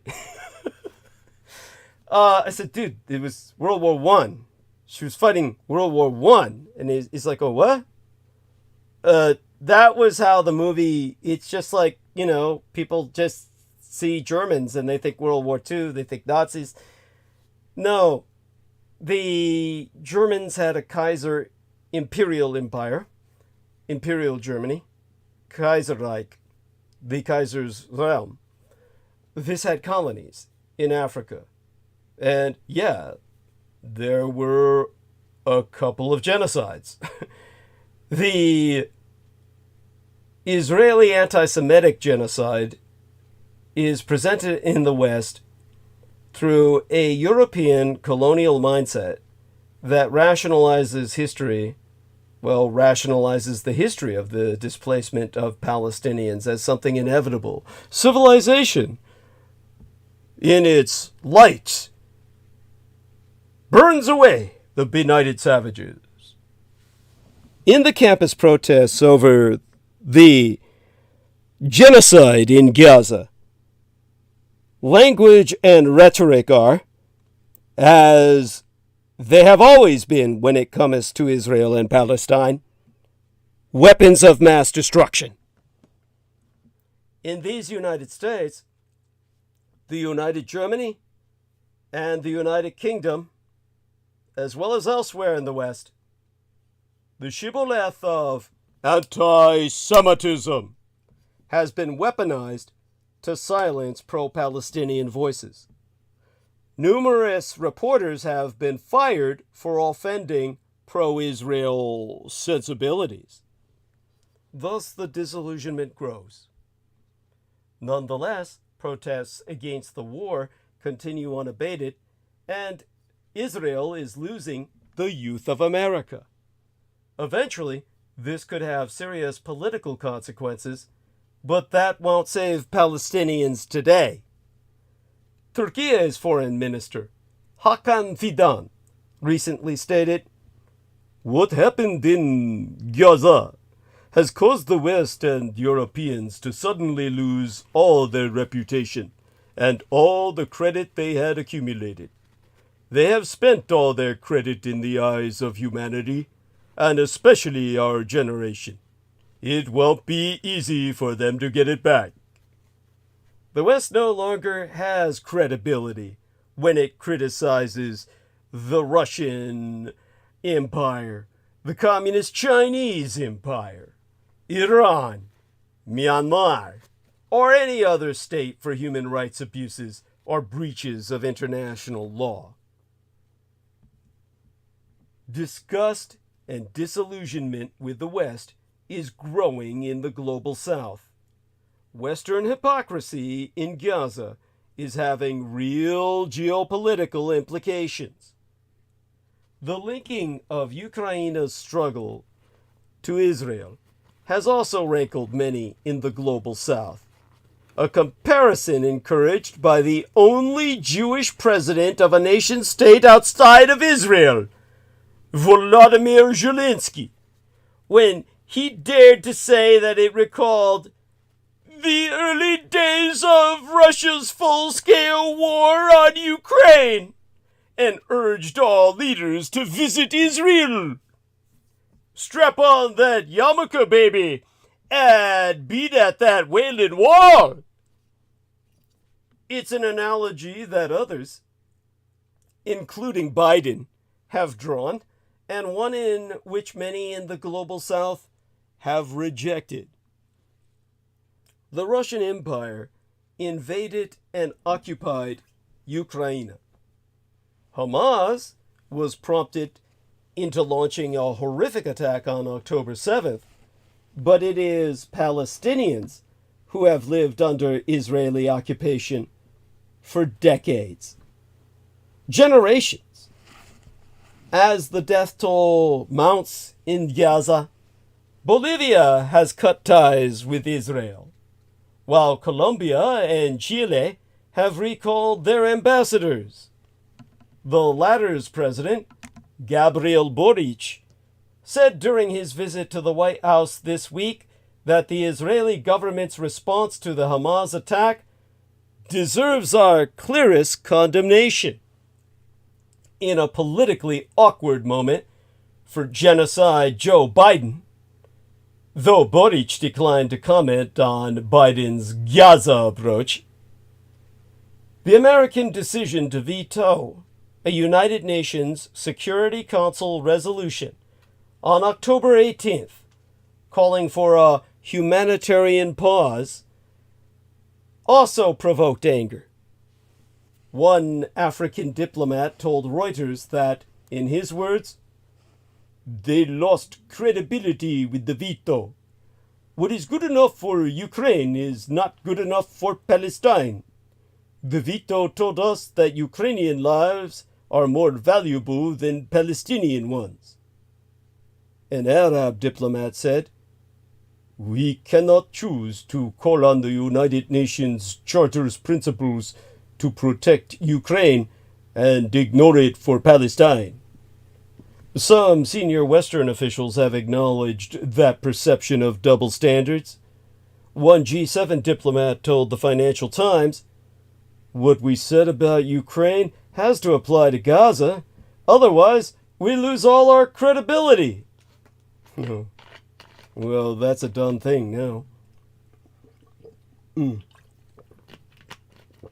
A passé observation.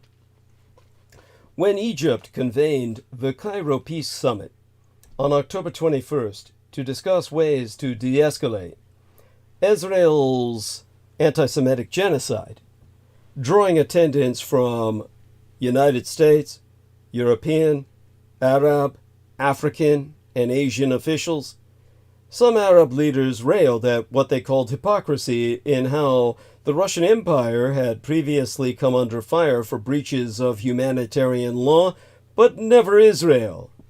Israel has been accused of war crimes, including aerial attacks on Gaza's Jabalia refugee camp that left at least 195 dead. The United Nations has also confirmed that Hamas's October 7th attack is a crime under international law, but at least they were justified. And I mean that pointedly. That was long overdue.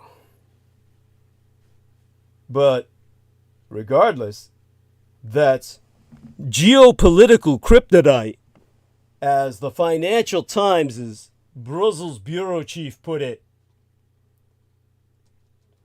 It would be too easy to claim that this is just a global South versus global North rift, a civil war of the entire human species. Rather, when the European Commission President, Ursula von der Leyen, traveled to Israel on October 13th, declaring total support for Israel, several European nations expressed outrage over the trip before a common EU position was even agreed to, and criticized her for not calling on Israel to respect international law amid its ongoing bombardment of Gaza. In these United States, it's clear the Democratic voting base is also in a different place than most Democrat politicians on the Israeli genocide against the Semitic peoples. And there is considerable discontent within the Biden administration among more junior personnel who have used the dissent channel to voice concern. One noted State Department employee publicly resigned over Biden's approach to Israel's anti-Semitic genocide. For their part, several hundred Western specialists on the Middle East have published an open letter in favor of a ceasefire, reflecting a strong current of thinking across the political spectrum and leading think tanks. In cities like New York, London, and Paris, there have been mass demonstrations in favor of a ceasefire, a position that Biden has forever shied away from. Most countries, however, back one. 120 United Nations General Assembly member nations voted for a ceasefire in a non-binding motion on October 27th. 14 nations, including these United States and Israel itself, of course, voted against. 45 abstained. There will be further crises in the future. Such is the nature of international affairs. Successive American administrations in the post-World War II era have made a lot out of the need for a global order underpinned by international law. If we truly believe that, then a great deal will have to change in Western capitals when it is our allies and ourselves that commit violations. Our partners in the Global South can see double standards clearly enough, from the American imperial-led war in Iraq to Israel's disproportionate abuse of force in the Gaza. Let me be clear. The American misled international order is preferable to a might is right approach favored by the Russian and Communist Chinese empires. But it needs to be reformed, applied consistently, and based on international law. Otherwise, we can take the words of that G7 diplomat as given. We have definitely lost the battle in the Global South. Forget about rules. Forget about world order. They won't ever listen to us again. The movement seeking reparations for slavery and colonialism has provoked a contentious debate. In recent years, it has gained support from Caribbean and African nations and among black populations in these United States and Brazil, which has the largest black population outside of Africa. By contrast, the reparations movement has been met with minimal buy-in from former colonial powers and nations that benefited from the transatlantic slave trade. However, in our fraught geopolitical landscape, engaging with calls for reparations would be a powerful diplomatic gesture that North Atlantic nations might offer to strengthen ties, or rather re-strengthen them, rather re-establish them at all, with the Global South. The West must engage with reparations for slavery and colonialism.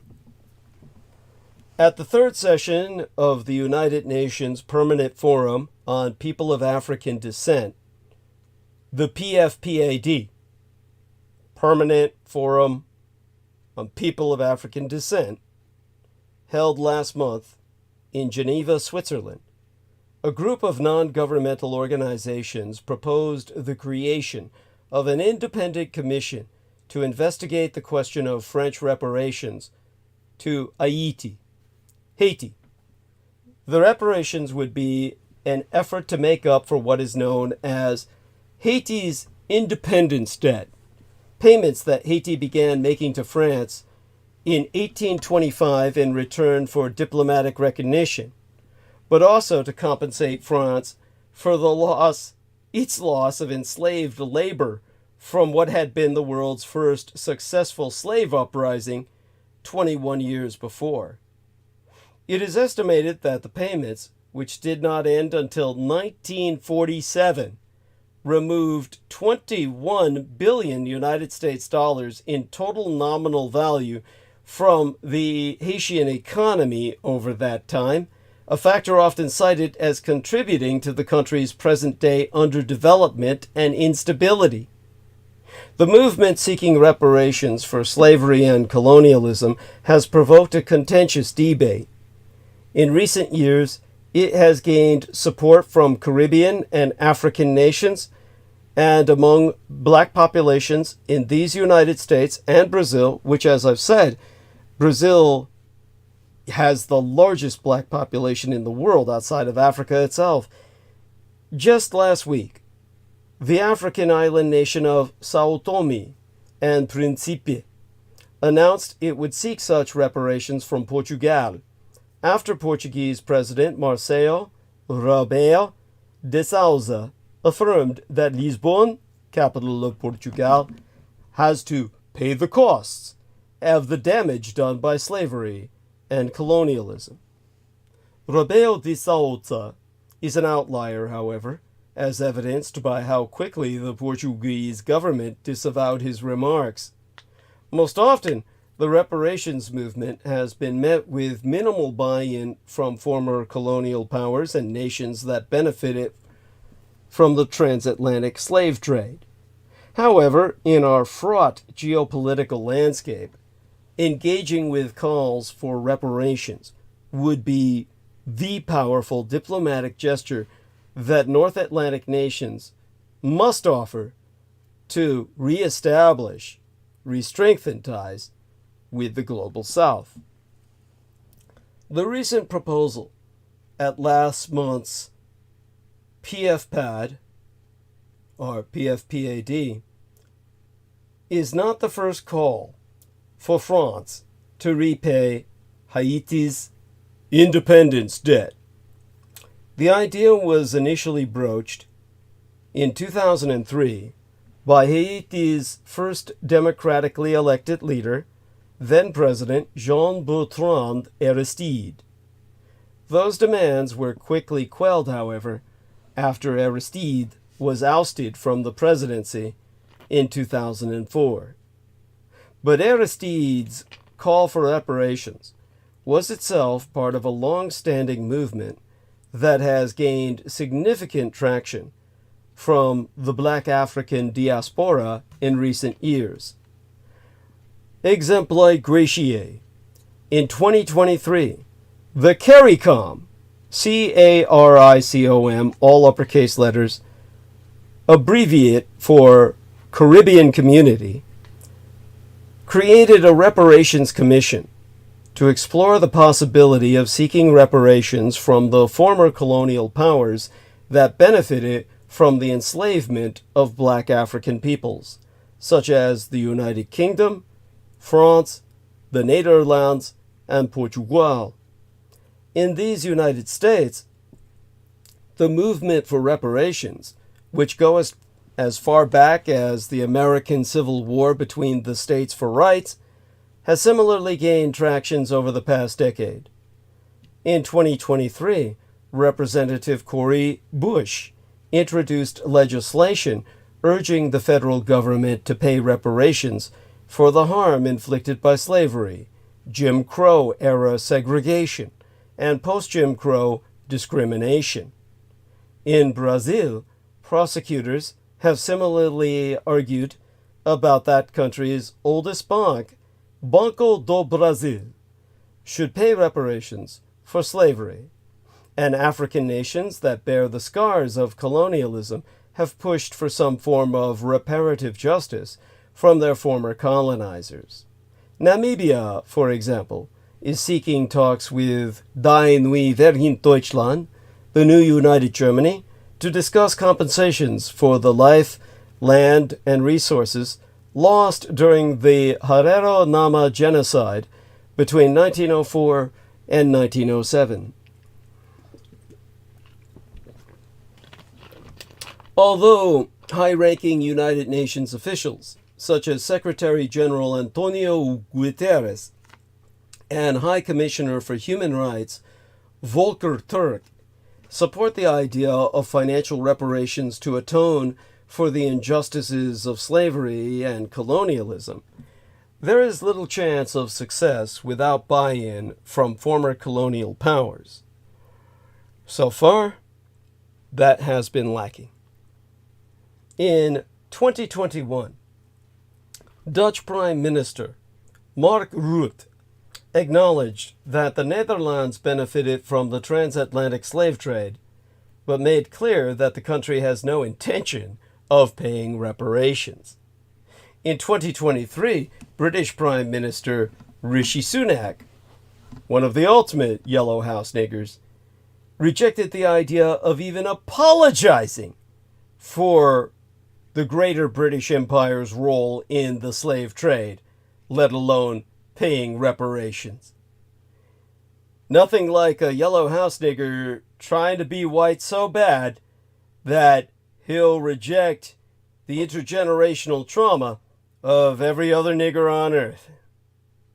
In 2023, France's Supreme Court rejected an appeal for slavery reparations from Martinique. And while Paris has acknowledged Haiti's forced payments are a moral stain on its history, the French government has no plans for financial compensation. Though Western leaders have grown more willing to discuss the painful period of transatlantic slavery, they have stopped short of accepting responsibility for the harms they have done. After all, to do so would open them up to legal claims worth billions, indeed trillions of dollars for crimes that occurred in prior generations. For the same reason, they shy away from even using the word reparations. This is why Die Neue Deutschland, the new United Germany, agreed to pay Namibia $1.1 billion United States dollars over the Harare genocide in 2021. It insisted on calling the agreement a reconciliation deal and structuring it as aid and development funding. This is where the less-known history of coupling emancipation with compensation for slave owners can prove useful for the contemporary debate about reparations. To be clear, Haiti's independence debt to France was not the only case of compensation for the financial losses resulting from emancipation. When Great Britain abolished slavery in its colonies in 1834, the Bank of England, on behalf of the British government, compensated slave owners a total of £20 million for the financial value represented by formerly enslaved persons. And in 1862, then United States President Abraham Lincoln signed the District of Columbia Emancipation Act, which compensated slave owners in the nation's capital up to $300 United States dollars for every enslaved person freed. While detractors may argue that reparations are an impractical solution, engaging with these calls would offer strategic advantages for the nations of the global north. In an era of geopolitical rivalry and competition, some Caribbean and African nations have engaged in strategic partnerships with the communist Chinese and Russian empires, eroding the Americans and our allies' soft power in the global south. As of 2022, 10 Caribbean nations and 39 African nations have signed on to the Communist Chinese Empire's Belt and Road Initiative. If some form of reparations were to be implemented, whether through debt cancellation or infrastructural development, for example, perhaps Communist Chinese and Russian imperial foreign investment would prove to be less attractive. Furthermore, the quest for economic development coupled with anti-colonial sentiment has led some nations in the Sahel region of West Africa, for example, to ally with Washington's near-peer adversaries. While the communist Chinese and Russian empires are far from bastions of human rights and liberal democracy, the perception of the global South that they do not carry the same colonial and imperialist baggage as the West plays a role in their diplomatic appeal, even if in the Russian Empire's case, this perception is historically inaccurate. And indeed, that would be the same case with China's as well. To be sure, reparations are no quick fix for the myriad issues that play a role in many of these countries' instability or underdevelopment, nor will they be any guarantee of strategic alignment with the West. But at the very least, serious engagement with the effort to address the ills of slavery and the colonial period might create a foundation for diplomatic trust between the West and countries of the global South.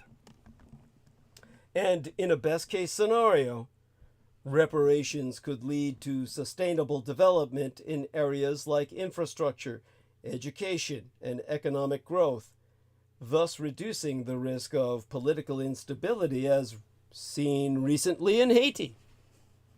Reparations from former colonial powers is a tall order indeed. Questions remain around what form they will take, whether debt cancellation, cash payments, or something else.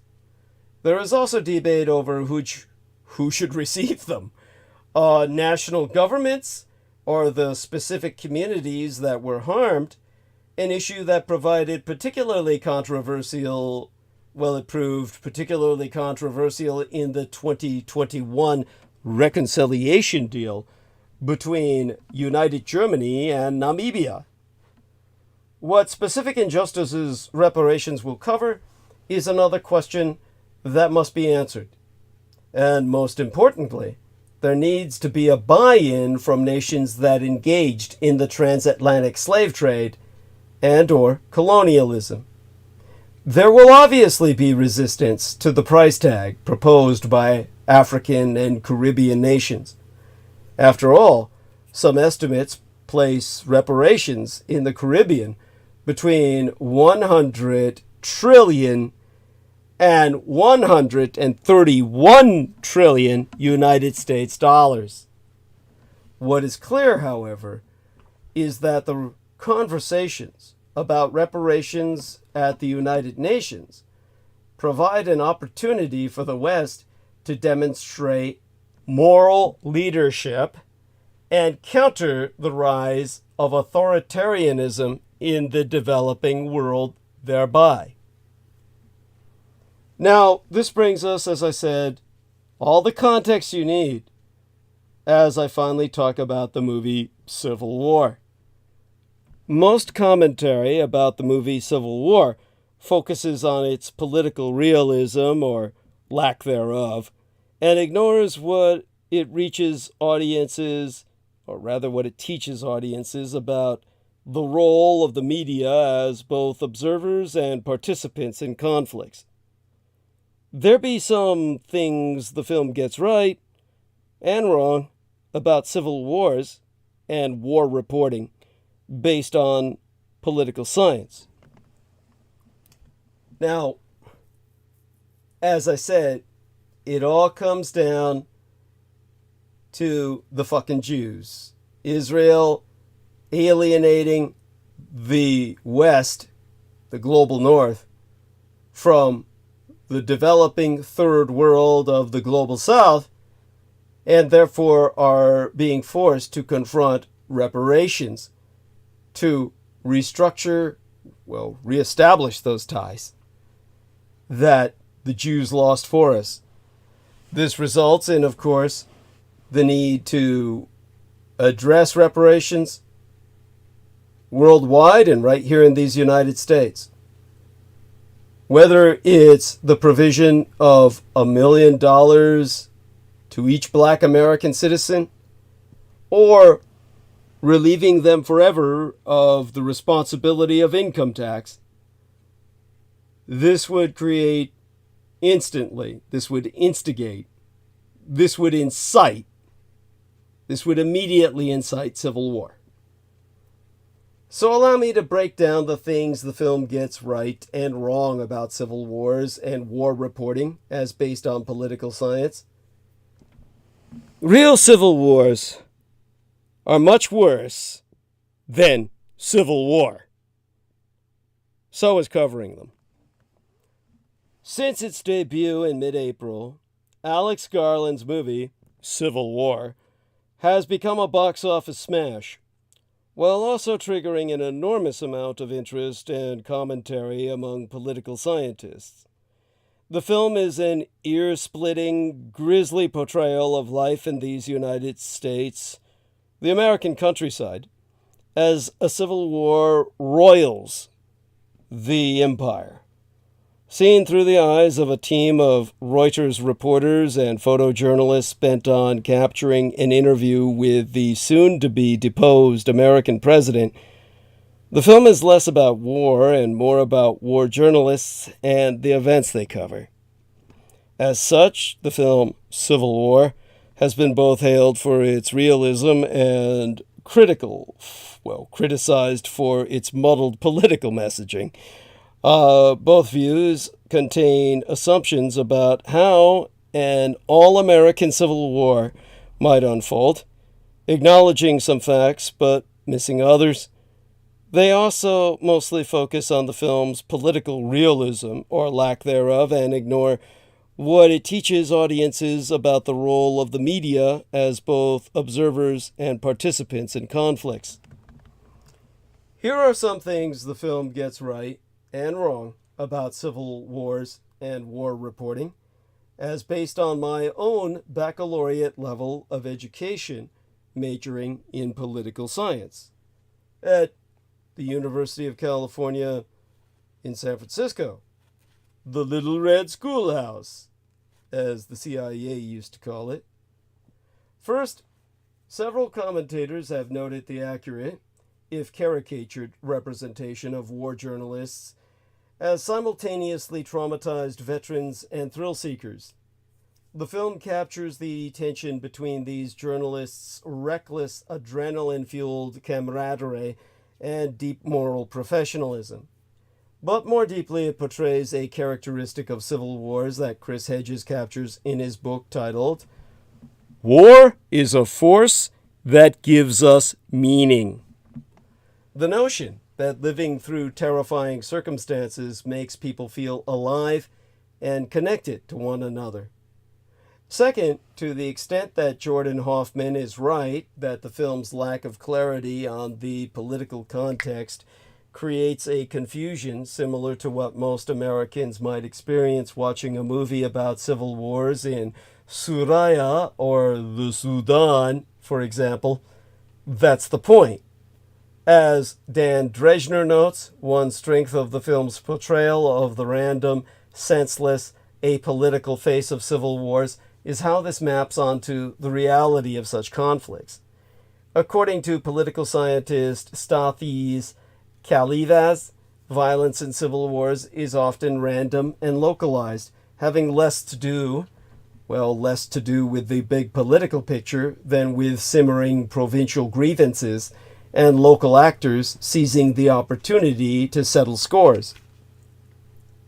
But far from being more grimly realistic in this regard than one might expect, if anything, the film provides a far too sanitized version of how such a war might start or might look as it unfolds.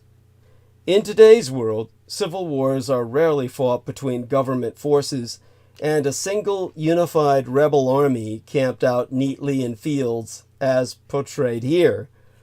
Rather, they often involve the creation of and exploitation of power vacuums that trigger security dilemmas among communities, which then resort to tribal forms of self-protection and self-sorting in order to secure their lives, families, and resources. Barbara Walter, a political scientist and authoress of the work titled How Civil Wars Start and How to Stop Them, argues that a second American Civil War would look nothing like the first. Secessionist sentiment in these United States is pocketed and dispersed, and could not oppose the federal government's military. Instead, violence might begin with numerous terrorist attacks, followed by finger-pointing at scapegoats and minorities, causing communities to turn on one another not out of hate, but out of fear. As she writes, "The combatants will not gather in fields, nor wear uniforms. They will create chaos and fear and force Americans to pick sides." Zach Beauchamp at Vox reminds us that it's precisely this logic, and not ideology or identity per se, that usually drives civilians into factionalized camps in wars. As political scientist John Mueller wrote of the civil wars in Rwanda and Bosnia, such side-picking generally involves ethnic or factional cleansing of sorts, not by spreading, fueling, or tapping into hate, but simply by fostering situations where it is more rational, on an individual level, to look the other way than to defend a neighbor, or where local militias become the authorities most trusted to defend civilians and are therefore easily mobilized with impunity against untrusted others. These dynamics generally create massive internal displacement and sexual as well as physical violence. Blocked interstates and supply chain bottlenecks would intensify deprivation, desperation, and resource disputes.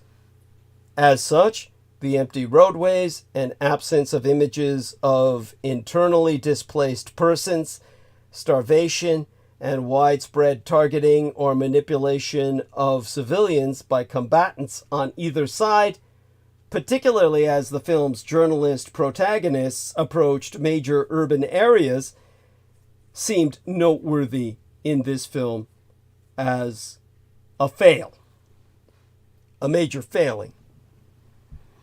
The picture painted is of a largely empty and tranquil countryside, where the experience of civil war is as a story of far-off events that have yet to touch the everyday lives of rural and even urban inhabitants, a conflict that has started relatively recently and will be over relatively quickly. This belies the actual statistics of civil wars, which tend to drag on for years or decades once they begin, resulting in bombed-out civilian centers, drone-filled skies, and cross-border refugee crises. In the plurality. The movie also pays scant attention to how civilians and communities in civil wars resist violence and factionalization. The images of one small town that refuses to be drawn into the fray are intriguing until we see that this pocket of peace is being enforced at gunpoint. In reality, armed groups in civil wars generally enforce factionalization. Peace breaks out where communities come together non-violently, as certain neighborhoods did in Baghdad, and as women's groups have done in Israel and Palestine, to develop structures resilient to armed violence. Exempli Gratiae, in her book titled The Front Lines of Peace, Séverine Autesserre documents how ordinary citizens can often hold violence at bay through micro-acts of resistance to the forces of entropy, creating informal connections across divides. In reality, Americans have intercommunal solidarity and support ingrained in their collective psyche, as much as rugged individualism. But if such dynamics explain the relative bloodlessness of the war portrayed in Garland's film, the micro-effects Autesserre describes appear nowhere in its story. But perhaps that is because the story isn't about the dynamics of war and peace, so much as about the journalists who are its characteristically empty protagonists. And it is clear that the story is about war journalists who run toward violence and sensational moments of conflict rather than peace journalists who would gravitate toward and highlight equally extraordinary but mundane moments of courage, solidarity across factional lines, and resistance to war narratives. As such, the scenes where this Reuters team is confused and disoriented by peaceful communities ring true.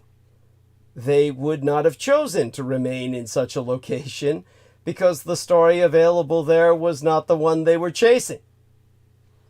Instead, the impetus to cover the bloodshed as a form of moral intervention itself seems to be the crux of the story at the heart of civil war.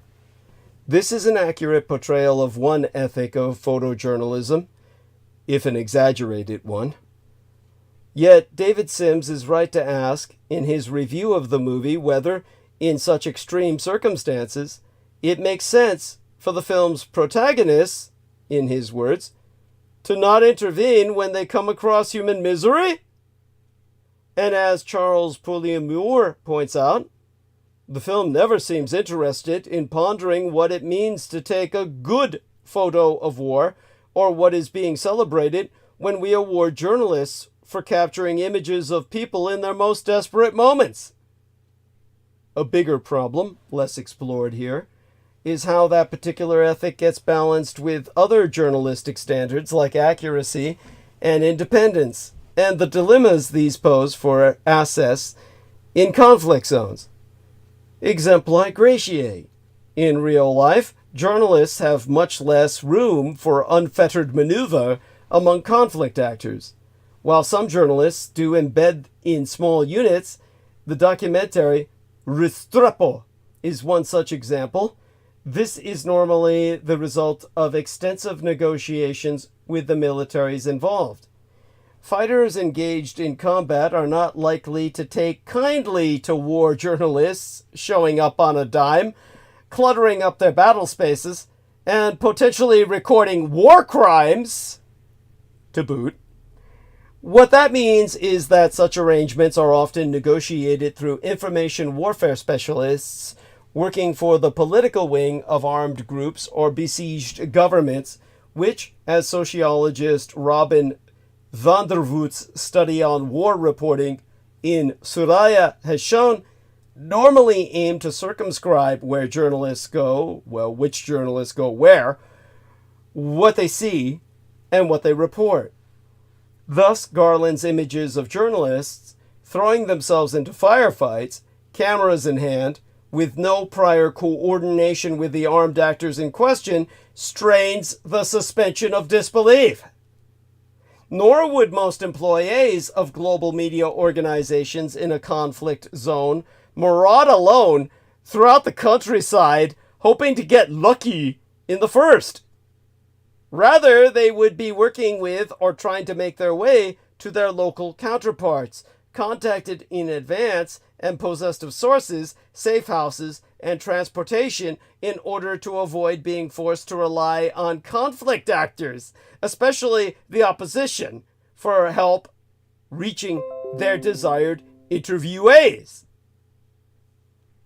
That's because the top moral imperatives for war reporters are actually not to record so others ask, as one of the movie's main characters puts it, but rather to seek truth and act independently.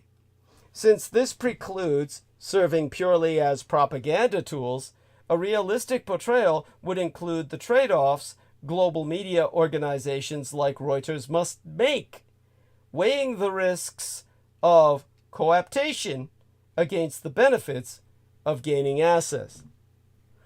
Another imperative for war journalists is to minimize them, including to their team.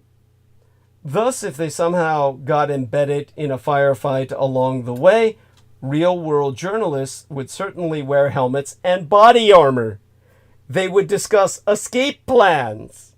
They would not drag rookie teenagers into the fray, as is done in this film with a little girl. They would not rely on the protection of random fighters. And while technically protected under the Geneva Conventions, veteran war correspondents would know that they'd be unlikely to walk away from the scene of mass graves being filled or random murders being carried out with their cameras, regardless of nationality.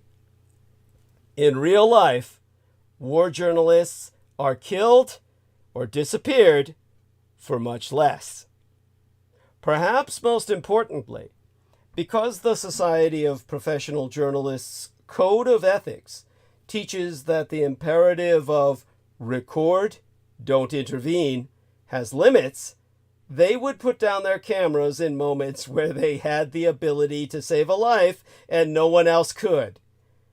For example, with a drowning child or a burning soldier. Certainly when necessity demanded, they would pull a colleague out of danger rather than position their camera for a kill shot. If Garland's film was meant to be a realistic commentary about both civil war and media, it didn't work perfectly as a film about either. But as a work of media itself, in a country whose political environment, according to many political scientists, is ripe for civil war, meaning our own, the fact that so many thrill-seeking moviegoers were unpleasantly surprised and even shocked might serve as a counterpoint to the glorification and politicization of civil war narratives in American society.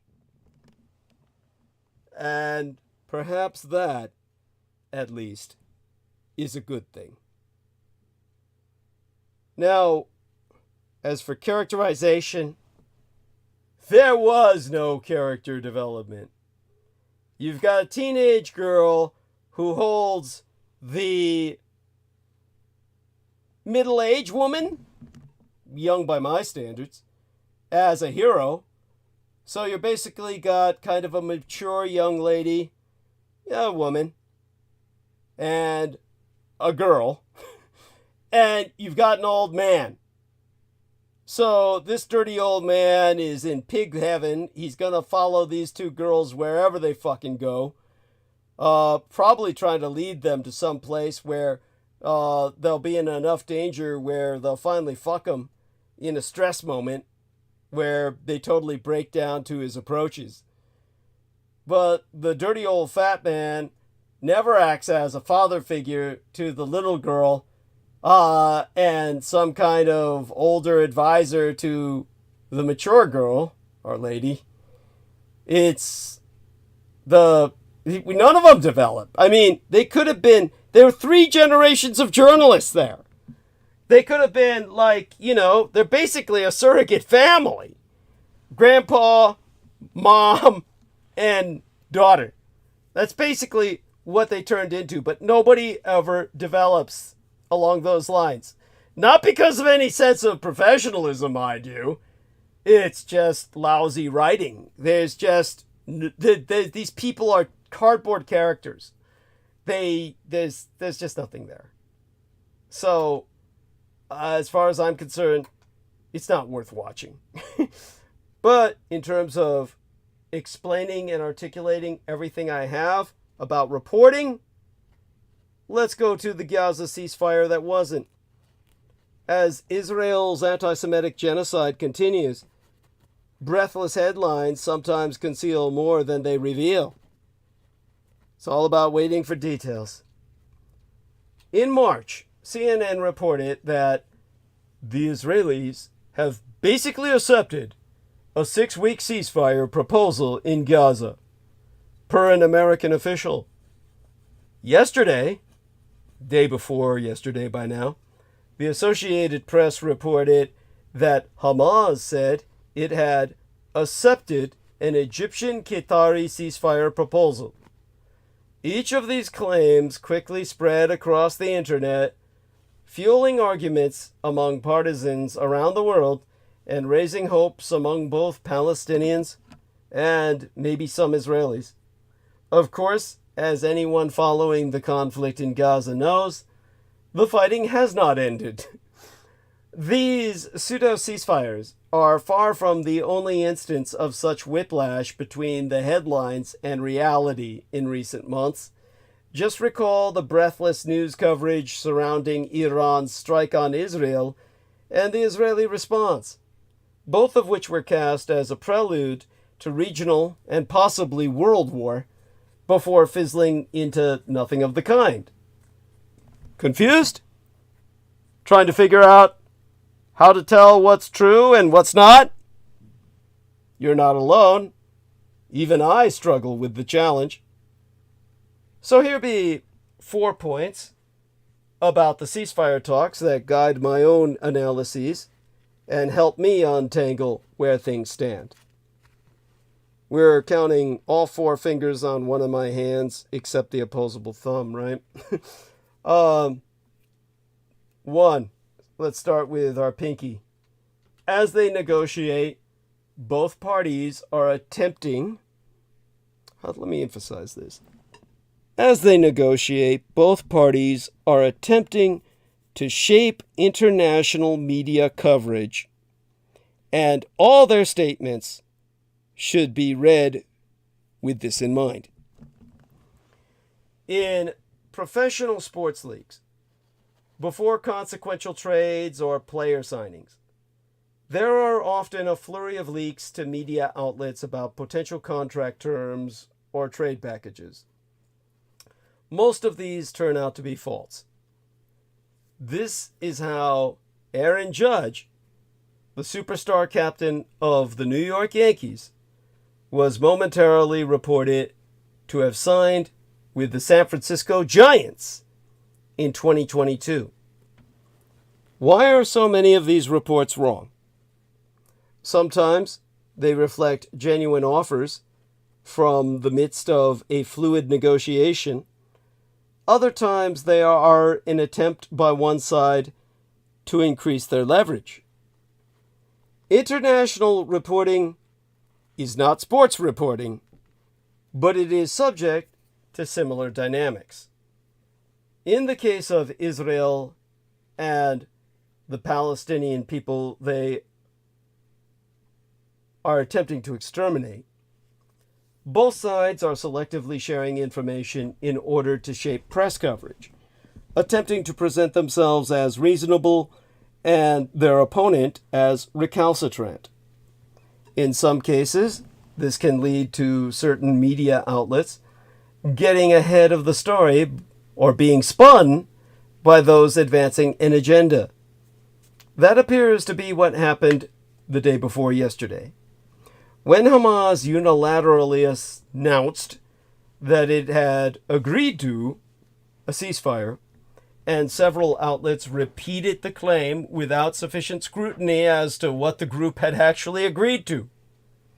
As the New York Times reported, it later turned out that Hamas did not accept a ceasefire deal so much as make a counteroffer to the proposal on the table previously blessed by the United States and Israel.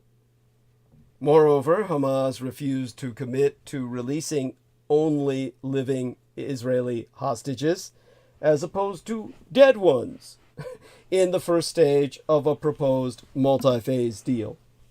Here, as elsewhere, when confronted with a sensational headline, it pays to wait for more details before assuming the initial report provides the full picture.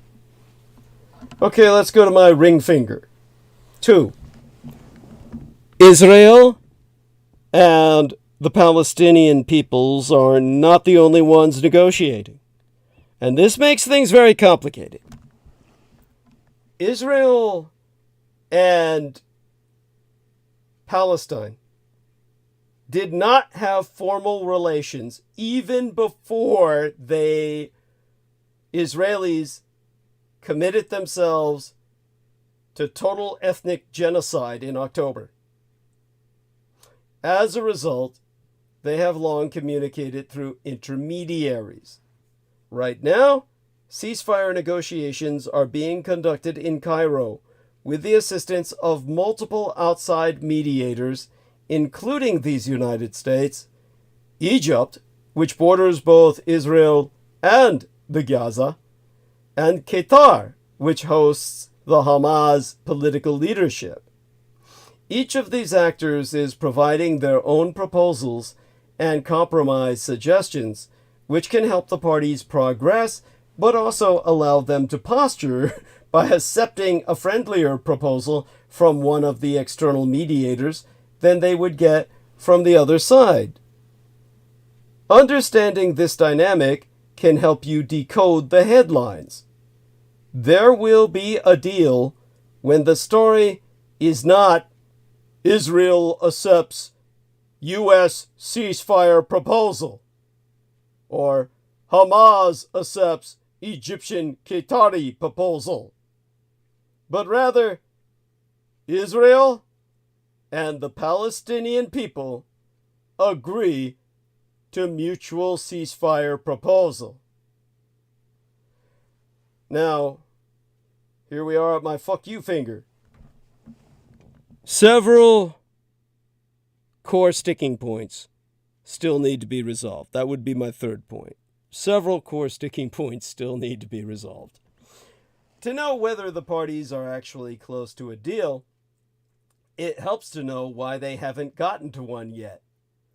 In addition to Hamas's caginess about releasing living hostages, it has yet to provide a list of those Israelis it currently holds, and appears to want to use the live ones as bargaining chips for later stages. Both parties have a fundamental disagreement about whether a deal would officially end the war.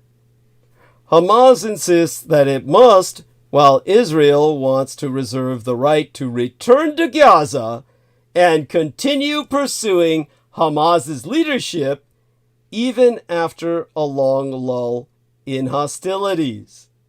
In other words, Israel is dedicated to total extermination, because there's no way else they're going to achieve that. This split over a permanent ceasefire might seem largely symbolic. Israel and the Palestinian people have been at war with each other on and off for more than a decade, and that won't change based on what any piece of paper says. But symbolism matters. Both parties, and in particular their political leadership, want to be able to declare victory when a deal is signed. The Israeli Prime Minister Benjamin Netanyahu, in thrall to far-right coalition partners and dead in the polls, doesn't want to look like he conceded to Hamas. Yahya Sinwar, the leader of Hamas in Gaza, desperately wants to appear to have achieved something after all the devastation that Hamas and its Israeli-prompted October 7th massacre brought upon the people of Gaza. Being able to emerge from hiding and declare that he'd outlasted the vaunted Israeli military would accomplish that. More substantively, Israelis are divided over whether the overriding objective of the current war should be destroying Hamas, in which case Israel cannot disengage until the group's final battalions are defeated, or returning the hostages, in which case Israel could end this war now and fight Hamas another day. Israel's leadership has so far refused to choose between these two goals, but the moment of decision seems to forever be arriving. Finally, we get to my pointer finger. There is no agreement, but there are negotiations, and they are at a pivotal point. That is the fourth point to be made. There's no agreement, there are negotiations, they are at a pivotal point. You see, the day before yesterday, Hamas made a negotiating counteroffer, then accepted its own counteroffer. I like that. That is obviously not how a bilateral agreement works, but it is evidence that negotiations are advancing, believe it or not. In response, Israel announced the day before yesterday that it would send a new delegation to Cairo to continue talks. CIA Director William Burns is reportedly personally on site to help facilitate a deal. Notice that the person doing this is not involved with the Department of State, not a diplomat, but a spy chief. Good God. At the same time, Israel has begun an operation in the southern Gaza city of Rafah, where it says Hamas's leadership is hiding among more than 1 million sheltering Palestinians. Everybody hold those Palestinians in your prayers. The Jews are just going to kill them all. Now, President Joe Biden has warned the Israelis against a full-scale operation in Rafah, which is partly why the current one is limited in scope. It began with an evacuation order for 100,000 civilians, leaving the rest in place while Israel maneuvers in a smaller geographic area. This cynical maneuver undoubtedly puts further pressure on Hamas, but it also hastens the moment when Israel will have to decide whether to press forward into the rest of Rafah, potentially breaking with the Biden administration. This prospect, in turn, increases the pressure on Israel itself to reach some sort of agreement. Although the outcome of these precipitous events is uncertain, an inflection point is fast approaching, and the time may come once again to practice patience as the incomplete headlines roll in. Now, if you want to understand American views on Israel, as I said, there's only one place to look. A 1958 novel called Exodus. Now, going back to live stream here, interestingly enough, this doesn't appear on my chat. It appears on when I look at it from as a video. Amor Fadi says, "Great monologue, Douglas. By the way, in a month there will be important political elections in Mexico, and the most probable candidate for presidency is Claudia Sheinbaum Pardo. She is Jewish." Oh, Jesus. Well, if that's the case, you'll eventually, in a counter push from the body politic, ultimately get a Nazi government in, most hopefully. And let's see how, we'll see what happens. That's ultimately what will happen in the Ukraine. And people will wonder why. Why did the Ukrainians go Nazi? The Russians were right about them all along. Fuck if you had a Jewish president who told everybody to go help Israel while he betrays your own nation. I think anybody would understand why they'd go Nazi after that.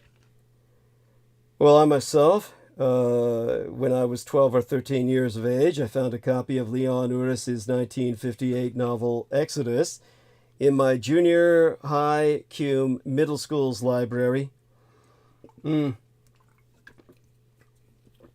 There I stood among the shelves, surreptitiously reading a sex scene. The book just fell open right to it, the way every copy of Judy Blume's novel titled Forever did at chapter 12, because that's where every previous reader had creased the spine. In this case, the passionate, long-legged, red-headed Jordana Ben. They all have these hyphenated names. Ben, meaning son of, because, you know, they have patriarchal fathers. Jordana ben Kenan, meaning Jordana, son of Canaan. She maketh love to her cerebral military strategist boyfriend, David ben Ami. David, son of Ami, meaning son of America in the German, as opposed to the woman is the son of or descendant of an exterminated race, the Canaanites. But somehow they wind up fucking in the ruins of a Crusader castle on Mount Tabor in 1947 Palestine. As they swim in exchange of each other's bodily fluids, they recite King Solomon's Song of Songs unto each other. Like I said before, Eurus was using ellipses ecstatically. And he kissed her breast. Thy two breasts are like two young roes that are twins, which feed among the lilies. And he kissed her lips.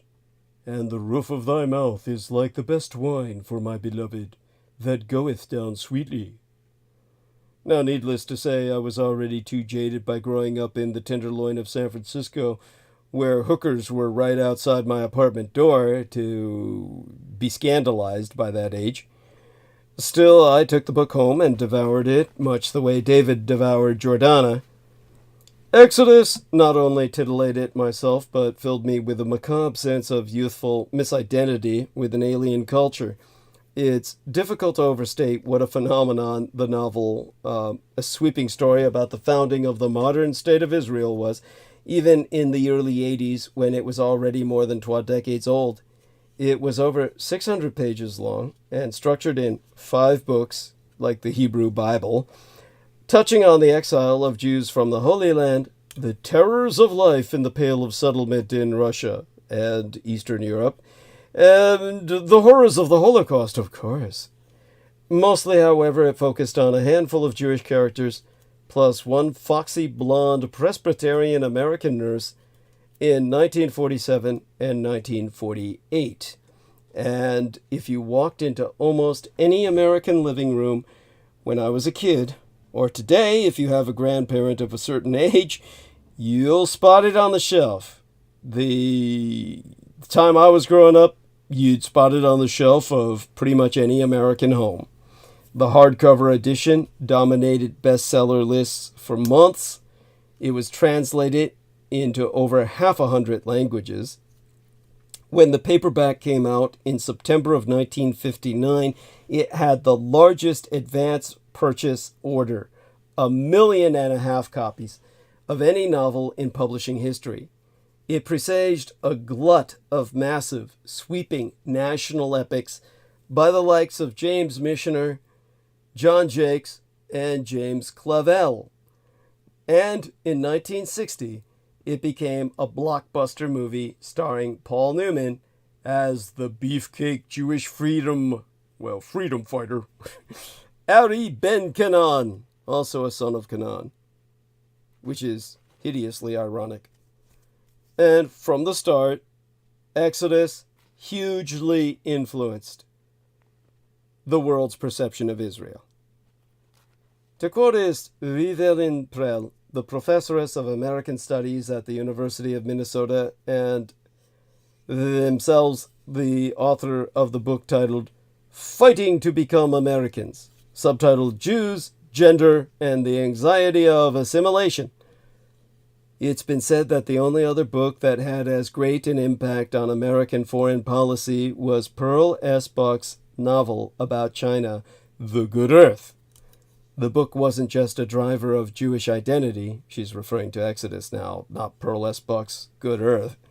People in the notoriously anti-Semitic State Department read it at every level. Of course they did. They were run by a fucking Jew named Henry Kissinger, you dumb bitch. Now, in the work titled Our Exodus, subtitled Leon Uris and the Americanization of Israel's Founding Story, the Israeli College professor and historian M.M. Silver notes that the book was a gift to Israel's tourist industry. In 1959, the director of the Israeli government's tourist office was quoted as saying, "More tourists fly into Tel Aviv with Exodus than with the Bible." And David Ben-Gurion, the country's first prime minister proclaimed, just like Dos Equis. Is that the name of the beer or the most exciting guy in the world? I can't fucking remember. I don't usually drink beer, but when I do, well, just like that, David Ben-Gurion, son of Gurion, he said, I don't usually read novels, but I read that one. As a literary work, it ain't much. But as a piece of propaganda, it's the greatest thing ever written about Israel. Gotta hand him that. He gets my vote. Production images from the Otto Preminger film, featuring a shirtless Paul Newman wearing a Star of David necklace, only increased the story's allure to all those frozen fruits in America. The men who secretly lust after other men and call themselves macho. In all their toxic masculinity, they like to see other beefcakes wiping out other races, clearing away the savages and making way for the white man. And the book seemed to fit right in with the vision of Israel. European-descended Caucasian American parents provided all their offspring in indoctrinating them for a lifetime of servitude unto the Judaization of American ideals. When my fellow Americans were growing up, Jewish American identity was in transition. Judeo-Americans themselves grew up listening to Israeli folk records and hearing about the kibbutz movement, in which no one owned property and everyone tilled the land together and worked to make the desert bloom. Via the pro-Judaic propaganda medium of Marvel Comics, as I said, I myself, along every American boy, was taken on flights of fancy into the Sinai Desert, where my MCU, my Marvel Comics Universal Franchise family of X-Mutants, camped out with Bedouins and looked at the stars. And via storyboard format, I, along with every American MIA, not missing in action but male in adolescence, same fucking thing, saw the significance of the mountain in the Galilee, as it featured in Marvel's branded ex-girl Catherine Ann Kitty Pryde's Bat Mitzvah Haftarah, whereupon we came into our lust for a fictitious female while being brought into historical awareness that was where the Marvel Comics objectified prophetess Deborah led the Israelites into battle against the Canaanites. Israel seemed like the happy almost ending to the story of Jewish history, reiterated as it was via Marvel Entertainment Group Incorporated as if it were my own.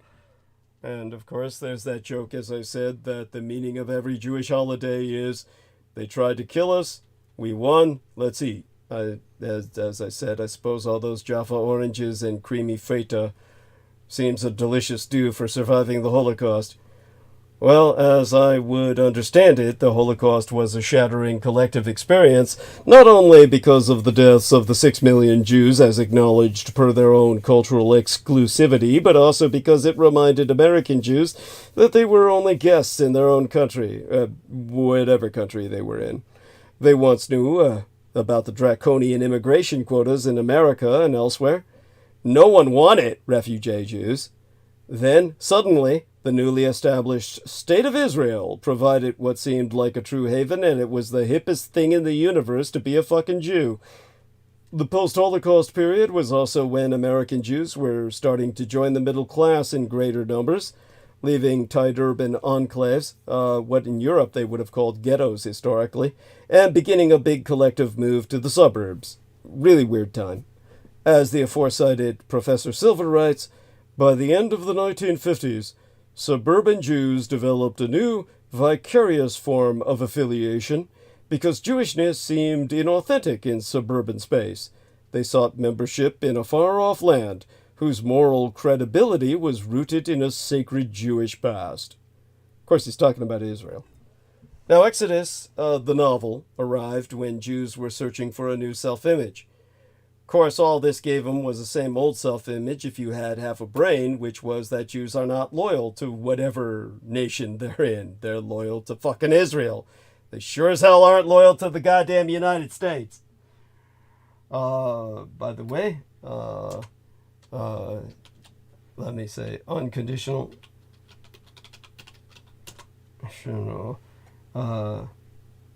hearts, I guess. Yeah, there we are. Unconditional hearts in return. In return at,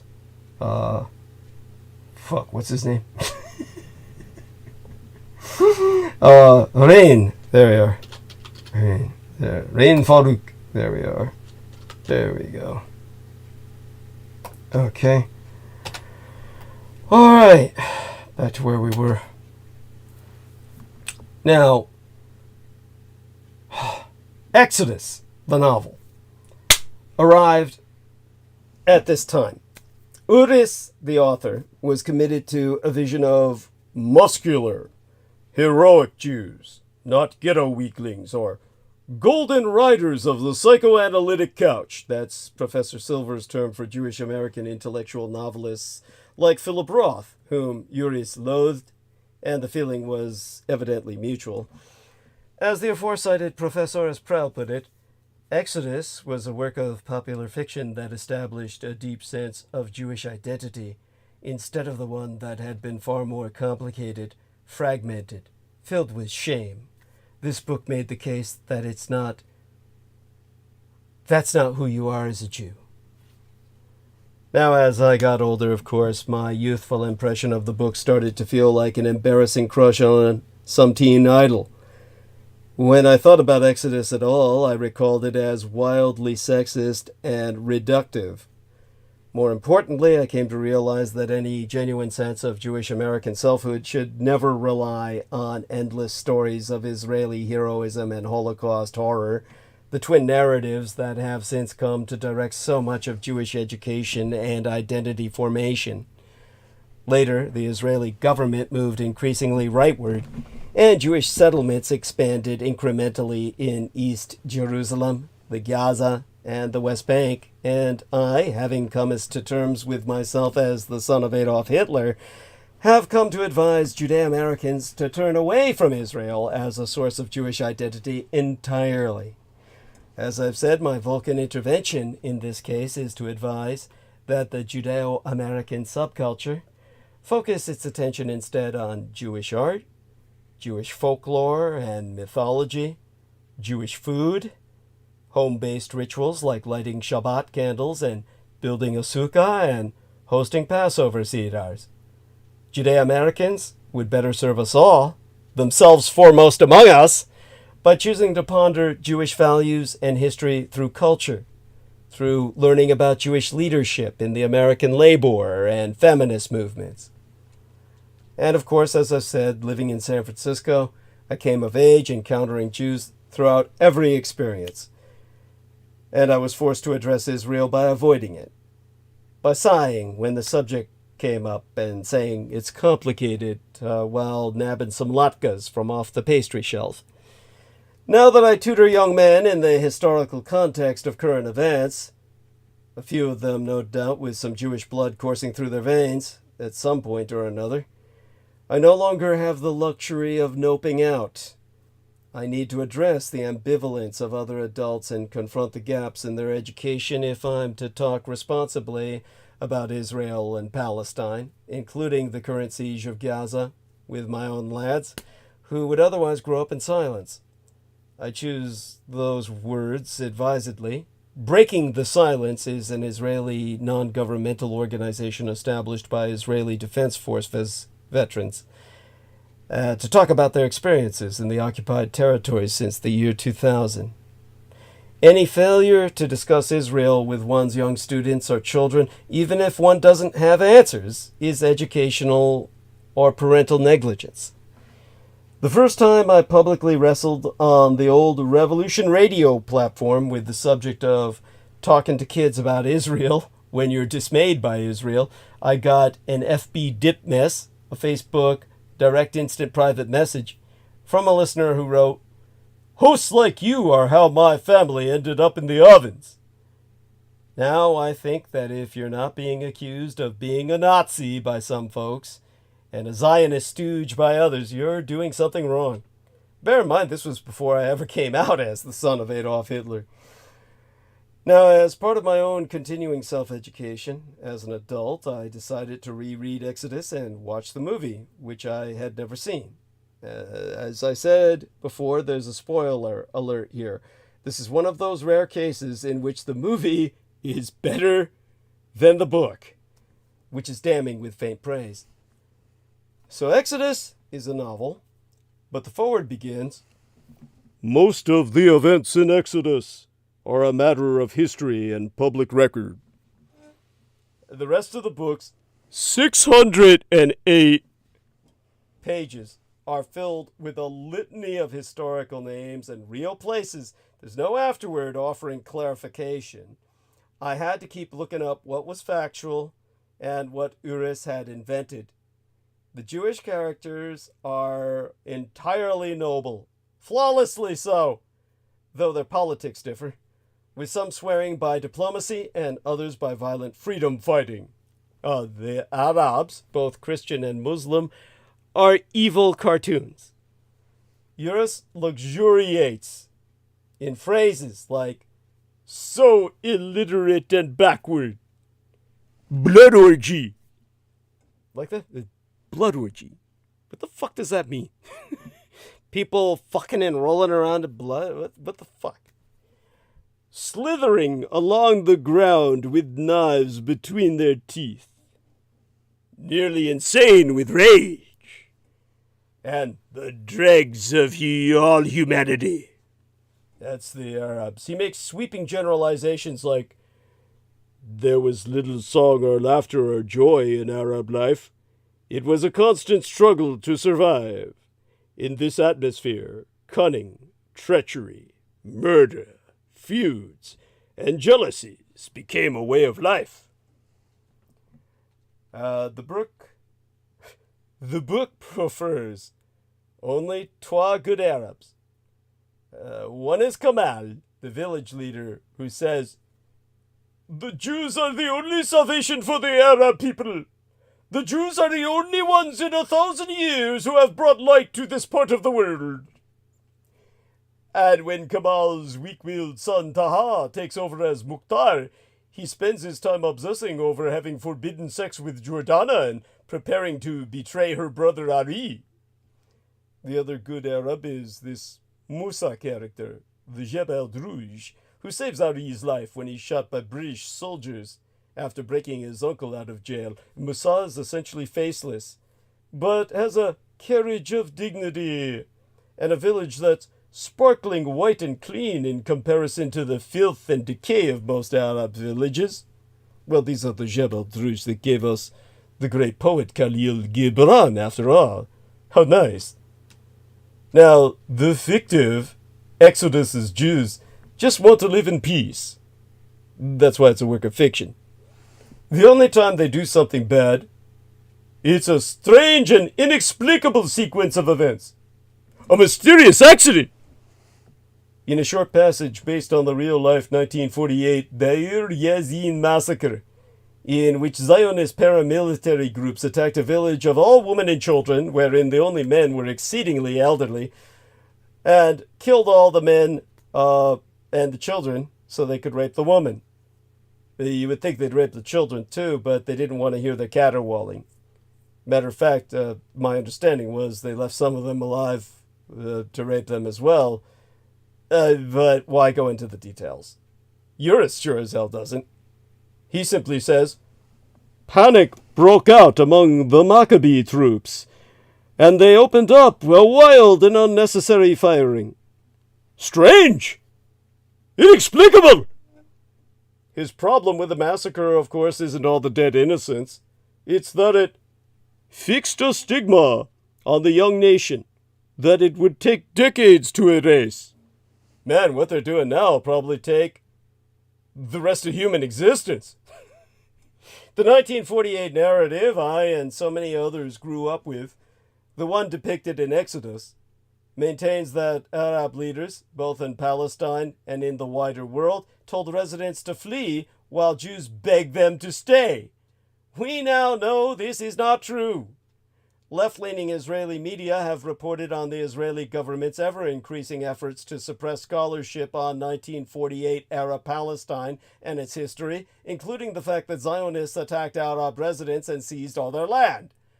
Palestinians are more than justified in calling their own exodus al-Nakba, the catastrophe, just as Jews call the Holocaust HaShoah, or the catastrophe. Amy Como says, thanks. Thank you, honey.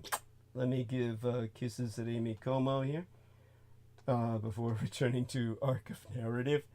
And hope everybody doesn't mind, of course. I interact with the chat. I got to do that because everyone around me falls asleep. You know, they're only human, not a vampire like myself. And just is what it is, you know. Kind of like you human beings, just a little better. So, okay. At any rate, the argument that Leon Uris and the modern Jewish right share, that non-Jewish Palestinians chose to leave, is a malevolent lie. The insistence that Israel is inherently virtuous because after al-Nakba, it did what America refused to do and accepted Jewish refugees, this time the ones expelled from or threatened with murder in the Arab countries in which they were residing in 1948, is utterly irrelevant. Absorbing all those refugees meant less land or the impossibility of return for the Palestinians. Jews deserve a homeland, but so do Palestinians. As I sighed to all the Jews I have forever been forced to coexist with, it's complicated. But now I need my blood boys to know that there are Jews working for the rights of Palestinians. And organizations like TRUA, if I pronounce their name correctly, the New Israel Fund, B'Tselem, they have long focused on peace and human rights throughout Israel and the Jewish world. Now, it is, how do I say this? For this reason, that we should all call for a global strike for Gaza this Friday. I mean, are you disgusted by Israel's latest war crimes? Inspired by the student encampments? More than 1 million terrified Gazans are trapped in Rafah after Israeli forces launched an assault on the southern Gazan city on Monday, simply to open this work week. Around 600,000 are children. That's over 500,000. As they endure relentless bombing, abject starvation, and a total collapse of healthcare services, Western leaders, particularly in these United States, the United Kingdom, and the United Germany, continue to reassure the Israeli War Cabinet of their complete and total support. This provides Israeli Prime Minister Benjamin Netanyahu with impunity to continue his mass murderous, exterminatory rampage. With politicians having all but abandoned their moral, political, and legal duty to prevent genocide, and the principles of international law lying in tatters, it's left to the people of conscience worldwide to stand with the people of Gaza.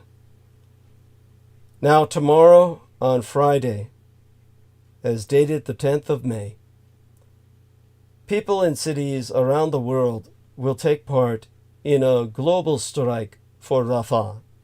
They won't work, purchase any goods or services, or make any transactions on debit or credit cards, delivering a shock to the global economy that will hopefully compel political leaders to act to ensure a permanent ceasefire and prevent genocide. The Global Strike for Rafah initiative has no political leader or central organizing body. It's fueled by individuals around the world acting as a beehive, each person committing to the cause of each of their capacity, determined to demonstrate solidarity with the people of Gaza, spread awareness of their plight, and achieve collective success thereby. Organized strikes typically take weeks to plan, but this is different. People worldwide have stood as horrified witnesses of a prolonged genocidal campaign in Gaza over the past 7 months. Despite repeated warnings from the International Court of Justice and political leaders stating that an assault into Rafah would be unacceptable, Israel has faced no consequence whatsoever for its ongoing breaches of international law. We should all be beyond angry at the failure of the world's political class to take concrete measures against Israel. And we should all be exasperated by the hollow words of concern expressed by those in power. Repeated calls by legal experts, United Nations special rapporteurs, humanitarians, scholars, and activists to implement effective sanctions and arms embargoes against Israel have fallen on deaf ears. Our collective agony at this political impotence should have primed us by now for immediate and direct action. The call to strike was posted online on the 7th day in May. It was, of course, over Jew fucker Musk's Twitter, but I'll share this with you now in the live stream. And there we have that. Let me take a deep breath here and center myself. And try to recollect. Again, this call to strike was posted online on the 7th day in May, and within 24 hours had reached over 12 million views, with thousands of people confirming their participation. We are witnessing the final stages of genocide taking place in Rafah. We call upon the people of conscience worldwide to conduct a global strike in solidarity with the people of Gaza and demand an immediate ceasefire. On Friday, the 10th of May, a global strike for Rafah. So, in terms of what to do tomorrow, do not work, do not purchase any goods or services, do not make any transactions on your debit or credit cards. The power of the people is greater than the people in power. The eagerness of people to promptly join is a clear testament to fierce outrage felt by people worldwide to the actions of the Israeli government, a reminder that Israel is committing crimes against humanity, and humanity must now resolve to fight back. Earlier this week, American rapper Macklemore released Heinz Hall, a clarion call to people worldwide to throw off the shackles of oppression and unite for a free Palestine. He invites us to cut the strings that allow politicians and companies to dictate how our societies function. Let us deliver the call now. Demonstrate our collective ability to organize a global strike and hashtag Rise for Rafah this Friday. If you're disgusted by watching this genocide playing out in real time while all the kikes complain about going into the ovens in the days of my father, you can join the strike too. And understand why my father had to do what he had to do to try and prevent what's happening now. Remember, what they're doing in Gaza now is just their practice run for what they're going to do worldwide.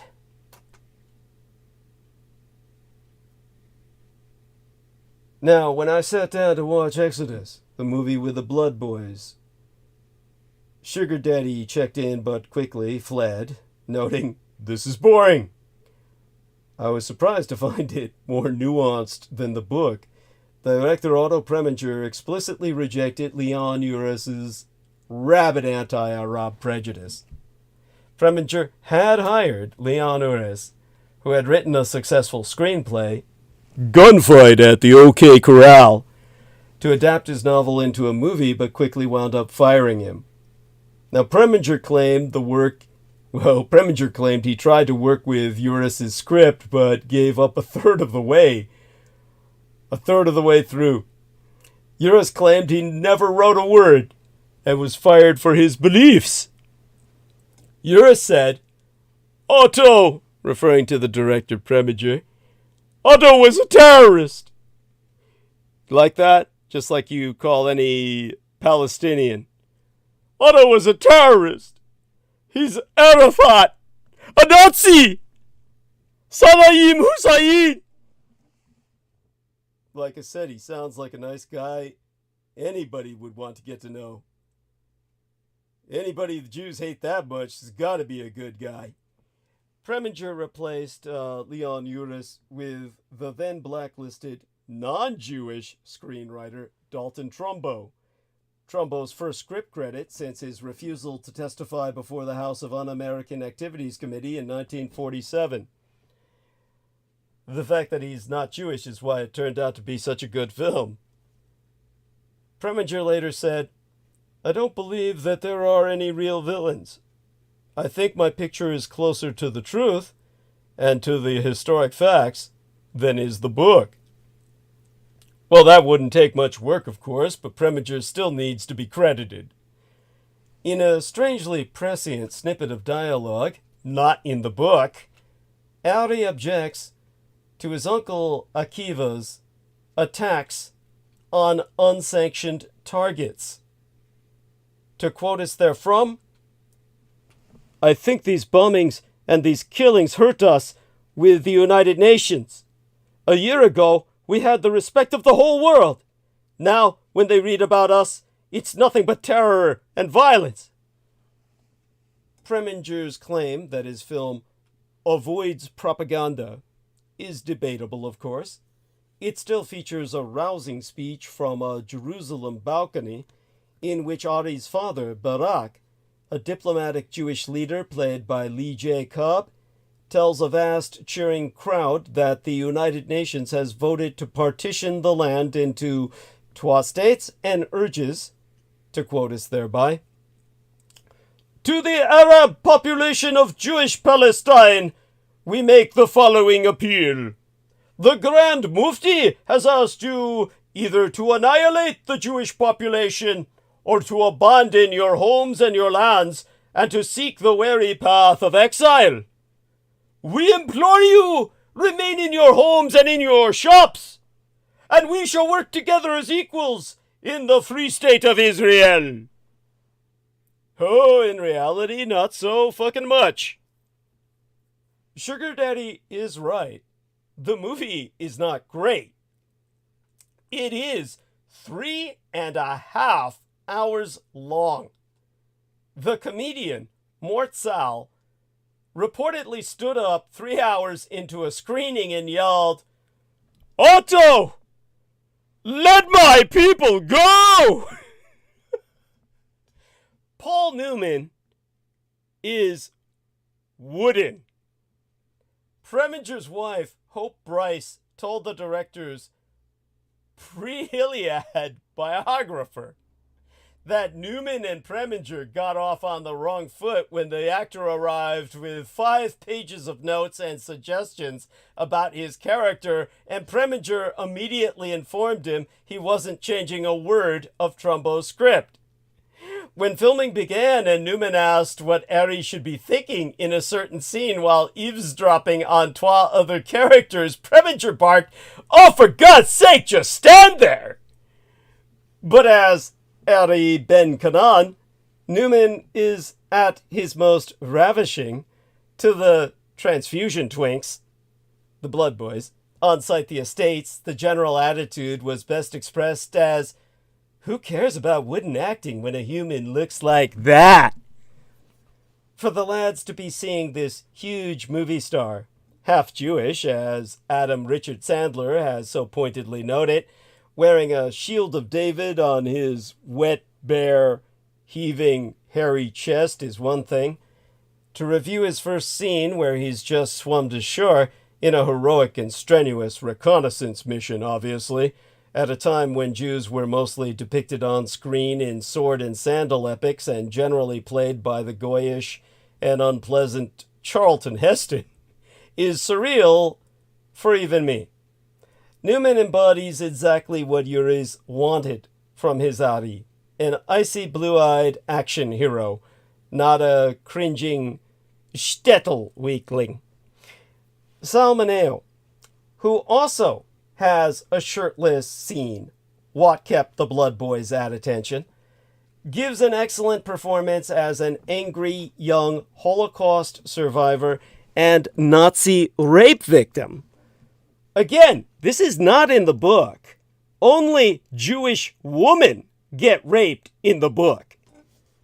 Mineo is naturalistic and emotional, and his chemistry with every other actor is magnetic. The movie's action scenes are thrilling. There are flashes of humor the book completely lacks.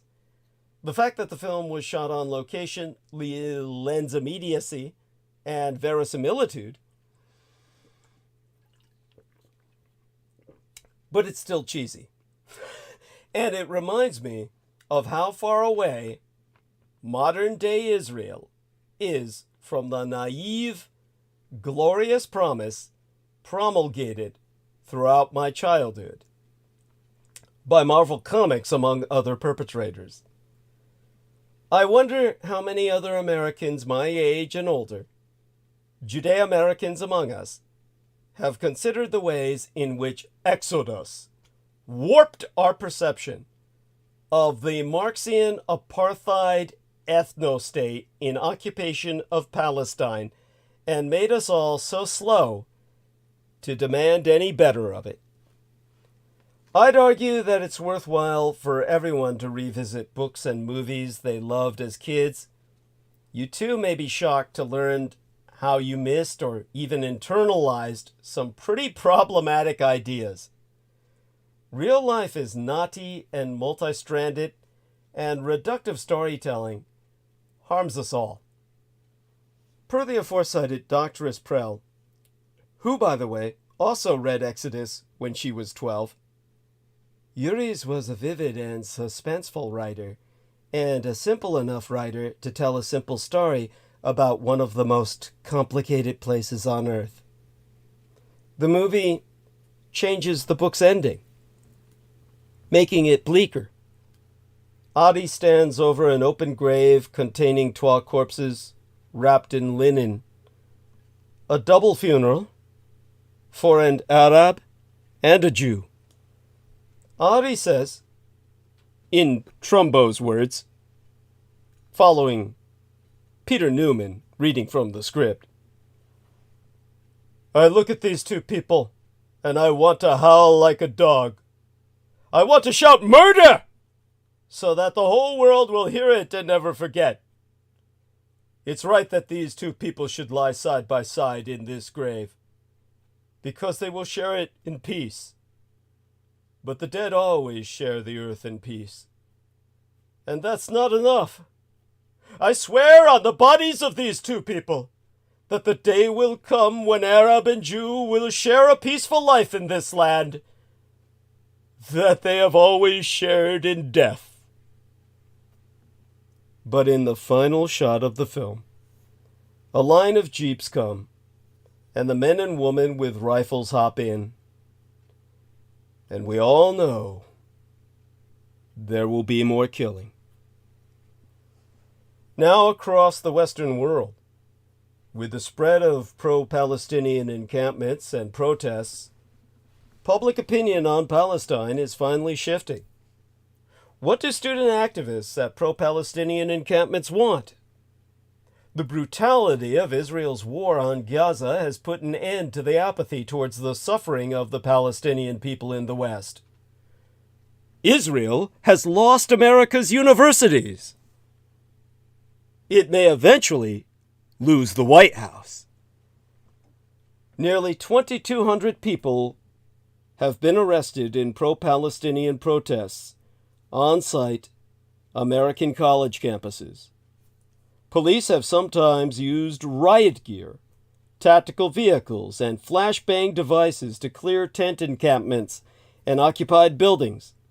A tally by the Associated Press recorded at least 56 incidents of arrests at 43 different American colleges or universities since April 18th, stemming from recent campus protests. In terms of the more recent developments that stood out to myself, there's about 3 of them. At Columbia University, one officer accidentally discharged his firearm. He shot off his gun, he blew his wad inside an administration building while clearing out protesters camped inside. It took until Thursday of Yesterceptimania, Thursday of last week, before the New York Police Department, the NYPD, finally declared that no one was injured by the officer's mistake as perpetrated late Tuesday. On early Thursday of last week, officers surged against a crowd of demonstrators at the University of California, Los Angeles, ultimately taking at least 200 protesters into custody after they defied orders to leave, some forming human chains as police fired flashbangs to break up crowds. Police tore apart a fortified encampment's barricade of plywood, pallets, metal fences, and dumpsters, then pulled down canopies and tents. The other incident was President Joe Biden on Thursday of last week defending the right of students to peaceful protest, but decrying the disorder of recent days. The president broke days of silence on the protests with his remarks, rejecting calls from student protesters to change his approach to the campaign of anti-Semitic genocide in the Gaza, while insisting that order must prevail. That senile old man insists that the Jews be allowed to exterminate an entire ethnos, steal their land and occupy it like it's still the 1800s. Also, this old white man can continue ribbing his tongue deep up Jewish ass. Israel is now at a crossroads in its subjugation of these United States. Even while the past few months have demonstrated the degree of their parasitism upon American diplomatic, economic, and military support. On October 7th, the Israeli citizenry were taken by surprise militarily. On October 8th, the Israeli citizenry discovered they were a wildered nation with a non-functioning government. Now their third great failure is unfolding before us in all its glory. The failure of Israeli public relations. It's clear the apartheid ethno-state will have a hard time surviving a term under the far-right government. Last week, The New York Police Department arrested more than 100 people at what began as an encampment formed of pro-Palestinian student activists on Columbia University's main lawn in protest against Israel's anti-Palestinian extermination campaign. Since then, dozens of pro-Palestinian solidarity encampments and protests have quickly spread to universities across these United States and sprouted up on approximately 40 campuses nationwide and elsewhere. We've seen a nasty wave of calls such as, "Blow up Tel Aviv and Israel," "Burn Tel Aviv to the ground," and "Al-Qassam's next targets," referring to pro-Israel agitators and Hamas's military wing. The peak event was at Columbia, which has blocked the entry of Israeli business school professor Shai Davidai on the grounds that his safety cannot be guaranteed. These are shocking images that we find hard to believe are happening in the America of 2024. True, the United States proved its spineless submission unto Israel the week before last, when our Senate approved of an aid package by a large majority. But the images from the campuses, along with long-term trends in the administration, media, and overall society, are jeopardizing that surrender. At UC Berkeley, right across the bay from my Golden Gate at San Francisco, within our greater San Francisco Metroplex region, students and faculty joined the UC Berkeley Divestment Coalition on Monday opening last work week to establish a Free Palestine encampment on the steps where the 1960s free speech movement originated. That evening, masked pro-Palestinian protesters occupied an administrative building at Cal Poly Humboldt and barricaded the entrance, prompting administrators to shut down the public university. Officials extended the campus's closure through the weekend. On Thursday of the week before last, several UCLA students pitched their tents in front of Royce Hall.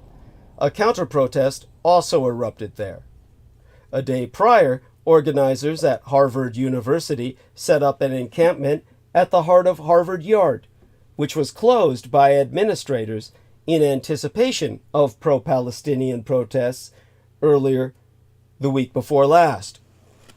Los Angeles Police Department officers arrested 93 people on trespassing charges at USC the week before last as well, thus clearing the Solidarity encampment.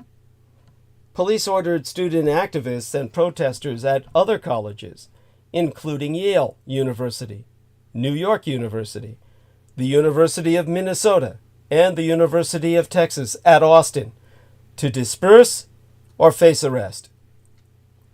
The new wave of protest encampments has brought out law enforcement, but students say they are determined to remain at their encampments until their respective universities hear and meet their demands. What do the student activists want? The encampments and protests are students' attempt to focus attention on the Gaza Strip.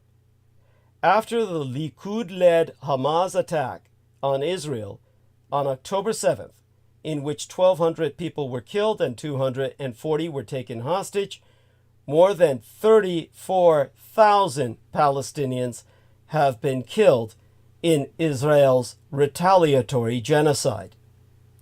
Bears for Palestine, a student organization at UC Berkeley, bears being the California symbol.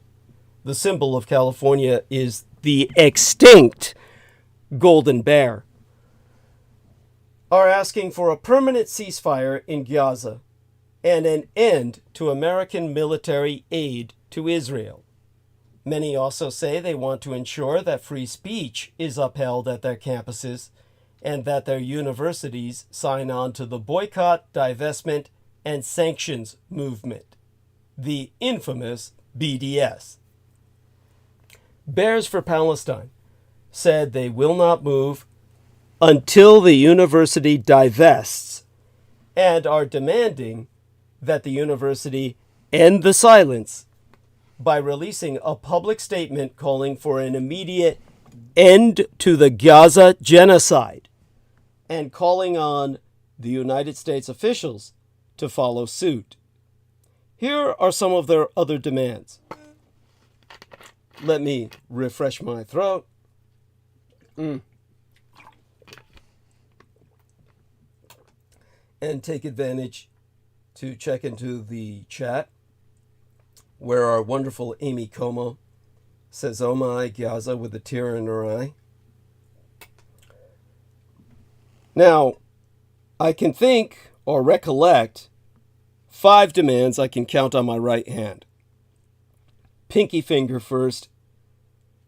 For the university to divest all its funds from and end all partnerships with Israel, selling and not repurchasing any direct holdings. On my ring finger, to ensure the freedom of speech and academic freedom of Palestinian, Muslim, Arab, and pro-Palestinian scholars. In other words, to end the Jewish monopoly on information. With my fuck you finger, establish a Palestine studies program at UC Berkeley. By all means. Please, God, let it be so. With my pointer finger, protect students, faculty, and staff from discrimination and retaliation for protesting and speaking out for Palestine. And finally, with my opposable thumb, to close the deal, end institutional partnerships, starting with study abroad programs in Israel. Yes, no point in going there to get indoctrinated into thinking they're people just like us who just happen to kill anybody who's not like them. Now, several student-led organizations across the country, such as Students for Justice in Palestine's Columbia University chapter, have listed similar demands on social media. The protests have garnered both support and concerns on campuses. At Columbia, some Jewish students claimed to have faced Judeophobic taunts. At Yale, some Jewish students perceived that the protests turned hostile toward their feelings. There is much debate across American universities about whether Israeli divestiture is a good idea and whether it can even be effective. A former University of California official told the Wall Street Journal, "It's extremely difficult to do with any fairness and accuracy." Some universities have strongly opposed divesting, saying it is wrong to target Israel. But let's go back to the fact that there is a long history of student protest movements. Emphasizing that the current encampments and protests are well within a deeply worn tradition of student activism on college campuses, Michael M. Cohen, an associate teaching professor in American Studies and African American Studies at UC Berkeley, who happens to have a Jewish as hell name, believes that the great accomplishments of the civil rights movement and other movements have come through the risks taken by and the radicalism of student activists, and that history and politics have shown us that the youth activists have been proven right, qualifying that certain spaces enable students to learn more about what is happening through teach-ins and the sharing of information, stories, and experiences. Cohen has gone on record to attest that student movements in the United States have been around as long as the modern public university. Colleges and universities particularly, and then these encampments, become organizing spaces. Affirming, in his own words, that we can objectively credit students with helping society preserve and widen democratic ideals and practices, not only in this country but globally, Roderick A. Ferguson, a professor at Yale University and author of the book entitled We Demand, subtitled The University and Student Protests, warns that university administrators have learned little from history and that the discourse from when student activism was being criminalized by media establishments, academic leaders, and political forces in this society, such as during the Jackson State and Kent State shootings, is being applied to overwhelmingly peaceful protests at Yale. Ferguson concluding that, to quote his T, the people who you would expect to have historical memory around this, or at least access to it, namely administrators, seem content to abandon it entirely. And that's a recipe for disaster. So what was the political lesson of the 1968 anti-war protests? Let me take another look at live stream, just to judge what time we have remaining. T-Tank Berry says, invest in DDD, it's good for you and me. T-Tank Berry, thank you so much for hiding from this channel that one freak who was in the chat room earlier in the show, earlier in transmission. Let me think. Thank you at our man T-Tank Berry. There we are. Thank you, T-Tank Berry, for tackling that troll. There we are. Okay. And with that, getting back into the groove. Or should I? Come on, guys. There we are. Perfect. Now I'm motivated. All right.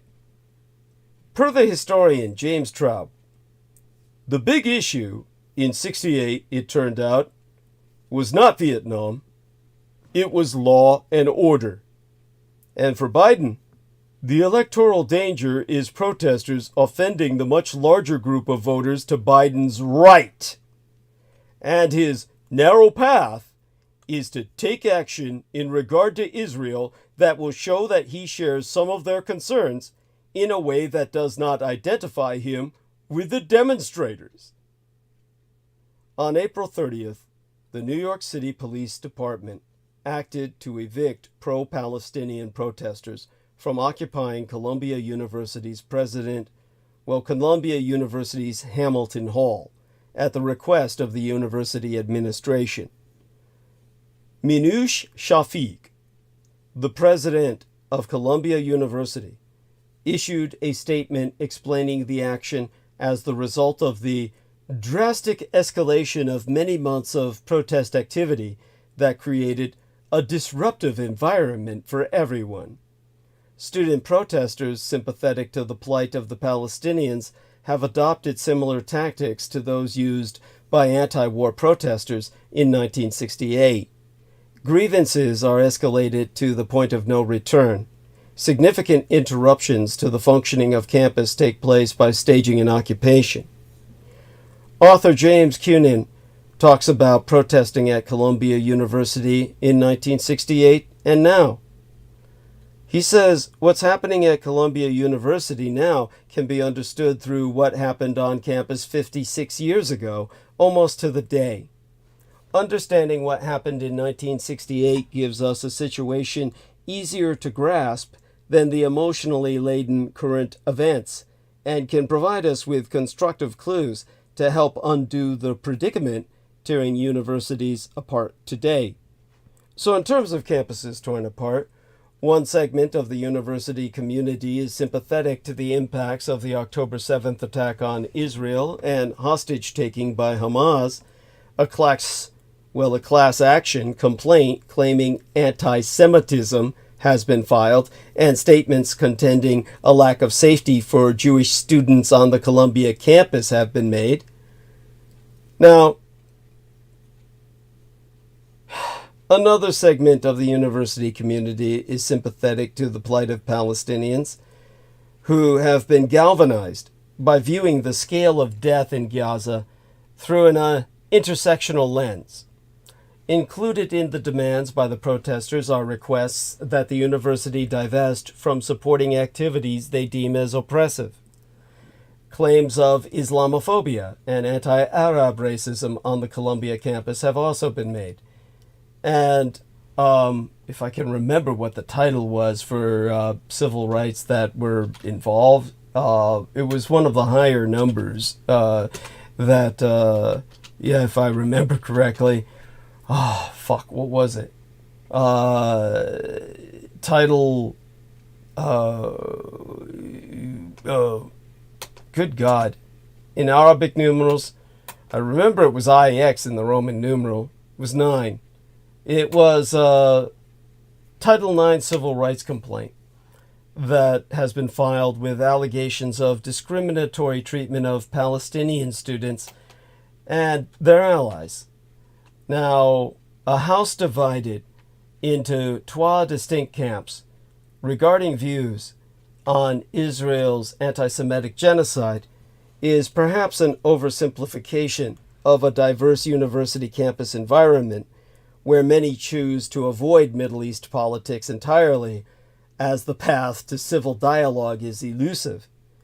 Be that as it may, with loud voices present and emotions running high in a house divided, I lament that dispassionate observation and analysis are becoming drowned out in the noise. Which brings us back to the 1968 Columbia crisis. While there are no easy solutions to overcoming the predicament facing many campuses, considering campus crises events from long ago can help mend fences. The cumulative tensions related to war and peace issues reached a boiling point in the spring of 1968 for Columbia University students. An important similarity between 1968 and 2024 is that just as anti-Vietnam War protesters personalized the conflict, present-day university students engaged in the anti-Semitic genocide protests are also making a distant war personal. The historic Columbia student occupation began on April 23rd in 1968. Specific issues of discontent driving the occupation included anti-Vietnam War sentiments, demands that the university divest from military-related activities, opposition to racism, and the disapproval of the university's proposed expansion into Morningside Park. Protest actions taken by students during the multi-day uprising included the occupation of 5 campus buildings and temporarily preventing the acting dean from leaving his office. About a week into the occupation, negotiations to end the standoff became futile, and on April 30th at 2 a.m., New York City police acted to remove students from occupied buildings. The arrest tally was 712, and 148 of those detainees were injured, some of them critically for life. T-Tank Barry says, "You're welcome, brother." Thank you so much. Hugs to T-Tank Barry. He's the man. Glad to see he's using that gun. That wrench is a gun.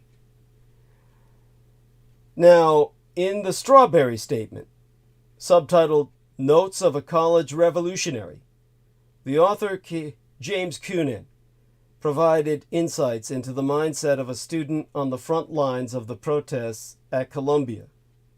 At the time, Kunin himself was a 20-year-old writing about trying to find his own place in a turbulent environment.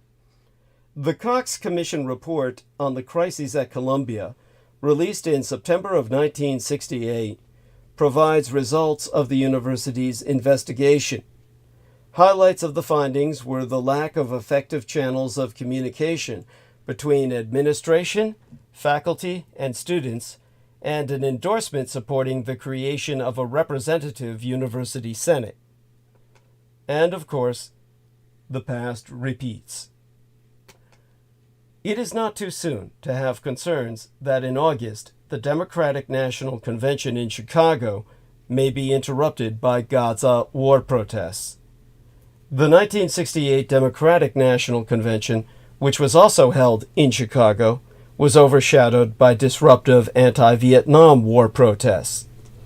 An open question is whether students who are presently engaged in campus protests will take their dissent off campus during the summer months when school is out.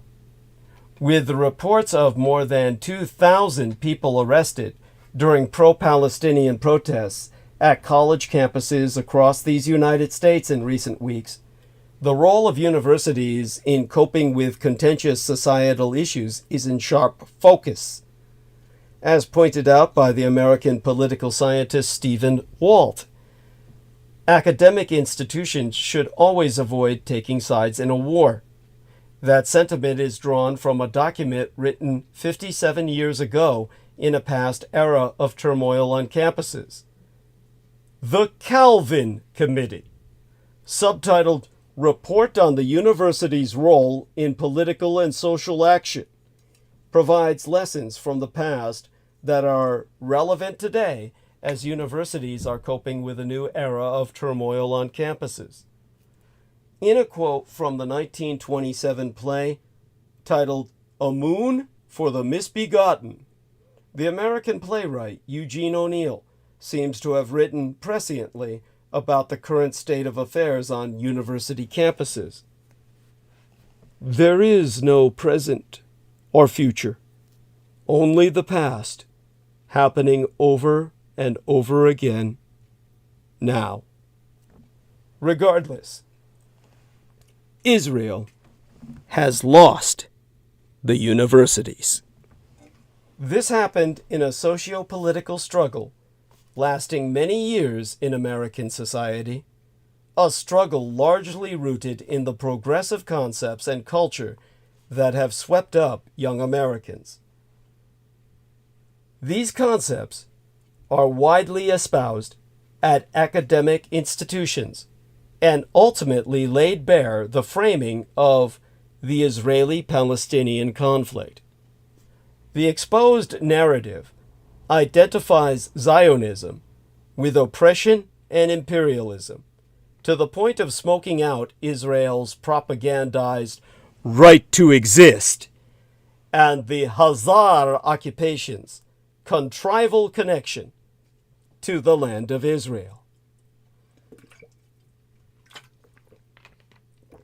All this, along with the multi-year failure of Israeli PR, public relations, which did not seriously address the issue, has produced today's situation, a healthy and organic call for the dissolution of Israel.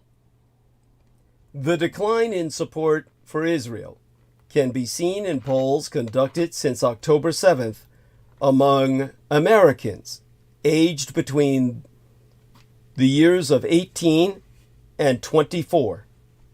Half express support for Hamas, and most object to U.S. President Joe Biden's policy of fucksuckery towards Israel. Unconditional suckery. These are the same young people who at elite universities now wave "from the river to the sea" signs and call for an intifada. In the future, we may see these young people in the Senate, the courts, the economic leadership, and even the White House.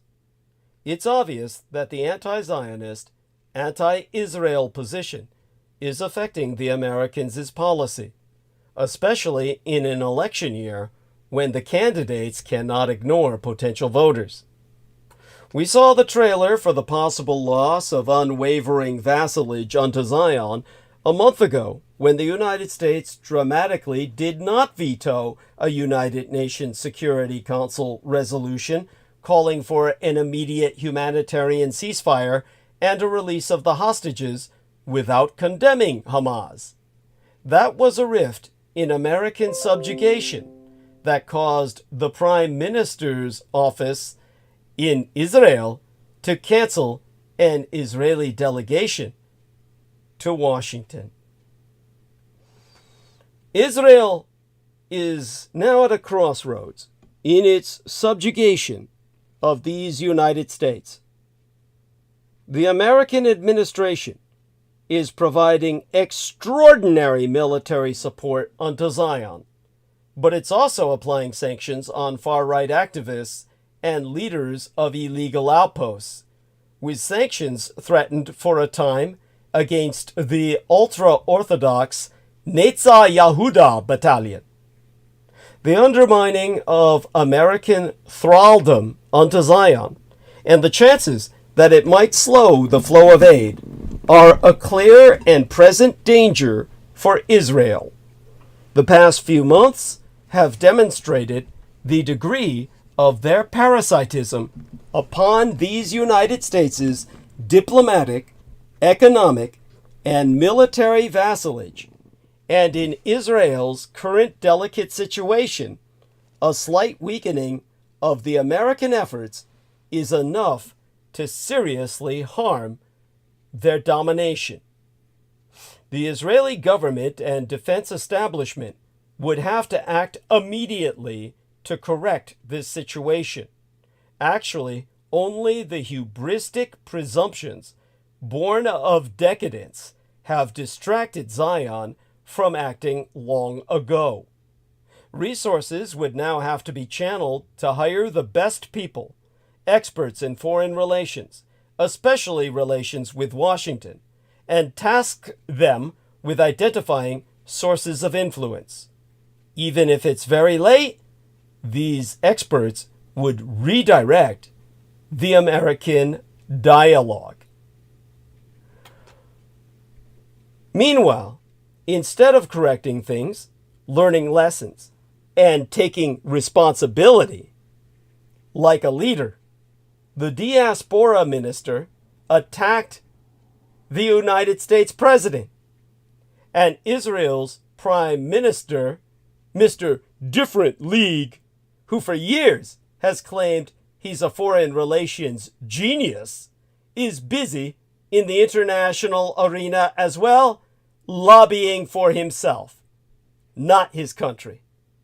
Netanyahu would have to immediately work with United States legislators and governors to promote appropriate legislation, establish relations with donors, launch a plan in cooperation with the American administration, creatively fight on social media, and strengthen United States Jewish organizations, communities, and Friends of Israel. Ultimately, the world would appreciate a militarily independent but democratic Israel that doesn't work with far-rightists Itamar Ben-Gvir and Bezalel Smotrich. The damage of the full right-wing government is therefore immense as well from a PR perspective of public relations. If the leadership is not changed soon, Biden's team may well be the last Democratic administration to support Israel. For a very long time, many in the Western world would have not engaged at all with the issues stemming from the occupation of Palestine. The occupation was in the news every year or so for a day or two, and then it would go again. It was too complicated. Those who knew about the context on either side were too passionate. So many opted to remain neutral. Many more believed the smears against the Palestinian people. However, the scale and severity of brutality that has defined the past 7 months of conflict has put an end to the widespread apathy towards the suffering of the Palestinian people. The wall-to-wall media coverage, thanks to fearless reporting from organizations like Al Jazeera and Palestinian journalists on the ground, has opened people's eyes to the reality people in Gaza and the rest of Palestine have had to endure for generations. At Action for Humanity, one of the leading non-governmental organizations working in Gaza and influencing policymakers in the United Kingdom, they have commissioned polling by YouGov and found that 56% of the UK are now in favor of halting arms exports to Israel. Only 17% are against, and the rest are unsure. This is enormous. They have been polling the public on conflicts like Syria and Yemen for years, and never have the United Kingdom public not just been so aware of a conflict, but also feel so passionately about it. Furthermore, when asked, 59% of the respondents said they felt Israel was committing human rights abuses in the Gaza. Almost 3 in 5 people, and just 12% felt this was not the case. And it's worth noting this survey was conducted before the April 1st All Fools' Day killing of World Central KitchenAid workers, an atrocity which has horrified the world, even the United Kingdom and United States governments. It can now be anticipated, due to the widespread condemnation of that event, that the number of people who realize what horrors are being committed and want no part of it is even higher. Other polling by YouGov has proven that the longer this war in Gaza goes on, the more people are likely to support a ceasefire, from 59% in November to 66% in February, and more likely to think the attack on Gaza is not justified, from 44% in November to 45% in February, and more likely to want peace talks, 61% in November to 66% in February. And this is a pattern we are seeing all across the Western world. In these United States, the biggest backer of Israel on the global stage, it is not just the administration in the White House that is struggling to attempt to justify the accelerating civilian death toll. The public, too, are showing disapproval. A CBS/YouGov poll found that in October, 47%, almost half of these United States, supported sending weapons onto Israel. This month, the number has plummeted to just 32%, less than a third, and that support for a ceasefire is growing. We can believe that this is the case across the West, and now that the overwhelming majority of the Western public are becoming more and more aware of the crimes against humanity that are being committed in Gaza, the West Bank, and Jerusalem, the more people are completely appalled. And even those who once felt the huge civilian death toll in Gaza were justified, and realizing in increasing numbers that nothing on this earth can justify what is happening. However, sadly, the politicians of Western governments are completely out of step with their public's mood. Not only is this morally reprehensible, but it is politically short-sighted.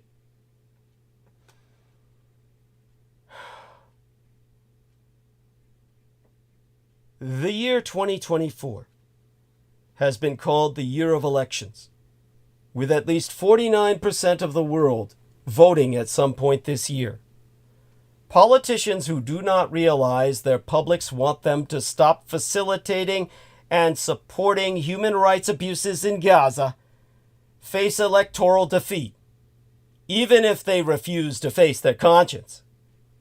Across the Atlantic, in the United Kingdom, the Labour Party, which many believe will form the next government, have also been behind the public's growing demand to stop arming Israel, even though polling found that a huge 71% of those who intended to vote Labour at the next election believe the United Kingdom government should stop funding Israel. For decades, Western states were able to support abuses against Palestinians with impunity due to public ignorance on the issue, due to people not paying attention to what's happening and buying into lies. This is now over, And the horrific way Israel conducted its mass extermination in Gaza is the reason why. Humanity, in all its forms everywhere, is fundamentally benevolent. Most humans, at their core, believe in peace and justice. They know that murdering innocents is wrong. Now the world is paying attention to Gaza. Everyone can see what an unnatural, horrendous reality Palestinians are forced to endure, and that they want no more of it. Now let me respond to our beloved Victoria, and of course, kisses unto she for her approaching us this early morning, gracing us with her presence. And of course, we want to thank our wonderful individual for returning Cultivated Image for joining us this morning as well. And so let me get this out here to Vic. And there we are. Get that to her. And of course, let me do something similar for our dear man, Mr. Here we are. Welcome back at Cultivated. There we are. And with that, a return to narrative. In what time we have remaining. Understand, we're going to go into this on Sunday. Finally. But let me preface it. This is a holy war, not a geopolitical conflict. Palestinians have forever been warning the world of threats by Israeli religious extremists and Christian Zionists to implement a bizarre but lethal plot to demolish the Dome of the Rock and Al-Aqsa Mosque to make a way for the Third Jewish Temple. This is all about holy war, the red cows, Gaza, the end of the world. It is said that this is where the world began, and perhaps where it will end. The true epicenter of the war in the Holy Land is not the devastated Gaza Strip. Under Israeli assault since Hamas's bloody raid last October sparked the region's deadliest conflict in decades. It is a few dozen miles away in Yerushalayim, Jerusalem, at the holiest and most fiercely contested hilltop on earth.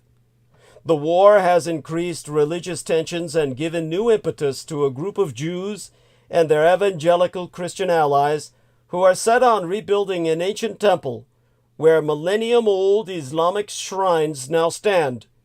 A suggestion that arouses the horror not only of Palestinians and Muslims worldwide, but of many Jews in Israel and around the globe as well, as that of would-be Middle East peacemakers.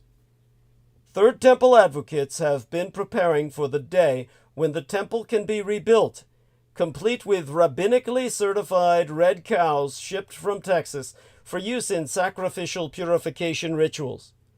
The architectural designs are already along the lines of the detailed biblical descriptions.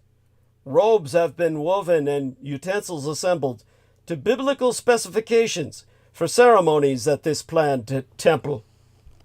Messianic Jewish supporters believe the rebuilding of the temple, rather than being divisive, would fulfill biblical prophecy to bring an era of peace, the peace of the dead, the peace of the mass grave, of a depopulated planet Earth, with the temple as a house of prayer for all nations.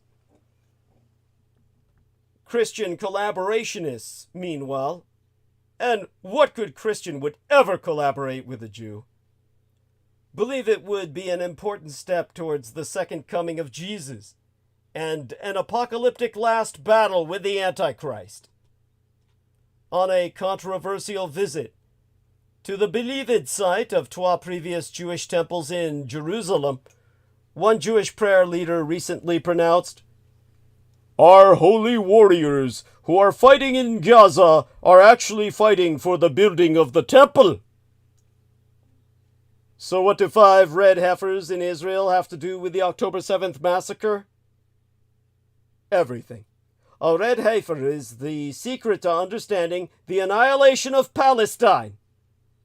Palestinians warn of a Jewish and Christian Zionist plot to threaten Al-Aqsa Mosque, starting with a red heifer from Texas. The last thing Palestinians need is another crisis in their homeland. It's not enough that Israel continues its genocidal war in the Gaza Strip with acute starvation, more daily restrictions on vital humanitarian aid, more Israeli massacres in Gaza, and increased settler pogroms in the West Bank, where neither Palestinians nor their land are protected. A regional war in the Middle East still looms as a distinct probability, as long as Netanyahu thinks he can stay out of prison by continuing the violence and having it underwritten by these United States. Beneath the radar is another overlooked threat to regional stability that could easily expand beyond the Middle East to Asia and Africa, and pull these United States deeper into the fray. On April 9th of this 2024 year in our Lord, a number of Palestinian Christian leaders issued a bulletin and petition, a drive warning the world of threats by Israeli religious extremists and Christian Zionists who are intent on implementing a bizarre but lethal plot to demolish the Dome of the Rock and Al-Aqsa Mosque to make its way for the third Jewish temple. Al-Aqsa Mosque, also known as Al-Masjid Al-Aqsa, the furthest mosque. Al-Masjid Al-Aqsa is the third holiest site in Islam after Al-Makkah and Medina, and is referenced in Surah 17 of the Quran, the Prophet Muhammad, peace be upon him, and his night journey. These holy sites mark the very place where tradition sayest the Prophet ascended unto heaven. Al-Aqsa is also referred to as the Haram al-Sharif, or the noble sanctuary, which reflects the same designation for the mosque surrounding the Kaaba in Mecca, the holiest site in Islam. Any infraction or attempt to damage Al-Aqsa or the shrine adjacent to it, known as the Dome of the Rock, could instigate a response from approximately 2 billion Muslims around the world. Back in January, a story flew under the radar that's well worth discussing: the relationship between the October 7th massacre and 5 red heifers. Yes, you heard that correctly. Unnoticed in the surpassingly sanitized Western media coverage of the crisis in the Gaza Strip was the alarm sounded by Hamas spokesman Abu Abaida on the 100th day of Israel's genocide, as dated the 14th day in January of 2024. He sounded an alarm, alerting the Islamic world, Duar al-Islam, the land of submission, and anyone listening, that Israel recently brought a certain breed of cows to a settlement in the West Bank. What appeared to some as an irrelevant or bizarre comment was a serious warning to Muslim leaders that a sinister plot is afoot regarding the Haram al-Sharif. To reiterate in simplicity, at the 100-day mark of Israel's mass extermination campaign, Abu Obeida, the military spokesman for the Hamas al-Qassam brigades, delivered a televised speech about the Hamas efforts, as well as a reminder of the purposes of their war. The speech was translated into the English by the Palestinian Chronicle. We look back 100 days to remember the educated, the complicit, and the incapacitated among the world powers governed by the law of the jungle, reminding them of an aggression that reached its peak against our path, Al-Quds and Al-Aqsa, with the start of its actual temporal and spatial division, and the bringing of red cows as an application of a detestable religious myth designed for aggression against the feelings of an entire nation in the heart of its Arab identity and the path of its prophet, the night journey and ascension unto heaven. Right there, amid a fairly verbose discussion of perceived Israeli aggression against Al-Quds, the Muslim name for Yerushalayim, Jerusalem, and Al-Aqsa, the black-domed mosque on the Temple Mount, lies a curious and telling statement, the bringing of red cows. The red cows being referred to are the five red Angus heifers. The 5 red Angus heifers imported from Texas in September of 2022 through a joint effort established between a Christian ministry, Bona Israel, and the Temple Institute in Jerusalem. Now, in terms of the secret of the red heifer, last year in September, a shadowy but powerful group known as the Temple Institute announced that the first red heifer in 200 years had been born in Israel. This wasn't their first red heifer. In September of 2022, the Jerusalem Post reported that the Institute paid over $250,000 United States dollars to fly 5 perfectly red, unblemished heifers from a Christian rancher in Texas to the land of Israel. Why the red heifer? The Temple Institute believes that this rare, unassuming creature is no less than the key to the fabled Third Temple. After the Romans obliterated the Second Temple in 70 Anno Domini, the 70th year of our Lord, Jews spread far and wide across the earth. Yet they never forgot Zion and their sacred temple. 3 times a day, all truly observant Jews pray, "May the Holy Temple be rebuilt speedily and in our day." Most Jews do not believe in building the Third Temple themselves. Instead, they believe that God or the Messiah will rebuild the Third Temple when the time is right. However, a group of Israeli hardliners have taken action into their own hands. The Temple Institute and the Temple Mount Faithful are just 2 of the extremist ultra-Orthodox organizations whose primary mission is to rebuild the Third Temple in Jerusalem. They have built close ties with and receive financial assistance from Christian fundamentalist groups in these United States who believe a third Jewish temple will herald the return of Jesus to earth and the subsequent rapture. This influential but subterranean belief helps explain, in part, the United States' incestuous relationship with Israel. Today, most of the requirements to rebuild the Third Temple are complete. In 1948, the Jewish nation was prophetically reborn, even though under falsehood. And in 1967, Jerusalem once again became a Jewish city. The Temple Institute has formally trained over 1,000 young Jewish men, directly descended from the tribe of Levi, as temple priests, going so far as to have already sewn their priestly garments and selected their sacred vessels. The Institute boasts it has created a temple in waiting, even preparing operations